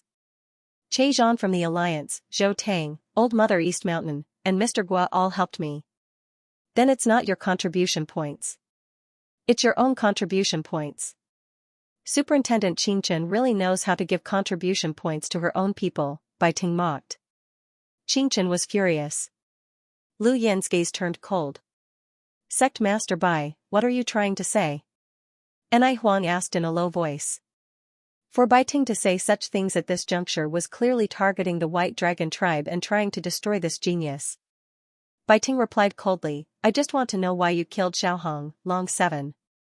Lu Yan's pupil shrank. Everyone was in an uproar. Enai Huang was furious. Bai Ting, do you know what you're saying? Bai Ting looked up. Of course I know. Someone saw Long 7 use Split the Heavens at the second base. This battle technique is a secret of the Frigid Immortal sect, and even the core disciples might not be able to learn it. How did Long 7 do it? Luin felt a chill run down his spine. That's right, he had indeed used Split the Heavens at the second base against the hammer-wielding Corpse King. He had used by Xiaohong's Split the Heavens array. Someone had seen it? And even reported it to the Frigid Immortal sect? Who? The first person he thought of was Hua Beibei. That person had been begging for protection and had probably been watching him all this time. Long 7, what else do you have to say? Bai Ting barked. Everyone looked at Luin. Lu Yin's palms were covered in sweat as he stared at Bai Ting. I didn't use Split the Heavens. Nonsense. Someone saw you use it. Bai Ting barked. Lu Yin's voice was hoarse. Who? Bring them here for a confrontation. Bai Ting shouted, they're at the back of the battlefield and haven't come out yet, but it's a fact that you used Split the Heavens. How did you learn it? With your current innate gift, you must have hidden something from the sovereign realm. What is your goal? You were the one who killed Xiaohong, weren't you? Luin relaxed, as no one had confronted him.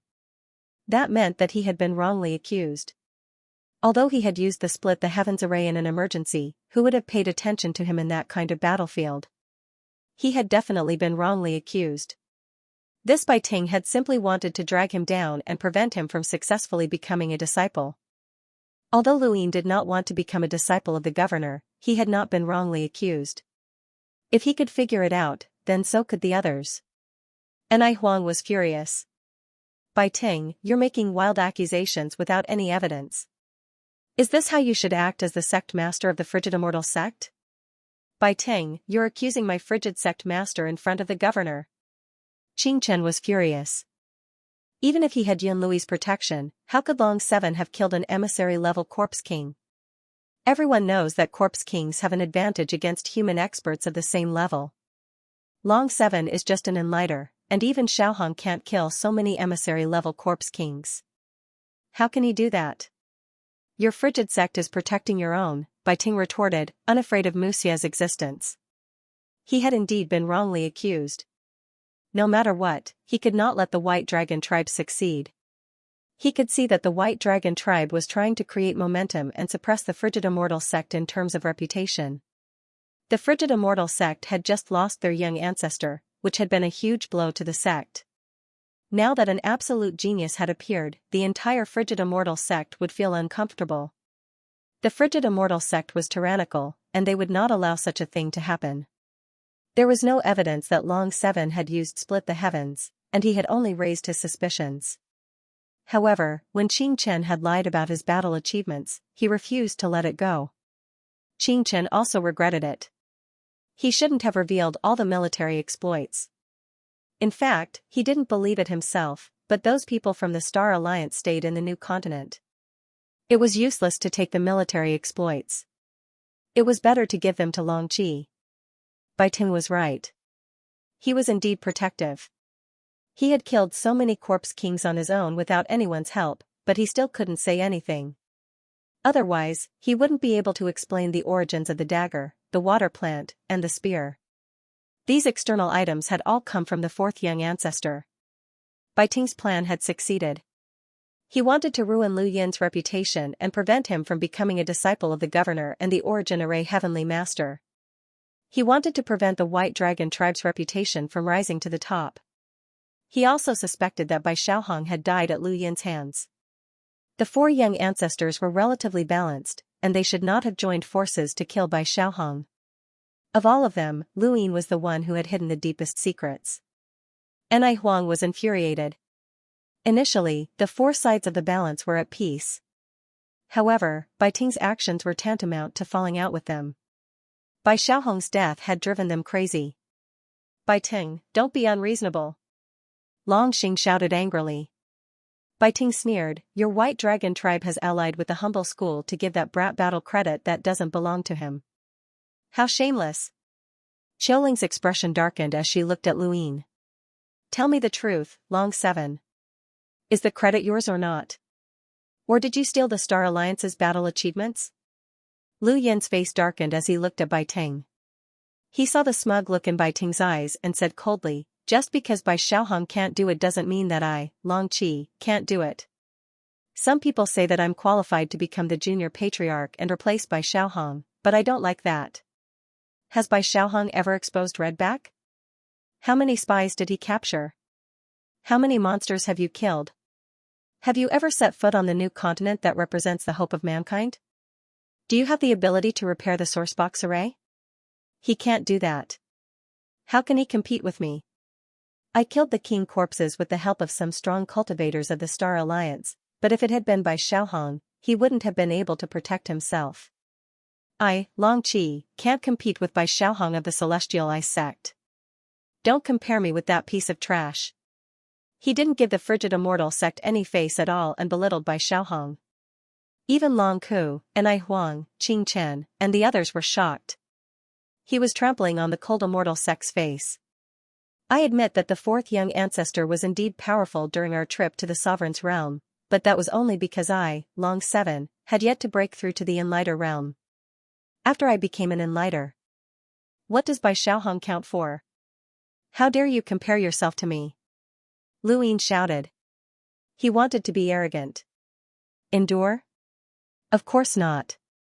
He wasn't planning to become Musia's disciple or Qiuling's disciple, nor was he planning to stay in this part of the universe. Since that was the case, he didn't care who the Frigid Immortal sect was.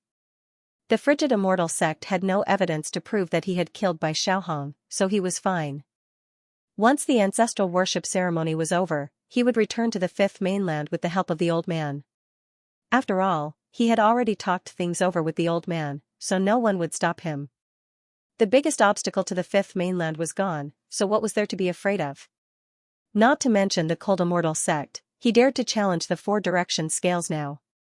Apart from the White Dragon race, he didn't want to be forced to stay on Dragon Mountain by the White Dragon race. The ancestral dragon altar was silent. Bai Ting was dumbfounded. As the sect leader of the Cold Immortal sect, he had never been scolded so impudently by a junior. Bai Ting's eyes immediately turned red at the thought of being recorded in the annals of history. He would definitely be recorded in the annals of history. As the master of the four sides of balance being scolded by a junior, this matter would definitely spread for countless years. He would become famous. "Junior, how dare you?" Bai Ting moved, and Long Ku immediately blocked Lu Yin's path. At that moment, a pressure descended and forced Bai Ting to stay where he was. Elder Shizi and the others from the Frigid Immortal sect were unable to move forward. Mu Xia appeared with a calm expression. Everyone bowed once more. Lu Yin bowed deeply, as he had indeed been arrogant enough. He waited nervously. "Bai Ting, are you saying that the humble school faked battle achievements?" Mu Xia asked as he looked at Bai Ting. Bai Ting bowed deeply. "I wouldn't dare. I was just exaggerating the battle achievements. Long 7 is an enlighter, and he only managed to kill 10 envoy-level corpse kings with the help of an emissary. However, Xianxia attributed all of the battle achievements to Long 7 alone. I'm just feeling indignant for those from the Star Alliance. Shameless." Countless people cursed under their breaths. Half of the people from the Star Alliance had been forced to join the Frigid Immortal sect. "Long 7, Bai Ting said that you don't have the ability to fight an emissary, but Bai Xiaohong can. Since you're looking down on Bai Xiaohong, do you dare fight an emissary?" Mu Xia asked as he looked at Lu Yin. If Lu Yin said that he didn't dare, then Mu Xia would never accept him as a disciple. Lu Yin thought to himself, this junior dares to fight. Mu Xia looked at Bai Ting. "What do you think?" Bai Ting took a deep breath, and his eyes flashed with excitement. He had been waiting for this moment, and he obviously knew that he couldn't do anything to Long 7 on Dragon Peak. Thus, Stoneheart's use had come. If Long 7 can defeat Stoneheart, then this junior will believe in his battle achievements in the new world. I will also send a congratulatory gift to congratulate the White Dragon tribe for obtaining such a genius. No, Enai Huang immediately spoke up. She had heard of Stoneheart's name before, and he could be considered an unrivaled expert who had undergone one origin tribulation. He was also a Lamiter who had mastered secret techniques, battle techniques, and innate gifts. He had even battled with the 7 heroes. How could Long 7 possibly deal with someone like that? Lu Yin finally understood why the Frigid Immortal sect had brought such an unpopular elder to Dragon Peak. They had already planned everything. Lu Yin looked at Stoneheart, puzzled. This person had actually attracted Enai Huang's attention. Stoneheart looked up at Lu Yin with a rare look of excitement and reminiscence. He looked at Lu Yin as if he was looking at that person from all those years ago. He was looking forward to this battle. Bai Ting looked at Mu Xia, completely ignoring Enai Huang. Mu Xia indifferently said, "Sure." After saying that, he disappeared. Bai Ting smiled proudly and looked at Lu Yin. "Long 7, if you can defeat Stoneheart, then I'll look up to you. Otherwise, you're just an arrogant and ignorant junior. So what if your innate gift is great? If you don't have the temperament, then your future will be limited." These words were vicious, and were meant for Mu Xia and Chilling to hear.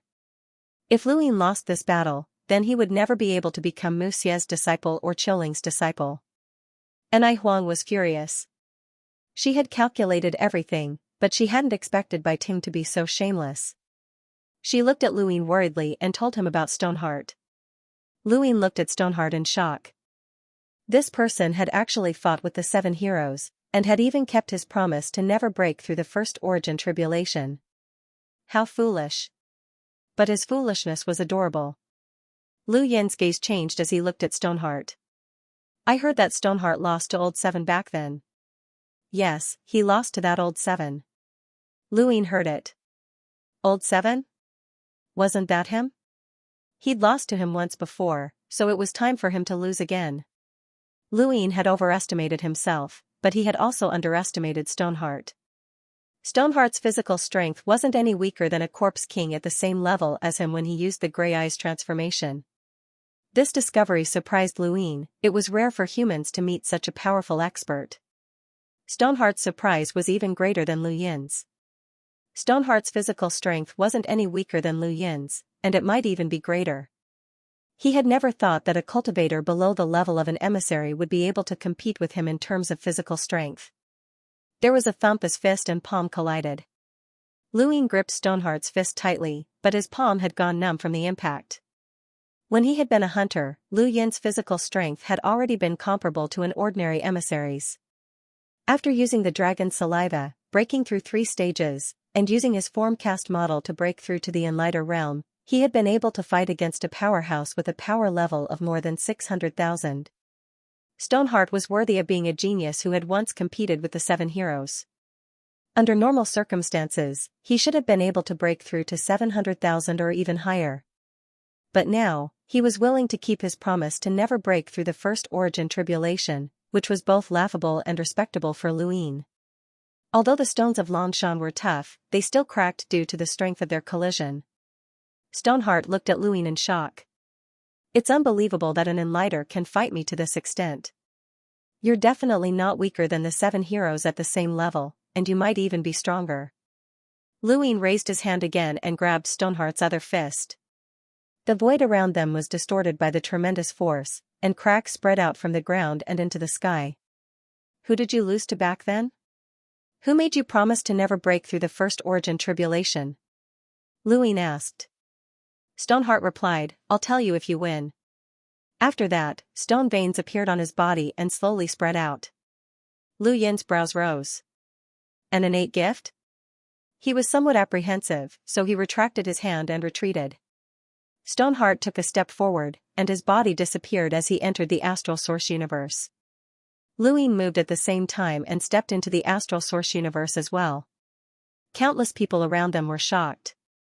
They had only heard of the 4 young ancestors who had been able to step into the astral source universe before, but now, there was one more person. More importantly, this person had not stepped into the astral source universe for a short period of time. Instead, he had stayed within the astral source universe, which exceeded many people's expectations. Lu Yin did not have the time to care about what others thought. He just wanted to defeat Stoneheart, but this person was so fast that even after entering the astral source universe, Lu Yin still found it difficult to catch a glimpse of his shadow. This was the frigid immortal sex wind god battle technique, and it was on par with the Wang family's 4 ultimates techniques and the White Dragon clan's White Dragon roaming steps. Golden veins appeared on Lu Yin's body as his 10-lined battle force illuminated his surroundings. His domain spread out at the same time, and his spiritual force followed suit. Behind him to the right, Stoneheart's body swayed, and his expression changed. A spiritual force battle technique? Lu Yin turned around and struck out with an empty palm. Stoneheart's body was struck by the palm, and he was sent flying out of the astral source universe. His legs left 2 deep gouges in the ground. He had been sent flying back 100 meters by Lu Yin's empty palm, but he was not injured. Cracks had appeared on the stone-like veins on his body, but they quickly healed. Lu Yin did not hesitate and continued to strike with his empty palm. Stoneheart raised his head and waved his right hand. A visible hurricane appeared around his body, isolating him from the void. It was the wind god's defense. Lu Yin's empty palm continuously struck the hurricane, but it could not penetrate it. Lu Yin's finger twitched. This was troublesome. This person could actually block his empty palm, which was his most effective attack. Stoneheart leaped out and stepped into the astral source universe again. At the same time, his body was enveloped by a hurricane. He raised his hand and unleashed Wind God's slash.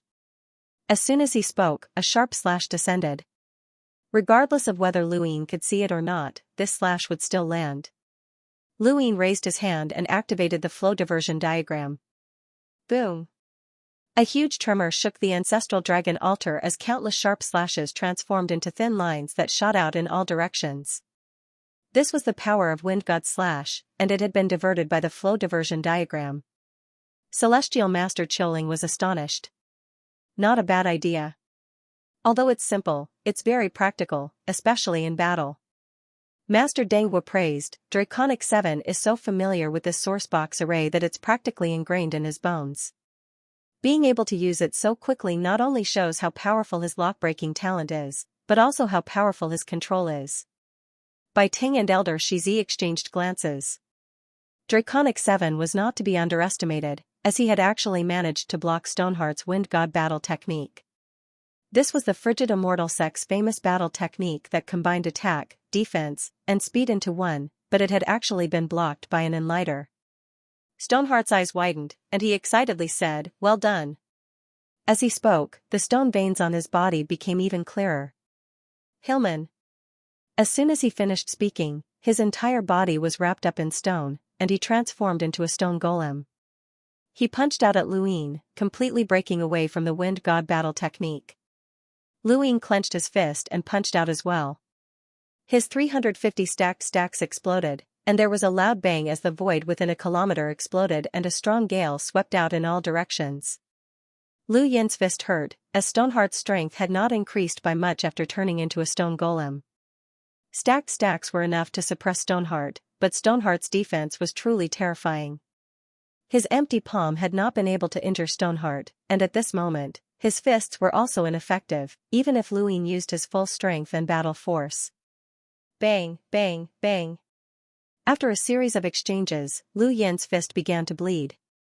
The stone that wrapped around Stoneheart's fist cracked, but it quickly recovered. This recovery speed made Luin feel troubled. This was the first time he had encountered an expert from the Envoy since breaking through to the Enlighter realm. This was not a battle of realms, but rather a battle of pure strength. Luin found Stoneheart troublesome, but Stoneheart also found Luin troublesome. Lu Yin's appearance made him subconsciously think of that person, and it felt like he had traveled back in time to that day, to that unforgettable day. That day when he had been crushed by the general appointment platform. Stoneheart's gaze turned cold, and his attacks became heavier and heavier. As the void trembled, the air within a 5-kilometer radius began to burn. No, the entire void was burning and twisting. This was the feeling of a warring state. Luin was shocked, and he hurriedly retreated. Stoneheart took a step forward, and the speed of the Wind God made it impossible for Luin to dodge. A fist descended, wrapped in the power of the warring state's army. There was a thump as Lu Yin's hands overlapped to block the attack, and even his Fatezen appeared. However, his entire body was still ruthlessly smashed into the ground, and his battle force shattered. Even the Fatezen was broken apart and returned to his body. The huge force kept pushing him down into the ground.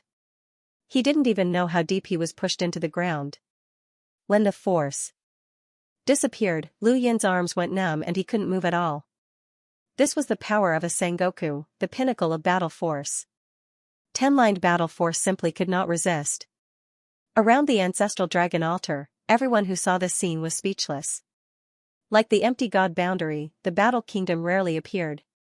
Mr. Tang relied on the empty god boundary to gain the respect of half-ancestor realm experts. As for Xianxia, he had mastered the battle kingdom, which made him even more domineering and invulnerable. Within the warring states period, they were invincible.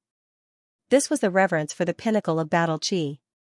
Xianxia lowered his gaze and looked at the ground, waiting for Luin to come out. In the distance, Bai Ting smiled.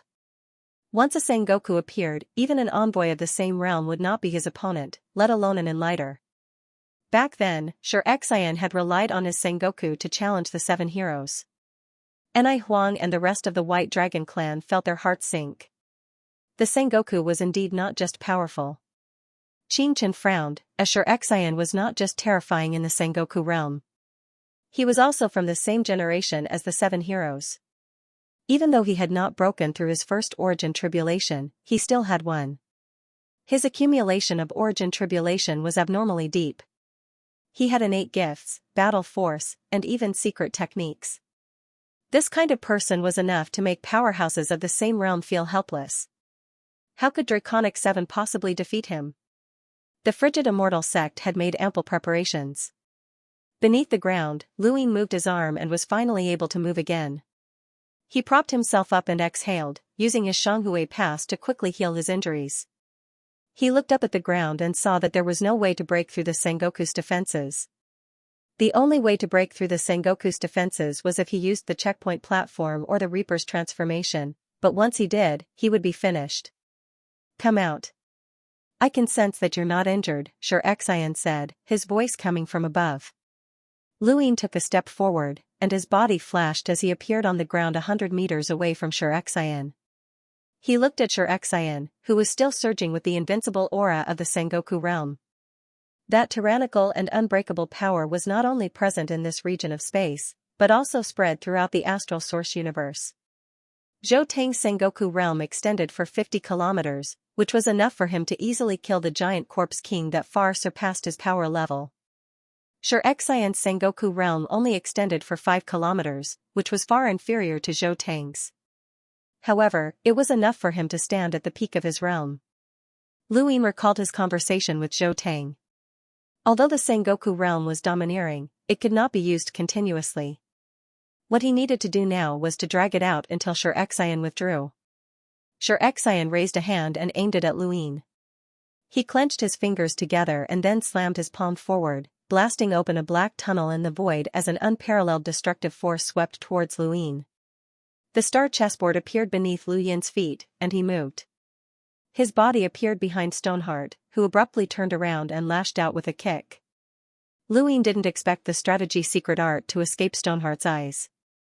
Since the Frigid Immortal sect had already prepared a method to deal with him, they had naturally told Stoneheart about the power he possessed. Stoneheart's reaction was completely within Lu Yin's expectations. Thus, when Xianxia kicked out, Lu Yin once again used the Greater Shift Array to dodge. After dodging 2 consecutive attacks, Xianxia leapt up, his battle force boiling within a radius of 5 kilometers. From above, it looked like a steamer, and as Xianxia's palm descended, the Sengoku realm erupted. Lu Yin looked up, his face deathly pale. He could not dodge in time and was bound by the Sengoku realm. Xianxia's palm struck Lu Yin's forehead, but the sensation was different. It was not his forehead, but rather a similar palm strike. Then, a terrifying backlash forced Lu Yin back. Xianxia retreated 100 meters before falling to the ground. He retreated another dozen steps and looked up to find that his opponent was not Lu Yin, but rather an emissary with 3 origin tribulations. Lu Yin was 1,000 meters away from him. Spiritual force, Xianxia's first thought, and he stared at Lu Yin with apprehension. The emissary who had clashed with Xianxia was from the top realm, and he had been congratulating the White Dragon clan on his own. He had been in awe of the Sengoku realm's strength, but he had never imagined that he would suddenly appear here and clash with the Sengoku realm for no apparent reason. It was very sullen, but it had also allowed him to personally experience the Sengoku realm's strength. That must be the spiritual force battle technique that half-ancestor Kuei Luo passed down to him, someone suddenly said, his voice filled with displeasure. It was obvious that he or his ancestor had been harmed by Kuei Luo in the past. Someone else chimed in, it must be. Didn't they say that he only obtained a portion of the resources? He used spiritual force to confuse Eldershire. That's no ordinary battle technique. It's definitely one of half-ancestor Kuei Luo's inherited techniques. Long 7 was originally Kuei Luo's successor. Lu Yin raised his brows. Things were getting worse. A very powerful spiritual force battle technique, but it's impossible to defeat me with that, Xianxia growled, and the Sengoku realm retreated. Lu Yin shrugged. Continue. He leapt forward, taking advantage of the Sengoku realm's retreat to attack Xianxia's weakened state. He raised his hand and used an empty palm, but even though Xianxia was weakened, the layer of stone veins that covered his body did not disappear. It was an innate gift, and the empty palm attack could not harm him at all. In the blink of an eye, the two collided once more, fist against fist, palm against palm, and knee against knee like two wild beasts fighting. The void cracked open, and the crack spread out like a black flood. In the distance, Wang Yun, who had been standing behind Wang Si all this time, watched the void crack open. He watched as Lu Yin and Xianxia used overlaying stacks, and the shock in his eyes grew stronger. Overlaying stacks, overlaying stacks. Suddenly, his face changed. I remember now. It's you. It's you from the abandoned lands. Wang Yun shrieked loudly, startling everyone around him. Wang Si frowned. What are you talking about, Yuner? Wang Yun shouted and pointed at Lu Yin. He's not long 7. He's from the Abandoned Lands Astral Combat Academy. Luin, who had been fighting Xianxia, was shocked when he heard this. He looked at Wang Yun in shock, but he was caught off guard and was punched in the chest by Xianxia. He was sent flying, but he didn't have the time to deal with Xianxia. Instead, he stared at Wang Yun. How did this woman know him? Wasn't she the woman from the Wang family in the Yin Mountain region? How did she know that he was from the Fifth Mainland and accurately say that he was from the Astral Combat Academy? Wang Yun's words shocked everyone, and Bai Ting hurriedly asked, "Little Yun, are you telling the truth?" "Yuner, this is a serious matter. Don't speak carelessly," Wang Si said in a low voice. Anai Huang and the rest stared at Wang Yun, causing her to feel even more pressure. She knew that these people weren't the only ones staring at her, even Mu Xia and the dragon ancestor were watching her. She stared at Luin. "You're from the Abandoned Lands, and you're from the Astral Combat Academy. We fought once in the Tournament of the Strongest, and I represented the technocracy." Lightning flashed through Lu Yin's mind. Yun. Yun. She's that Yun? During the Tournament of the Strongest, Yun had defeated Lu Xiaoqiu and lost to Luin. That battle had left a deep impression on Luin, as Yun possessed unfathomable strength. He would never have dreamed that the robot from the technocracy was actually this woman. Lu Yin's limbs went numb, and his entire body went cold. "I don't know what you're talking about." Yun sneered. "You don't know? I have a deep impression of you." At that time, the sky of the Abandoned Lands was changed by the Sixth Mainland, and your strength was suppressed regardless of whether you faced the Sixth Mainland or us. You were the only exception, and I remember that you were called Luin. There was a loud crack as the sky rumbled, but it happened to cover up Lu Yin's name. In the distance, the sky split open as a pair of giant scarlet eyes appeared and stared at the topmost realm, at Longshan. The tree realm was broken once again, and the progenitor realm corpse king was seen by the entire astral tree. Even the mother tree was shaken. Mu Xia appeared with a serious expression, but he had no time to care about what was happening. He left in an instant, and the dragon ancestor disappeared as well. Meanwhile, Luin crushed Mr. Mu's jade and used the Night King heaven-splitting technique on Wang Yun in an attempt to knock her out. However, Wang Si discovered his actions, and she stared at Luin with killing intent. "Junior, what are you trying to do?" Lu Yin's eyes narrowed. "Little Yun, what did you say his name was?" Bai Ting asked sternly. Wang Yun looked up and met Lu Yin's gaze. "Lu Yin." Everyone stared at Luin in shock. Luin was from the Lu family? "Impossible, he's Long 7, Anai Huang said, her eyes cold as she stared at Wang Yun. "You've got the wrong person." Wang Yun was stubborn. "I'm not." Wang Si looked at Anai Huang. "Senior, what are you trying to do?" Anai Huang looked at Wang Si. "Long 7's bloodline has been tested, and he's from the White Dragon clan. How can his surname be Lu? How can he be from the Abandoned Lands?" "Let's test his blood again," Bai Ting said. Long Xing roared, "Bai Ting, you're all crazy. Dragon clan leader, there's nothing wrong with another blood test, right? Or is your White Dragon clan trying to hide his identity even though you know he's from the Lu family?" Elder Shizi asked. Anai Huang roared, "It looks like the Frigid Immortal sect and the Wang family have already discussed this. You must know that our White Dragon clan wants to form a marriage alliance with Shenwu Plain, so you're trying to sabotage it." Bai Ting looked up. "Senior, Xianxia had the upper hand in her battle with Long 7. Long 7 can't beat Xianxia, so there's no need for us to do this. He's Luin." "I'm sure of it." Wang Yun shouted. Luin wanted nothing more than to kill her. Xiao Taili was stunned, this was too exciting. She stared at Luin, wondering if he really was from the Lu family. That would be too shocking, and it would shake the entire astral tree realm. Xiao Xing frowned as he stared at Luin. That shouldn't be the case, right? However, he wasn't sure either. "Senior Anai Huang, whether it's true or not, we'll know after another blood test. If it's someone from the Lu family, then the White Dragon clan's bloodline won't last long in their bodies. Based on the time that has passed, the blood in his body is definitely his own." Anai Huang looked at Luin. Even a half-ancestor like her, who had been around for a very long time, felt nervous at this moment. Bai Ting was right, and there was no need for them to do anything unnecessary. She had also heard of Wang Yun, who had violated the Wang family's rules and entered the abandoned lands without permission. That was why he had been punished. Now that Anai Huang had spoken up, could Long Seven really be someone from the abandoned lands? Was he from the Lu family?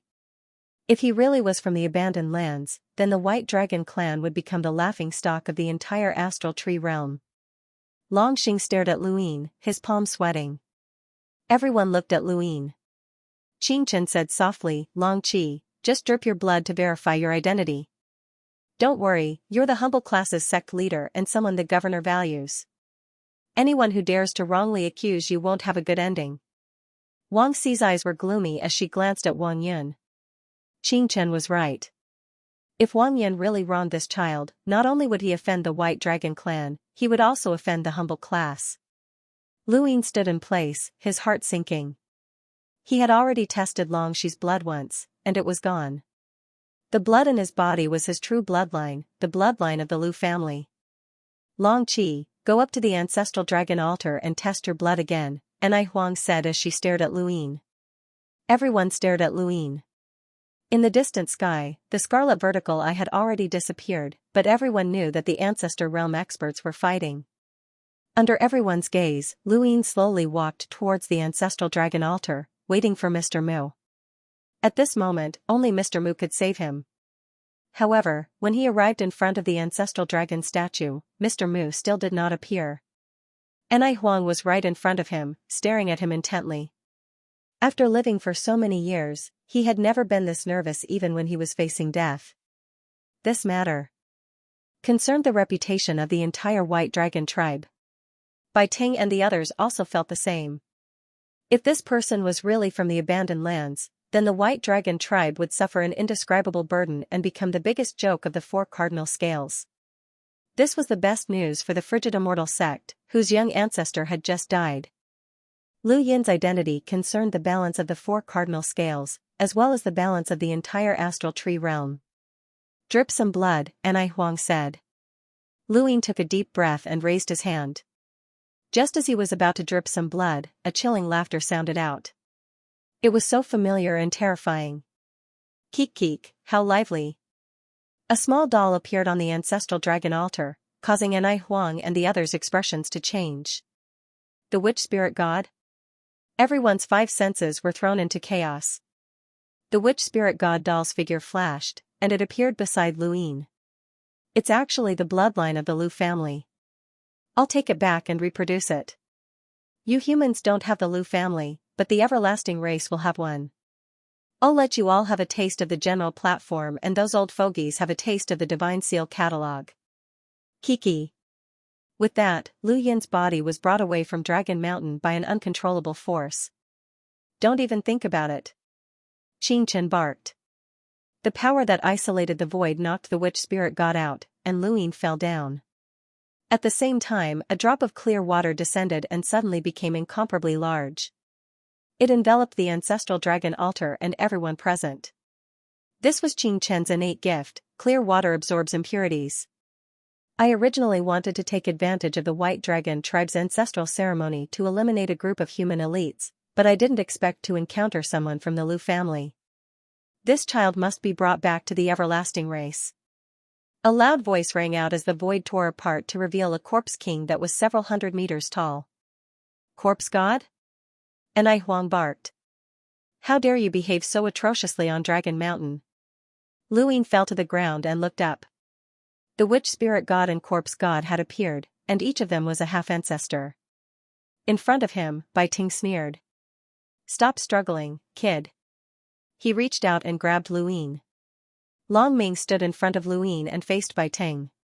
The blood test hasn't been completed yet. Bai Ting, stop. You're still trying to deceive yourself? That kid is clearly stalling for time. He doesn't dare to test his blood. Bai Ting barked. Long Ku could naturally tell, but he could not admit to it. Otherwise, the White Dragon tribe would truly become a laughingstock. Nonsense. The White Dragon tribe is here to protect Long 7. Anyone who dares to attack Long 7 will be an enemy of the White Dragon tribe. A group of White Dragon tribe experts stepped forward. Wang Si barked, Long Ku, you're actually helping someone from the Lu family. The silhouette of a mountain appeared around her body and covered the surroundings, pressing down on Long Ku and the others. How could they possibly be a match for a half-ancestor? At that moment, a sword swept out, and the stooped elder, Lu Song, stepped forward to face Wang Si. The results are still undetermined. Wang Si, you're still so impatient. Lu Song, is your Lu family really protecting the remnants of the Lu family? Wang Si shouted. Lu Song shook his head. You're clearly a member of the White Dragon tribe, so where did the remnants of the Lu family come from? Wang Si, you're mistaken. Wang Si was furious, but the old thing was still pretending to be confused. Lu Yin continuously retreated and put on his universal armor. The situation was clear, even if the White Dragon tribe was certain that he was from the abandoned lands, and even if they were certain that he was from the Lu family, they would not allow him to be exposed. What he needed to do now was flee. Little brat, come with me. Elder Shizi broke through the void and grabbed at Lu Yin. On Lu Yin's other side, a White Dragon elder stepped forward to stop Elder Shizi. Does the frigid immortal sect really want to start a war on Dragon Mountain? Elder Shizi did not say anything, and her gaze swept past Xianxia. Xianxia frowned and leapt towards Lu Yin. At the same time, an emissary from the White Dragon tribe tried to stop her. For a moment, the experts from the Wang family and the frigid immortal sect all wanted to capture Lu Yin, but the White Dragon tribe stopped them. Those from the Shenwu plain quietly stood to the side and did not interfere. The same went for the School of Agriculture. Those who had come to congratulate the White Dragon tribe did not interfere either, and they all retreated far away. If Lu Yin was confirmed to be someone from the abandoned lands, then even the White Dragon tribe would have to capture him. However, they had not confirmed it yet, which gave the White Dragon tribe an excuse to act. Come with me. The urgent voice of a White Dragon tribe elder reached Lu Yin's ears. Lu Yin observed his surroundings and tried to think of a way to leave. Come with me. The White Dragon tribe elder grabbed Lu Yin's arm and tried to forcefully take him away. They were almost certain that Lu Yin was someone from the abandoned lands, so they did not hold back. The White Dragon tribe would not allow the frigid immortal sect to take Lu Yin away, and the Wang family would have to deal with him themselves. Lu Yin suddenly shook off the elder's hand and quickly stepped into the astral source universe, rushing out of Dragon Mountain. The White Dragon tribe elder was furious. Bastard! He also broke into the astral source universe and raised a hand. Lu Yin felt pressure from all directions. This was an expert who had undergone multiple tribulations. Back in the battlefield, Lu Yin had been able to rely on the cloud lattice robe to resist, but this time, it was impossible. He was blasted out by the surging astral source and slammed into the ground. Evil creature, come with me. The White Dragon tribe elder tried to grab Lu Yin again. The star chessboard appeared beneath Lu Yin's feet, and he tried to move, but he found that he could not. The void around him was distorted and was forcefully interfering with his star energy. The White Dragon tribe elder's gaze turned cold. Little bastard, how dare you impersonate a member of the White Dragon tribe and make us a laughingstock? You will suffer the harshest punishment, and you won't even be able to die. He could not help but strike out with a palm that contained astral source. Fortunately, Lu Yin's universal armor blocked the attack, so he was only pushed back and was not injured. Otherwise, this palm would have seriously injured him. I am a member of the White Dragon tribe. The White Dragon tribe elder sneered. Then come with me. This was Dragon Mountain, and it was filled with White Dragon tribe experts. No matter how powerful Bai Ting and the others were, they could not suppress the White Dragon tribe here. At that moment, another figure appeared and casually sent the White Dragon tribe elder flying. It was the old man. Lu Yin was delighted to see the old man, as he could not leave Dragon Mountain by himself. Kid, run. The old man grabbed Lu Yin and forcefully tore through the void to leave. With his cultivation as a half-ancestor, no one could stop him unless they were at the same level as him. Suddenly, the void's reflection around Dragon Mountain distorted. Dragon Mountain was huge, and it was one of the 4 scales.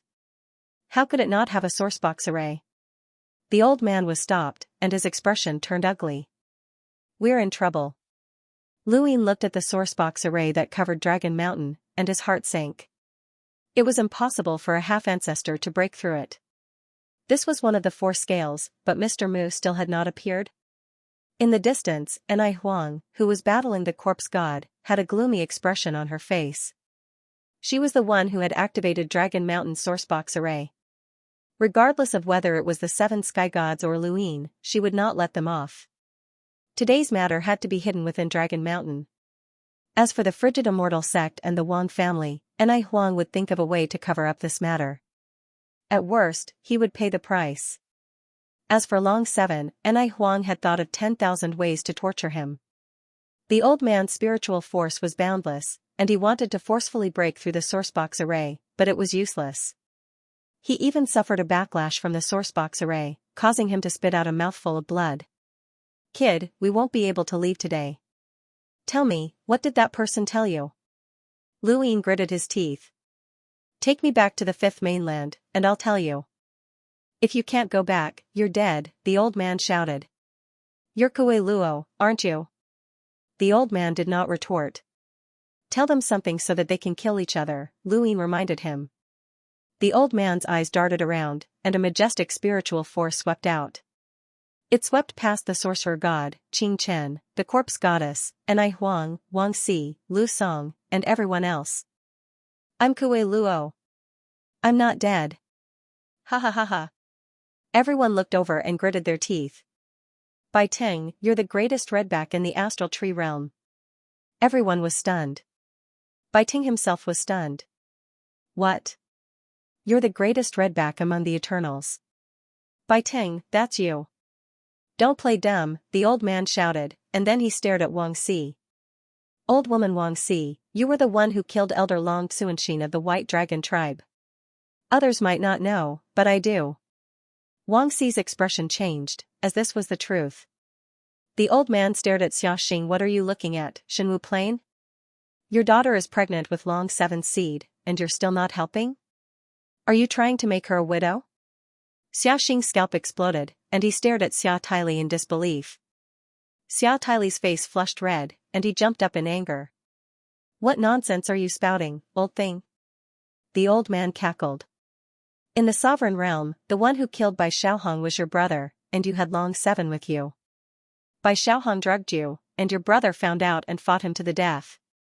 Long 7 happened to arrive at the same time and had sex with you.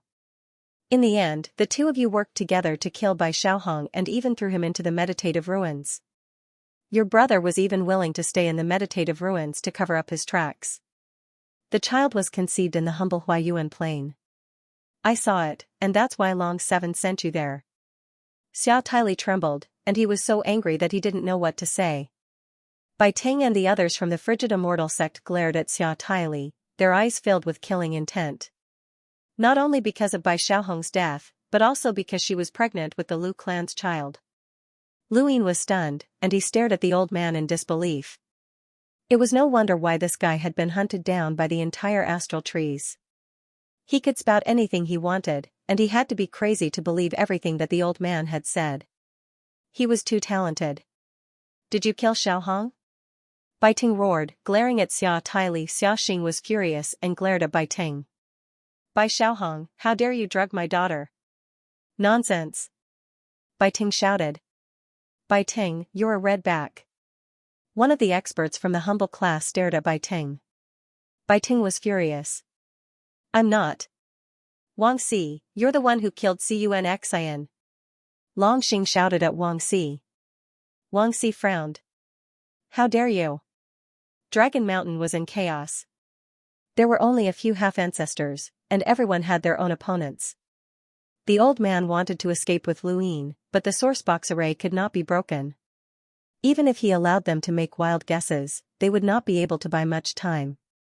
Luin suddenly thought of something, and he retrieved Longtian's token from his cosmic ring. "This is Longtian's token. Can we leave?" Generally speaking, the White Dragon clan's junior ancestor could freely enter and exit Dragon Mountain. The token was proof of one's identity, and there were many places that one could freely enter with it. The old man took it and rushed out with Luin in tow. In the distance, Luin was battling the corpse god. Enai Huang was stunned. How was this possible? There were only a few people in the entire White Dragon clan who could freely enter and exit the sourcebox array. The old man was shocked when they left the array. Kid, you have a lot of good stuff.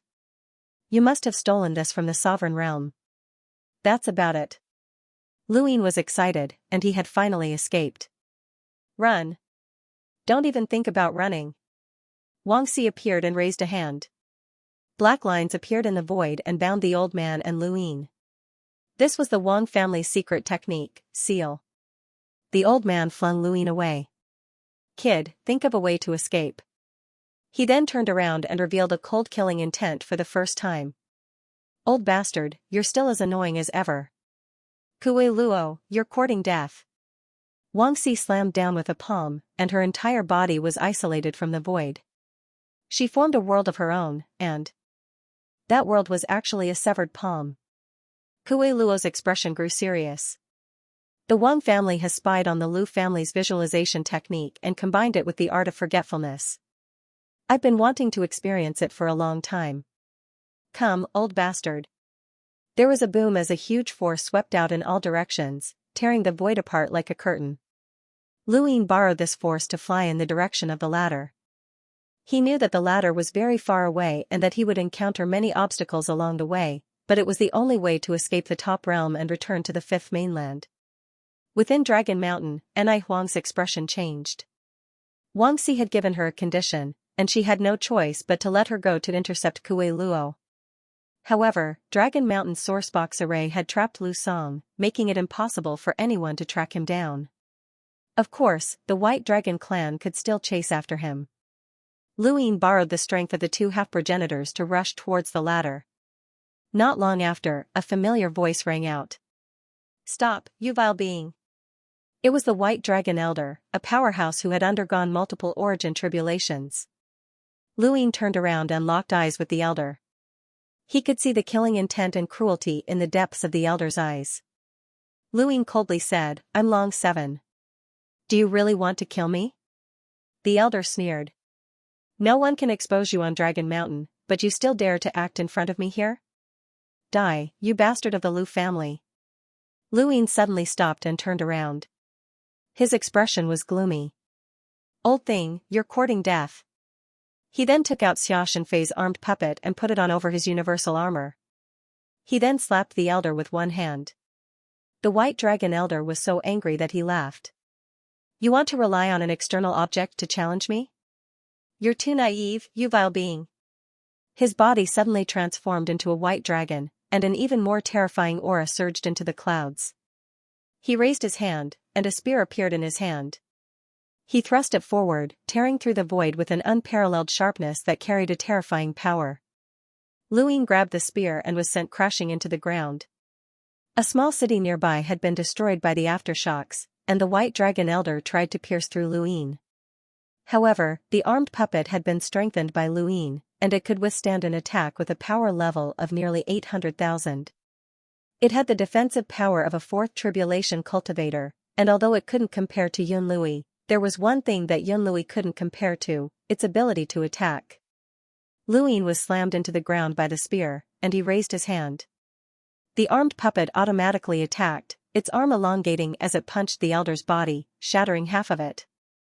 The White Dragon Elder was infinitely close to reaching the fourth tribulation stage, but his attack and defense were both weaker than the armed puppets, so this punch heavily injured him.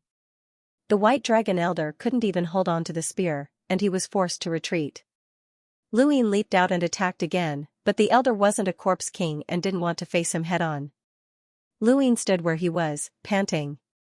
In the distance, the White Dragon Elder appeared, looking exceptionally miserable. Half of his body was bleeding, and he glared at Luin venomously. Lu family's bastard, I'll make sure you die without a grave. Luin stared at him deeply and then turned around. He continued to flee towards the escalade. However, he didn't get far before an emissary appeared in a city in front of him to intercept him.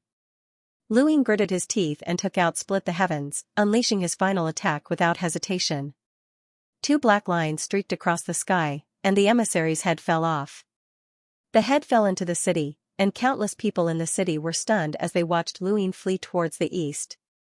Behind him, the White Dragon Elder recognized Split the Heavens, and even further away, the people from the four-way scales also recognized Split the Heavens. The junior ancestor really was killed by this bastard from the Lu family. We must take revenge. He won't be able to escape. The sect master has already given the order for everyone from the Frigid Immortal sect and the Wang family to capture him. The White Dragon clan won't let him go either. Bastard from the Lu family, let's see how far you can. Run. Ha ha ha ha.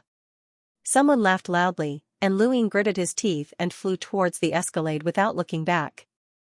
Soon after, many people appeared in the surroundings, as they had all received orders from the Frigid Immortal sect to capture Luin. However, Luin had just killed an emissary, and these people didn't dare to act rashly. The White Dragon Elder's miserable fate made them even more fearful, so they only dared to chase after Luin and taunt him. Bastard from the Lu family, this is the top realm. Where can you run to? Bastard from the Lu family, do you remember the Myriad Daos family? You're the Lu family's henchman. Many of their women have been turned into slaves, and they're living miserable lives. Why don't you come and save them? Bastard from the Lu family, you once said that the Lu family's people who followed you have all betrayed you. If you have the ability, then come and clean up your family. Bastard from the Lu family. Luin gritted his teeth. He had heard the voices of the people around him, and he had memorized them all. He didn't need to listen, but he had to. He wasn't a magnanimous person, and he had memorized all of their words.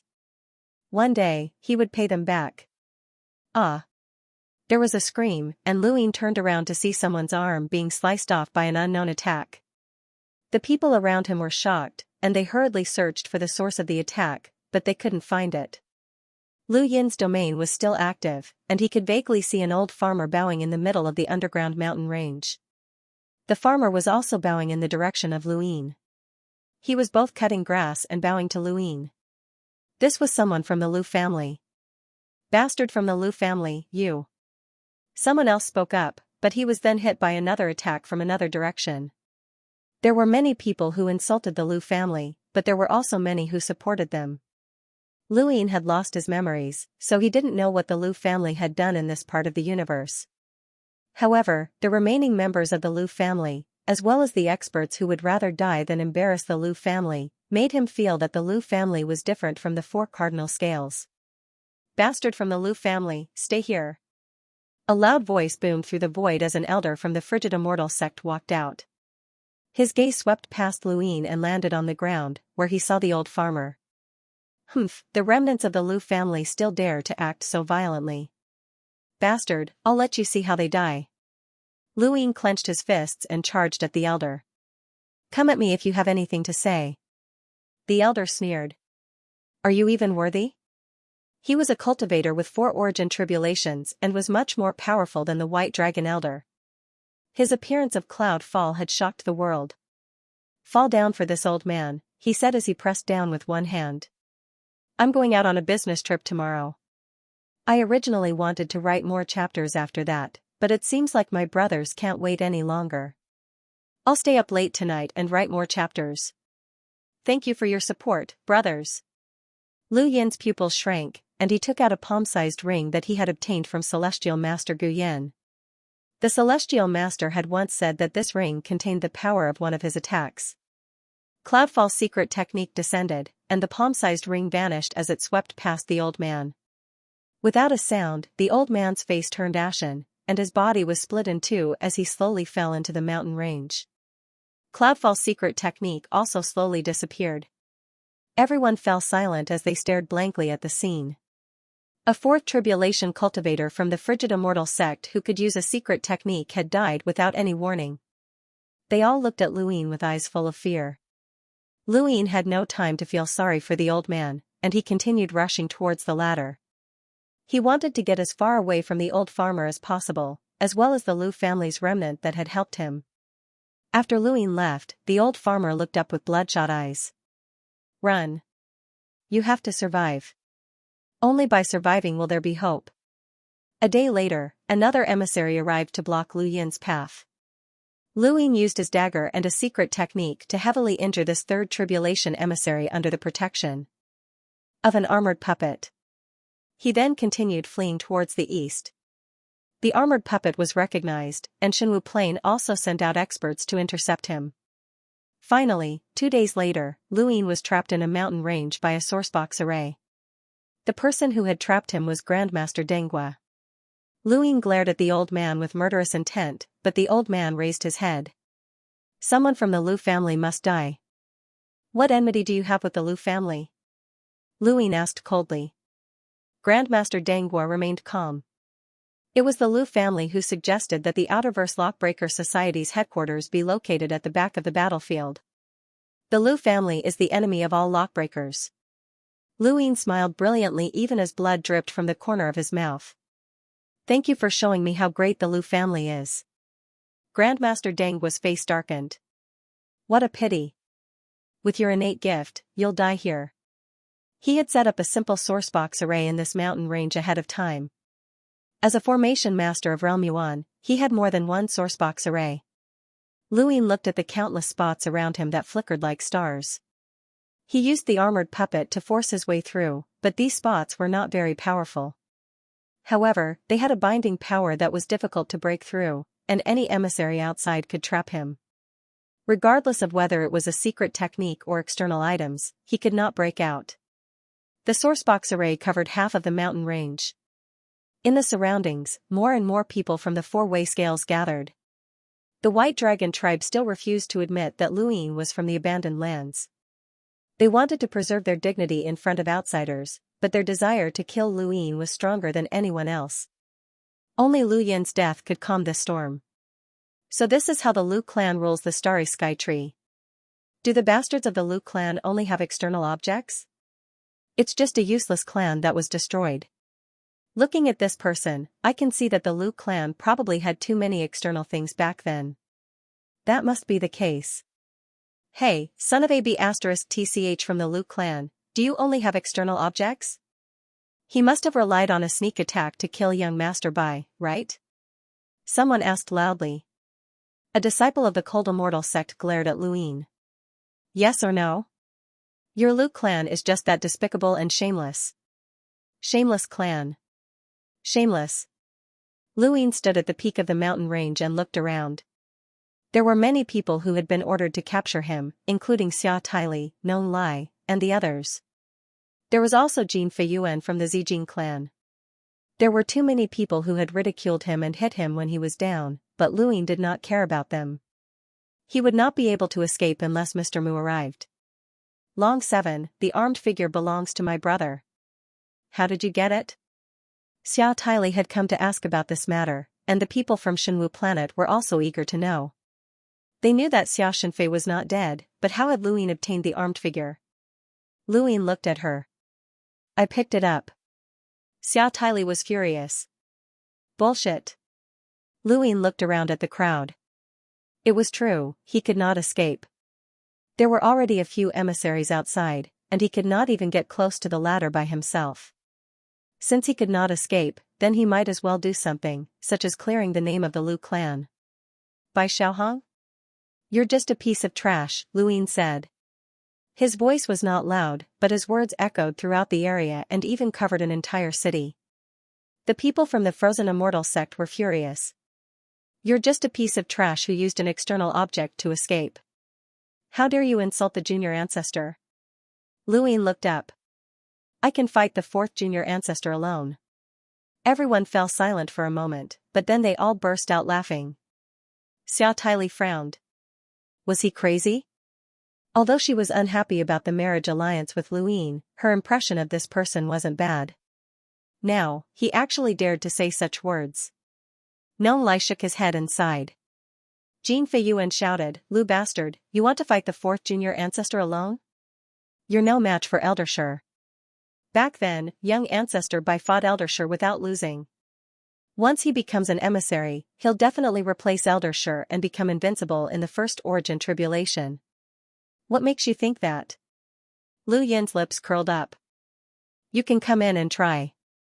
One palm is enough to hit you. Jin Feiyuan snorted and did not want to bother with Lu Ying, but the people around him started to jeer, especially Nong Lai. Jin Feiyuan, go and try. Jin Feiyuan, go and try. The Zijin family won't be scared, right? Go. Jin Feiyuan was embarrassed, but he did not want to go. After all, Lu Yin had been qualified to accompany the junior ancestor to the sovereign realm. Jin Feiyuan had also been defeated by the Xianxia and Yaoxian, which had left a shadow in his heart. He hated the people of the abandoned lands, which was why he had been so eager to surround Lu Yin. He did not care if Lu Yin was a member of the Lu family. All he needed to know was that Lu Yin was from the abandoned lands. He treated Lu Yin as someone from the Xianxia and Yaoxian. Jin Feiyuan, go and take the combat doll back, Xia Taili ordered.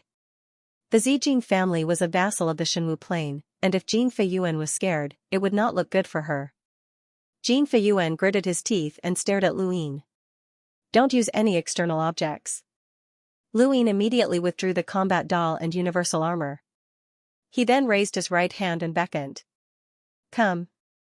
Jin Feiyuan clenched his fists and transformed into a purple-gold undying bird. He soared into the sky, burning with flames as he charged into the sourcebox array and attacked Lu Yin. Lu Yin looked up and struck out with his palm. Empty palm.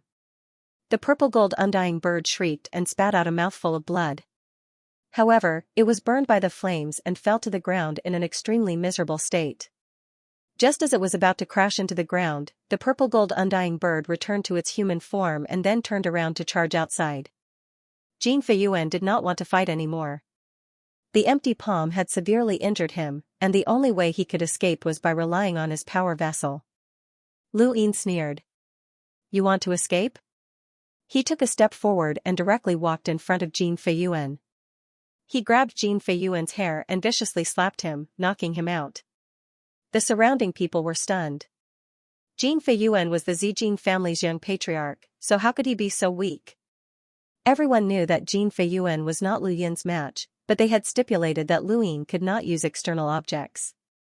They had not said anything about Jin Feiyuan not being able to use them.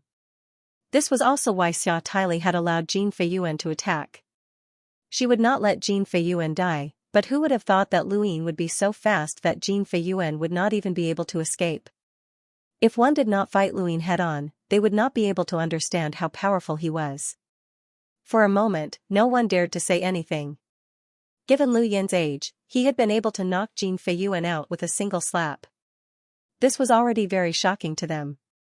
At that moment, Stoneheart arrived and walked into the sourcebox array step by step. He faced Lu Yin directly. Should I call you Long Qi or Lu Yin? Lu Yin's expression was solemn. Lu Yin. Stoneheart exclaimed as he looked at Lu Yin's appearance. You really look like that person. Who? Lu Yin asked. Stoneheart replied, Lu Xiaoxian. Lu Yin's mind trembled. Lu Xiaoxian, Lu Xiaoxian. The moment he heard these three words, he knew that this was his own name. He was the seventh son of the Lu family, and his name was Lu Xiaoxian. So this was his original name. It was the name of the person who had defeated Stoneheart, the name of the person who had planted the grass in the seed garden, the name of the boss that Tu Qiming had been waiting for many years, and the name of the future Lu Yin would use to take revenge in this part of the universe. Are you really from the Lu family? Stoneheart asked with a complicated expression. Lu Yin flexed his fingers. In this situation, was there any difference whether he was or not? Since there was no difference, then so be it. You fought with Lu Xiaoxian before. How was his general appointment platform? Stoneheart's eyes flashed with a complicated expression. The Lu family is very troublesome. Because of the general appointment platform, you didn't just fight one person, but many. Lu Yin smiled again.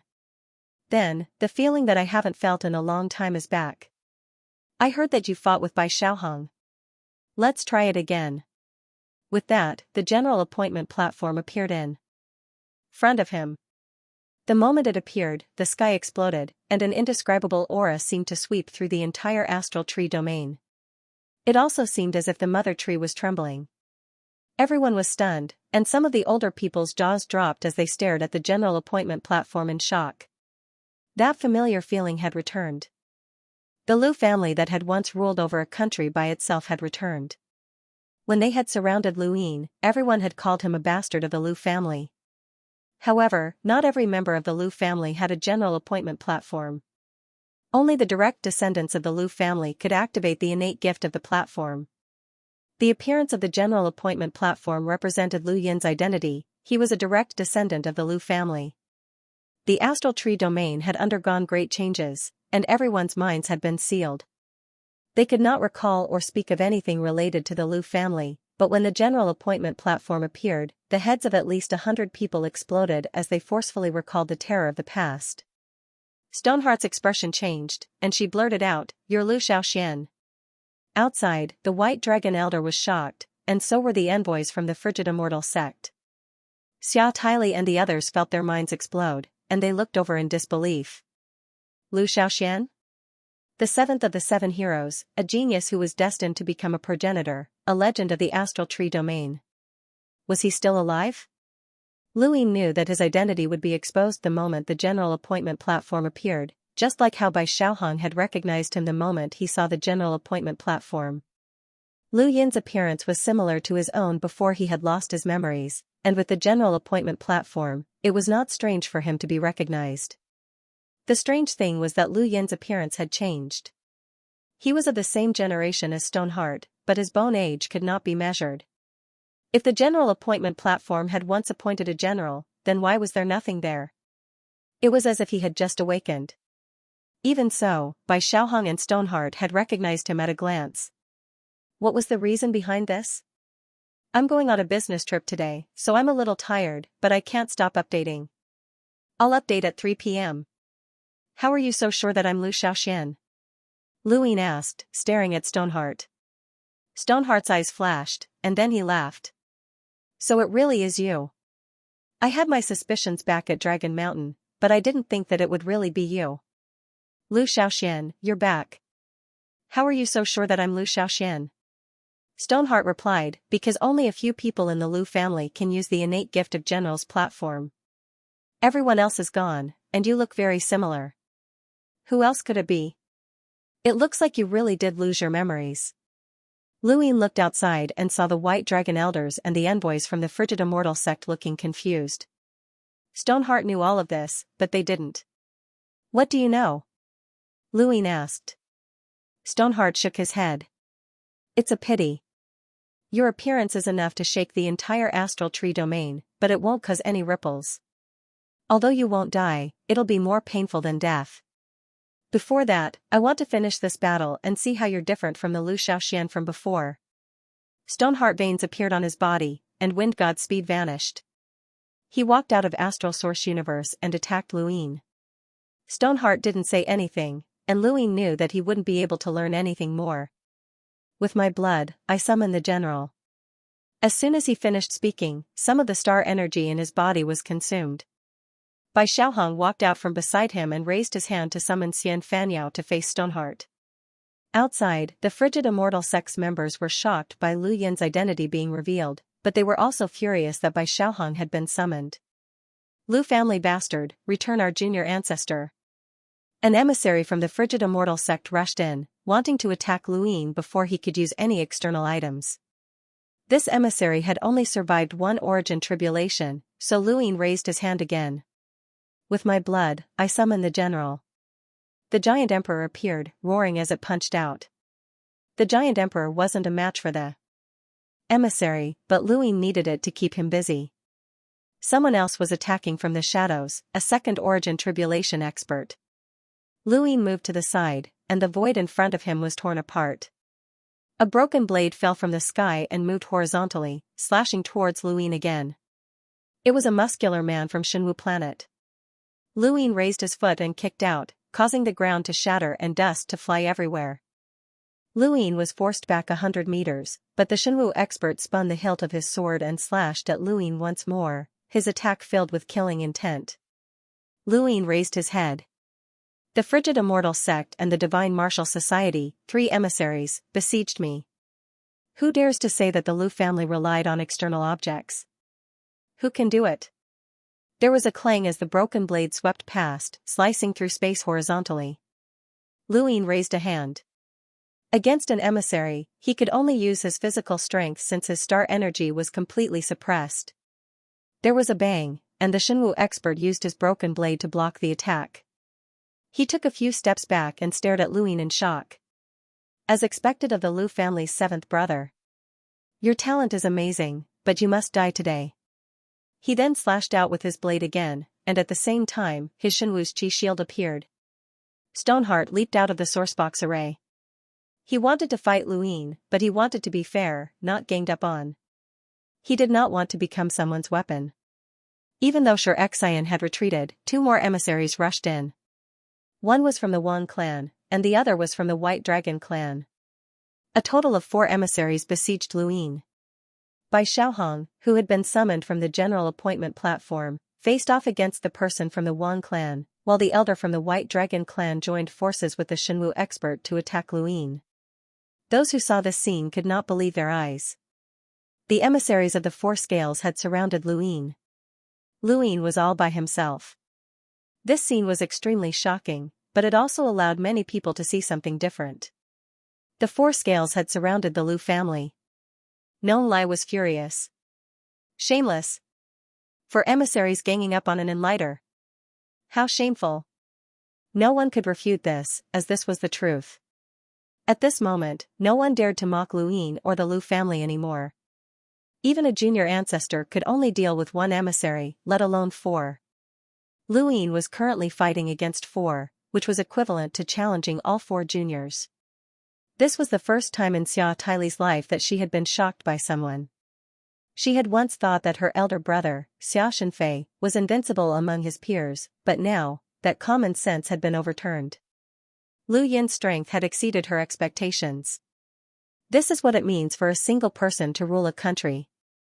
1 person can be revered, someone muttered, revealing the foundation of Lu Yin's strength.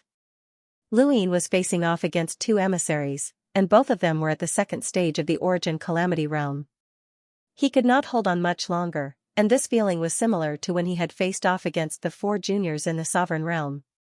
No, it was even more miserable than that time, as the juniors could not restrain his star energy, but these 2 emissaries could. The Giant Emperor and Bai Xiaohong were constantly being weakened. No matter how strong the general appointment platform was, it could not withstand the astral source's suppression. After all, they were made of star energy. As the star energy in Lu Yin's body weakened, the Giant Emperor disappeared. Even if he had not been summoned, the Giant Emperor at his peak would not have been a match for a 2nd stage emissary. The only reason he could last for a few seconds was because his star energy could be reborn without a physical body. Bai Xiaohong quickly disappeared as well. It was not that he was weaker than a 2nd stage emissary, as his peak strength was enough to fight a 2nd stage emissary. Whether or not he could win was another matter, but he could definitely put up a fight. However, Bai Xiaohong did not have any intelligence, and his body was completely made of star energy. Forget about battle techniques, even his body was not stable, and he quickly disappeared as well. Luyin pushed back the White Dragon Elder with a single palm. The emptiness palm was extremely powerful, and even though the White Dragon Elder had used his White Dragon transformation, he still managed to leave a palm print on Lu Yin's body. However, the attack did not injure Luyin at all. Above his head, a broken blade wrapped in divine martial chi descended and locked down the void, making it impossible for Luyin to dodge. It slashed down, and even further away, the emissaries from the Frigid Immortal sect and the Wang family attacked at the same time. Luyin avoided the broken blade, but he could not avoid Xianxia's palm and Skyblade from the 4 Ultimates technique. His body was flung away, and his blood splattered across the ground. Everyone was shocked, as 4 2nd stage emissaries had worked together to suppress Luyin. How many 2nd stage emissaries could do such a thing, let alone those of the same generation? A large wound appeared on Lu Yin's abdomen, and his right shoulder had been struck by Xianxia's palm. His flesh had dried up, and his vitality had been stolen. This was the Frigid Immortal sect's palm technique. Luyin looked up and faced the emissary from the Frigid Immortal sect. The other 3 emissaries were scattered around him, and they completely surrounded him. In his current situation, no one could say anything even if he used external items. He had already shocked the world enough. At the very least, he had not died from the first round of attacks from the 4 emissaries. Throughout history, there had never been an enlighter who had single-handedly challenged 4 second-stage emissaries. Not even the 7 heroes had been able to do so. However, did he need to use external items? No, as he had not used his full strength yet. Whether he lived or died, he wanted to leave behind a legend in the cosmic tree, one that was not inferior to the 7 heroes. The sorcerer god hoped that Luin would display his peak talent. Even if he fled to the 5th mainland, he would still be hunted down by the cosmic tree. The sorcerer god was the same, as he wanted to restore the Lu family's name. He wanted to use Lu Yin's name to rebuild the Lu family. This legend caused the cosmic tree, who were hostile to the Lu family, to be unable to sleep peacefully. He wanted to give all of the remaining members of the Lu family hope. He wanted everyone to know that he and the Lu family would become progenitors in the future. Since each of them was a nation, as long as he was alive, the Lu family would have hope. Luin looked up and let out a long breath. He slowly said, "My name is Luin. There's no need to care about what happened in the past. I, Luin, am here to announce to the entire cosmic tree as the current head of the Lu family. The Lu family will return, and I will take back everything that belongs to the Lu family." "Shut up, you bastard from the Lu family. You're going to die today," one of the frigid immortal sex experts shouted. Outside the sourcebox array, the White Dragon Elder's killing intent was even more intense than that of the frigid immortal sex experts. Lu Yin's identity had been exposed, and the White Dragon clan would become the biggest laughingstock in the cosmic tree.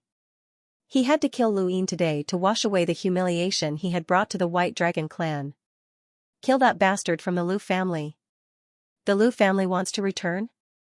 They're going to die today. Kill him. Elder, kill him. Lu Yin's lips curled up. You're all afraid. He then took out a skeleton from his cosmic ring that emitted a black aura. It was the skeleton that he had obtained from Prince Guiqian. The skeleton itself wasn't of much use to him, but it contained a boundless amount of death qi. As the death qi entered his body, a black and white cocoon appeared and wrapped around him. Everyone watched in shock, their eyes filled with confusion. They couldn't understand what technique this was. The muscular man from Shenwu Plain immediately slashed out with his blade. It didn't matter what strange technique it was, as long as he could break it. The blade slashed at the black and white cocoon, but it was blocked by the death qi. The muscular man was shocked and attacked again. At the same time, the other 3 emissaries attacked as well. 4 attacks landed and finally broke through the cocoon. A pitch-black sickle emerged from the cocoon and pierced through the astral source universe to slash at the man from Shenwu Plain. The man was stunned. A sickle? Almost no one had ever used such a weapon before. He raised his broken blade and rapped. It was Shenwu force. He slashed out with enough power to kill an ordinary first tribulation cultivator. There was a clang as the sickle collided with the broken blade. Luin walked out, and everyone finally got a good look at him. His hair hung down, and his upper body was half naked. Black gas coiled around him, and there were chains behind him. His body was branded with incomprehensible red runes, and his left arm was covered with a shield formed from white gas. He held a huge gold lian in his hand, and the strangest thing was the black fog behind him. He looked like a Grim Reaper. Everyone was shocked, and some of them felt as if their scalps were about to explode. The Grim Reaper? The legendary Grim Reaper? Impossible. The Grim Reaper is just a legend. No one can prove that it existed. The Grim Reaper that Gui Yuan has been searching for is just like that. The muscular man from Shenwu Plain was stunned. The Grim Reaper? Lu Yin's eyes were pure black as he stared at the man. He didn't say a word as the Go Lian spun and slashed at an unbelievable angle, cutting off the man's arm. The broken blade fell to the ground, and the Shenwu force's protection was useless. Above Lu Yin's head, the White Dragon Elder wielded his spear and descended. Lu Yin grabbed the chain that was wrapped around his body and swung his arm, causing the chain to sweep upwards like a nebula.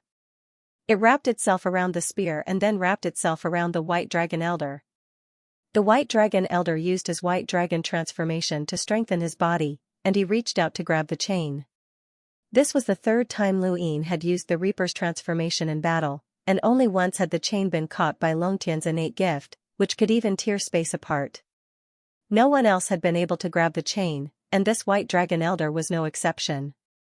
He grabbed onto the chain, but the chain also wrapped around him at the same time. In terms of strength, he was no match for Luin at all. His entire body was dragged down by Luin, and the Golian slashed horizontally along the chain, splitting the white dragon elder's body into two. Fresh blood spilled from his head onto the ground, dyeing the soles of his feet red. Lu family's bastard, how dare you collude with Ghost Abyss? You're courting death, the frigid immortal sex emissary shouted as he attacked with a palm. His astral source surged, suppressing any type of star energy, but it did not affect Luin at all. Luin used the chain to throw the white dragon elder towards the frigid immortal sex emissary, and the elder's back took a hit for Luin. Luin took advantage of this opportunity to step into the astral source universe, his body covered in golden battle force that gradually spread to the Golian and slashed down. There was a thump as Golian was struck by one of the Wang family's four ultimate skysword technique, causing him to lose his direction. The Wang family's emissary quickly appeared in front of Luin, his eyes cold. For ultimates, Kuei Xiong. Bang! A palm struck out and landed heavily on the shield on Lu Yin's left arm, but Luin did not move at all. The black mist behind him formed a pair of giant eyes that opened and stared at the Wang family's expert. The Wang family's expert panicked, and he subconsciously trembled as if he had seen the most terrifying thing in the world. Luin slashed back with the Golian, but suddenly, the sourcebox array moved. Specks of starlight tore through the void, obstructing Lu Yin's attack. The Wang family's expert reacted and hurriedly retreated. Luin stood in place and scanned his surroundings. Even though his eyes were pure black, everyone could see the arrogance in his eyes. It was an insufferably arrogant and invincible spirit. Even 4-second tribulation origin stage experts had been injured, which left everyone speechless, including Stoneheart. He was a genius who had once competed with the 7 heroes. Even though he was only at the first tribulation, he was confident that he could suppress the second tribulation origin stage experts who were fighting Luin. However, he definitely could not take on 4-second tribulation origin stage experts alone. Even if the 4-second tribulation origin stage experts were only average in terms of strength, it was still the same. In particular, Luin was an enlighter, and his star energy was suppressed. The Lu family was the dominant family, and they relied on their commander appointment platform. A single person could summon an entire army without fear of a group attack, but Lu Yin's commander appointment platform had been defeated from the very beginning. Now, he was relying on his own strength. Stoneheart had to admit that the current Luin had surpassed him and wasn't someone he could deal with. Nong Lai was moved, and he looked at Luin with adoration. "You're truly our role model." Xia Taili looked at Luin in a completely different light. What kind of invincible power was this? No wonder he looked down on Bai Xiaohong, and no wonder he could kill Bai Xiaohong. This power was not something Bai Xiaohong could compare to. Luin held the scythe in his hand, and a black aura of death rose from it. Especially in this dusky top realm, he truly looked like a god of death that had descended. We can't let him live. We definitely can't let him live. Someone from the Cold Immortal sect shouted loudly. Grandmaster Dangwood gritted his teeth. The Lu family cannot leave this place alive. Everyone, charge into the sourcebox array and kill him. Kill him. Luin clenched his left fist. You want to kill me? Come on, I'll bury all of you with me. He had already cleared the name of the Lu family and left behind an invincible legend. Now, it was time to compete with external items. Luin exited his Grim Reaper state and donned his universal armor and armed marionette. He held a small knife in his hand and bit down on his tribulation fire. His right hand was equipped with the giant's right arm, which held Elder Wu's poison. He did not believe that these people could deal with him. He was waiting for Mr. Mu and the Neo-Human Alliance. The sorcerer spirit had not hesitated to start a war in order to allow Luin to return with merits. Luin had destroyed several cities and even mobilized the 12 marquises. He had even taken the initiative to appear at Dragon Mountain, so he could not be allowed to die so easily. Luin had to return to the 5th mainland alive. There was a scream as Grandmaster Dangwa's legs were severed, and a black aura of death lingered around his wounds. This was a sneak attack from an expert from the Ghost Abyss. The White Dragon Elder who had been chasing Luin was furious, and he shattered the void with a single palm to grab the Ghost Abyss expert. The Lu family is actually working with the Ghost Abyss. The Ghost Abyss expert gritted his teeth. Since the Death God's successor has appeared, then he is the master of the Ghost Abyss. You're courting death. The White Dragon Elder directly shattered the Ghost Abyss expert's body. Grandmaster Dengwa had been ambushed, and his sourcebox array had become unstable. Luin raised his hand and threw out a super flash tear. The top realm was dim, and the super flash tear bomb was activated. Even the junior ancestor would be blinded by the super flash tear bomb, and it was even more effective in the top realm. Everyone's eyes were blinded by the super flash tear bomb, including the emissaries. Luin leapt out and tore through the void as he swept past Grandmaster Dengwa. His knife slashed out, and Grandmaster Dengwa's pupils shrank. A strange sourcebox array appeared in front of him and blocked Lu Yin's knife attack. Luin felt that it was a pity, as he really wanted to kill Grandmaster Dengwa. Unfortunately, this person was a realm plane formation master. Even though he was not proficient in battle and had wasted the strength of a third tribulation cultivator, his knowledge of sourcebox arrays was second only to that of a sage. It was impossible to kill him with a sneak attack. After his attack failed, Luin headed east without looking back. The White Dragon Elder immediately attacked. "Stay, you bastard!" Luin raised his hand and threw out Elder's poison. This poison had been upgraded 12 times, and it was enough to threaten an emissary. It was useless against this White Dragon Elder, but it could at least give him a scare. Luin had used too many external items, and they were all extremely powerful. The White Dragon Elder was naturally afraid, and when he saw Elder's poison being thrown out, he hurriedly retreated. Luin sped up and fled, as he did not know how the old man was doing. He was incomparably glad that he had been protected by Gate Xianxia and the others in the Huayuan River domain.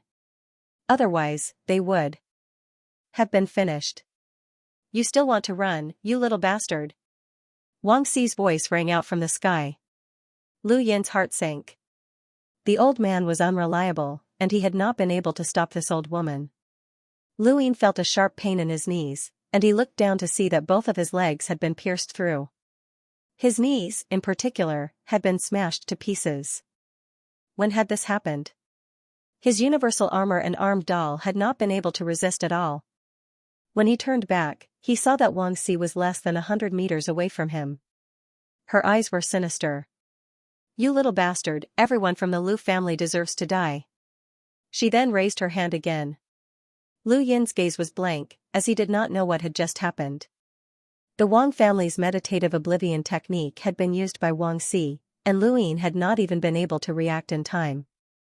This was different from the meditative ruins, which had been a complete version of the technique, but because no one had been controlling it, it had given Luin time to react. However, Wang Xi's technique had given him no time to react at all. 2 consecutive explosions rang out as the joints in both of his arms were broken. Just like his legs, intense pain spread throughout his body. Lu Yin's vision recovered, and he spat out a mouthful of blood. Wang Xi sneered, "I won't kill you so easily, you little bastard. I'll make you suffer." There was blood at the corner of Lu Yin's mouth, and he could not control his limbs, causing them to continuously bleed. His gaze was ferocious. "Old bitch, you must have been abandoned by the elders of the Lu family. You must have become a pervert." Wang Xi's gaze suddenly turned icy. "You're courting death." At that moment, the old man's voice rang out. "Old bitch, you cheated." A visible spiritual force bombarded the area, causing everyone who was pursuing Luin to stop in their tracks. Even Wang Xi's attack had been stopped. She gritted her teeth, "Kui Luo, you're going to die as well." Luin was sent flying by an invisible force once more. This time, the old man had attacked and thrown him towards the east. Luin felt that Mr. Mu was becoming more and more mysterious. Back on the 5th mainland, Mr. Mu had been able to throw him halfway across the inner verse, but the old man had not been able to do so. Of course, this might have something to do with the toughness of this region of space. Why hadn't Mr. Mu appeared yet? Luin was sent flying by an invisible force, but he was still an invisible distance away from the latter. He landed and hid within a mountain range. Wang Xi had broken his arms and legs, and there was still some residual half-ancestor power in his wounds. Under normal circumstances, it would be very difficult to heal. Even if he had broken through the third stage and his body was filled with vitality, it would still be impossible to cleanse the remnant half-ancestor power unless someone helped him. Luin hid at the bottom of the lake and panted heavily. He wanted to enter Mount Supreme so that Longxi and the others could heal him, but after some thought, he decided against it. The remnant half-ancestor power was not something that Longxi and the others could deal with. He kept thinking, but it was impossible for a half-ancestor to help him. If Xianxia discovered him, he would most likely help him, but it was also possible that he would be worried about the situation in the astral tree and eliminate him like the others. With the old man and Wangxi entangled, who else could help him? The farmer's family? The Lu family? Not necessarily. After a while, he suddenly thought of the battle technique: when things reach an extreme, they can be reversed. As long as the attack did not reach the upper limit of death, any attack would only cause the body to recover. Perhaps he could give it a try. As he thought about it, his die appeared. Luin tried it with some difficulty, but it spun to 3 pips. He looked at the 2 screens and felt helpless. It was useless, so he continued. This time it was 5 pips, but it was still useless. He continued. 4 pips. Luin was delighted, and the scene in front of him changed as he appeared in the time-stop space. There was no need to rush when he was here, as he could extend the duration of the time-stop space. No matter how long he was in the time-stop space, it would only take a second in the outside world. Luin took a few deep breaths and swallowed some healing pills. He slowly closed his eyes and began to cultivate. When things reach an extreme, they can be reversed. Fortunately, he had cultivated this technique before, so he was not unfamiliar with it. In the blink of an eye, half a year passed. Luin opened his eyes and saw that the joints of his broken limbs had all dried up. He could still feel the remnants of Wangxi's power within them, and it was constantly destroying them. However, when things reach an extreme, they can be reversed to heal his body. This technique was simply a holy healing technique. It was no wonder why it was rumored that the desolate ancestor had grasped the mysteries of immortality. All of the secret techniques that he had created were for healing purposes. This technique was the most valuable. When things reach an extreme, they can be reversed. It could indeed heal the injuries that Wangxi had left behind, but it would take a very long time. Another half a year passed in the time-stop space, and he had already used up 8 million star essence. The longer he stayed in the time-stop space, the more he would not be able to easily use up the remaining star essence, even if it was just a few months. He looked at his limbs and saw that most of the dried-up areas had recovered, but there were still remnants of a half-ancestor's power within them. It would take at least a few years for him to fully recover. This was the power of a half-ancestor. Fortunately, he could move now. Even though he was not very nimble, it was fine as long as he could move. The next volume is about to be released. I want this guy to be surnamed Lu. Thank you for your support, brothers. I'll give you more chapters. Motion sickness is so painful. Time was something he didn't lack the most. Thinking about it, he exited the time-stop space and continued to roll the die. He had just rolled 3 times, so he still had 1 more chance. Unfortunately, he didn't manage to roll 4 pips for the 4th time. He rolled 1 pips and got something useless. Sighing, he looked up and saw someone passing by. He didn't know if they were searching for him or if they were just passing by. During this period of time, the starry sky of trees should be in an uproar. The moment his identity was exposed, the entire starry sky of the trees went into an uproar. First was Long Shan. Ni Huang, who was facing the zombie god, was in disbelief. General appointment stage? He's Lu Xiaoxian? Xianxia was shocked, and Lu Yan's face appeared in his mind. Lu Xiaoxian? Is he Lu Xiaoxian? Are you kidding me? Even though he was a half-martial progenitor who had experienced countless life and death situations, he was still stunned.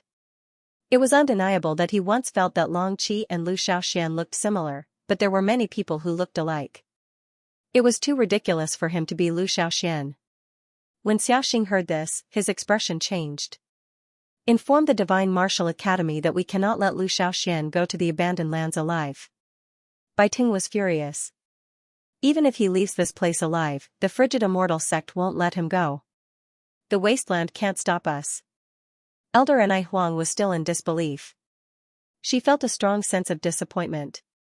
In the end, the clan member who was so talented that even the patriarch had to show up was actually the Lu clan's third son, the seventh son of the seven heroes, Lu Xiaoxian, whom they hated the most back then but had no choice but to flatter. The four-way scales had exiled the Lu family to its current position. Now that it had heard that Long Seven was Lu Xiaoxian, it was filled with complex emotions and apprehension that could not be put into words. The only thing it could think of was to use all of its power to kill Lu Yin and prevent any future troubles. The sorcerer spirit god laughed strangely. Hee, so it's that little guy. How interesting. You humans have so many complicated conflicts of interest.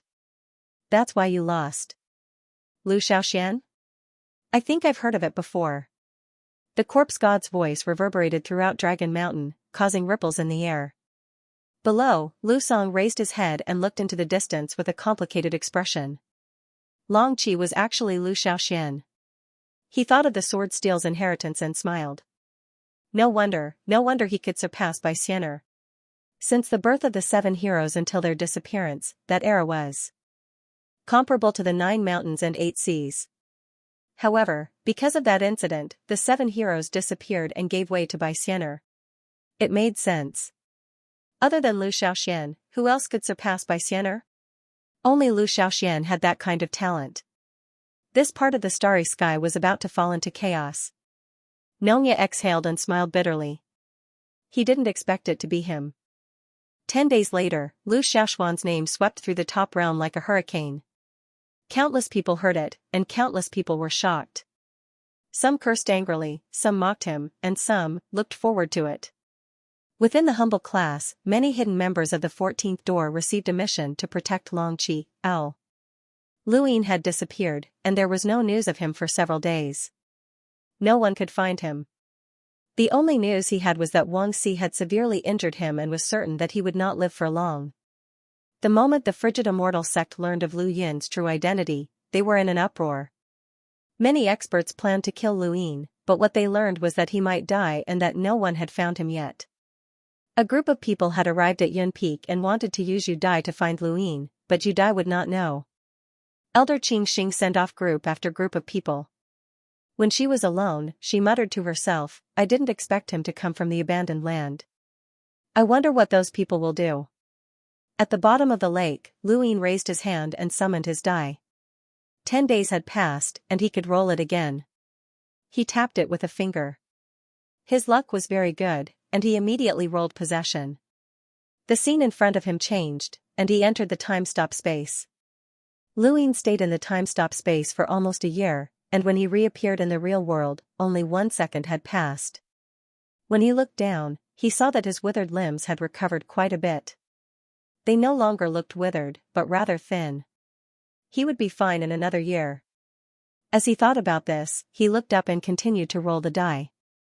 On his third try, he rolled possession and entered the time-stop space once more. By the time he came out, his limbs had completely recovered. To the outside world, it had not even been half a month since he had been injured. It was unimaginable that a half-ancestor could fully recover in half a month. Lu Yin changed his appearance and walked out of the lake, heading east. At this point, countless people in the top realm were searching for Lu Yin, and he himself was also searching. Brother, did you find that Lu family kid? Lu Yin shouted, causing a group of people in front of him to look over. No, it's been more than 10 days, but no one has found him, someone said gloomily. Lu Yin was puzzled. He was clearly heavily injured, so how could he have disappeared? A woman's clear voice rang out. The family told us to pay attention to people with injured limbs. She then looked at Lu Yin's limbs and saw that they were unharmed, so she did not look any further. If you find anyone injured, immediately capture them. Lu Yin nodded and brushed past the group. With his strength, these people would not be able to detect him even if he changed his appearance, unless he was an emissary. As soon as he encountered an emissary, he would think of a way to hide. However, even if he could hide once, he would not be able to hide a second time. There would always be a moment when he would be discovered by an emissary. As he thought about this, Lu Ying saw a very flashy man walking towards him. Was he from the frigid immortal sect? Lu Yin's eyes flashed, and he raised his hand. A strong wind swept out, and the man's limbs were severed. The man screamed as he fell down. Sorry, Lu Ying muttered to himself as he continued heading east. Along the way, he encountered enlighters who were searching for him, and he would break their limbs and throw them away. In just a few days, he had broken more than 100 people's limbs. These people did a good job of diverting the attention of the searchers. Uncle, I don't even know who did it. It's definitely a bastard from the Lu family. Uncle, you have to avenge me, the flashy man complained tearfully to an emissary from the frigid immortal sect. The emissary grew impatient. Useless thing. You didn't even see who did it. Uncle, it's definitely a bastard from the Lu family, the flashy man shouted. The emissary angrily retorted, do you think that you're the only ones with broken limbs? Everyone knows that we're searching for enlighters with severed limbs. The remaining members of the Lu family, as well as some people who are dissatisfied with the four-way scales, have secretly taken action. There are enlighters with severed limbs all over the top realm. The flashy man grimaced. Uncle, you have to avenge me. In a small city in the top realm, Lu Ying was drinking wine as he listened to the occasional discussion. Have you heard? The city lord's eldest son has had all his limbs broken and is still in the mountains. Of course I have. It's not just enlighters who are suffering, some explorers, cruisers, and hunters are suffering as well. There's always someone taking action to distract us and help Lu Xiaoxian. Now that Lu Xiaoxian is back, the Lu family's people have become more active. There's also a group of people who don't like the four-way scales and are secretly taking action.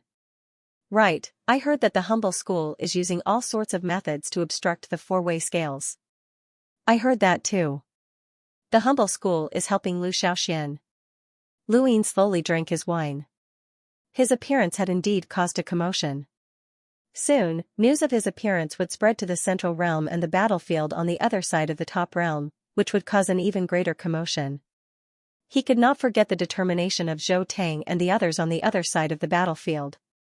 In the Star Alliance, there was a group of people from the remnant army waiting for the Lu family. They were not the only ones, as there were definitely many others waiting for the Lu family in the cosmic tree. These people would either openly or covertly act to cover for him. Speaking of which, the Lu family is indeed worthy of its former dominance. Lu Xiaoxian single-handedly defeated 4 second-stage astral emissaries, and he's terrifyingly strong. It's even said that he inherited the Death God's inheritance. What Death God's inheritance? I don't know. There are people in Ghost Abyss who recognize him as their master and are secretly looking for him. Shoo! Don't talk about the Lu family. Aren't you afraid that your head will explode? Don't worry. As long as you don't force yourself to remember the Lu family's past, there won't be any problems. The top realm was in chaos. The 4 cardinal scales had always known that there were many people who supported the Lu family in hiding, but they had not expected there to be so many. Even someone from the Frigid Immortal sect had his limbs broken, which infuriated the upper echelons of the Frigid Immortal sect. They declared that they would definitely search for the remaining Lu family members hidden within the sect. Gradually, however, the commotion changed. More and more people who were dissatisfied with the 4 cardinal scales took action and secretly attacked the experts from the 4 cardinal scales who were searching for Lu Ying. Many people suffered because the 4 cardinal scales spread out their forces, which gave those people an opportunity to attack. In short, the top realm was in chaos, and it quickly spread to the central realm. Some people claimed to have seen Lu Ying in the central realm, and they even made it sound like he was there. This led to many vassal families from the central realm searching for him. This created a storm that swept through the entire cosmic tree realm. Under such circumstances, a rumor quickly spread. As Lu Ying walked down the street, someone flew past him and shouted, "Lu Xiaoxian, we humans have fought against the monsters and suffered countless casualties. If you're loyal to the humans, then come out. Don't start a civil war. Lu Xiaoxian, you've sided with the monsters. The Lu family has sided with the monsters. You're starting a civil war. Lu Xiaoxian, please kill yourself for the sake of humanity." Lu Yin's gaze turned cold. The four cardinal scales were trying to kill him.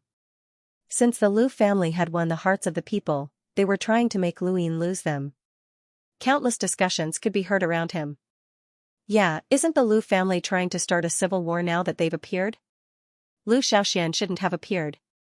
A civil war between humans should be won by the monsters. The four cardinal scales might be right. The Lu family has sided with the monsters.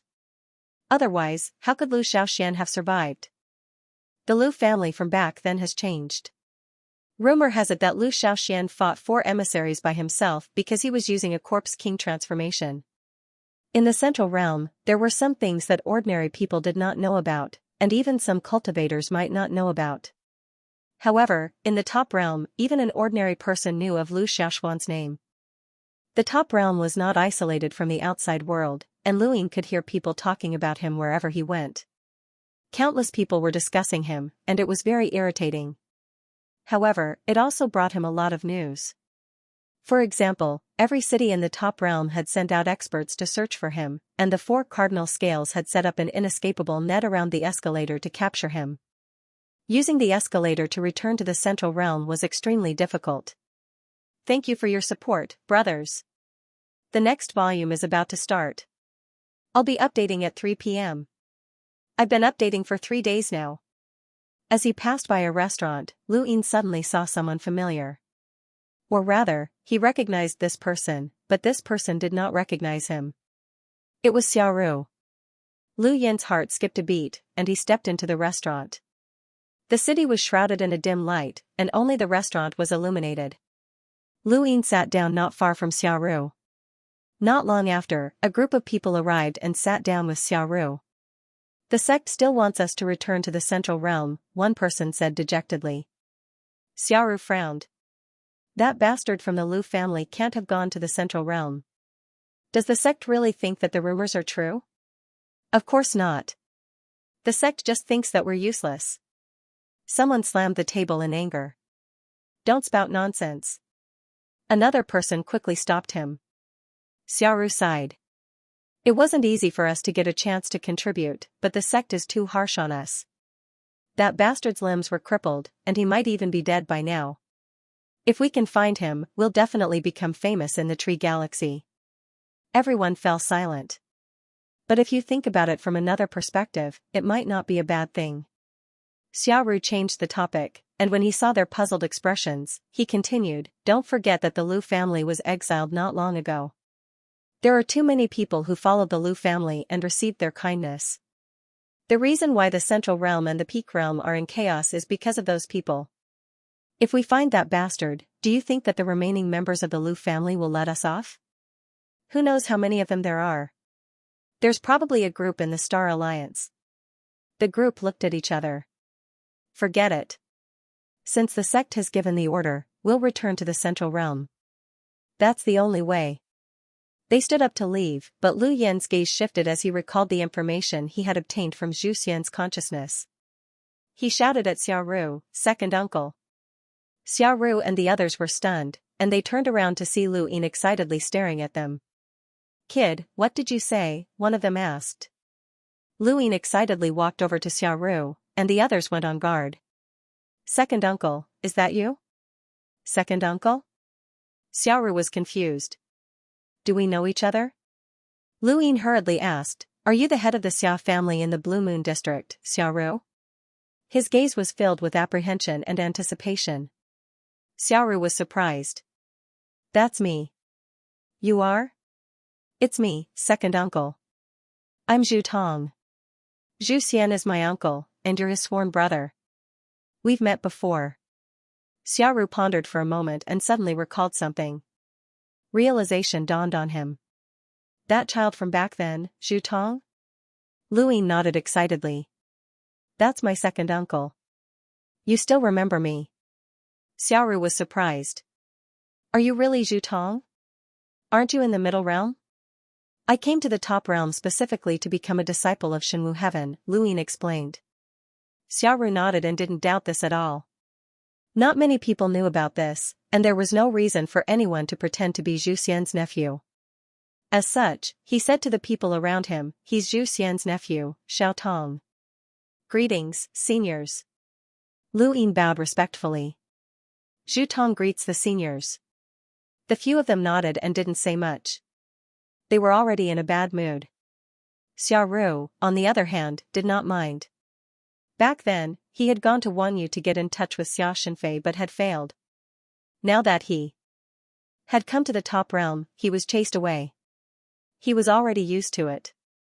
Little Tong, since you've become a disciple of Shenwu Sky, why are you here? Xia Ru asked, and they all returned to their seats. Although Xia Ru wanted to make use of Zhu Xian, he still acted well on the surface. However, he also did not know what Zhu Xian and his wife were doing. Lu Yin felt wronged for Zhu Xian, as this person was a little reserved. I originally wanted to become a disciple of Shenwu Sky, but... For an hour, Lu Yin had portrayed himself as a pitiful youth who had worked hard to cultivate and had a bit of talent. There were too many cultivators in the astral tree realm who were in such a situation. Xia Ru and the others all believed that they were the same, and they all looked at Lu Yin with sympathy and approval. The others also looked at Lu Yin with a bit of emotion. Lu Yin's experiences were very similar to theirs when they were younger. Xia Ru patted Lu Yin's shoulder. Little Tong, it's been hard on you, wandering the top realm by yourself. Lu Yin resolutely replied, I must become outstanding and break through to become an emissary in the future. Then, I'll raise the Zhu family's prestige. No matter how hard or tiring it is, I won't back down. Xia Ru praised, well said. The others also felt slightly better after hearing Lu Yin's words. Brother Xia, your nephew is very ambitious. That's right, Brother Xia. Why don't you take him to your Xia family and nurture him well? You might even be able to use your Azure Moon District's Xia family branch's quota to get him to join Shenwu Sky. Lu Yin looked at Xia Ru excitedly. Xia Ru thought about it. I can try. He wasn't being perfunctory. There were many branches of the Xia family, and only a few could actually enter Shenwu Sky each year. Talent was the most important factor, and if Lu Yin really had the talent and had the ambition, then it wasn't impossible to give it a try. Shenwu Sky didn't only recruit disciples from the Xia family, and if Lu Yin could enter, then Xia Ru would also reward him. Little Tong, why don't you come with me to the middle realm and meet your uncle? Xia Ru asked gently. Lu Yin respectfully replied, I'll listen to second uncle's arrangements. Lu Yin's attitude satisfied Xia Ru and the others, and before long, the group headed towards the escalade. Even though Xia Ru was only from a branch of the Xia family, he was still the family head and a true disciple of Shenwu Sky. With him leading the way, no one dared to cause trouble along the way. Furthermore, everyone was certain that Lu Yin's limbs had been crippled.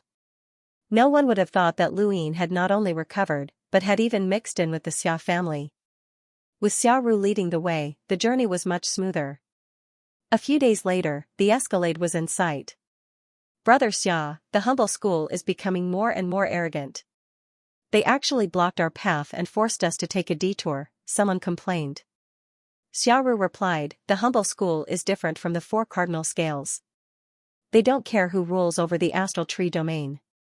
That bastard from the Lu family has contributed too much to the humble school, and the humble school has always been protective of him. There's nothing they can do about it. Fortunately, the governor didn't take him in as a disciple in time. Otherwise, it would have been even more troublesome. The Lu family is the Lu family. Lu Xiaoxian was once one of the 7 heroes, and now that he's returned, he's also shocked the entire astral tree domain. He challenged 4 emissaries by himself. If we meet him, we won't be able to survive. The only reason we dared to follow him is because he's been injured. I hope he's really dead, or else there will be huge changes in the future. Don't worry, the 4 cardinal scales have already stabilized the astral tree domain. The Lu family's remnant won't be able to cause any trouble. Lu Yin quietly listened to their discussions without saying a word. He didn't have the right to interrupt. He looked at the escalade in the distance, where an inescapable net had been set up. Although the battle between the half-ancestors was still ongoing, Lu Yin believed that the monsters were also holding back the progenitors, but there would be no shortage of emissaries. The emissaries could see through his disguise. He could only hope that Xia Ru's status would allow him to lead them smoothly. In the central realm, Lu Yin had underestimated the 4 cardinal scales' determination to hunt him down. Xiao Ru and the others led him to the escalade, where Lu Ying discovered that anyone who wanted to go to the central realm would be searched one by one. Even their cosmic rings would be searched. It was even more stringent than going from the central realm to the top realm. Everyone was certain that Lu Yin's limbs were crippled, but the 4 cardinal scales were still so strict that they didn't give him any chance of survival. Little helper, take out everything from your cosmic ring and show it to them. Don't resist, Xiaoru reminded him. Lu Ying nodded. Don't worry, second uncle. Xiaoru turned around. He was very satisfied with Lu Yin's respectful attitude and the reverence in Lu Yin's eyes. Xiaoru enjoyed it, but it was a pity that Lu Ying wasn't his nephew. Brother Xia, where's little helper? One of his companions asked. Xiaoru was puzzled. Isn't he behind us? He then turned around. Where was he? In the distance, Lu Ying was trying his best to stay away from the escalade. He wanted to hide for a while and wait for the guards to relax before leaving. He also wanted to think of some other way to leave, but who would have thought that the danger of a source box would suddenly appear around him? His heart sank. Someone's trying to escape. Catch him, someone shouted. Everyone looked at Lu Ying, including Xiaoru and the others. Their eyes were filled with anger. Why was this Zhu Tong causing trouble at this juncture? A group of people tried to capture Lu Ying, but Lu Ying raised his hand. It wasn't an empty palm strike, but rather a powerful shockwave that sent the group flying. Xiaoru and the others were shocked, as they hadn't expected Lu Ying to have such strength. At this moment, Xiaoru felt that something was wrong. How could Zhu Tong have such strength at such a young age? There were enlighters among the people who had been sent flying. Lu Ying took a step forward and hurriedly fled. Let me see who's trying to escape.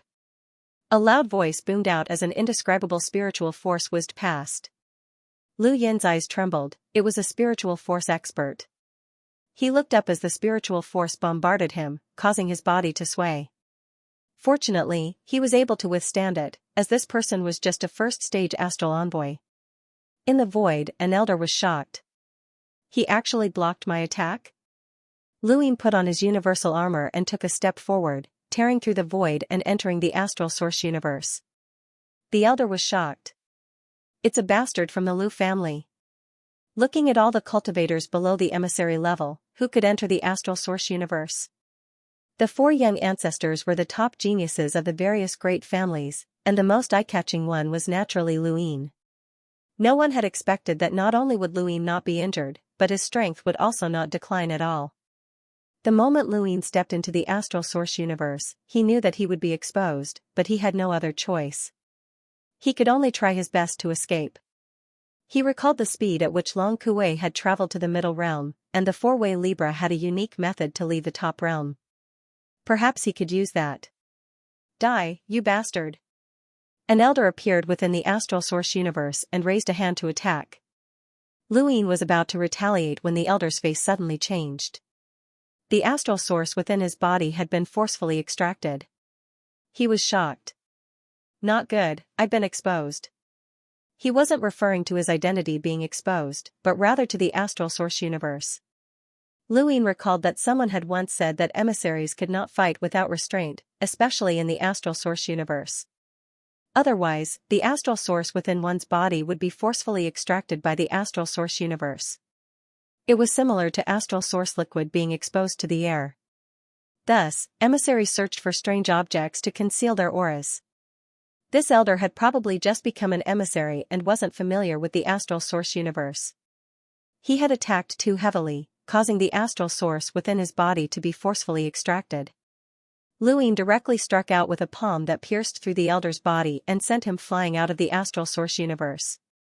The elder spat out a mouthful of blood, along with his internal organs, and died.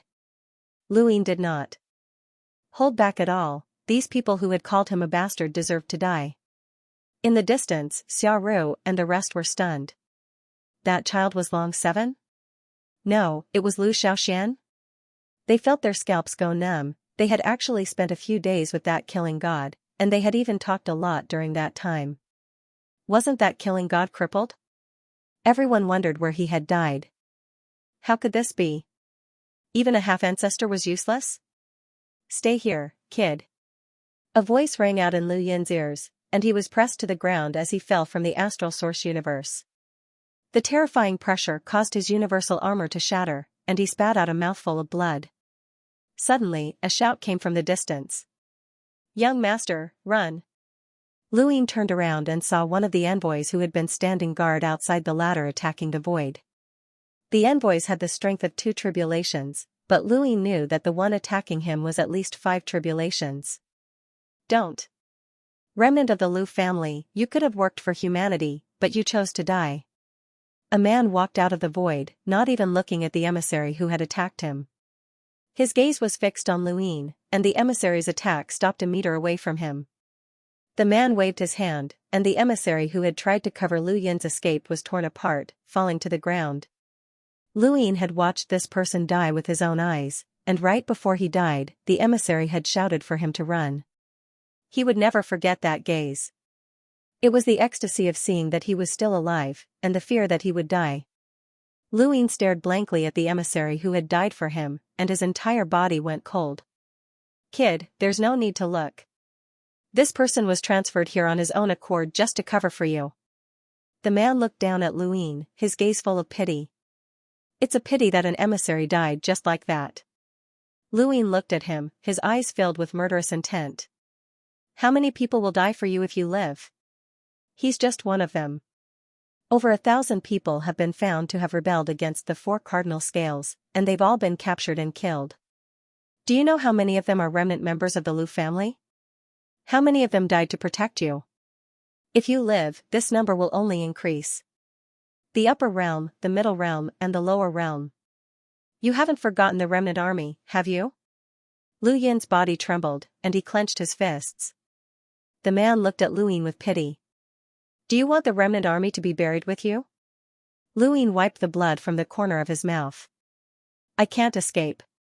"Why are you spouting so much nonsense? Do you want me to kill myself?" The man shook his head. "What you need to do is admit the Lu family's failure and return peace to the starry sky trees. Humans should unite against those monsters instead of killing each other, unless that's what you want." Lu Yin sneered, "You betrayed my Lu family, and now you're trying to pin a crime on my family? The 4 cardinal scales are all bitches." The man's face sank. "Impudent." Lu Yin suddenly released his domain, and the danger from the source boxes that had been isolating the area around the ladder suddenly went into chaos. The source boxes attacked in all directions, and the man was especially targeted. The man was shocked. How could this be? Lu Yin's eyes flashed as the astral chessboard appeared beneath his feet. He tried to move, but the void around him distorted and he couldn't move. He could only rush towards the ladder. Someone had helped him just now, and that person was Celestial Master Chilling. The sourcebox array here had been set up by Celestial Master Chilling. It was fine to enter, but the moment someone tried to turn around, the array would sense them, which was why Lu Yin had been discovered. Lu Yin had never expected Celestial Master Chilling to help him. Grandmaster Dengwa had said that the Lockbreaker headquarters was located at the back of the battlefield because of the Lu family's arrangements. Most Lockbreakers hated the Lu family, so why had Celestial Master Chilling helped him? Lu Yin didn't believe that Celestial Master Chilling wanted to take him in as a disciple. This wasn't a question of whether or not Lu Yin wanted to take him in as a disciple, and Celestial Master Chilling's attitude at Dragon Mountain had been very strange. Lu Yin didn't have time to think about these things for now. With Celestial Master Chilling's help, he knew how to control the sourcebox array. He just wanted to leave the top realm as soon as possible. The man was furious. Lu family bastard, you won't be able to escape. This person was at 5 tribulation origin stage and wasn't someone Lu Yin could withstand. Even if Lu Yin put on the armor doll in time, it would still be useless. It had been destroyed by Wang Si earlier, and the man's palm had shattered it again. Lu Yin's back was in intense pain, and his vitality was being sucked away. This was Xian Fanyao from the Frigid Immortal sect, and this man was an expert from the Frigid Immortal sect. If not for the armored doll, this palm would have been enough to take his life. However, the armored doll had been completely destroyed, and Lu Yin could only borrow the power of the man's palm to jump down from the top realm. He couldn't take the ladder and slowly descend, so he had to jump down. the man took out a power vessel and tore through the void. He pressed down with one hand, causing a terrifying phenomenon to sweep out. It then transformed into an enormous destructive force that enveloped the entire ladder. Luin looked up, and his pupils shrank. He couldn't block or dodge this attack no matter what he did. It felt like the sky was collapsing. Was he really going to die? At that moment, a figure appeared and threw Luin towards the central realm. Luin saw the figure. Adventure King? There are also experts below. You're on your own now. The wind whistled past Lu Yin's ears as he was thrown towards the central realm by the Adventure King. He struggled to move his body and looked down. This was truly an inescapable trap. There were half-progenitors, emissaries, remnants of the Lu family, and various experts protecting him, but there was still no hope of escape. This was the power of the four-way scales. They had too many experts. Luin had lost his universal armor and armed doll, so any third-stage tribulation origin emissary could easily deal with him. In the distance, the might of a half-progenitor descended. Xianxia walked out, looking somewhat pathetic, but her gaze was extremely cruel. You can't escape, you little bastard. She then raised a hand, and the old man appeared in front of Luin. He looked just as miserable as a beggar. You can't shake me off, old woman. Xianxia was furious. If you want to die, Kue Luo, I'll fulfill your wish. She then took out a bewitching red flower from her cosmic ring. Kue Luo's expression changed when he saw the flower. Lu Yin's expression changed as well. He didn't know what the flower was used for, but the old woman had obviously not taken it out for show. Suddenly, the scene in front of Luin changed. The old man was gone, Xianxia was gone, and the attack that was descending from above had disappeared. He looked around. Was this the agreed location? He had actually mysteriously appeared at the agreed location. Off in the distance, the void split open and extended out in the direction of the ladder. Xianxia and the old man were fighting there, but Luin had already arrived at the agreed location. He guessed that Mr. Mu might have made a move. Regardless, since he had arrived at the agreed location, he might as well go back. He pressed one hand against the ground, and star energy spread out in a unique pattern. At the same time, in a corner of the Fifth Mainland's glory realm, Elder Chan and the others widened their eyes. There's a reaction. Attack. Lu Yin's star energy spread out, causing the ground to shatter and the void to distort as it gradually took shape. Luin relaxed. Suddenly, a white light flashed from afar. Alarm bells went off in Lu Yin's mind, and he subconsciously shifted his body. A palm-sized arrow pierced through his shoulder, piercing through his body and into the void, leaving a huge wound on his back. Luin spat out a mouthful of blood as he stared straight ahead. Several arrows had shot out, aiming for his head, neck, and heart. His vitals. Move quickly. Time seemed to slow down, and Luin could clearly see the trajectories of the arrows as they appeared. He watched as one arrow almost touched his forehead, but he couldn't move. The arrow contained astral energy, so he couldn't use the planned secret art to move. He also didn't have the time to set up a sourcebox array. His body was also heavily injured, so he couldn't move. Move. I'm going to die. Luin screamed in his heart, but he still couldn't move. At the critical moment, a willow leaf appeared in front of him and blocked 3 arrows. Luin stared blankly at the person who had appeared in front of him. A willow leaf, flying flower? You're really...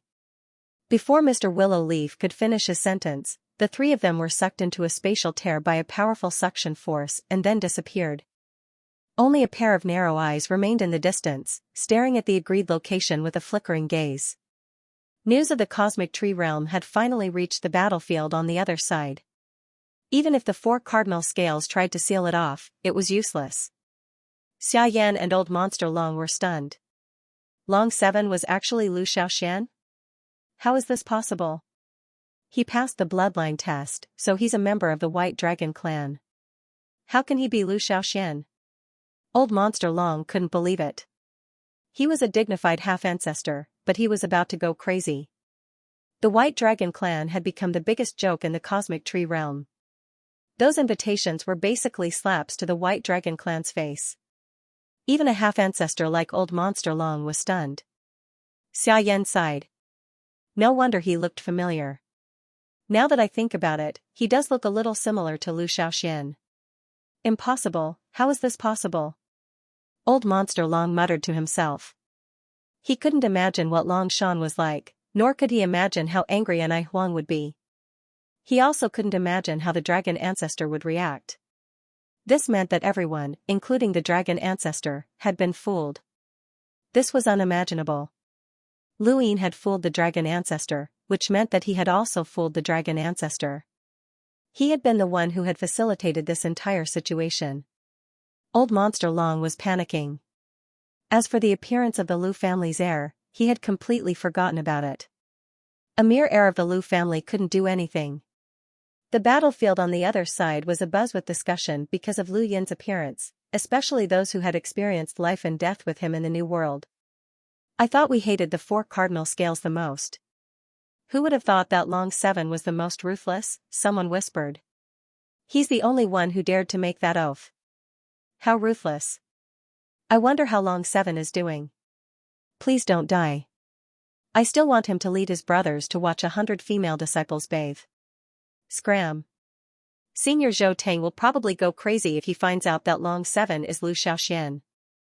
On the first formation base, a person was curled up and shivering. It was Bai Jing. He had been like this ever since he had found out about Lu Yin's true identity. He had never thought that Lu Yin would actually return. He thought back to everything that had happened. He had been Lu Xiaoxuan's follower, but he had been bribed by the frigid immortal sect and betrayed the Lu family. Lu Xiaoxian is back. He's actually back. It's over, it's all over. The Lu family will come back. They're all going to die, all of them, Bai Jing muttered to himself in fear. He took Yin Lui on purpose. He must have. He must know where I am and everything about me, so he took it on purpose. He'll come back for revenge. This is just the first step. Lu Shaoxian is coming, thank you for your support, brothers.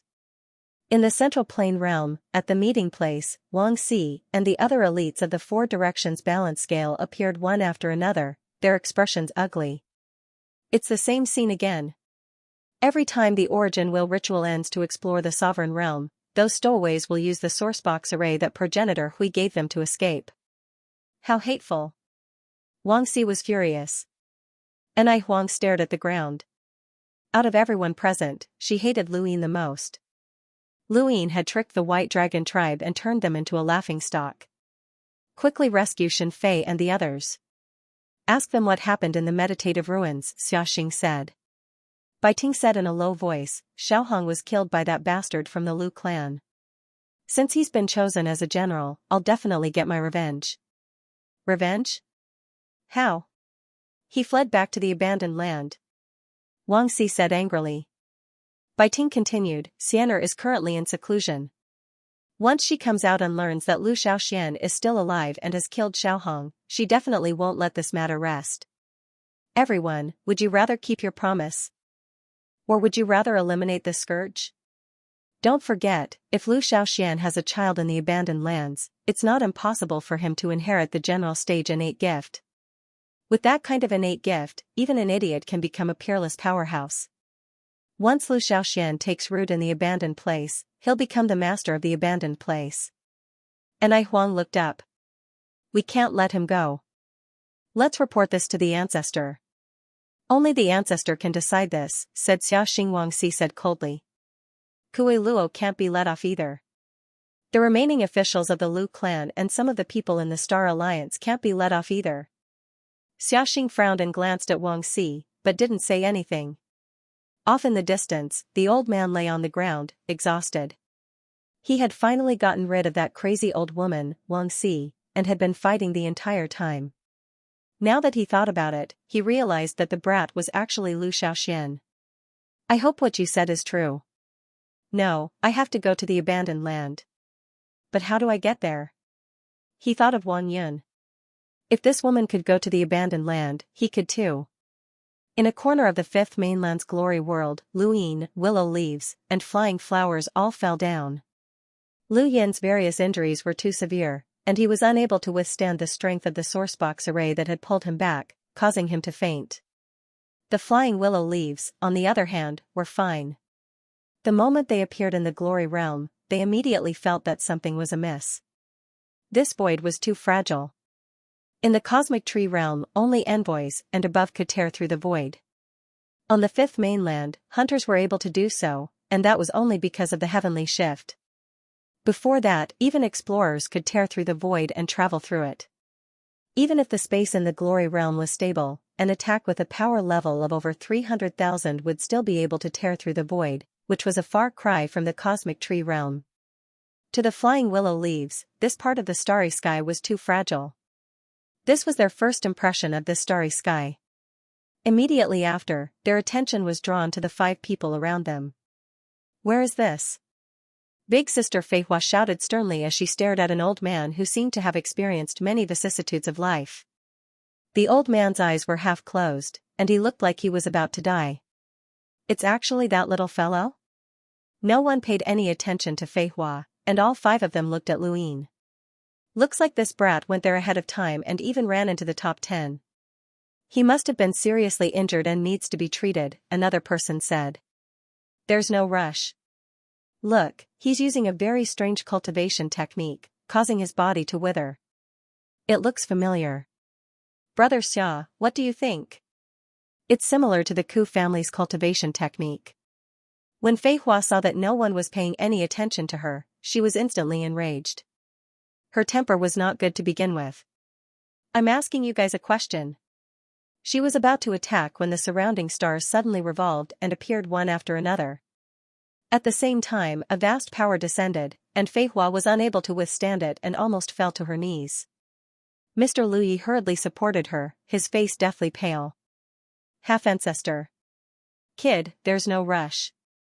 Speak slowly," the old man who looked like he was about to die spoke up with a faint smile.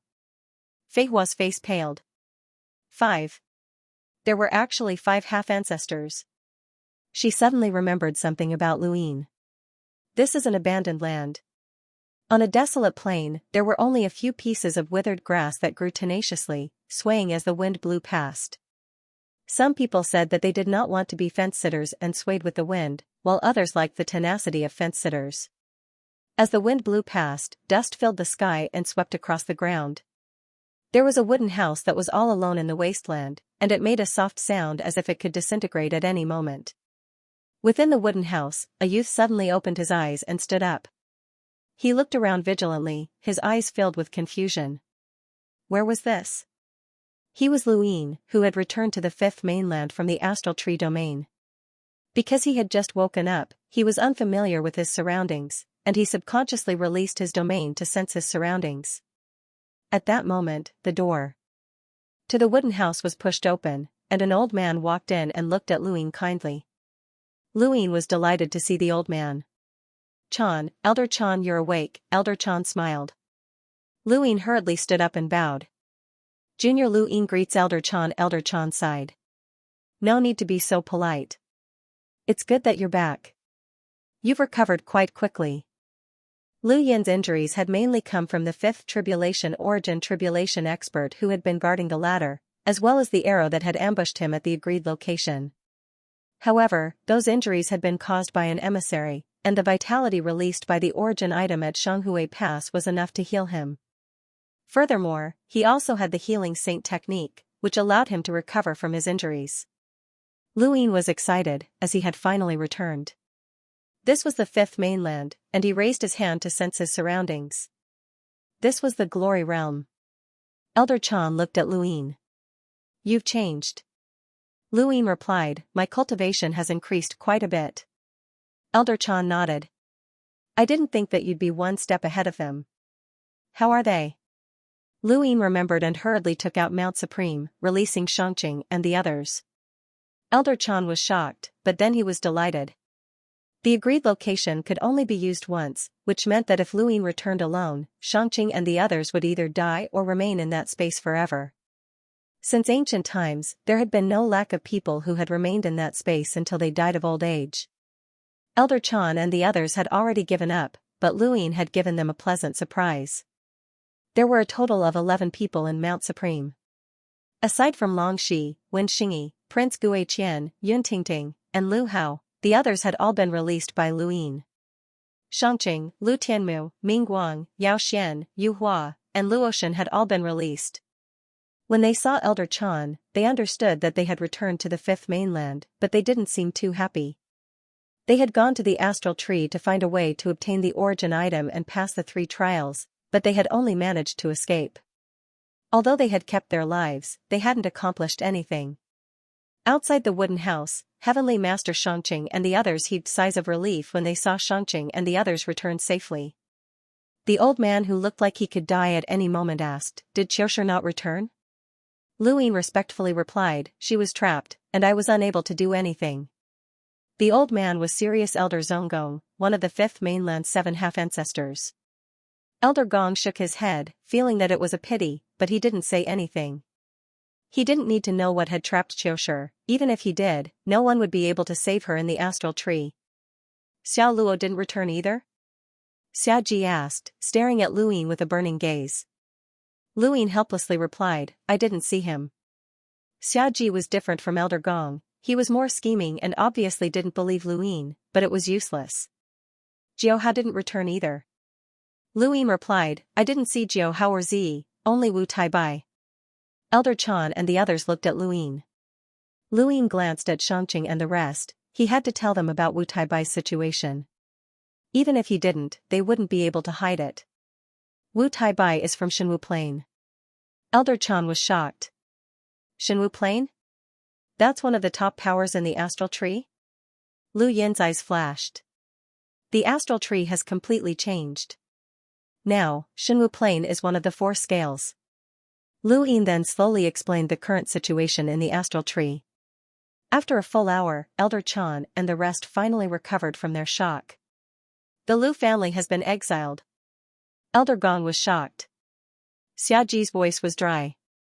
The Lu family is an invincible family, but they were exiled. Unbelievable. How did the 4 scales do it? Even the white dragon can't turn things around that easily, Heavenly Master Shangqing said. Elder Chan spoke up. No matter what happens in the astral tree, Zi and Wu Taibai haven't returned. We need to explain the situation to the 6th mainland's 3 ancestors. This was a matter for Elder Chan and the rest, so Lu Yin wasn't worried. He had already told them everything he could. Of course, there were some things that he didn't mention, such as the fact that he was a member of the Lu family. Even though his surname was Lu, Elder Chan and the rest definitely wouldn't connect him to the Lu family. Lu Yin also didn't plan on revealing his identity. Since Wang Yin had been able to come to this region of space, the sorcerer spirit had also told him to reach a level where he would be hunted down by the 4 scales even if he escaped back to the 5th mainland. This meant that the astral tree had the ability to chase him all the way here. Since that was the case, Lu Yin couldn't reveal himself. Who knew if Elder Chan and the rest would be able to withstand the pressure of the 4 scales and not hand him over? Although that didn't seem likely, it might not be the case if the pressure was too great.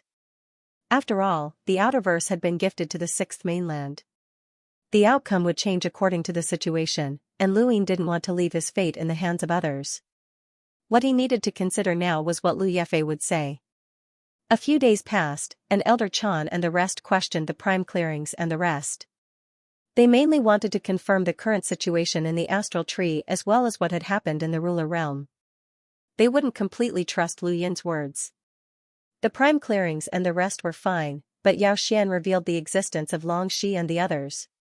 Xia Ji found Lu Yin and asked him to hand over Long Shi and the others so that he could interrogate them more about the astral tree, but Lu Yin refused. "Kid, I didn't discuss this with you. Hand them over." Xia Ji's tone was gloomy.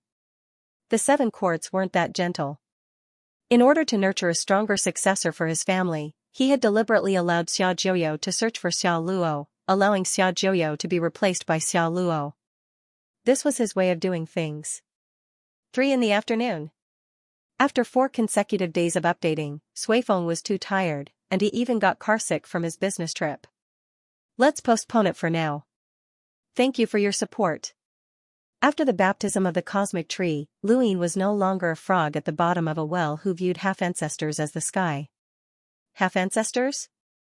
He had seen too many of them. Senior, I will not hand over those people. They are my spoils of war. Not only did I capture them, but I also broke through 3 stages. I even have the origin item in my body. Do you really want me to hand it over? Luin countered. Xiaji was shocked. You broke through 3 stages? Mr. Mu's concealment of Lu Yin's strength had been too successful. Even when facing the dragon ancestor on Dragon Mountain, the superintendent had not been able to tell. Yes, I broke through 3 stages, Luin said loudly. The Elysium Heavenly Master appeared. Xiaji, what are you trying to do? Xiaji hesitated, but in the end, he retreated. Those people were not of much use to them, and he wanted Luin to hand them over to see if he could obtain the 4-way Libra's battle technique. However, Luin had broken through 3 stages, and he was the only person in the 5th mainland to do so. Even if his cultivation was far from the 5th mainland's level, his importance was no less than theirs. Xiaji could not do anything to Luin, but more importantly, this person had been able to conceal his breakthrough. Xiaji had not been able to tell that there was definitely an absolute powerhouse behind him. Luin had only exposed himself because he knew how important he was. Even in the astral tree realm, breaking through 3 stages was the most important thing for a cultivator, let alone the 5th mainland. The 4th young ancestor had only broken through 2 stages, but he had been rewarded by the entire astral tree realm. News of Luin breaking through 3 stages shocked everyone. Even the Prime Clarity and the others were aware that Luin had broken through 3 stages. Only one person did not care, and that was Yuhua Mavis. She had already received news of Lingji Mavis' death. Of the 5th mainland's 7 great half-ancestors, Lingji Mavis was dead. 5 of them were still here, and Luin did not know who the last one was. Just as he was about to ask, he suddenly found the trapped Flying Willow. His heart skipped a beat, and he found them. Flying Willow was in a more miserable state. He had been restrained by Sirius's elder and thrown into a corner behind the wooden house. Not only were his limbs tied up, but his mouth was also stuffed with something. The 2 powerhouses with power levels over 700,000 could not even speak. Luin removed the gag from their mouths. Sister Flying Willow raged, "Let us go. Why did you tie us up?" Luin laughed. My apologies for being late, but I still have to say something. Welcome to the 5th mainland. Mr. Luyi said helplessly, I didn't expect you to drag me here. An abandoned land is an abandoned land. Big Sister Feihua's temper was very bad. Luin stared at her. There are 5 half-progenitors around, so you should watch your words. Big Sister Feihua sneered, so what? Luin frowned. This woman was a little unreasonable, and why was her attitude towards him so poor? All of a sudden, he remembered that his identity had been exposed, and he had fled Dragon Peak. It was none other than Old Man Kue Luo who had saved him. Back when he thought he might get some of Kue Luo's legacy, Big Sis Flyblossom had treated him badly. Now that Kue Luo had risked his life to save him from Dragon Peak, it wasn't just a matter of getting the legacy. She probably thought of him as Kue Luo's grandson. Long Qi, no, I should call you Lu Xiaoxian, Mr. Lu Yi said. Lu Yin's eyes flashed. Call me Luin. Mr. Lu Yi was surprised, but he still replied, Luin, that's a good name. What are you talking about? Just ask. Feihua angrily rebuked. Mr. Lu Yi was helpless. Luin, what's your relationship with Kue Luo? This chapter is not finished. Please turn the page. Luin shrugged. It was a coincidence, but you guys won't believe me. Feihua sneered. Luin was curious. What do you want to ask? If I'm not wrong, they should have been guarding the ladder from the beginning. How did they know that I would appear at the rendezvous point? Mr. Lu Yi replied, it's simple. You went to the ladder several times, especially when you exposed Yun Mubai. You were focused on escaping east, and we observed you for a long time, so we naturally figured it out. Lu Yin's eyes flashed. No, it's because of the flying willow leaves. Mr. Lu Yi was astonished. What do you mean? Luin lowered his voice. I've always found it strange. I clearly didn't get an answer back then, but they still gave me the flying willow leaves. Now that I think about it, that must be the reason why you guys were able to track me down. Mr. Luyi fell silent. Big Sister Feihua said, "You're smart." That's right, the flying willow leaves can sense the traces of people who have come into contact with them. We weren't too far away from where you appeared, so we immediately rushed over. Luyin nodded, he had been tricked. You should rejoice, Luyin. Without us, you would already be dead, Mr. Luyi said. Luyin asked, who ambushed me?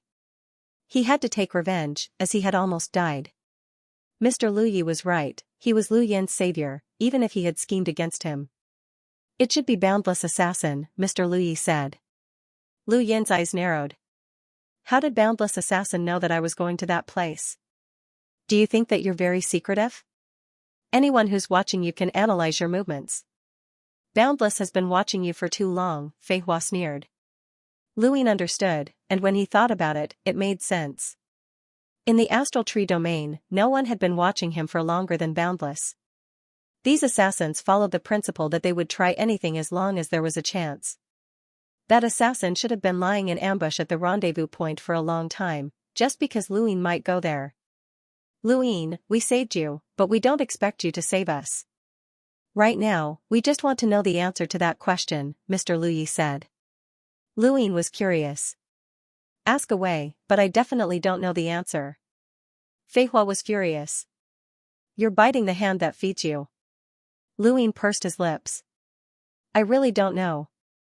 I can swear on it, but I should be able to meet half-ancestor Kue Luo in the future. If you have any questions, just ask.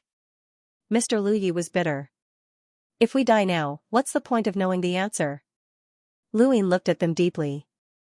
Actually, I can try to save you, but you come from the astral tree domain, and you can't be free on the fifth mainland. Do you understand what I mean? Feihua stared at Luyin coldly. You want us to follow you?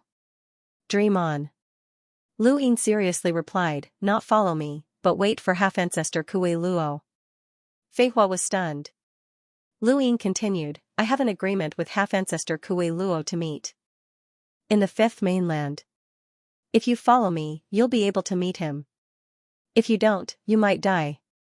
After all, those half-ancestors won't let news of the astral tree domain spread throughout the fifth mainland. Feihua fell silent and looked at Mr. Luyi. Mr. Luyi looked at Luyin deeply. All right, we agree. Luyin smiled. Deal. The information that Luyi had on the astral tree domain was very valuable to the fifth mainland, and Luyin wanted to take them away. This chapter is not finished. Please turn the page. That was unlikely, but that was only if they were willing to talk about it. When Xiaji had threatened to die if they didn't talk, and Luyi hadn't complied, they had been put in a difficult position. Based on this situation, Lu Yin's suggestion to take Lu Yifei away wasn't that difficult. The dead have no value. If that's the case, then let Lu Yin take them away if they're willing to follow him, Elder Chan said. Xiaji said, the astral tree domain's existence is a secret to the fifth mainland. What if news of it gets out? Elder Gong replied, who can tell if it's true or not? Xiaji frowned. The gravekeeper, who had been silent all this time, spoke up. The astral tree domain will not remain indifferent to the changes in the fifth mainland. Wu Taibai's appearance at Mount Supreme is the best proof. Right, there's also that Wang Yi. You mean that the astral tree domain will come into contact with us soon?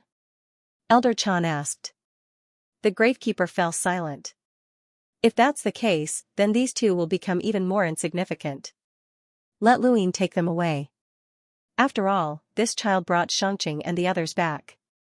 No matter what, he's preserving the elites for us, the Heavenly Master said. Xiaji no longer objected. Even though Lu Yifei could be taken away by Lu Yin, they didn't think that Lu Yin would be able to suppress these two. Thus, the Heavenly Master had placed a source box array in their bodies, and with Lu Yin's current lock-breaking ability, he could activate it with a single thought. Sorry, I didn't ask for this, Lu Yin said. Mr. Lu Yi remained calm, as he didn't seem to mind. This was all within his expectations, but Sister Feihua's expression turned ugly. If they know that you made an agreement with us beforehand, then we'd rather die than say anything. I wonder what those half-ancestors' expressions will be like. Luyin smiled. I, Luyin, have broken through 3 stages. What kind of status do you think I have here? Sister Feihua was speechless, as even an idiot would understand what it meant to have broken through 3 stages. This young man had been in the astral tree domain, and no one had known that he had broken through 3 stages. That was because the White Dragon clan had sent out invitations to show off. Now, in the even more backward 5th mainland, this young man was definitely above everyone else. He was practically equivalent to a future progenitor. Luyin had brought Lu Yifeihua with him for 2 reasons. First, he had found a pair of bodyguards, and second, he didn't want them to reveal that he was a descendant of the Lu family. He didn't want this matter to be exposed until he had absolute confidence. Zi and Wu Taibai had yet to return to the top 10 of the sovereign competition, so Elder Chan and the others urgently needed to explain things to the 6th mainland's 3 ancestors. Elder Chan didn't delay, and he brought Luyin back to Glory Mountain before heading to the Innerverse Starfall Sea with the Heavenly Master and the others. Glory Mountain was still as shocking as ever, even if it was far from being comparable to the Mother Tree. Luyin suddenly wondered if the Mother Tree had once taken root in the huge Glory Mountain. It looked like it. When he arrived at Glory Mountain, the first thing he did was to settle Luotian down. Luotian was too easily satisfied, and all she had to do was follow Luyin. She had even mentioned that she wanted to stay at Mount Supreme, but how could Luyin agree? After settling Luotian down, Luyin repeatedly reminded Lu Yifeihua not to leave his residence. He then left for the Starlink Major World. News of Lu Yin's return hadn't been spread, but he didn't hide it either. He simply headed for the Starlink Major World. Thank you brothers for your support, I'll be updating at 3 p.m. End of chapter. This was Lu Yin's 2nd time at Glory Mountain, so he wasn't familiar with the place. He had to ask a few people before he found the Astral Link Major World. Some of the people who had been questioned recognized Luyin and stared blankly at him as he left, as if they had seen a ghost. After entering the Major World, Luyin familiarly headed for the tall tower in the distance. He released his domain without restraint, covering an extremely large area. At the top of the tower, Zijing was watering the flowers when she sensed Lu Yin's domain spreading. She said, "It's not very polite to greet an old friend." Lu Yin's expression changed, and his domain disappeared. He took a step forward and tore through the void to appear at the top of the tower. Zijing turned around and looked at Lu Yin with a calm expression and a faint smile. She gestured for him to take a seat. "Would you like some flower tea?" Lu Yin replied, "It's urgent. I want to contact my family. A cup of tea won't take up too much time." Zijing smiled. Seeing her insistence, Lu Yin could only nod and sit down. This was different from the first time he had been here, as his attitude had changed. Not only had he been here before, but he had also seen the astral tree. He had faced several half-ancestors and had even been chased down by them more than once. Nothing in the 5th mainland could surprise him anymore. As he quietly smelled the tea, Lu Yin looked at Zijing. This woman always gave off a calm feeling, which was a good match for these flowers. "I really do have something urgent," Lu Yin said. Zijing retrieved her gadget from her cosmic ring. "You've changed." Lu Yin smiled. "That's what everyone says." Zijing smiled and handed the gadget over to Lu Yin. Lu Yin took it and disappeared. He couldn't contact anyone in front of this woman, so the first person he contacted was naturally Ming Yan. He couldn't think too much in the astral tree, but now that he was back here, he couldn't wait to find out what had happened to Ming Yan. He wanted to know how she knew that Alu was Baruta, and where she was now. When he had been monitoring Jupiter's space station on Earth, Lu Yin had memorized the number that Ming Yan had used to contact him. The gadget beeped, and Lu Yin waited nervously. Each beep made him nervous, as he was afraid that Ming Yan wouldn't pick up. After a few beeps, the gadget connected, and Lu Yin nervously asked, "Yan-er? Brother Lu, is that you?" Ming Yan's voice sounded anxious. Lu Yin heaved a sigh of relief. "It's me, Yan-er. It really is you, big brother Lu," exclaimed Ming Yan excitedly. The two of them quickly met, and a screen appeared in the air. Ming Yan's image appeared within it. Lu Yin had not seen Ming Yan for a long time, but that unforgettable feeling still lingered in his heart. Ming Yan's gaze, in particular, made his heart ache. "Brother Lu, Yan thought that she would never see you again in this lifetime." Ming Yan's eyes were red. In front of Lu Yin, she would always be weak. Lu Yin frowned. "Yan, where are you now?" Ming Yan pursed her lips and told Lu Yin everything that had happened to her. Lu Yin's gaze turned cold. "You followed Guyu's instructions and left Shenwu continent, but you were betrayed and captured to a brothel?" Ming Yan nodded, but when she saw Lu Yin's furious expression, she panicked and her face paled. "Brother Lu, please don't misunderstand. Yan didn't do anything wrong," Lu Yin hurriedly said. "I know. I just want to know who betrayed you." Ming Yan gritted her teeth. "Yan has already dealt with her." Lu Yin was astonished. Ming Yan continued, telling him about how she had taken control of the Black Street and how she had found out that the unaging elder was a traitor to humanity.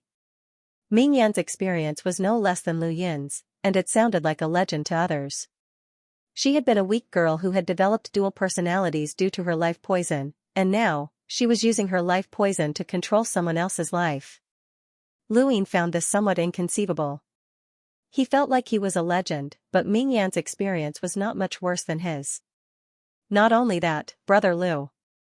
Yan can help you now. Not only can I control the Black Street and the unaging elder, but I can also use him to obtain information about the Neo-Human Alliance." Lu Yin's expression grew uglier. "Yan stop. Return to Shenwu continent immediately." Ming Yan was at a loss. "Why, Brother Lu?" Lu Yin sternly replied, "The Neo-Human Alliance is not as simple as you think. What you've seen is just the tip of the iceberg. Don't touch them." He thought of Long Xian and what the god of witchcraft spirit had said to him. These monsters seemed to be emotionless, but in fact, they were so deep that it was frightening. They could make people become redbacks unknowingly, and in the end, they had no choice but to join them. To the people of the Fifth Mainland, the Neo-Human Alliance was one of the three dark hands, but it could not compare to the Hall of Honor. However, Lu Yin knew that the Neo-Human Alliance had enough power to destroy the Hall of Honor. Lu Yin was not surprised that the secret ancestor had been injured while destroying the Eternal Kingdom, as the Neo-Human Alliance had the resources and ability to do so. Ming Yan had tried to use the unaging elder to gain information about the Neo-Human Alliance, but that was courting death. Ming Yan looked at Lu Yin's stern expression and whined, "But Yan wants to help Brother Lu." Lu Yin's gaze relaxed, and his tone softened. "Yan listen to me and leave the Black Street immediately. Erase all ties with the Neo-Human Alliance and don't come into contact with them." Ming Yan lowered her head. "Brother Lu, father died at their hands." Lu Yin was shocked, but he did not speak. "You were also assassinated by them. I know that I don't have the ability to deal with them, but at least." Ming Yan looked up with a resolute gaze. "Yan wants to do it." Lu Yin's fingers trembled. "Do you know how dangerous they are?" Ming Yan grinned. "Brother Lu, do you know what Yan means to them?" Lu Yin did not understand. Ming Yan's hair turned white, and her tone suddenly became cold and stubborn. "It means that I'm their natural enemy." Lu Yin was stunned. The white-haired Ming Yan was not easy to deal with. "Are you looking down on me?" Ming Yan stared coldly at Lu Yin. Lu Yin's mouth went dry. "No. If you can deal with them, then so can I. Even if I have to die, I'll die before you," Ming Yan declared loudly. Lu Yin was stunned. Was that what she meant? "Don't look at me like that. I control the Black Street, control a director, and even obtain information about the Neo-Human Alliance. Do you think that it's all due to luck?" "I, Ming Yan, once controlled an empire and countless lives," said the white-haired Ming Yan. Lu Yin sighed. "You don't understand them at all." "There's no need to understand them. They don't understand me either, and I've never taken the initiative to obtain information. I'm very cautious about this." Lu Yin coughed. "I want to talk to the other one." "There's no need." Ming Yan rejected him directly, but her eyes kept drifting to Lu Yin. At that moment, her hair turned black again. "Lu. Brother Lu, I'm sorry." She came out on her own, Ming Yan apologized softly. Luyin was helpless. Dual personalities were really difficult to deal with. Yan misses you, brother Lu. Ming Yan could not help but say. Luyin replied, I miss you too. I'll go to the Black Street to find you. Ming Yan softly acknowledged, I'll wait for you. She then looked at Luyin reluctantly and ended the call. Luyin sighed as he watched the white clouds drift by. He was determined not to involve Ming Yan in the battle against the Eternals, but she could not let go of Ming Jiashu's death. Moreover, the assassination attempt on Earth had been thanks to Ming Yan's warning. Otherwise, the outcome would have been uncertain. Ming Yan would definitely have learned more about the Neo-Human Alliance because of this incident. All of this made it impossible for Ming Yan to withdraw. It seemed that he would have to make a trip to the Black Street first to assess the situation. Lu Yin's gaze trembled, as the old man was also there. Lu Yin looked at his gadget and contacted the second person, Wendy Yushan. In this region of space, Lu Yin's closest relatives were naturally Ming Yin, Wendy Yushan, Big Sis, and the others. Big Sis had the ability to protect herself, so Lu Yin was not worried. He was only worried about Wendy Yushan. The Great Eastern Alliance was not invincible. Wendy Yushan was pleasantly surprised when she saw Lu Yin on the screen. You're back? You knew that I would come back? Lu Yin asked.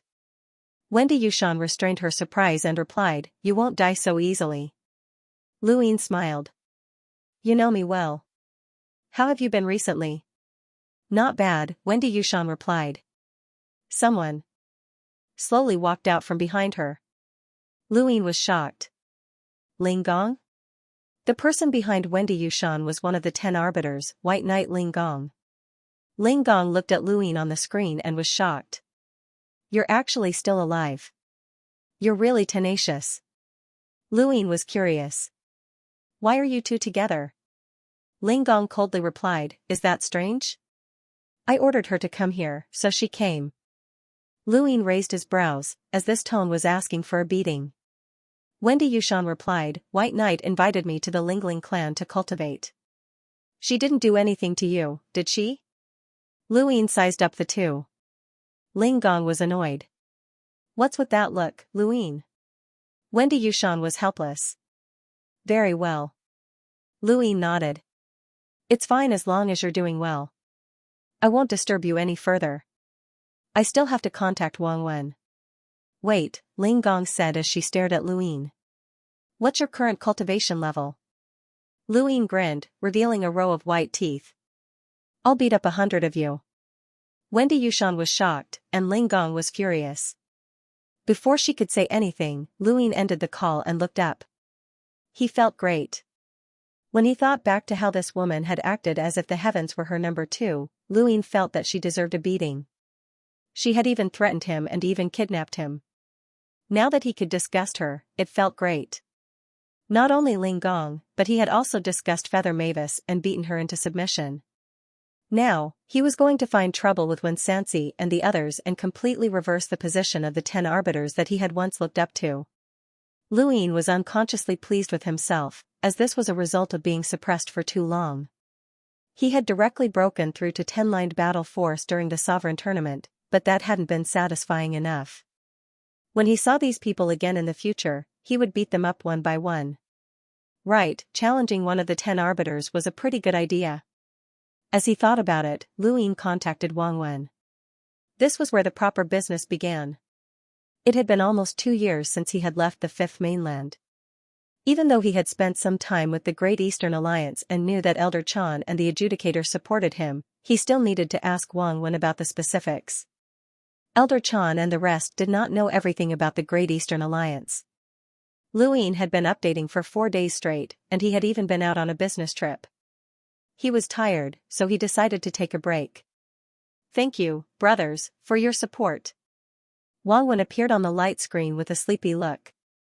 Looks like you're quite free, Lu Yin commented. Wang Wen stretched lazily. It's been exactly 2 years. I thought that you'd take even longer to return. Lu Yin shrugged. I can't stay in any other place. I know. Wang Wen acted as if he understood everything. What do you know? Luyin was puzzled. How could this guy know about the astral tree? Wang Wen smiled and looked at Luyin. With your abilities, chess piece bro, you're either a top dog or a rat on the street. There's no third possibility. Luyin pursed his lips. You guessed right. I really am a rat on the street.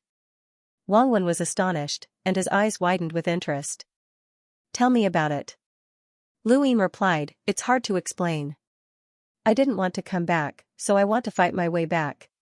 You'll have to help me. What's the scale? Wang Wen asked, his eyes shining. Luyin thought about it and then stretched out both hands. His right hand had 5 fingers, while his left hand had 6. Wang Wen was shocked. A war between the 5th and 6th mainlands? Luyin shook his head, and then he clenched his fists together. Wang Wen's gaze trembled. I understand. This is a lifelong endeavor. I don't have a lifetime to waste. Wang Wen was helpless. You want both mainlands? Do you trust me that much? Luyin shrugged. Is there anyone else besides you who can help me? Of course, you're not the only one. There will definitely be others who can help during this period. If others hear about our conversation, they'll definitely think that we're crazy. So? It doesn't matter. If we're crazy, then we'll go crazy. As long as we live in this world, we should treat the universe as a game. Regardless of whether you're a normal person or a progenitor, you can't escape the fate of being a chess piece. It just depends on whether or not you and I can become game players. Luyin nodded. Alright, as long as you're confident. Now, I want to know about the Great Eastern Alliance's situation. Wang Wen turned his star energy into water and washed his face, clearing his mind. The Great Eastern Alliance is doing okay.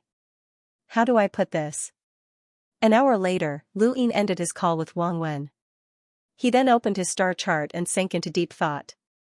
2 years ago, or more accurately, before the Sovereign's tournament, Luyin had conquered the Blaze Realm. After discussing the matter with Wang Wen, they had decided to withdraw from the Blaze Realm and leave the Blazing Mist Flow Zone to the Ross Empire and the Sylvan Dragons to fight over. The Great Eastern Alliance had also retreated to the Fennel Flow Zone, which was easy to defend and difficult to attack. Now that 2 years had passed, the result was within their expectations. The Great Eastern Alliance had developed quite well in the Fennel Flow Zone, and the Gu Flow Zone did not pay them any attention. Even the 6th mainland had not been able to break into the Fennel Flow Zone back then, as the Divine Gu dynasty did not place the Great Eastern Alliance in their eyes. After 2 years of peace, the Blazing Mist Flow Zone had become increasingly hostile. The Ross Empire and the Sylvan Dragons were no fools. Even if the Great Eastern Alliance had retreated, they would not have been able to compete with them. However, 2 years had passed, and the Great Eastern Alliance had obediently stayed in the Fennel Flow Zone. The two sides had begun to have some conflicts, and Wei Rong was one of them. In short, both sides were restraining themselves. They hadn't started a war because they were worried about the Great Eastern Territory Alliance. However, they weren't far from starting a war. It was because the Fire Domain had left behind such a fat piece of meat that everyone wanted to swallow it up. It wasn't just the Ross Empire and the Sylvan Dragons, even the surrounding flow zones had their eyes on the Blaze Realm's territory, and there was no lack of top powers from the 8 great flow zones backing them. It was impossible for Luyin and Wang Wen to have a detailed conversation across the entire universe. Wang Wenyi had only given Luyin a rough description of the 6th mainland's territory, and they had Luyin to thank for that. When the 6th mainland had attacked the 5th mainland, their main target had been the Innerverse. They had also waged war against the Outerverse, but they had all been blocked outside the Endless Weaves. This had caused the people of the Outerverse to not hate the 6th mainland as much. Many were unwilling to leave their homeland, and they had directly acknowledged the 6th mainland's rule. However, the 6th mainland's methods were not bad, and their rule had been very smooth. If the Outerverse had been the Innerverse, then the 6th mainland would not have been able to properly govern even a tenth of the Outerverse territory. Where there was a cause, there was an effect, and there was nothing that could be done about it. Luyin could not have predicted that things would turn out this way. Next up was Wei Rong. Wang Wen was adept at controlling the entire situation, while Wei Rong was adept at scheming. The combination of the two was the most effective method. Greetings, Your Highness. Compared to Wang Wen, Wei Rong was much more formal, but he also seemed distant. After all, he had been forced to join the Great Eastern Alliance, which was different from Wang Wen. Lu Yin and Wang Wen were friends, but he and Wei Rong were master and servant. I've already contacted Wang Wen. So, what do you have to tell me? Lu Yin asked. Wei Rong replied, over the past 2 years, I've joined forces with Xianxia and gained control of many of the Innerverse's underground powers. Our intelligence network is not inferior to the Outerverse. Lu Yin nodded, as information was very useful. Our Great Eastern Alliance has received the support of the Hall of Honor's upper echelons, and with Your Highness' disappearance, the Innerverse's great powers no longer fear us. We've gradually established trade relations with the Innerverse's 8 great flow zones, and the biggest change was the establishment of the Continental Shipping Company. The Continental Shipping Company is led by the Great Eastern Alliance, and we've joined forces with Endless Borders, Daystar Shipping Company, Leon's Armada, and Aurora Spacecraft Company to form a shipping company that spans the Innerverse and Outerverse, as well as the Cosmic Sea. We control the most routes in the Innerverse and Outerverse, and we're now the universe's largest shipping company. Lu Yin had not expected Wei Rong and the others to have been involved in such matters. Establishing a shipping company was definitely not Wei Rong's idea, but rather Xianxia's. Endless Borders controlled too many Outerverse shipping routes, and Lu Yin had only been able to purchase some through coercion and bribery. Later on, he had coincidentally joined Endless Borders and slowly gained a better understanding of the Innerverse shipping routes. The Innerverse shipping routes should have come from Daystar Shipping. Daystar Shipping was the largest shipping company and controlled the most shipping routes in the entire universe.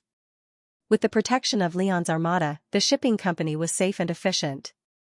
They had also joined forces with the Aurora Spacecraft Company, and even the most basic shipping costs were covered.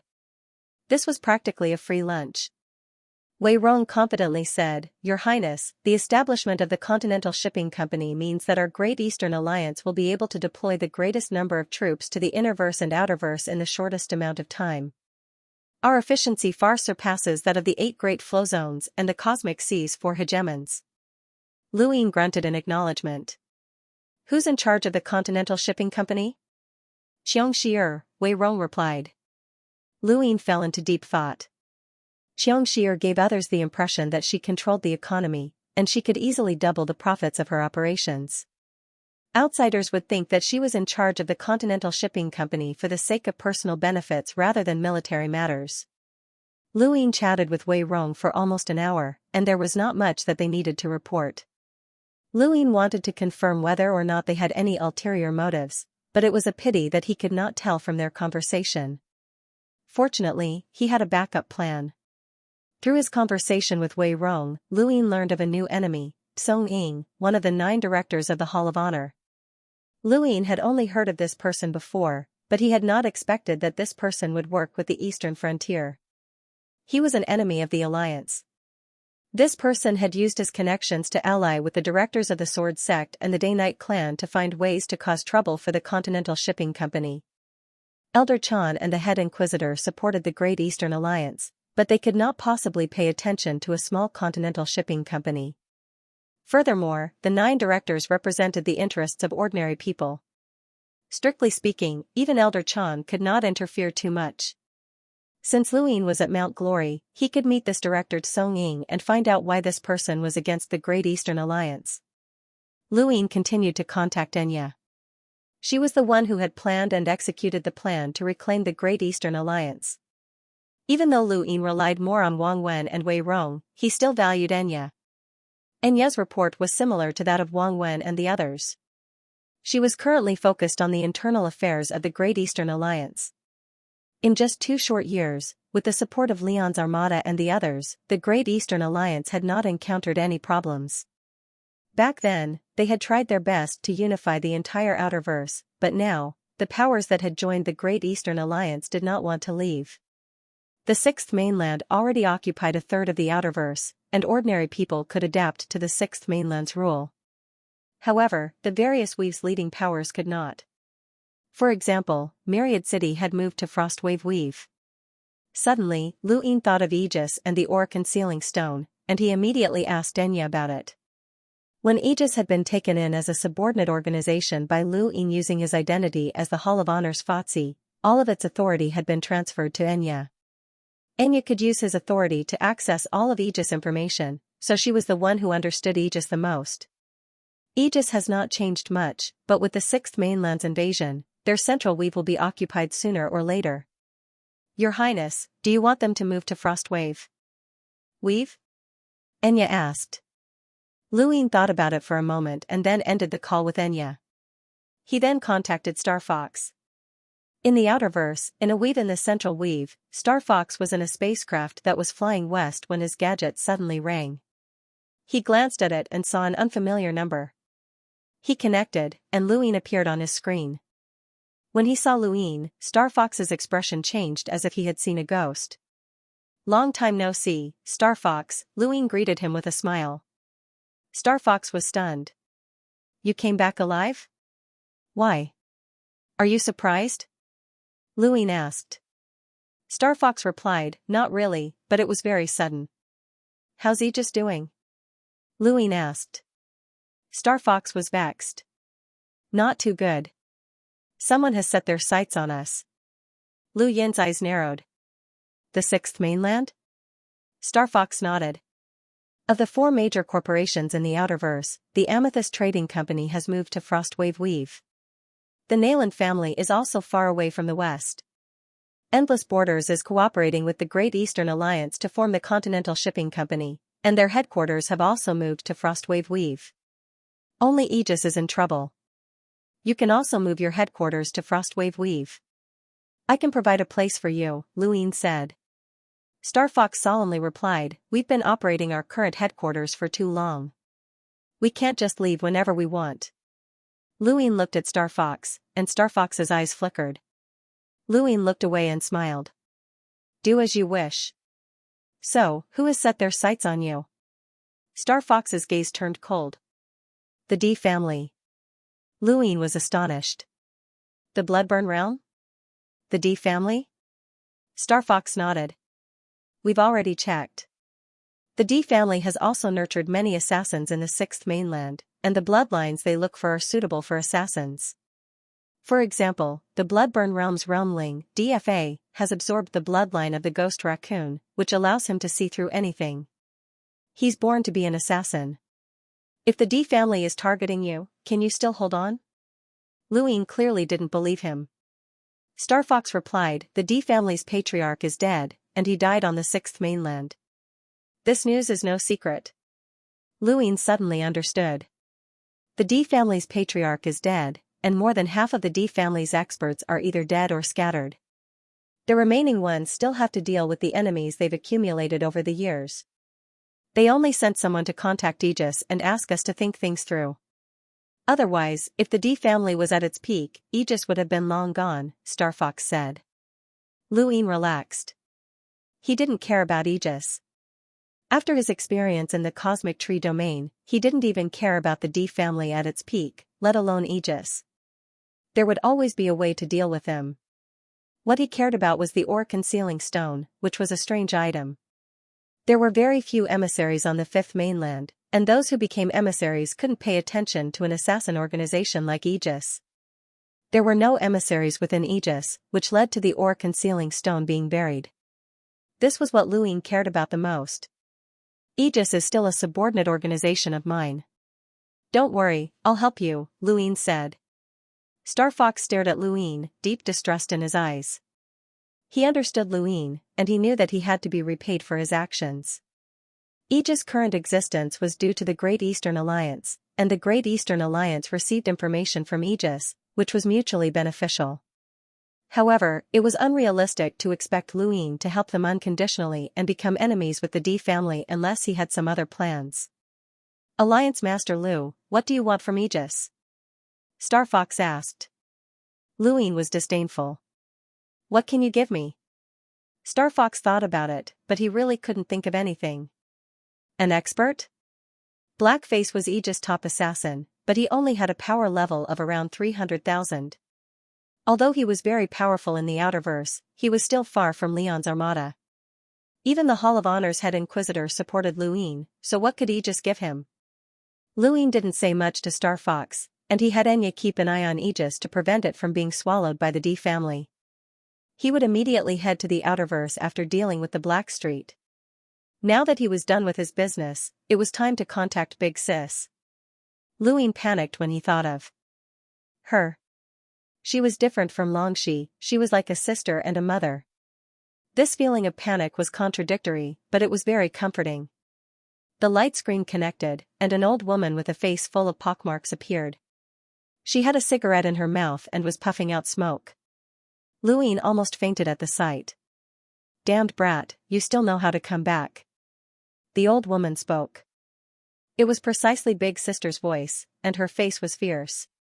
Luin blinked. Big Sis? What do you think?" Big Sister's tone turned cold and threatening. Luin swallowed his saliva and forced out a dry laugh. "Big Sis, you've changed again." Big Sister's cultivation technique caused her to undergo a myriad of transformations. Sometimes she would be ugly, and sometimes she would be beautiful. This caused everyone around her to feel helpless. Even Heizage Leon felt a headache when he saw her. Big Sis snorted. "Where did you go?"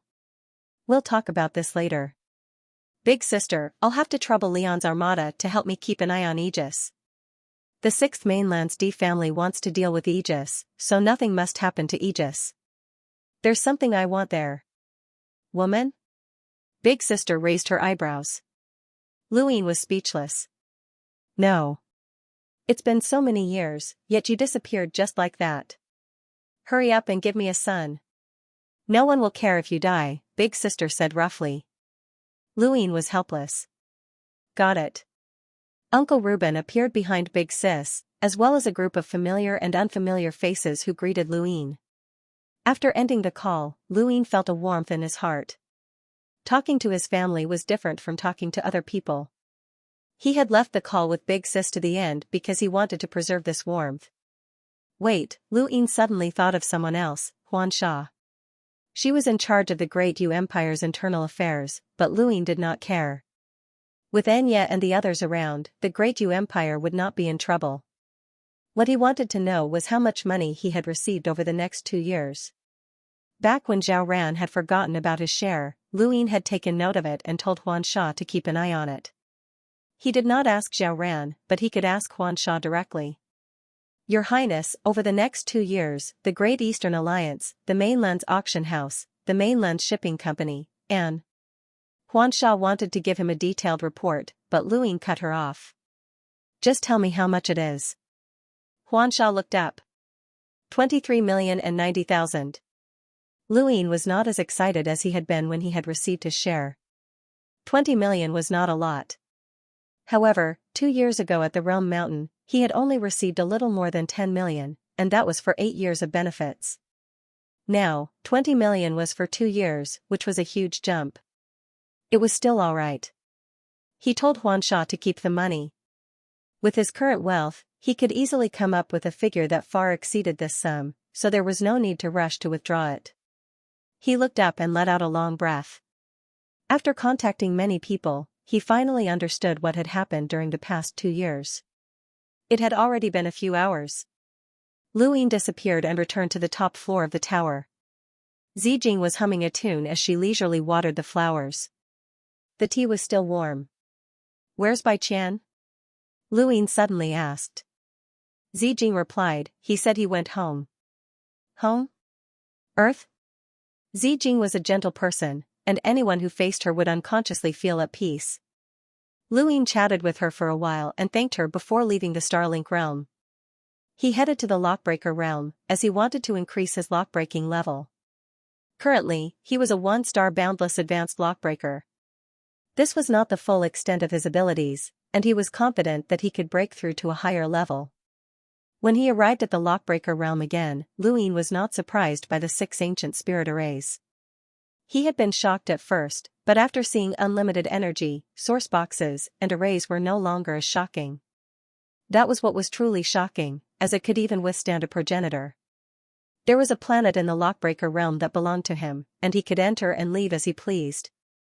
This time, he still wanted to find Gue Juanheng, but halfway there, he heard a voice. He turned around and flew in the direction of the ancient spirit sea.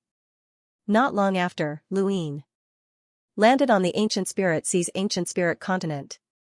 This was where many lockbreakers took their examinations, and it was also the holy land that many lockbreakers from the fifth mainland yearned for. Luin did not head to the examination site, but instead headed in a certain direction. That direction was where the Lockbreaker Association's president, Xiaoming, lived. The fifth mainland had two origin heavenly masters. One was a supreme sage heavenly master, and the other was Xiaoming. Luin had not expected that his arrival would attract Xiaoming's attention. Although supreme sage heavenly masters and Xiaoming were both heavenly masters, their paths of development were different. Supreme sage heavenly masters were more inclined towards battle, while Xiaoming focused on lockbreaking and studying sourcebox arrays. Luin quickly arrived at Xiaoming's residence.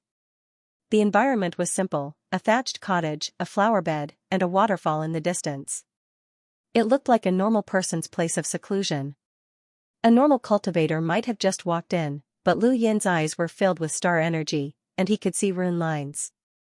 After arriving at the fifth mainland, he could finally see rune lines again. With rune lines, he could use the Aeon Evolution scripture, which meant that his power level had risen to a whole new level. Although there were many places in the Neoverse where rune lines could not be seen, such as Everlasting Island, Luin could still see them clearly here. Xiaoming's residence had a sourcebox array set up, but it did not have any offensive capabilities. Luin did not need to decipher the sourcebox array in order to enter. He followed the path of water plants and slowly approached the waterfall. The first person he saw was not Xiaoming, but Wu Dan, the most gifted lockbreaker in the lockbreaker realm. Wu Dan also saw Luin and was astonished. "You're still alive?" This was the first thing many people would say when they saw Luin. Luin replied, "I'm lucky to have survived." Wu Dan felt rather uncomfortable. Back in the lockbreaker realm, he had told Luin that he would show everyone how lockbreakers fought during the sovereign tournament. He had been very arrogant at the time, but unfortunately, he had been defeated by Bukong. "Did Xiaoming send you here?" Wu Dan asked. Luin nodded and faced the thatched cottage. Junior Luin greeted Xiaoming. The thatched cottage's door slowly opened, and a man appeared in front of Luin. He looked slightly older than a middle-aged man, but he could not be considered an old man. Luin had assumed that Xiaoming was an old man. After all, Xiaoming had reached the level of an origin array heavenly master and had lived for a very long time. Wu Dan saw Xiaoming walk out and immediately bowed. Xiaoming looked at Luin with a smile. "You've been here for 2 years. Are you planning to increase your lockbreaking level?" Wu Dan was shocked and looked back at Luin. He was also a 1-star boundless advanced lockbreaker like Luin, but he had advanced a step earlier than Luin. He had thought that this step would increase the gap between them. After all, Luin had gone missing, and many people had guessed that he had been killed by the Neo-Human Alliance. Luin respectfully replied, "I feel that I can increase my lockbreaking level, so I came to the lockbreaker realm to give it a try." Arrogant. Wu Dan could not help but mock Luin. He wanted to increase his lockbreaking level in a mere 2 years? Throughout the history of lockbreakers, such a situation had only occurred to discerning elementary lockbreakers, and that was only if they were extremely talented. Everyone needed to spend at least 100 years to increase their lockbreaking level to perceptive intermediate or even boundless advanced lockbreakers. Even if he wanted to increase his lockbreaking level to the next level, it would probably take him more than 100 years. Xiaoming walked under the waterfall. If you want to increase your lockbreaking level, you need to unlock a corresponding number of sourceboxes. Luin had naturally researched this before. If he wanted to become a 2-star boundless advanced lockbreaker, he would need to unlock at least 4 1-star sourceboxes and 1 more 2-star sourcebox. Previously, on Dragon Mountain, Celestial Master Choling had given him 3 sourceboxes that she had played against him. One of them was a 3 stars boundless advanced sourcebox, which was the 3rd toon-type sourcebox to be added. 2 1-star boundless advanced sourceboxes and 1 3 stars boundless advanced sourcebox were enough for him to become a 2-star boundless advanced lockbreaker. Lockbreaking 3 stars or even 4 stars boundless advanced sourceboxes was a shortcut to increasing one's lockbreaking level, and he had done so in the past. You want to continuously unlock boundless advanced source boxes? Wu Dan exclaimed. Lu Yin remained calm as he was confident in his abilities. His rune lines, his arcane creation realm star energy, and his accumulated experience in controlling multiple sourcebox arrays. More importantly, he had played chess with Celestial Master Qiuling, which had greatly improved his lock-breaking ability. He was confident that he could unlock a 5-star boundless advanced sourcebox as long as he had the time. Xiaoming gazed at the waterfall.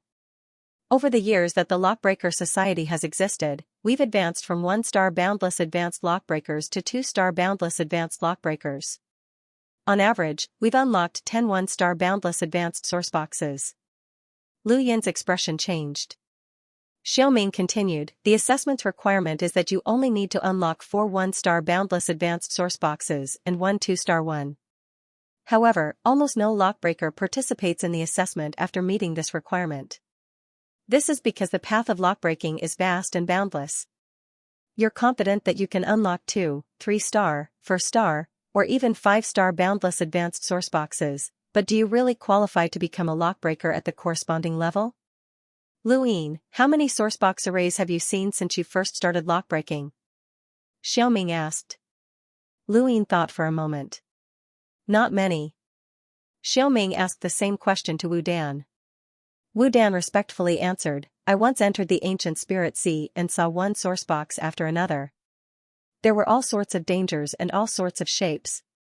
Xiaoming looked at Lu Yin. Compared to Wu Dan, the sourceboxes you've seen aren't even a tenth of what you've seen. Perhaps it's only 1%. Lu Yin looked up. But I have the ability to unlock high-grade sourceboxes. A lockbreaker is a scholar who unlocks the universe's language. Sourceboxes are sealed by the universe, and lockbreaking is only one of the lockbreaker's abilities. Having the ability does not mean that you're a successful lockbreaker. You're an enlighter, so is your true strength only that of an enlighter? Xiaoming asked. Lu Yin could tell that Xiaoming did not want him to advance too quickly, but he did not understand. Even though Xiaoming had explained so much, he still did not understand. Xiaoming had a complicated expression. Since the inception of lockbreaking, many celestial masters have appeared, and almost none of them had good endings. Lu Yin's heart trembled, and he looked at Xiaoming in shock. Wu Dan's gaze was sorrowful.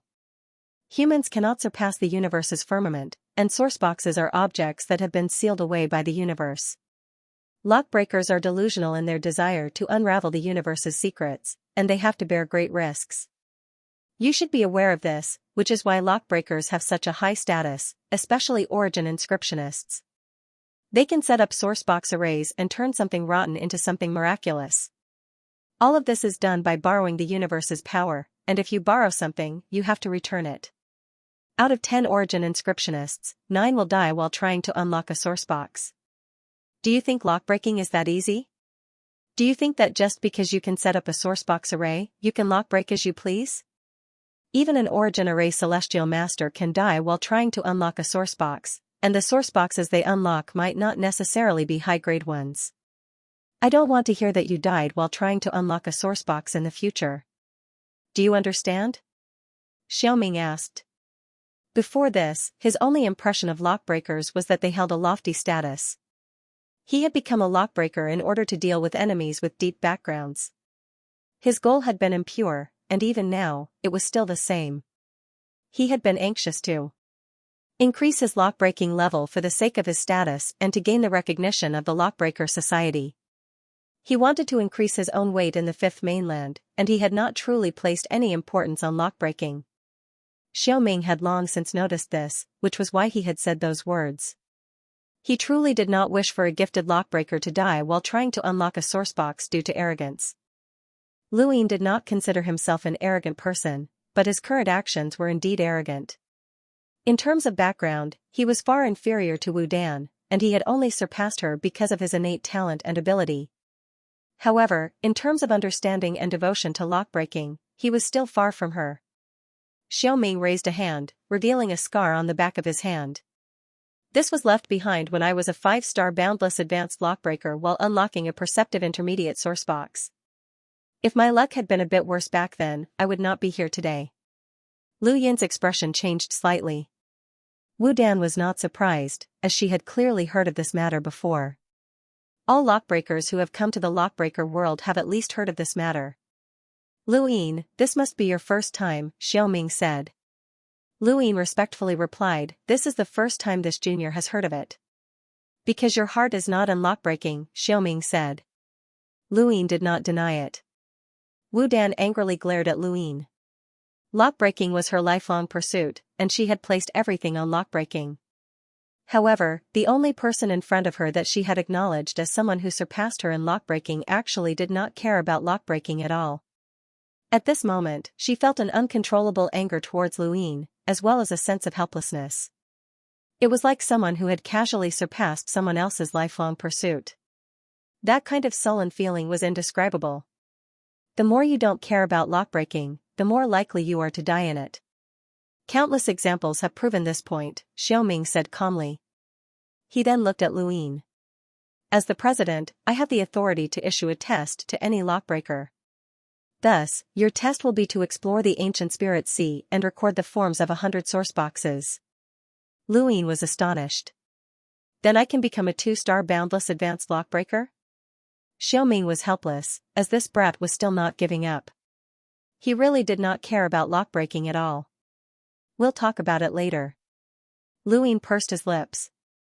He only wanted to improve, and he had listened to Xiaoming's words and reflected on them. His conclusion was that he would talk about it in the future and try not to lockbreak as much as possible. However, he would not give up on lockbreaking. His boundless motivation made him yearn for it, and he hoped that he would one day be able to set up a sourcebox array that would benefit the entire human race. This was a distant dream that he had only dreamed of after the Lu family's monarch descent tree. It was not too important, but he still hoped that he could achieve it. Right now, he just wanted to improve his lockbreaking skills. Senior, this junior will head to the ancient spirit sea first, Luyin said. There were many things that he needed to settle before he left, as this trip would take too much time. As she watched Luyin leave, Wu Dan was unconvinced. I'll surpass him one day. Xiaoming sighed. Some people are born with innate talent. Compared to others, you're already considered a genius lockbreaker. Even if your cultivation is not at the peak of your generation, it's not bad either. Combined with your sourcebox array, you're definitely at the peak. But compared to this kid. He did not finish his sentence, not because he wanted to attack Wu Dan, but because he wanted the youth to recognize reality. He had seen the unwillingness in Wu Dan's eyes, and he did not want Wu Dan to realize the unreachable gap between them in the future. Compared to Luyin, Xiaoming valued Wu Dan more. Wu Dan was the true successor of the Lockbreaker Society. Luyin would never take over the Lockbreaker Society, as his heart was not on this matter. The ancient spirit sea was nurtured by the 6 ancient spirit array, which formed a strange ocean that nurtured sourceboxes. If the boundless motivation was the most magnificent and shocking sourcebox array that Luyin had ever seen, then the 6 ancient spirit array was the most mystical sourcebox array that he had ever seen. No one would believe that sourceboxes could nurture sourceboxes. Even in the cosmic tree, Luyin had never heard of such a sourcebox array. With a plop, he charged into the ancient spirit sea and dove in to search for the sourceboxes that were being nurtured. 100 didn't sound like much, but if Xiaoming was willing to give him such a mission, it was clear that he wasn't joking around. Quite a distance away from where Luyin had jumped into the ancient spirit sea, many lockbreakers had gathered at the edge of a cliff and were looking at a group of people on the cliff. Do you think those fellows are dead? No, there are some high-grade sourceboxes in the ancient spirit sea that are dangerous, but at their level, they should be able to sense them ahead of time. The Innerverse Lockbreaker Society has really produced geniuses. 3 young perceptive intermediate lockbreakers have appeared all of a sudden. With a whoosh, a figure charged out from the bottom of the sea and leaped onto the cliff, panting heavily. If Luyin had been here, he would have recognized this person as his former classmate from the Astral Combat Academy, Astral Sixx leader, Dao Bo, who had once helped Luyin. When Dao Bo appeared, the surrounding lockbreakers all looked at him. Someone asked, "Kid, how many sourceboxes did you record?" Dao Bo was panting heavily, and there were plants that looked like seaweed coiling around his back. They had cut through his skin and caused him to bleed profusely. 19. What level are they? Daobo was silent for a moment. 17 discerning elementary and 2 perceptive intermediate. Not bad, that person said. The surrounding people also started discussing. Not bad. He's only a 1-star perceptive intermediate lockbreaker, but he was able to record the forms and dangers of so many source boxes in the ancient spirit sea without suffering any injuries. At that moment, another figure charged out from the bottom of the sea. It was Casanova. 3 of the Innerverse Lockbreaker Society's 5 prodigies had come, and they would all be cultivating in the lockbreaker world from now on. There were other lockbreakers in the lockbreaker world who were of the same generation as them, but none of them were as strong as them. Even though Wu Dan was a boundless advanced lockbreaker, they still had to challenge her based on her results. How many source boxes did you record? Daobo asked. Casanova was vexed, and a piece of flesh had been torn off from his shoulder. Those dangers were too sinister, and I almost lost my life. Daobo was bitter, as it was not easy to record the forms and dangers of source boxes. The forms were easy to record, as one could clearly see them after circling around them, but the dangers of source boxes needed to be personally experienced. With their cultivations, they did not dare to come into contact with the dangers of perceptive intermediate source boxes. There were also some source boxes that they could not even see through, so recording them was even more difficult. 23 source boxes, 4 perceptive intermediate, and 19 discerning elementary, Casanova muttered. The surrounding people gasped in surprise, as even the older generation of perceptive intermediate lockbreakers might not be able to do better. The Innerverse Lockbreaker Society's 5 prodigies had long since spread to the lockbreaker world, and they were second only to Wu Dan in their generation. It was reasonable for them to have such results, but they were still far from being comparable to Wu Dan. Again. There's no time limit anyway, Daobo said. Casanova was helpless. If I have the time, I'd rather find 1 or 2 beautiful lockbreaker sisters to chat with. Daobo coldly replied, up to you, but Wu Dan is the most popular young lockbreaker in the lockbreaker world. Casanova became unhappy when he heard this, and he somersaulted back into the ancient spirit sea. Elsewhere, Lu Ying discovered a source box not long after entering the ancient spirit sea. The source boxes within the ancient spirit sea had to be exchanged with other source boxes. Lockbreakers could use source boxes from the outside world to exchange for source boxes, but they could not directly take them away. Lu Ying easily approached the source box.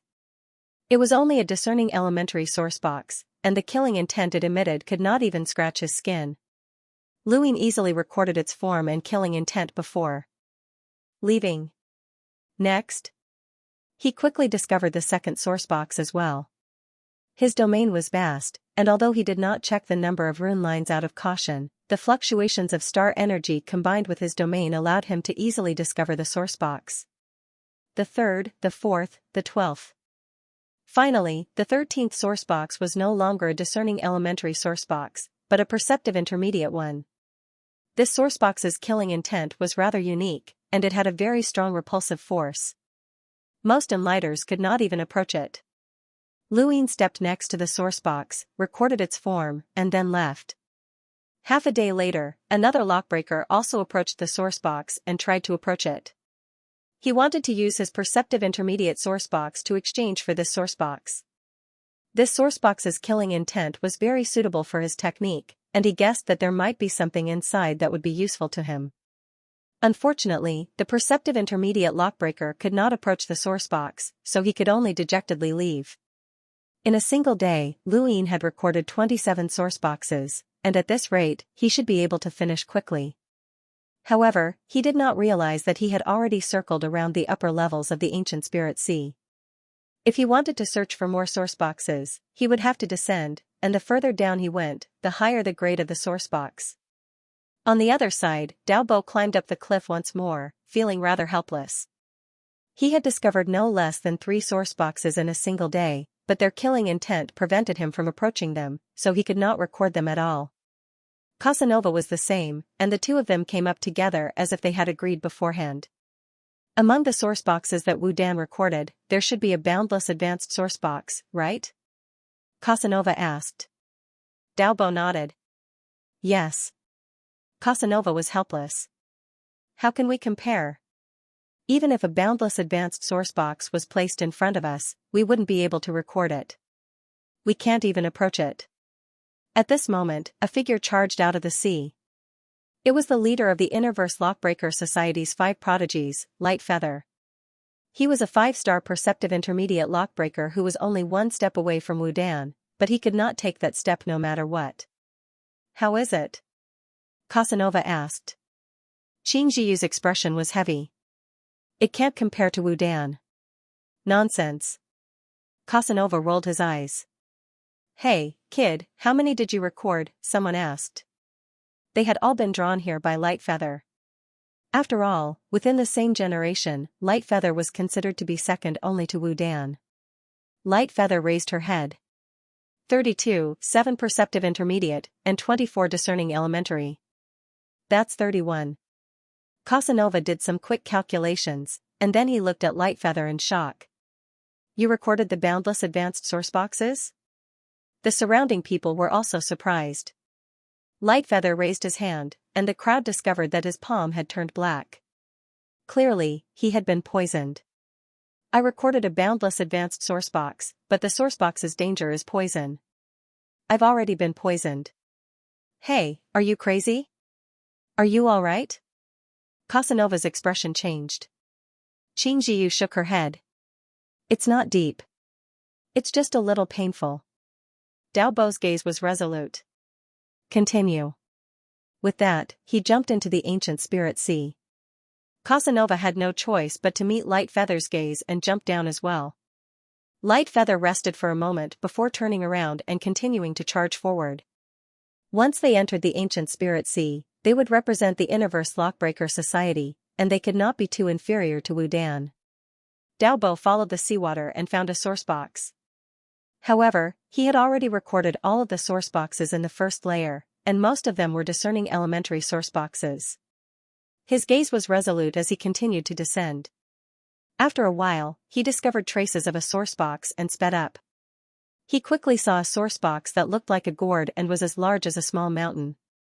Occasionally, red lines would spread out from the sourcebox like waves, and they would disappear after traveling a certain distance. Daobo could not tell what type of sourcebox's danger these red lines were. He raised his hand to sense his star energy, but he could not detect them either. His domain could not detect them either.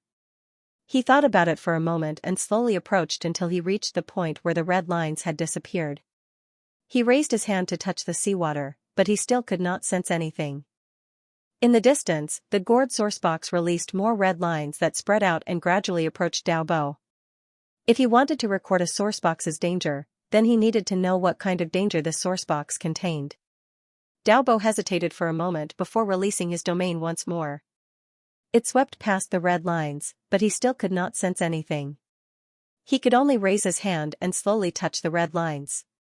They grew closer and closer, and just as his hand was about to touch the red lines, a hand pressed down on his shoulder.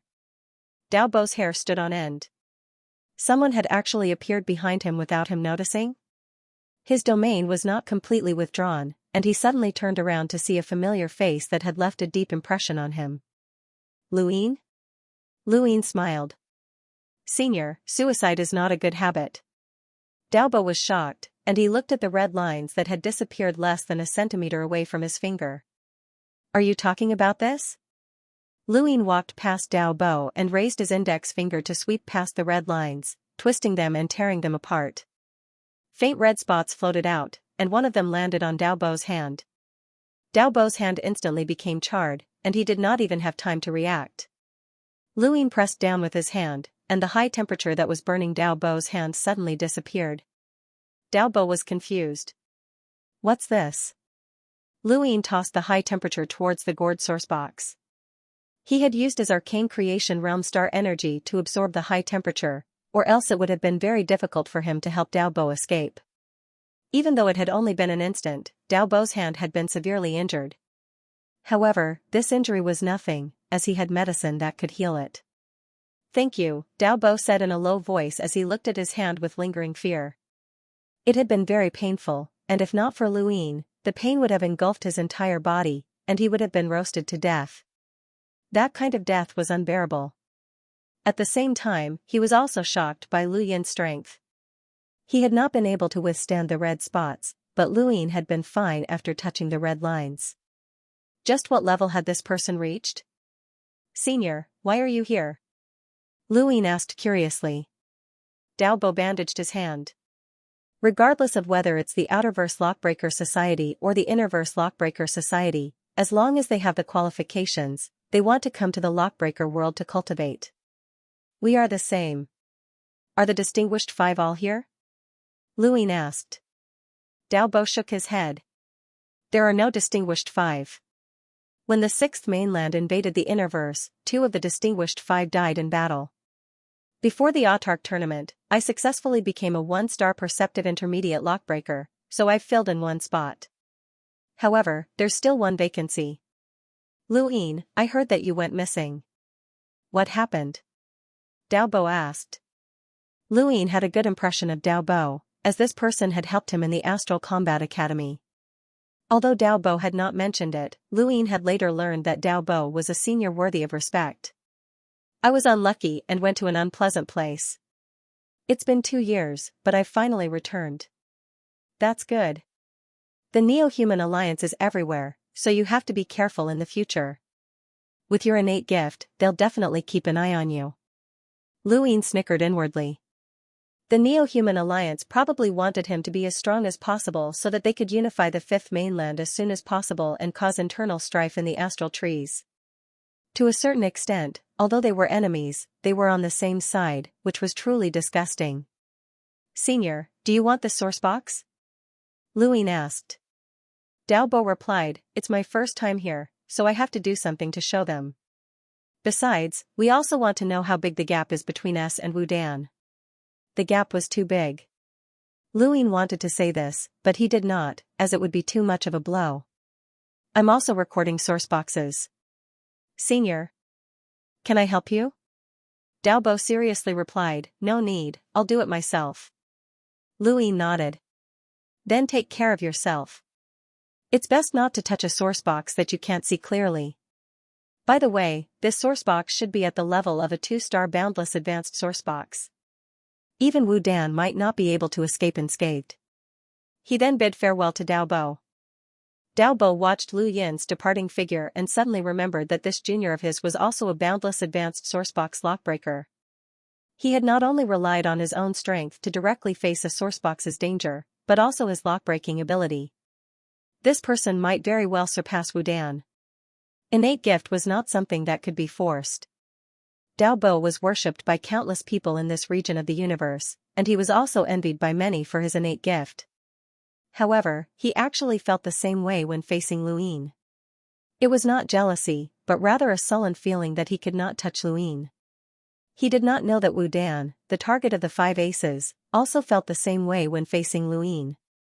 Lu Yin recorded the gourd source box and continued his search.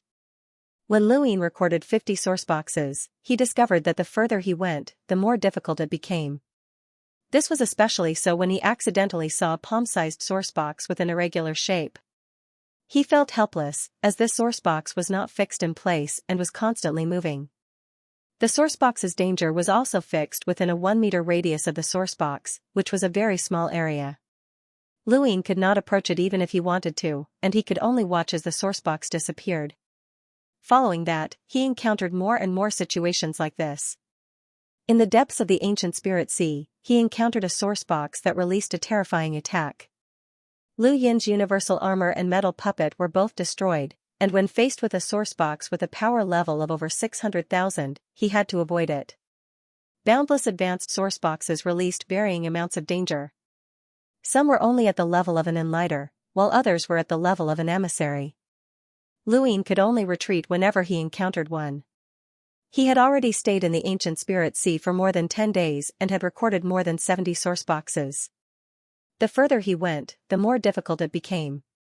Although the ancient spirit sea was vast, there were not many source boxes, and it seemed as if the number would always remain the same. Whenever someone took a source box, another would be sent into the ancient spirit sea. It was very difficult for the number of source boxes to change.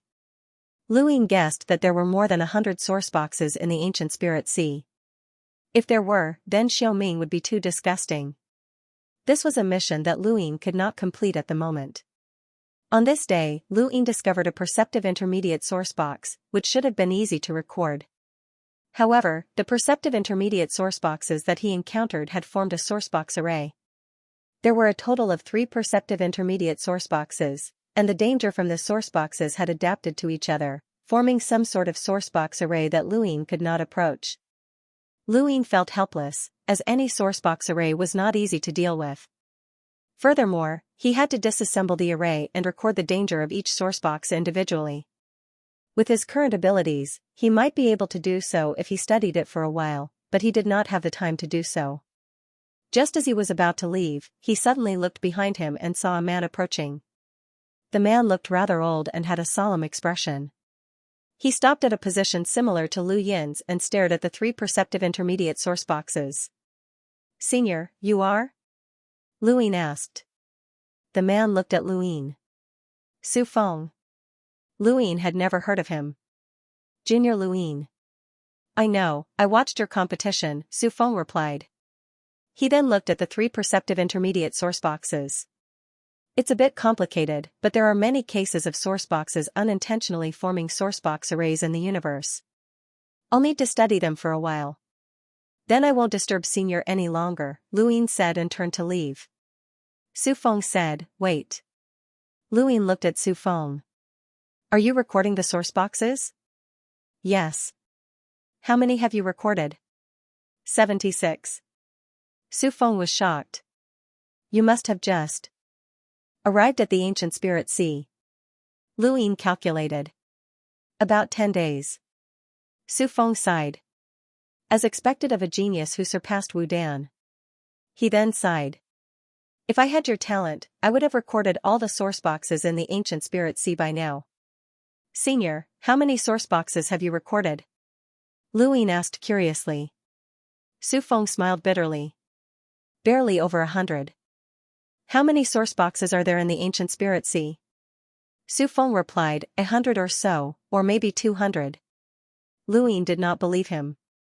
If there were more than 200 source boxes, how could he not have found them? The deeper you go, the higher the grade of the source boxes. The source boxes nurtured by the 6 ancient spirit array also originate from the depths of the ancient spirit sea. The lockbreakers who come to the lockbreaker world are all extremely outstanding, and many of the source boxes in the ancient spirit sea are at the perceptive intermediate level. There are even fewer discerning elementary source boxes. Lu Ying looked down, as he wanted to continue deeper. The deeper he went, the more advanced the source boxes. He did not believe that there were so many of them here, and the most of them were at the perceptive intermediate level. "Junior won't disturb Senior any longer." Lu Ying then left. Su Feng continued to look at the 3 perceptive intermediate source boxes. There were many people like him in the lockbreaker realm, as Xiaoming had once set a rule that anyone who could record all the source boxes in the ancient spirit sea would become his disciple. Over the next few days, Lu Ying intentionally searched for perceptive intermediate source boxes that were easier to record. He would also occasionally head to the upper levels of the ancient spirit sea to search for discerning elementary source boxes, which increased his efficiency. In just a few days, he had recorded 100 source boxes. He was in a good mood when he arrived at Xiaoming's residence. "Junior Lu Ying greets Senior." Xiaoming looked at Lu Ying. "What, did you finish the record?" Lu Ying said, "This junior has completed his recording." He then activated his gadget, which clearly recorded the various source boxes' forms and dangers. Wu Dan watched curiously. Of the 100 source boxes, 36 were discerning elementary, 43 were perceptive intermediate, and 21 were boundless advanced. Wu Dan clenched his fists when he saw the record of 21 boundless advanced source boxes. He had also recorded 100 source boxes, but he could not compare to Lu Ying in terms of time or the grades of the source boxes he had recorded. He had also seen a calabash that he had never been able to get close to in the past. He had seen the record of nearly half of the boundless advanced source boxes. He had seen these source boxes long ago, but he had never been able to get close to them. Xiaoming was not surprised that Lu Ying had been able to record them. "What are your thoughts?" Lu Ying answered seriously, "There are no similar source boxes in the universe. This trip to the ancient spirit sea has made up for this junior's lack of knowledge regarding source boxes. Make up for it? You still don't understand the path of lockbreaking, Xiaoming said. Luyin felt helpless. Was this person trying to stop him? Forget it. Your mind isn't on lockbreaking anyway. Unlock 2 1-star boundless advanced source boxes and 1 3-stars boundless advanced source box, Xiaoming said. Luyin was delighted, as this meant that he was being allowed to advance. President, this disciple has a request, Wu Dan suddenly spoke up and faced Xiaoming. This disciple would like to have a game with Luyin. Luyin's brows rose. A game? Wu Dan looked at Luyin provocatively. Luyin, do you have the guts to play a game? It's an Origin Array Masters game. Luyin blinked. What game? Eternal Perimeter, Wu Dan said arrogantly, as he believed that Luyin did not know. Luyin did not speak and simply looked at him. Eternal Perimeter is a game that has been passed down since ancient times, and it's popular among Origin Array Masters. The rules are very simple. Wu Dan began to explain, as he truly believed that Luyin did not know. Before going to Dragon Mountain, Luyin had indeed not known about it. However, on Dragon Mountain, Celestial Master Qiuling had opened the door for him to learn about Eternal Perimeter. Honestly, Luyin liked this game, but could he tell Wu Dan that he had played against the Celestial Master? Even the Celestial Master had praised him. That game had shocked countless people, including Grandmaster Denghua, a Realm Origin Array Master. How about it, Luyin? Do you have the guts to play a game? Wu Dan stared at Luyin provocatively. He could not accept this outcome. How could this person surpass him when his mind was not focused on lockbreaking? Celestial Master Xiao favored Luyin even more. Even if Luyin's intentions were not pure, Wu Dan had not been affected that much in terms of lockbreaking or the Sovereign Tournament. Eternal Perimeter was a comprehensive test of a lockbreaker's understanding and control of the dangers of source boxes. It was a very comprehensive test that included innate talent. If one could defeat Luyin within Eternal Perimeter, then that would mean that they were not inferior to this person. Alright, if you want to play, I'll play with you, Luyin said. Wu Dan was delighted. I won't bully you. The first game will be a chance for you to understand. Let's officially begin with the second game. He then turned to Xiaoming. President, please be the judge. Xiaoming smiled. Eternal Perimeter. It's been a long time since I played against the Elysium Master, and I really miss it. Alright, let's play with these 2 source boxes, and I'll be the judge. He then casually tossed out 2 1-star boundless advanced source boxes. This was already the most basic game of Eternal Perimeter. Only an Origin Array Master could play a game like this, and only an Origin Array Master could play it. Of the 2 source boxes, one was accompanied by a gray fog the moment it appeared. If one looked closely, they would discover that it was not fog, but rather some unknown power that had distorted the void to form invisible wrinkles. Only when there were too many wrinkles would it appear to be fog. The other source box was a formless danger that could not be seen. It was a sound that could not be heard, but it was a sound that could shake the void. Neither source box's danger was very powerful. This was done to take care of Wu Dan since he was only a hunter. The 2 source boxes' danger came into contact and fused together. They cancelled each other out, but they also acted on each other to form a fixed game. Xiaoming waved his hand, and star energy spread out from the source box's danger. Most of the star energy was then wiped out, and the remaining star energy transformed into black and white chess pieces that floated within the game. You may begin. Choose your pieces, Xiaoming said. Wu Dan looked at him. You choose first. White, he casually said. Wu Dan solemnly said, Alright, I'll choose black. The game will begin, and you may enter at any time. Even if I don't enter, you can still destroy all the black chess pieces as long as you have the ability to do so. Luyin nodded. Just like when he had played against Celestial Master Qiuling, he first observed the game. Wu Dan did the same. After about half an hour, Wu Dan's expression grew more and more solemn. The game was very complicated, and although it was not very powerful, with his ability, it would be very difficult for him to enter without disturbing the source box's danger. Once he did, the consequences would be unpredictable. As a proud and talented Origin Array Master, he would not do anything that he was not confident in. He could not help but look at Luin, and he was stunned when he saw that the latter had moved. Xiaoming also looked at Luin. At the same time, several other lockbreakers arrived at Xiaoming's residence. There were both men and women, and all of them were the upper echelons of the lockbreaker world as well as Origin Array Masters.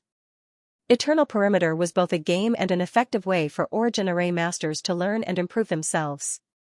Origin Array Masters would not easily miss out on any game, and this was one of the reasons why Eternal Perimeter had been passed down to this day. Someone was astonished when they saw Luin move. It's only been half an hour. Is he that confident? It's his first time playing, after all, so he wants to take the risk and experience it for himself. If he disturbs the sourcebox's danger and causes the black and white chess pieces to be destroyed, then he'll lose. Luin cut into the game at a strange angle under everyone's watchful eyes. And then he raised his hand and moved. The sourcebox's danger was disturbed, and a chain reaction was set off. The inaudible sound combined with the gray fog quickly destroyed the black star energy within the game. White star energy was also destroyed, but it was very little. This was unavoidable. Wu Dan was shocked and in disbelief. How was this possible? Even an idiot could tell that Luin had not accidentally disturbed the sourcebox's array. He was playing chess, and just like when he had played against Celestial Master Qiling, he was destroying his opponent's chess pieces. Luin had improved tremendously after playing against Celestial Master Qiling. Besides, the dangers of these two sourceboxes were not as complicated as the ones that Celestial Master Qiling had set up. Perhaps they were too complicated for Wu Dan, but Luin could see them clearly. Wu Dan stared blankly at Luin as he destroyed the black star energy step by step. In the end, he was unable to move a single step. The surrounding Origin Array Masters were stunned as well, as Luin had been so fast. Xiaoming's eyes were filled with admiration. This was innate talent, and this kid's innate talent was too good. It was a pity, though. If he had focused on lockbreaking, then the lockbreaker world would have been his, and he would have been able to control the Fifth Mainland's lockbreaking path. Luin looked at Wu Dan. Sorry, it's over. How can this be? How are you so fast? Wu Dan could not believe it. Luin shrugged. You were the one who said that I could enter earlier. Maybe I was just lucky. Wu Dan was not convinced. Let's play another game. Luin did not refuse, as they had already agreed to play 2 games. Please. Celestial Master Xiaoming looked at Luin deeply and then took out 2 sourceboxes. This time, they were 1-star boundless advanced sourceboxes, and their danger was about the same as the previous 2. Everyone watched on. Half an hour later, Luin moved again. This time, Wu Dan moved as well. He had not fully recognized the danger of the sourceboxes, but he was unwilling to be crushed by Luin. No matter what, he still wanted to play. The 2 entered the game at the same time. Luin had not disturbed the sourcebox's danger, but Wu Dan had, causing a change that even Luin could not control. Luin could understand how Wu Dan felt. When Celestial Master Qiling had made her first move, Luin had not been able to control the changes in the game either. Now, he was standing in Celestial Master Qiling's position. Celestial Master Qiling had shown mercy and allowed Luin to deal with the situation calmly, but Luin would not treat Wu Dan the same way. Wu Dan was not his son, and Luin could see that Wu Dan was unwilling to accept this outcome. Luin then raised his hand and disturbed the sourcebox's danger. Wu Dan wanted to see through the sourcebox's danger, but as soon as Luin moved, he completely lost his composure. He could not even understand the sourcebox's danger. His back was struck by the danger, and his body was flung away. Luin controlled the danger to destroy all of the black pieces. The nearby array masters were shocked, as Lu Yin's display of power was shocking. Wu Dan lay on the ground with blood at the corner of his mouth. His gaze was dim, he had lost so miserably that he had not been able to retaliate at all. Luin walked out of the game and bowed to Xiaoming. Senior, I'll head back to unlock the sourcebox. Xiaoming nodded. Go back. Yes, Senior. Luin nodded at the few Origin Array Masters who were watching the battle and left. The Array Masters looked at Wu Dan. He was one of the top geniuses of the lockbreaker world, and he had mastered sourcebox arrays at such a young age. He had considered himself a genius who stood at the pinnacle of his generation, but now, he had been crushed. It was too sad. They grieved for him, as Wu Dan did not just represent himself, but also the entire lockbreaker world. Xiaoming had them leave and then looked at Wu Dan. You should have been able to tell from your first defeat that the gap between the two of you is too great. Wu Dan was bitter. President, the gap should not be that great. Xiaoming sighed. His control over star energy has already reached the profound creation realm, and his domain has already surpassed the limits of this region of space. Even his abilities in all aspects and the number of sourcebox arrays he has come into contact with far exceeds yours. Wu Dan was confused. Sourcebox arrays? Xiaoming solemnly said, from the very beginning of the first round, I could tell that this was not his first time playing against Eternal's Radius. Furthermore, the number of sourcebox arrays that he has come into contact with and even researched far surpasses yours, and even surpasses that of the Daybreak Array Masters. Perhaps the number of sourcebox arrays that he has mastered is comparable to that of the Daybreak Array Masters. Otherwise, there is no way to explain his current abilities. Wu Dan's face was ashen. A GUN Array Master. GUN Array Master. That was a level that he might not be able to reach even after hundreds of years. Lu Yin had left him far behind. Some people are dazzling from the moment they are born, while others remain unknown. However, this does not necessarily mean that they will be the same in the future. Xiao Mingru gently looked at Wu Dan. Your heart is purer than his, and you are more focused on the path of lockbreaking than him. It doesn't matter if your innate talent is inferior to his. If you can't catch up to him in 1 year, then take 2 years. If you can't catch up to him in 2 years, then take 10 years, or even 100 years. Wu Dan slowly clenched her fists. But President, this disciple is still unwilling. Then continue competing with him until the day you surpass him, said Xiaoming. Wu Dan's gaze was resolute. Yes, President. After leaving Celestial Master Xiaomingru's residence, Lu Yin left the ancient spirit continent and headed towards the planet that had been assigned to him. Reaching the level of a 2-star boundless advanced lockbreaker was something that he could currently do. If he wanted to advance any further, then he would have to spend a lot of time, and he could not afford to waste that time. There were too many things waiting for him to do. A few days later, Lu Yin finished unlocking his first sourcebox. This chapter is not finished. Please turn the page. He had obtained a red plant that resembled a ferocious beast from a 1-star boundless advanced sourcebox. He did not recognize it, so he put it away before unlocking his second sourcebox. Unfortunately, the second sourcebox did not yield anything, so Lu Yin continued unlocking his 3 stars boundless advanced sourcebox. He had high expectations for this sourcebox, but the results were disappointing, as there was nothing there. The astral tree of the cosmic tree's 2 beliefs about sourceboxes appeared in his mind once more. Some believed that sourceboxes could only be used to set up a sourcebox array, while others believed that sourceboxes should be unlocked. If one could obtain something from unlocking it, then it would be worth it. However, most of the things inside sourceboxes had long since dissipated, and no one could tell which of these 2 beliefs was right. However, Lu Yin was leaning towards the first belief, as he had suffered a huge loss. If he sold these 3 sourceboxes, he would be able to make quite a bit of money. He currently had a 1 billion star essence on him, and while it seemed like a lot, it would be gone once he used it.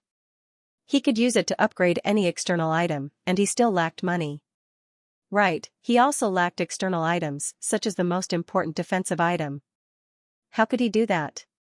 He had to find something to make up for it. 2 1-star boundless advanced sourceboxes, 1 3 stars boundless advanced sourcebox, and he had also recorded the forms and dangers of the 100 sourceboxes in the ancient spirit sea. This had allowed Lu Yin to reach the level of a 2-star boundless lockbreaker, which was not easy at all. Lu Yin sighed when he saw his lockbreaking level increase on his gadget. He wanted to continue improving. Even if Heavenly Master Xiao Inscriber did not obstruct him, he still needed to find enough sourceboxes to unlock, and boundless advanced sourceboxes were not that easy to obtain. At the same time, Heavenly Master Xiao Inscriber's words made Lu Yin vigilant. Sourceboxes were not that easy to unlock, and there were no identical sourceboxes in the universe. Furthermore, it was not possible to clearly see the exact level of each sourcebox. If one was careless, they could be doomed eternally, just like Dao Bo. If not for Luin, Dao Bo would have been dead by now after touching that red line.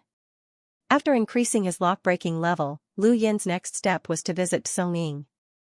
He wanted to see why this director was making things difficult for the Continental Shipping Company, but before that, he wanted to find out more about this person. Before Luin could leave the planet, two familiar figures arrived. They were two classic mushroom-headed people.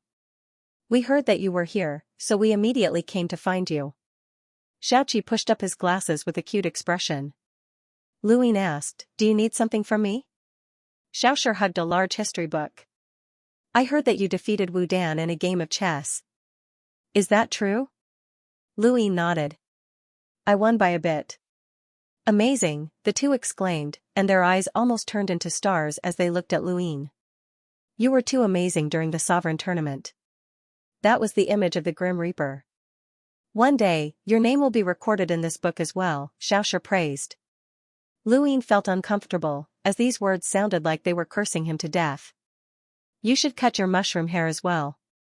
Nobody understands the romance of a mushroom hairstyle, and with your fame, you'll be able to set the trend." Xiaoqi's eyes lit up. Xiaoshi nodded continuously with an expectant expression. Luin thought about how the entire Great Eastern Alliance should cut their mushroom hair, and he felt a chill run down his spine. He did not continue the topic and instead looked at Xiaoshi. "Tell me more about the Grim Reaper." Xiaoshi flipped through the book. "I've already told you everything I can about the Grim Reaper. Don't be fooled by how big this book is. It actually records countless years of human history, so there's very little content." "It records all of human history?" Luin was curious. The existence of the Grim Reaper had been proven to exist, and Luin himself was one of the Grim Reapers. In that case, the contents of this book could be trusted. A portion of it, and there should be other books as well. "This chapter is not finished, so please turn the page." "The Historical Research Institute at Jiashan is gone," Xiaoshi said in distress. "Are there really no more records about the Grim Reaper?" Luin was unwilling to accept this. Xiaoshi flipped through the book and read for a while Xiaoqi stared at Luin and continued to instill the romance of a mushroom hairstyle into him. After a while, Luin could not resist the urge to burn these two's mushroom hair. Xiaoshi exclaimed, "There's more, but I don't know if it has anything to do with the Grim Reaper." "Speak." Lu Yin's expression was solemn. Xiaoshi placed a hand on the book and slowly said, "The Grim Reaper's force field is dark without light. It's like a black smoke signal that warns the world. When the smoke rises, a great war will begin." Xiaoshi then continued flipping through the book. "That's it?" Luin asked. Xiaoshi nodded. "That's it. Where's the Grim Reaper's force field? Is there a specific description?" Luin asked. Xiaoshi replied, "There's only one sentence, and there's no specific description."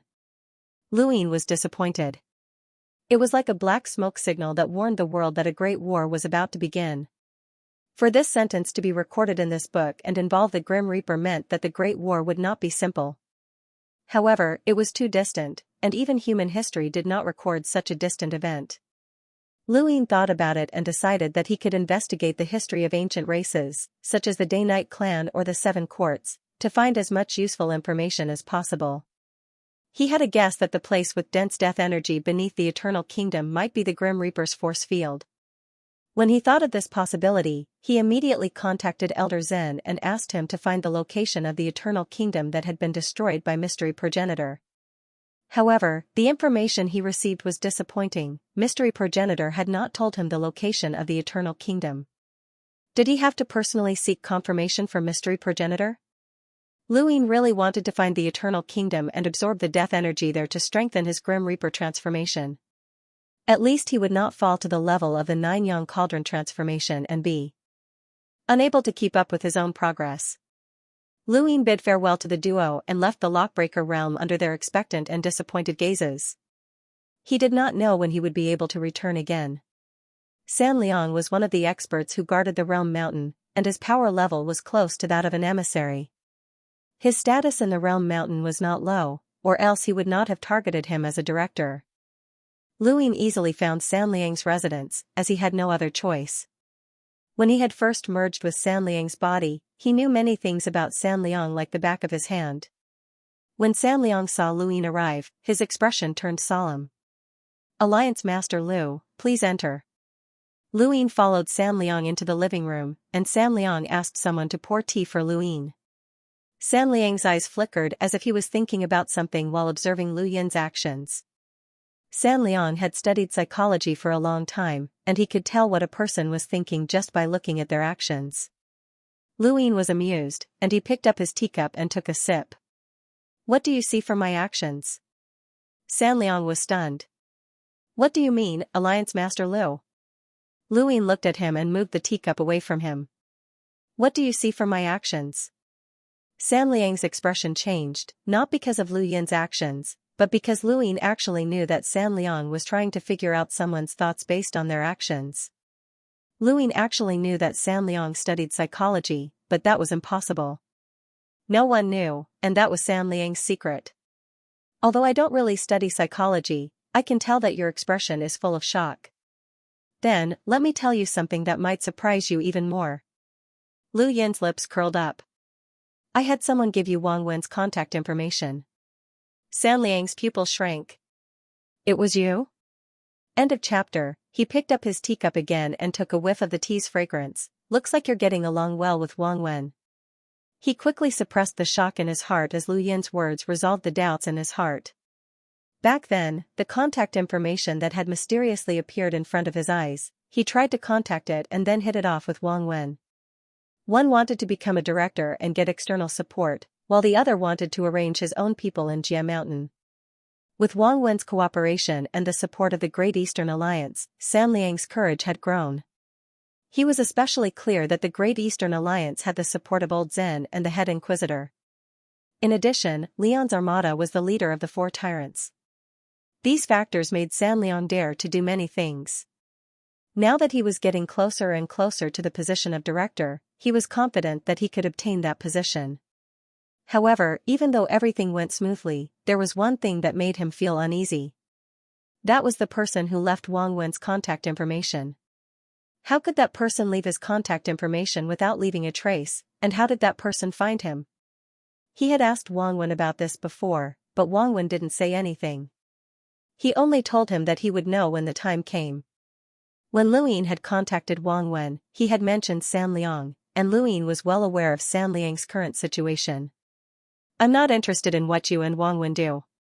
I just want to know about Director Song Ying's situation," Lu Ying said. Not only was this person before him the alliance master of the Great Eastern Alliance, but he was also the one who had pulled strings and given him the chance to become a director of the Great Eastern Alliance. He did not even dare to imagine just how powerful this person was. This person even dared to plot against a director of the Hall of Honor. He knew that he didn't have the ability to deal with this kind of person, so he might as well be a little more respectful. He knew that this person wanted an obedient director. "I've also told Wang Wen about Director Kanjaying's situation. It's actually very strange. Director Kanjaying is a very stubborn person and is very principled. Once he sets his mind on something, he will definitely do it. He's not easy to get along with, but I've never heard of him deliberately using his power to deal with someone." Lu Ying listened quietly, as the brief descriptions left him flabbergasted. Either this director Song Ying was as adept at disguising himself as the old man, or he hated the Great Eastern Alliance. Otherwise, the Great Eastern Alliance was far away in the outerverse, and it was impossible for them to have any enmity with Lu Ying. Why would they deliberately make things difficult for the mainland shipping company? "I understand." Lu Ying put down his teacup and left. Before he left, he said, "You can look for me if you have any problems. I hope to receive any news from the 9 directors as soon as possible." As he watched Lu Ying leave, he heaved a sigh of relief. Although he had joined the Great Eastern Alliance, he was getting closer and closer to becoming a director. Director Ying's residence wasn't too far away from the unaging elder, and a normal person would never be able to reach it in their lifetime. However, with Lu Yin's speed, he could reach it very quickly. Lu Ying tore through the void and walked through World Mountain. Some people noticed him, but no one dared to stop him. The invincible Heizage incident had left a deep impression on World Mountain. The 9 great counselors could be considered to be people at the peak of Jia Mountain, yet they were still bullied to their doorstep. Elder Chan's protective attitude towards Lu Yin had turned the entire World Mountain into Lu Yin's backyard. Elder Chan was not the only one. The head Inquisitor's attitude was also hard to fathom. Those who could survive in the World Mountain were not simple people, and no one would bother Lu Yin over such a small matter. Lu Yin requests an audience with Director Song Ying, Lu Yin said when he arrived outside the courtyard. He didn't consider himself a junior, as he wasn't here to pay a visit, but rather to negotiate. Director Song Ying's residence was different from the old man and the others. It looked like a courtyard, but it was squarish and orderly. It was obvious that he was a very principled and stubborn person. Not long after, Lu Yin was invited in. The person leading the way was a man who seemed to be a bodyguard. Lu Yin quickly met Director Song Ying. This person's appearance was similar to what San Liang had described. He had a stern expression that warned strangers not to approach. Director Song Ying, how are you? Lu Yin smiled. His tone was polite, and his attitude was neither servile nor overbearing. The 9 directors had a very high status in the past, but now, they were nothing more than mediocre people. Song Ying didn't even offer Lu Yin a cup of tea, and his face was expressionless. Alliance Master Lu, you've come to find me regarding the mainland shipping routes? Lu Yin nodded. That's right. May I know how my Great Eastern Alliance has offended Director Song Ying that you would use your connections to think of ways to block the mainland shipping routes? You've even proposed the dissolution of the mainland shipping routes. Song Ying said in a low voice, I don't like to beat around the bush, so I'll be direct. It's because of the giant financial group. Lu Yin frowned. The giant financial group? He knew about this financial group, as Daystar Shipping belonged to it. Alliance Master Lu, do you know that there's a branch of the giants that's extremely intelligent? At their peak, they created technological weapons that could rival the power of an envoy. This giant financial group was established on the ruins of their technology, Song Ying said. Lu Yin listened quietly. The giants are called humans, but they're a completely different race from humans. At the very least, I won't admit that the giants are humans. Some of the giants eat raw meat and drink blood, some are as strong as wild beasts, and some specialize in technology. My philosophy is to exterminate this strange race of giants. My ancestors once participated in the destruction of their technology, and now that their technology has been revived, I won't sit idly by, Song Ying continued. Lu Yin was puzzled. There are giants in the giant financial group? I'm not sure, and I haven't found anything yet. Otherwise, I would have already proposed to exterminate the giant financial group. Song Ying's gaze was grim, and his face was filled with killing intent. Alliance Master Lu, if you don't cooperate with the giant financial group, I won't target the mainland shipping routes. Think about it carefully. Lu Yin believed that he had said these words to Wang Wen and the others, but since Wang Wen and the others had rejected him, it proved the importance of Daystar Shipping, and Lu Yin couldn't agree to it either. Director Song Ying, isn't it a little too exaggerated for you to care so much about a financial group that was established in a destroyed civilization? The giant financial group has existed in the Innerverse for a long time. You said it yourself. The giant financial group even has the word giant in its name. I didn't notice it at first, but after Daystar Shipping started cooperating with your Great Eastern Alliance, someone reminded me. Lu Yin's gaze turned cold. Someone reminded me? Can Director Song Ying tell me who this person is? Director Song Ying fell silent. Lu Yin continued, since you're able to sit in this position, I trust that you're not stupid. It's not a good thing to become someone else's weapon. Shamrock Enterprises, Yu Mu, Song Ying replied. Lu Yin's eyes narrowed. Yu Mu. He had forgotten about this person, and he hadn't expected him to appear again. Thank you, Director Song Ying. Goodbye. Lu Yin left. If he didn't give up on Daystar Shipping, then the conflict between him and this director would never be resolved. This person's hatred for the giant financial group ran deep, and Lu Yin couldn't let him off so easily. Alliance Master Lu, I know that you have the support of many important figures, but I, Song Ying, have been a director for many years and have never made a mistake. Even Elder Chan can't easily remove me from my position. I'm different from old Bu, Director Tsongying said in a low voice as he stared at Lu Yin's departing figure. Lu Yin didn't even turn back, and he didn't say a single word as he walked out. Alliance Master Lu, once giant technology recovers, it won't be a good thing. Back then, it was the Hall of Honor that destroyed giant technology. All of the Hall of Honor's directors have agreed. If you insist on helping giant technology, then the consequences will be unthinkable. Director Tsongying's words gradually faded away. Lu Yin had already left, as he wasn't in the mood to continue conversing with this person. He didn't dislike this person, but they had different ideals, which meant that this person was an enemy. Since this person was an enemy, Lu Yin wouldn't be polite. However, giant technology was something that Lu Yin had set his heart on, and he would definitely investigate it. After leaving Director Tsongying's place, Lu Yin sent Wei Rong a message that only contained 4 words: investigate Tsongying thoroughly. He didn't care what Wei Rong wanted to do. There were already 3 Liang on the Realm Mountain, and Wei Rong would be able to obtain a lot of information about Tsongying. With information, there would be a way to resolve the situation. It wasn't just 3 Liang, there was also Old Bu. Even though Lu Yin didn't want Ming Yan to participate in the war against the Neo-Human Alliance, Old Bu was still useful as a director. If 3 Liang successfully became a director, then 2 of the 9 directors would support his Great Eastern Alliance, which would be a pretty good outcome. As for the others, such as Director Xian, they would be apprehensive of Elder Chan's influence and wouldn't target Lu Yin. In the Hall of Honor, Lu Yin would have substantial authority to speak. As such, Lu Yin's final stop on the Realm Mountain was to pay a visit to the Interstellar Tribunal's head inquisitor. He really wanted to know why the head inquisitor kept helping him. The Interstellar Tribunal realm was eternally austere. There were only killings and trials here, and very few people were able to leave in one piece. Even with Lu Yin's status, which allowed him to roam the Realm Mountain like his backyard, he was still stopped when he arrived at the Interstellar Tribunal realm. Lu Yin couldn't contact the head inquisitor, so he could only contact Muen. However, he was unable to contact Muen. Lu Yin had thought that this trip would be a waste, but someone came to receive him. It was one of the 3 inquisitors, Death's Shadow. Of the 3 inquisitors, Death's Shadow was the strongest and had existed for the longest time. It was said that he was of the same generation as the head inquisitor, and he had a terrifying power level that exceeded 800,000. Death's Shadow was a shadow that merged with Lu Yin's own shadow, causing Lu Yin's back to turn cold as an extreme sense of insecurity enveloped him. "I'll take you to see the head inquisitor."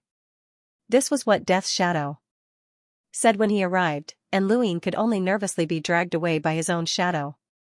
This reminded him of the ghost monkey, but he didn't know where that damned monkey was. Lu Yin had assumed that the head inquisitor lived on that incomparably large planet, and that was where he would receive his trial. However, Death's Shadow had dragged him to a corner of the Interstellar Tribunal realm. The Interstellar Tribunal realm was already incomparably dark, and there were only a few rotating stars. In this corner, it was so dark that not a single ray of light could be seen. Lu Yin couldn't even see his own hands, as light had completely devoured his vision. Lu Yin was an enlighter, but he couldn't see his own hands. This was the first time that he had experienced something like this, and it was completely different from the chaos that the witch spirit god had caused. Suddenly, the completely dark corner distorted, and light gradually appeared. Lu Yin looked around and saw his own hands. The complete darkness in front of him had transformed into a human figure, and he hurriedly bowed. Junior Lu Yin pays his respects to the head inquisitor. Without Sage Wudi's support, Lu Yin was actually quite flustered. He didn't even know if the fact that he had stolen the head inquisitor's warrant had been exposed. "What's the matter?" the head inquisitor asked in an ethereal voice. Lu Yin respectfully replied, "Thank you, Lord Inquisitor, for supporting the Great Eastern Alliance." The head inquisitor remained silent. Lu Yin looked up and continued, "If it weren't for your words, the Great Eastern Alliance would not have been at peace for the past 2 years. I also have to thank you for your fairness during the trial. If justice needs to be thanked, then what's the point of having a balance?" the head judge asked. Lu Yin nodded. "You're right." The atmosphere fell silent. Lu Yin wanted to ask why the head judge had helped him, but he couldn't bring himself to say it. The head judge was the most powerful person in the human domain, and Luin didn't know what to say. This place was just too austere. It was as if he was facing an executioner, a cold and emotionless executioner who was full of mystery. Even though Luin had experienced being chased by a half-step ancestor, he was still a little nervous when facing this head judge. You don't have to thank me. Although Master didn't specifically instruct me, since I accepted you as my disciple, I have an obligation to help you. The head judge's words left Luin confused. Master? Luin was confused. The head judge was shrouded in darkness, and his voice was emotionless. Mr. Mu. Luin was shocked. You're also Mr. Mu's disciple? More accurately, I'm one of his disciples. Luin felt that this was absurd. The person he had always respected and worried about was actually a senior from the same master? The head judge's mysterious image instantly collapsed, and his mouth fell open. You're my senior? Yes. You already knew that I was Mr. Mu's disciple? That's right. So the trial was also intentionally helping me? If you've been modified, you'll be killed without mercy. Luin blinked. Master didn't tell me. The head judge replied, you didn't ask either. Luin was speechless. There was nothing wrong with this statement. Then, how should I address you? Luin asked. The head judge fell silent. Lord Judge. Luin was stunned. You're still calling me Lord Judge? Do you want everyone in the universe to know about our relationship? The head judge asked. Nonsense, Luin thought to himself. Of course, he wanted everyone in the universe to know that the powerful head judge of the Interstellar Arbitration Center was his senior. That would be great. Can I? No. The head judge immediately refused. Luin was disappointed. You can leave now, the head judge said. Luin looked at the pure black blob in front of him, and he actually felt a sense of familiarity. This was a senior, a true senior. It was different from the way Luin had addressed Luin as a senior when he was an invincible upper sage. For a moment, Luin relaxed completely. When Master accepted me as a disciple, he gave me a greeting gift. Cough, cough. Luin coughed as he looked at the head judge. The head judge fell silent once again. Then, a familiar blood-red bell appeared and floated in front of Luin. Luin blinked. What did that mean? Settle. Accounts after the autumn? This is for you, the head judge said. Luin gulped and feigned ignorance. What's this? The order can affect a cultivator with a combat power of 1 million, said the head judge. Luin accepted it and solemnly stowed it away. He naturally knew how to use this item, and it was precisely because of this item that Master Yuan had been able to withstand the 6th Mainland's attack. Back then, with Lu Yin's strength, he had not been able to use this to its full potential. At most, he would only be able to scare others, but things were different now. With this item, no one would dare to attack him. Instead, he would just shake them and cause them to become unstable. Then, he would use his empty palm to deal with them. It was just like how he had used progenitor Wu Shang's hide and that gun to kill an enlighter who was a realm breaker. Thank you, senior, Luin hurriedly expressed his gratitude. Let's go. The surroundings turned dark once more, and Lu Yin's body unconsciously moved as the shadow dragged him out of the Arbiter realm. Head judge, please wait. This junior still wishes to speak with the head judge. Luin wanted to gain some more benefits. He wanted to defend himself against external objects, and he wanted the best kind. Death's shadow ignored him and dragged him out of the Arbiter realm. Luin was speechless. Was he being chased away? Wait, Lord Shadow, look at this. Luin took out the blood-red bell. At the entrance to the Arbiter realm, Lu Yin's body paused, and his shadow distorted. The head judge's order. I have this. Does that make me a member of the Interstellar Court? Luin asked. Yes, Death's shadow replied without hesitation. Lu Yin's eyes lit up. Can I give orders to the Interstellar Court? Yes, Death's shadow replied. Luin was delighted. The blood-red bell had been stolen, and he hadn't dared to use it openly. This was the real thing, and it could be used to its fullest potential. This meant that he could use the Interstellar Court, the sharpest sword in the human domain. Had the head judge given it to him on purpose, or had he just given him a random item to protect himself? Lu Ying didn't care anymore.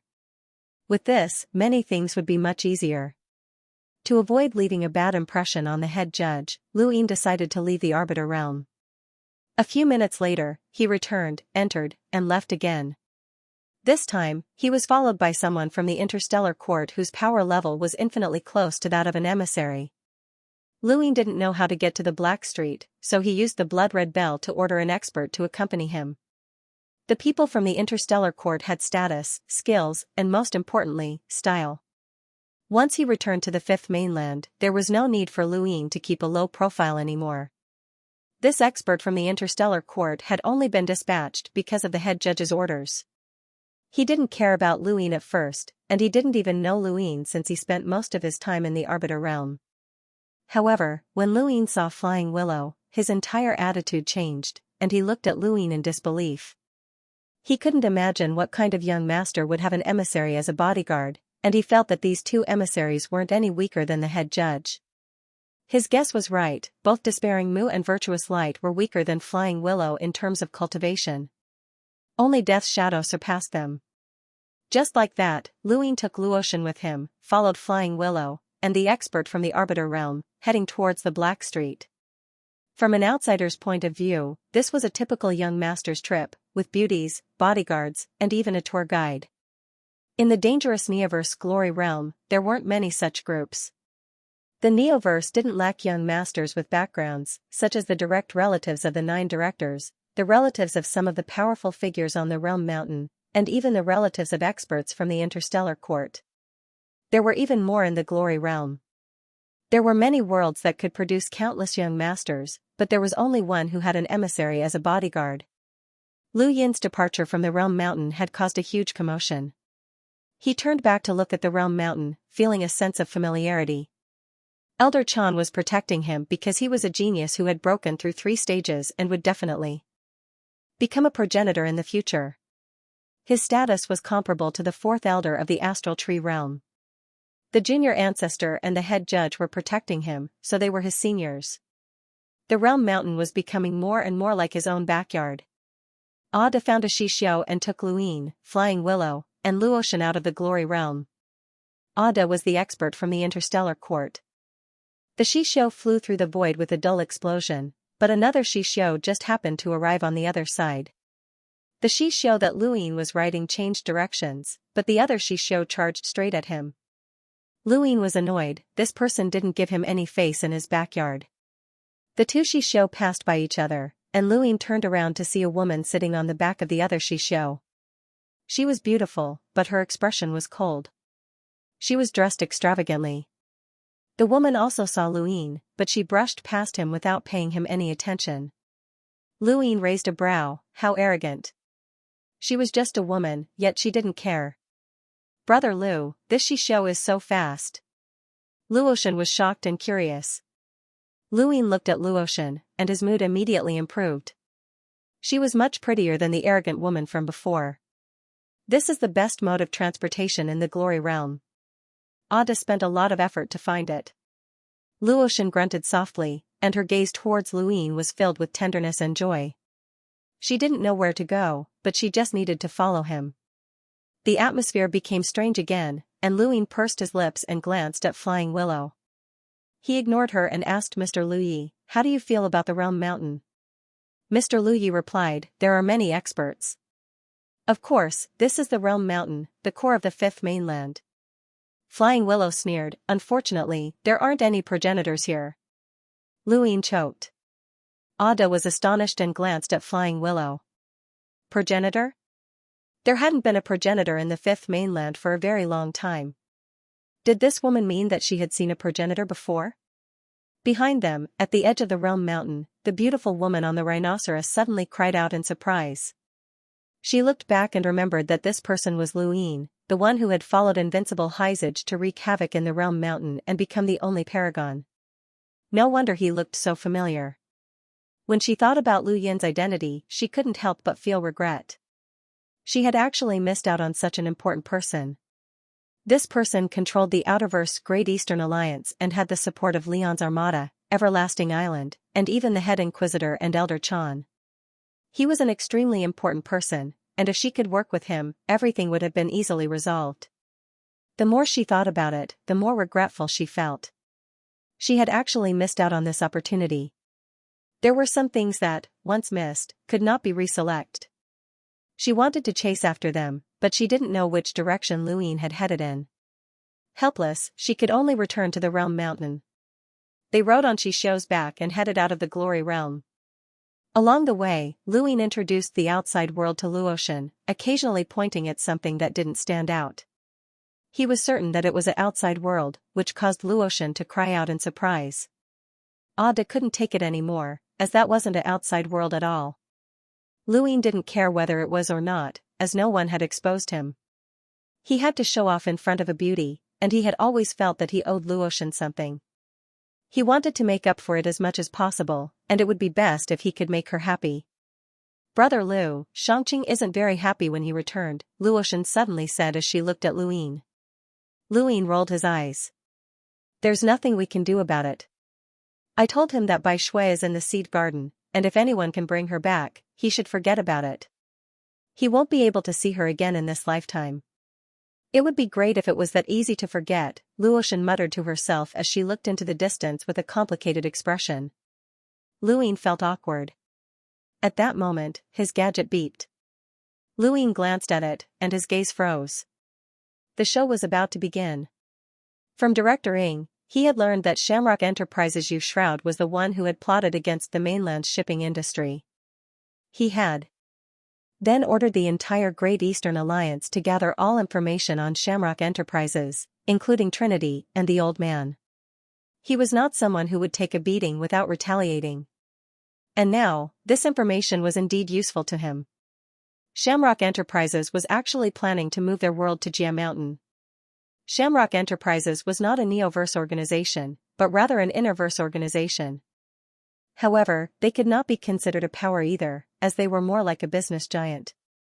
Everyone thought that Shamrock Enterprises' headquarters was in the Innerverse, but in reality, they had already purchased a great world in the Neoverse Glory Realm and set up their headquarters there. During this time, they had been thinking of moving their great world to the Realm Mountain. Jia Mountain was the safest place in the Fifth Mainland.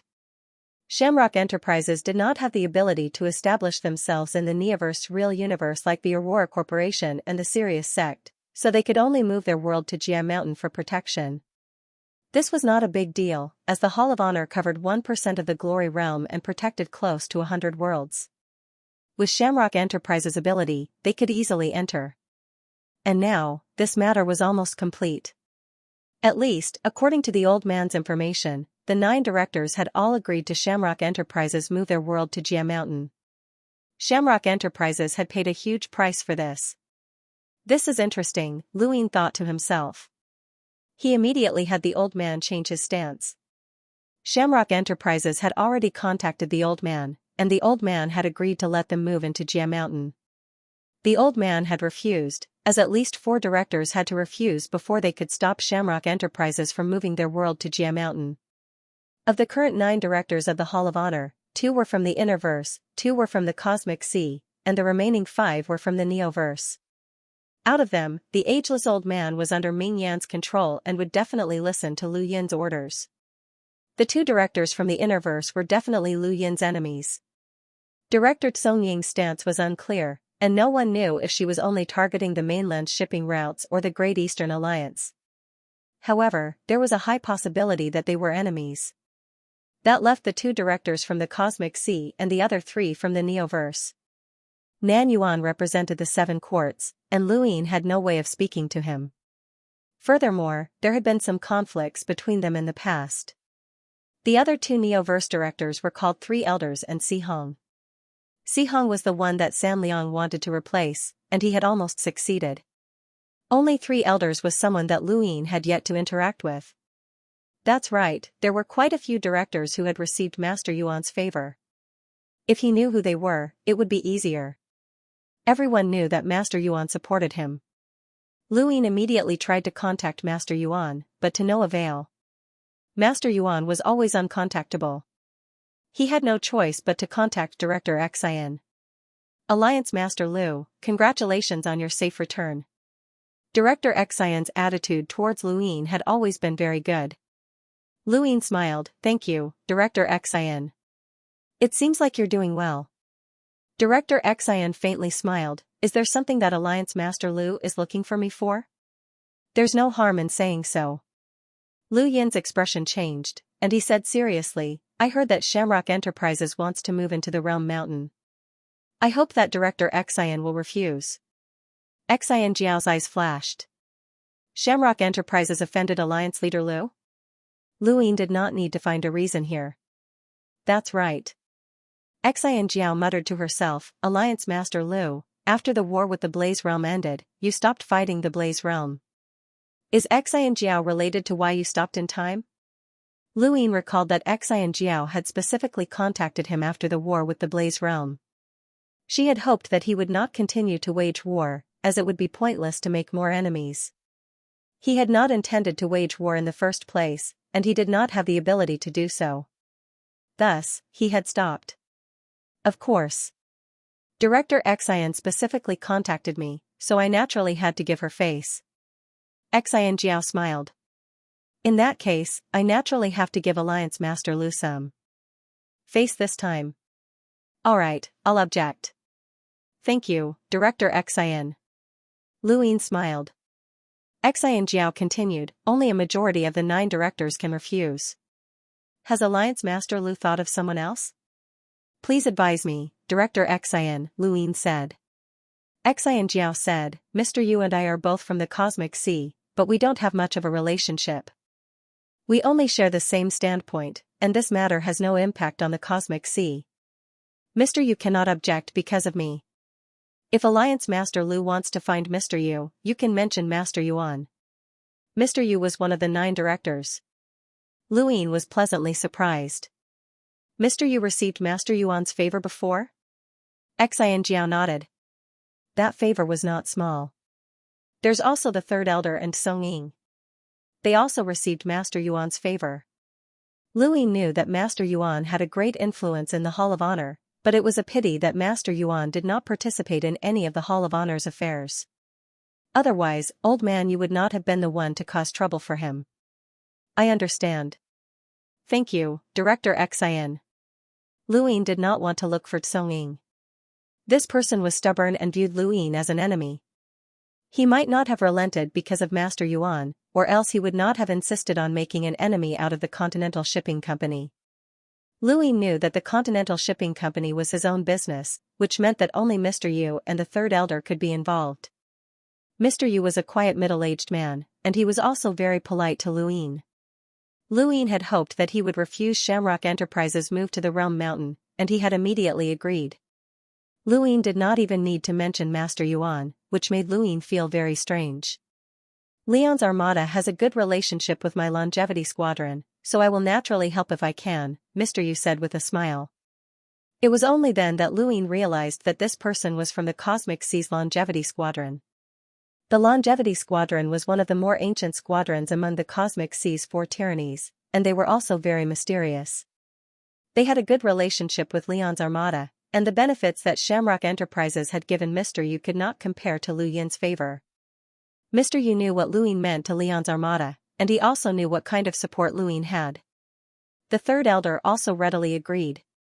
Not many people remembered this old man's original name, but he was called the 3rd Elder because this was the 3rd time he had become a director. He was the most senior director out of all the directors. Luin did not know what to say as he looked at the old man on the screen. Was there still a need for this old man to be a director? He was already waiting for his death. Luin was afraid that the old man would forget, so he reminded him again, 3rd Elder, it's refusal. Refusal. Cough, cough, cough, cough, I know. Alliance Master Lu, don't worry. Refusal. The 3rd Elder coughed. Luin disconnected the call. It was amazing that this old man could continue to be a director. Old Man Yu, Xianxiao, Mr. Yu, the 3rd Elder, and Si Hong, who was currently being schemed against by Wei Rong. 5 people were enough. Now, all he had to do was wait for the show to begin. Odyssey sat at the front and personally listened to Lu Ying use his own strength to forcefully change the decision of the 9 directors. Odyssey was shocked. The 9 directors represented glory. They had the right to make most of the decisions in the Hall of Glory. Even if the Interstellar Arbitration Committee's strength far surpassed that of the 9 directors, they still might not be able to match up to the 9 directors in terms of authority. Furthermore, they could not forcefully interfere. However, Lu Ying had directly changed the decision. He could do whatever he wanted with just a flip of his hand. When Odyssey thought about how this person had the chief referee's warrant, he probably had the greatest authority in the Hall of Glory. Although Lu Yefei did not understand the situation in the Fifth Mainland, she could still see the authority that Lu Ying held. Aside from the greater worlds, there were also some powers that were exposed in the Glory realm. The Unfallen nation that Lu Ying had seen before was built on the back of a bird called Unfallen. There were also many strange nations and families in the Glory realm. Lu Yin's understanding of the Glory realm came from Mu'en, and he was now imitating Mu'en's introduction to the Luoxin. There were some strange nations that even Lu Yefei was amazed by. For example, there was a nation built within a stone that was transparent and rolled around with the wind. It was truly bizarre. After leaving the Glory realm, the next step was to head to the Black Street. It was also at this time that Lu Yefei came into contact with a spacecraft. There were spacecraft in the Cosmic Tree domain as well, such as White Mountain, Dragon Mountain, and even the Frigid Immortal sect. Some civilizations had developed technology and built spacecraft, but they had never come into contact with them. To them, spacecraft were too slow, and there was no need for them to use such a tool. Lu Ying also felt that the spacecraft was too slow. He had a collapsible black hole-grade spacecraft, but the space was too small. Thus, he had Odyssey lead the way while Lu Yefei brought them to the Black Street. When he had first come to the Neoverse, he had been brought by Xianxia Wei, whose power level was over 900,000. Lu Yefei could not compare to his speed. Furthermore, Lu Yefei had brought the 3 of them through the void, which did not feel good. Thus, Lu Ying had stored Luoxin in Mount Supreme. If not for the fact that he was in a hurry to see Ming Yin, he would have rather taken a spacecraft. One would never have known that the Neoverse had such a filthy place until they reached the Black Street. The Black Street, also known as the Forgotten Land, was a place where the Neoverse trash was disposed of. All sorts of useless items were disposed of over and over again before finally gathering in the Forgotten Land. This was the dirtiest corner of the Neoverse. This place was not only dirty because of the cosmic trash, but also because it was a place for human trash. Anyone who could no longer survive in the Neoverse would either leave or come to the Black Street. This place was a place where all sorts of filthy transactions could be imagined. No one would have thought that this place was one of the 5 nodes that the Neo-Human Alliance had tried to find. The spacecraft slowly moved through the cosmic trash. Lu Yefei's expression turned ugly. They had actually come to such a filthy place. This was especially true for Big Sister Fei Hua, who had almost crashed into the void. "This is the Black Street?" Lu Ying asked. Odyssey replied, "This is the Forgotten Land. In the deepest part of the Forgotten Land is a place that cleans up cosmic trash. Many people seek a way out there. That is the Black Street." Lu Ying did not bring Luoxin out, as he wanted to see Ming Yin. It would be awkward if he let her out. The trash here has been cleaned up several times, and anything useful has been taken away. 99% of the trash that is thrown here is completely useless and difficult to dispose of, Odyssey said. Lu Ying looked into the endless distance, where even the stars had been drowned out. This trash was truly useless and had no value at all. End of chapter 1566. Don't forget to subscribe, like, and share the video to support the channel.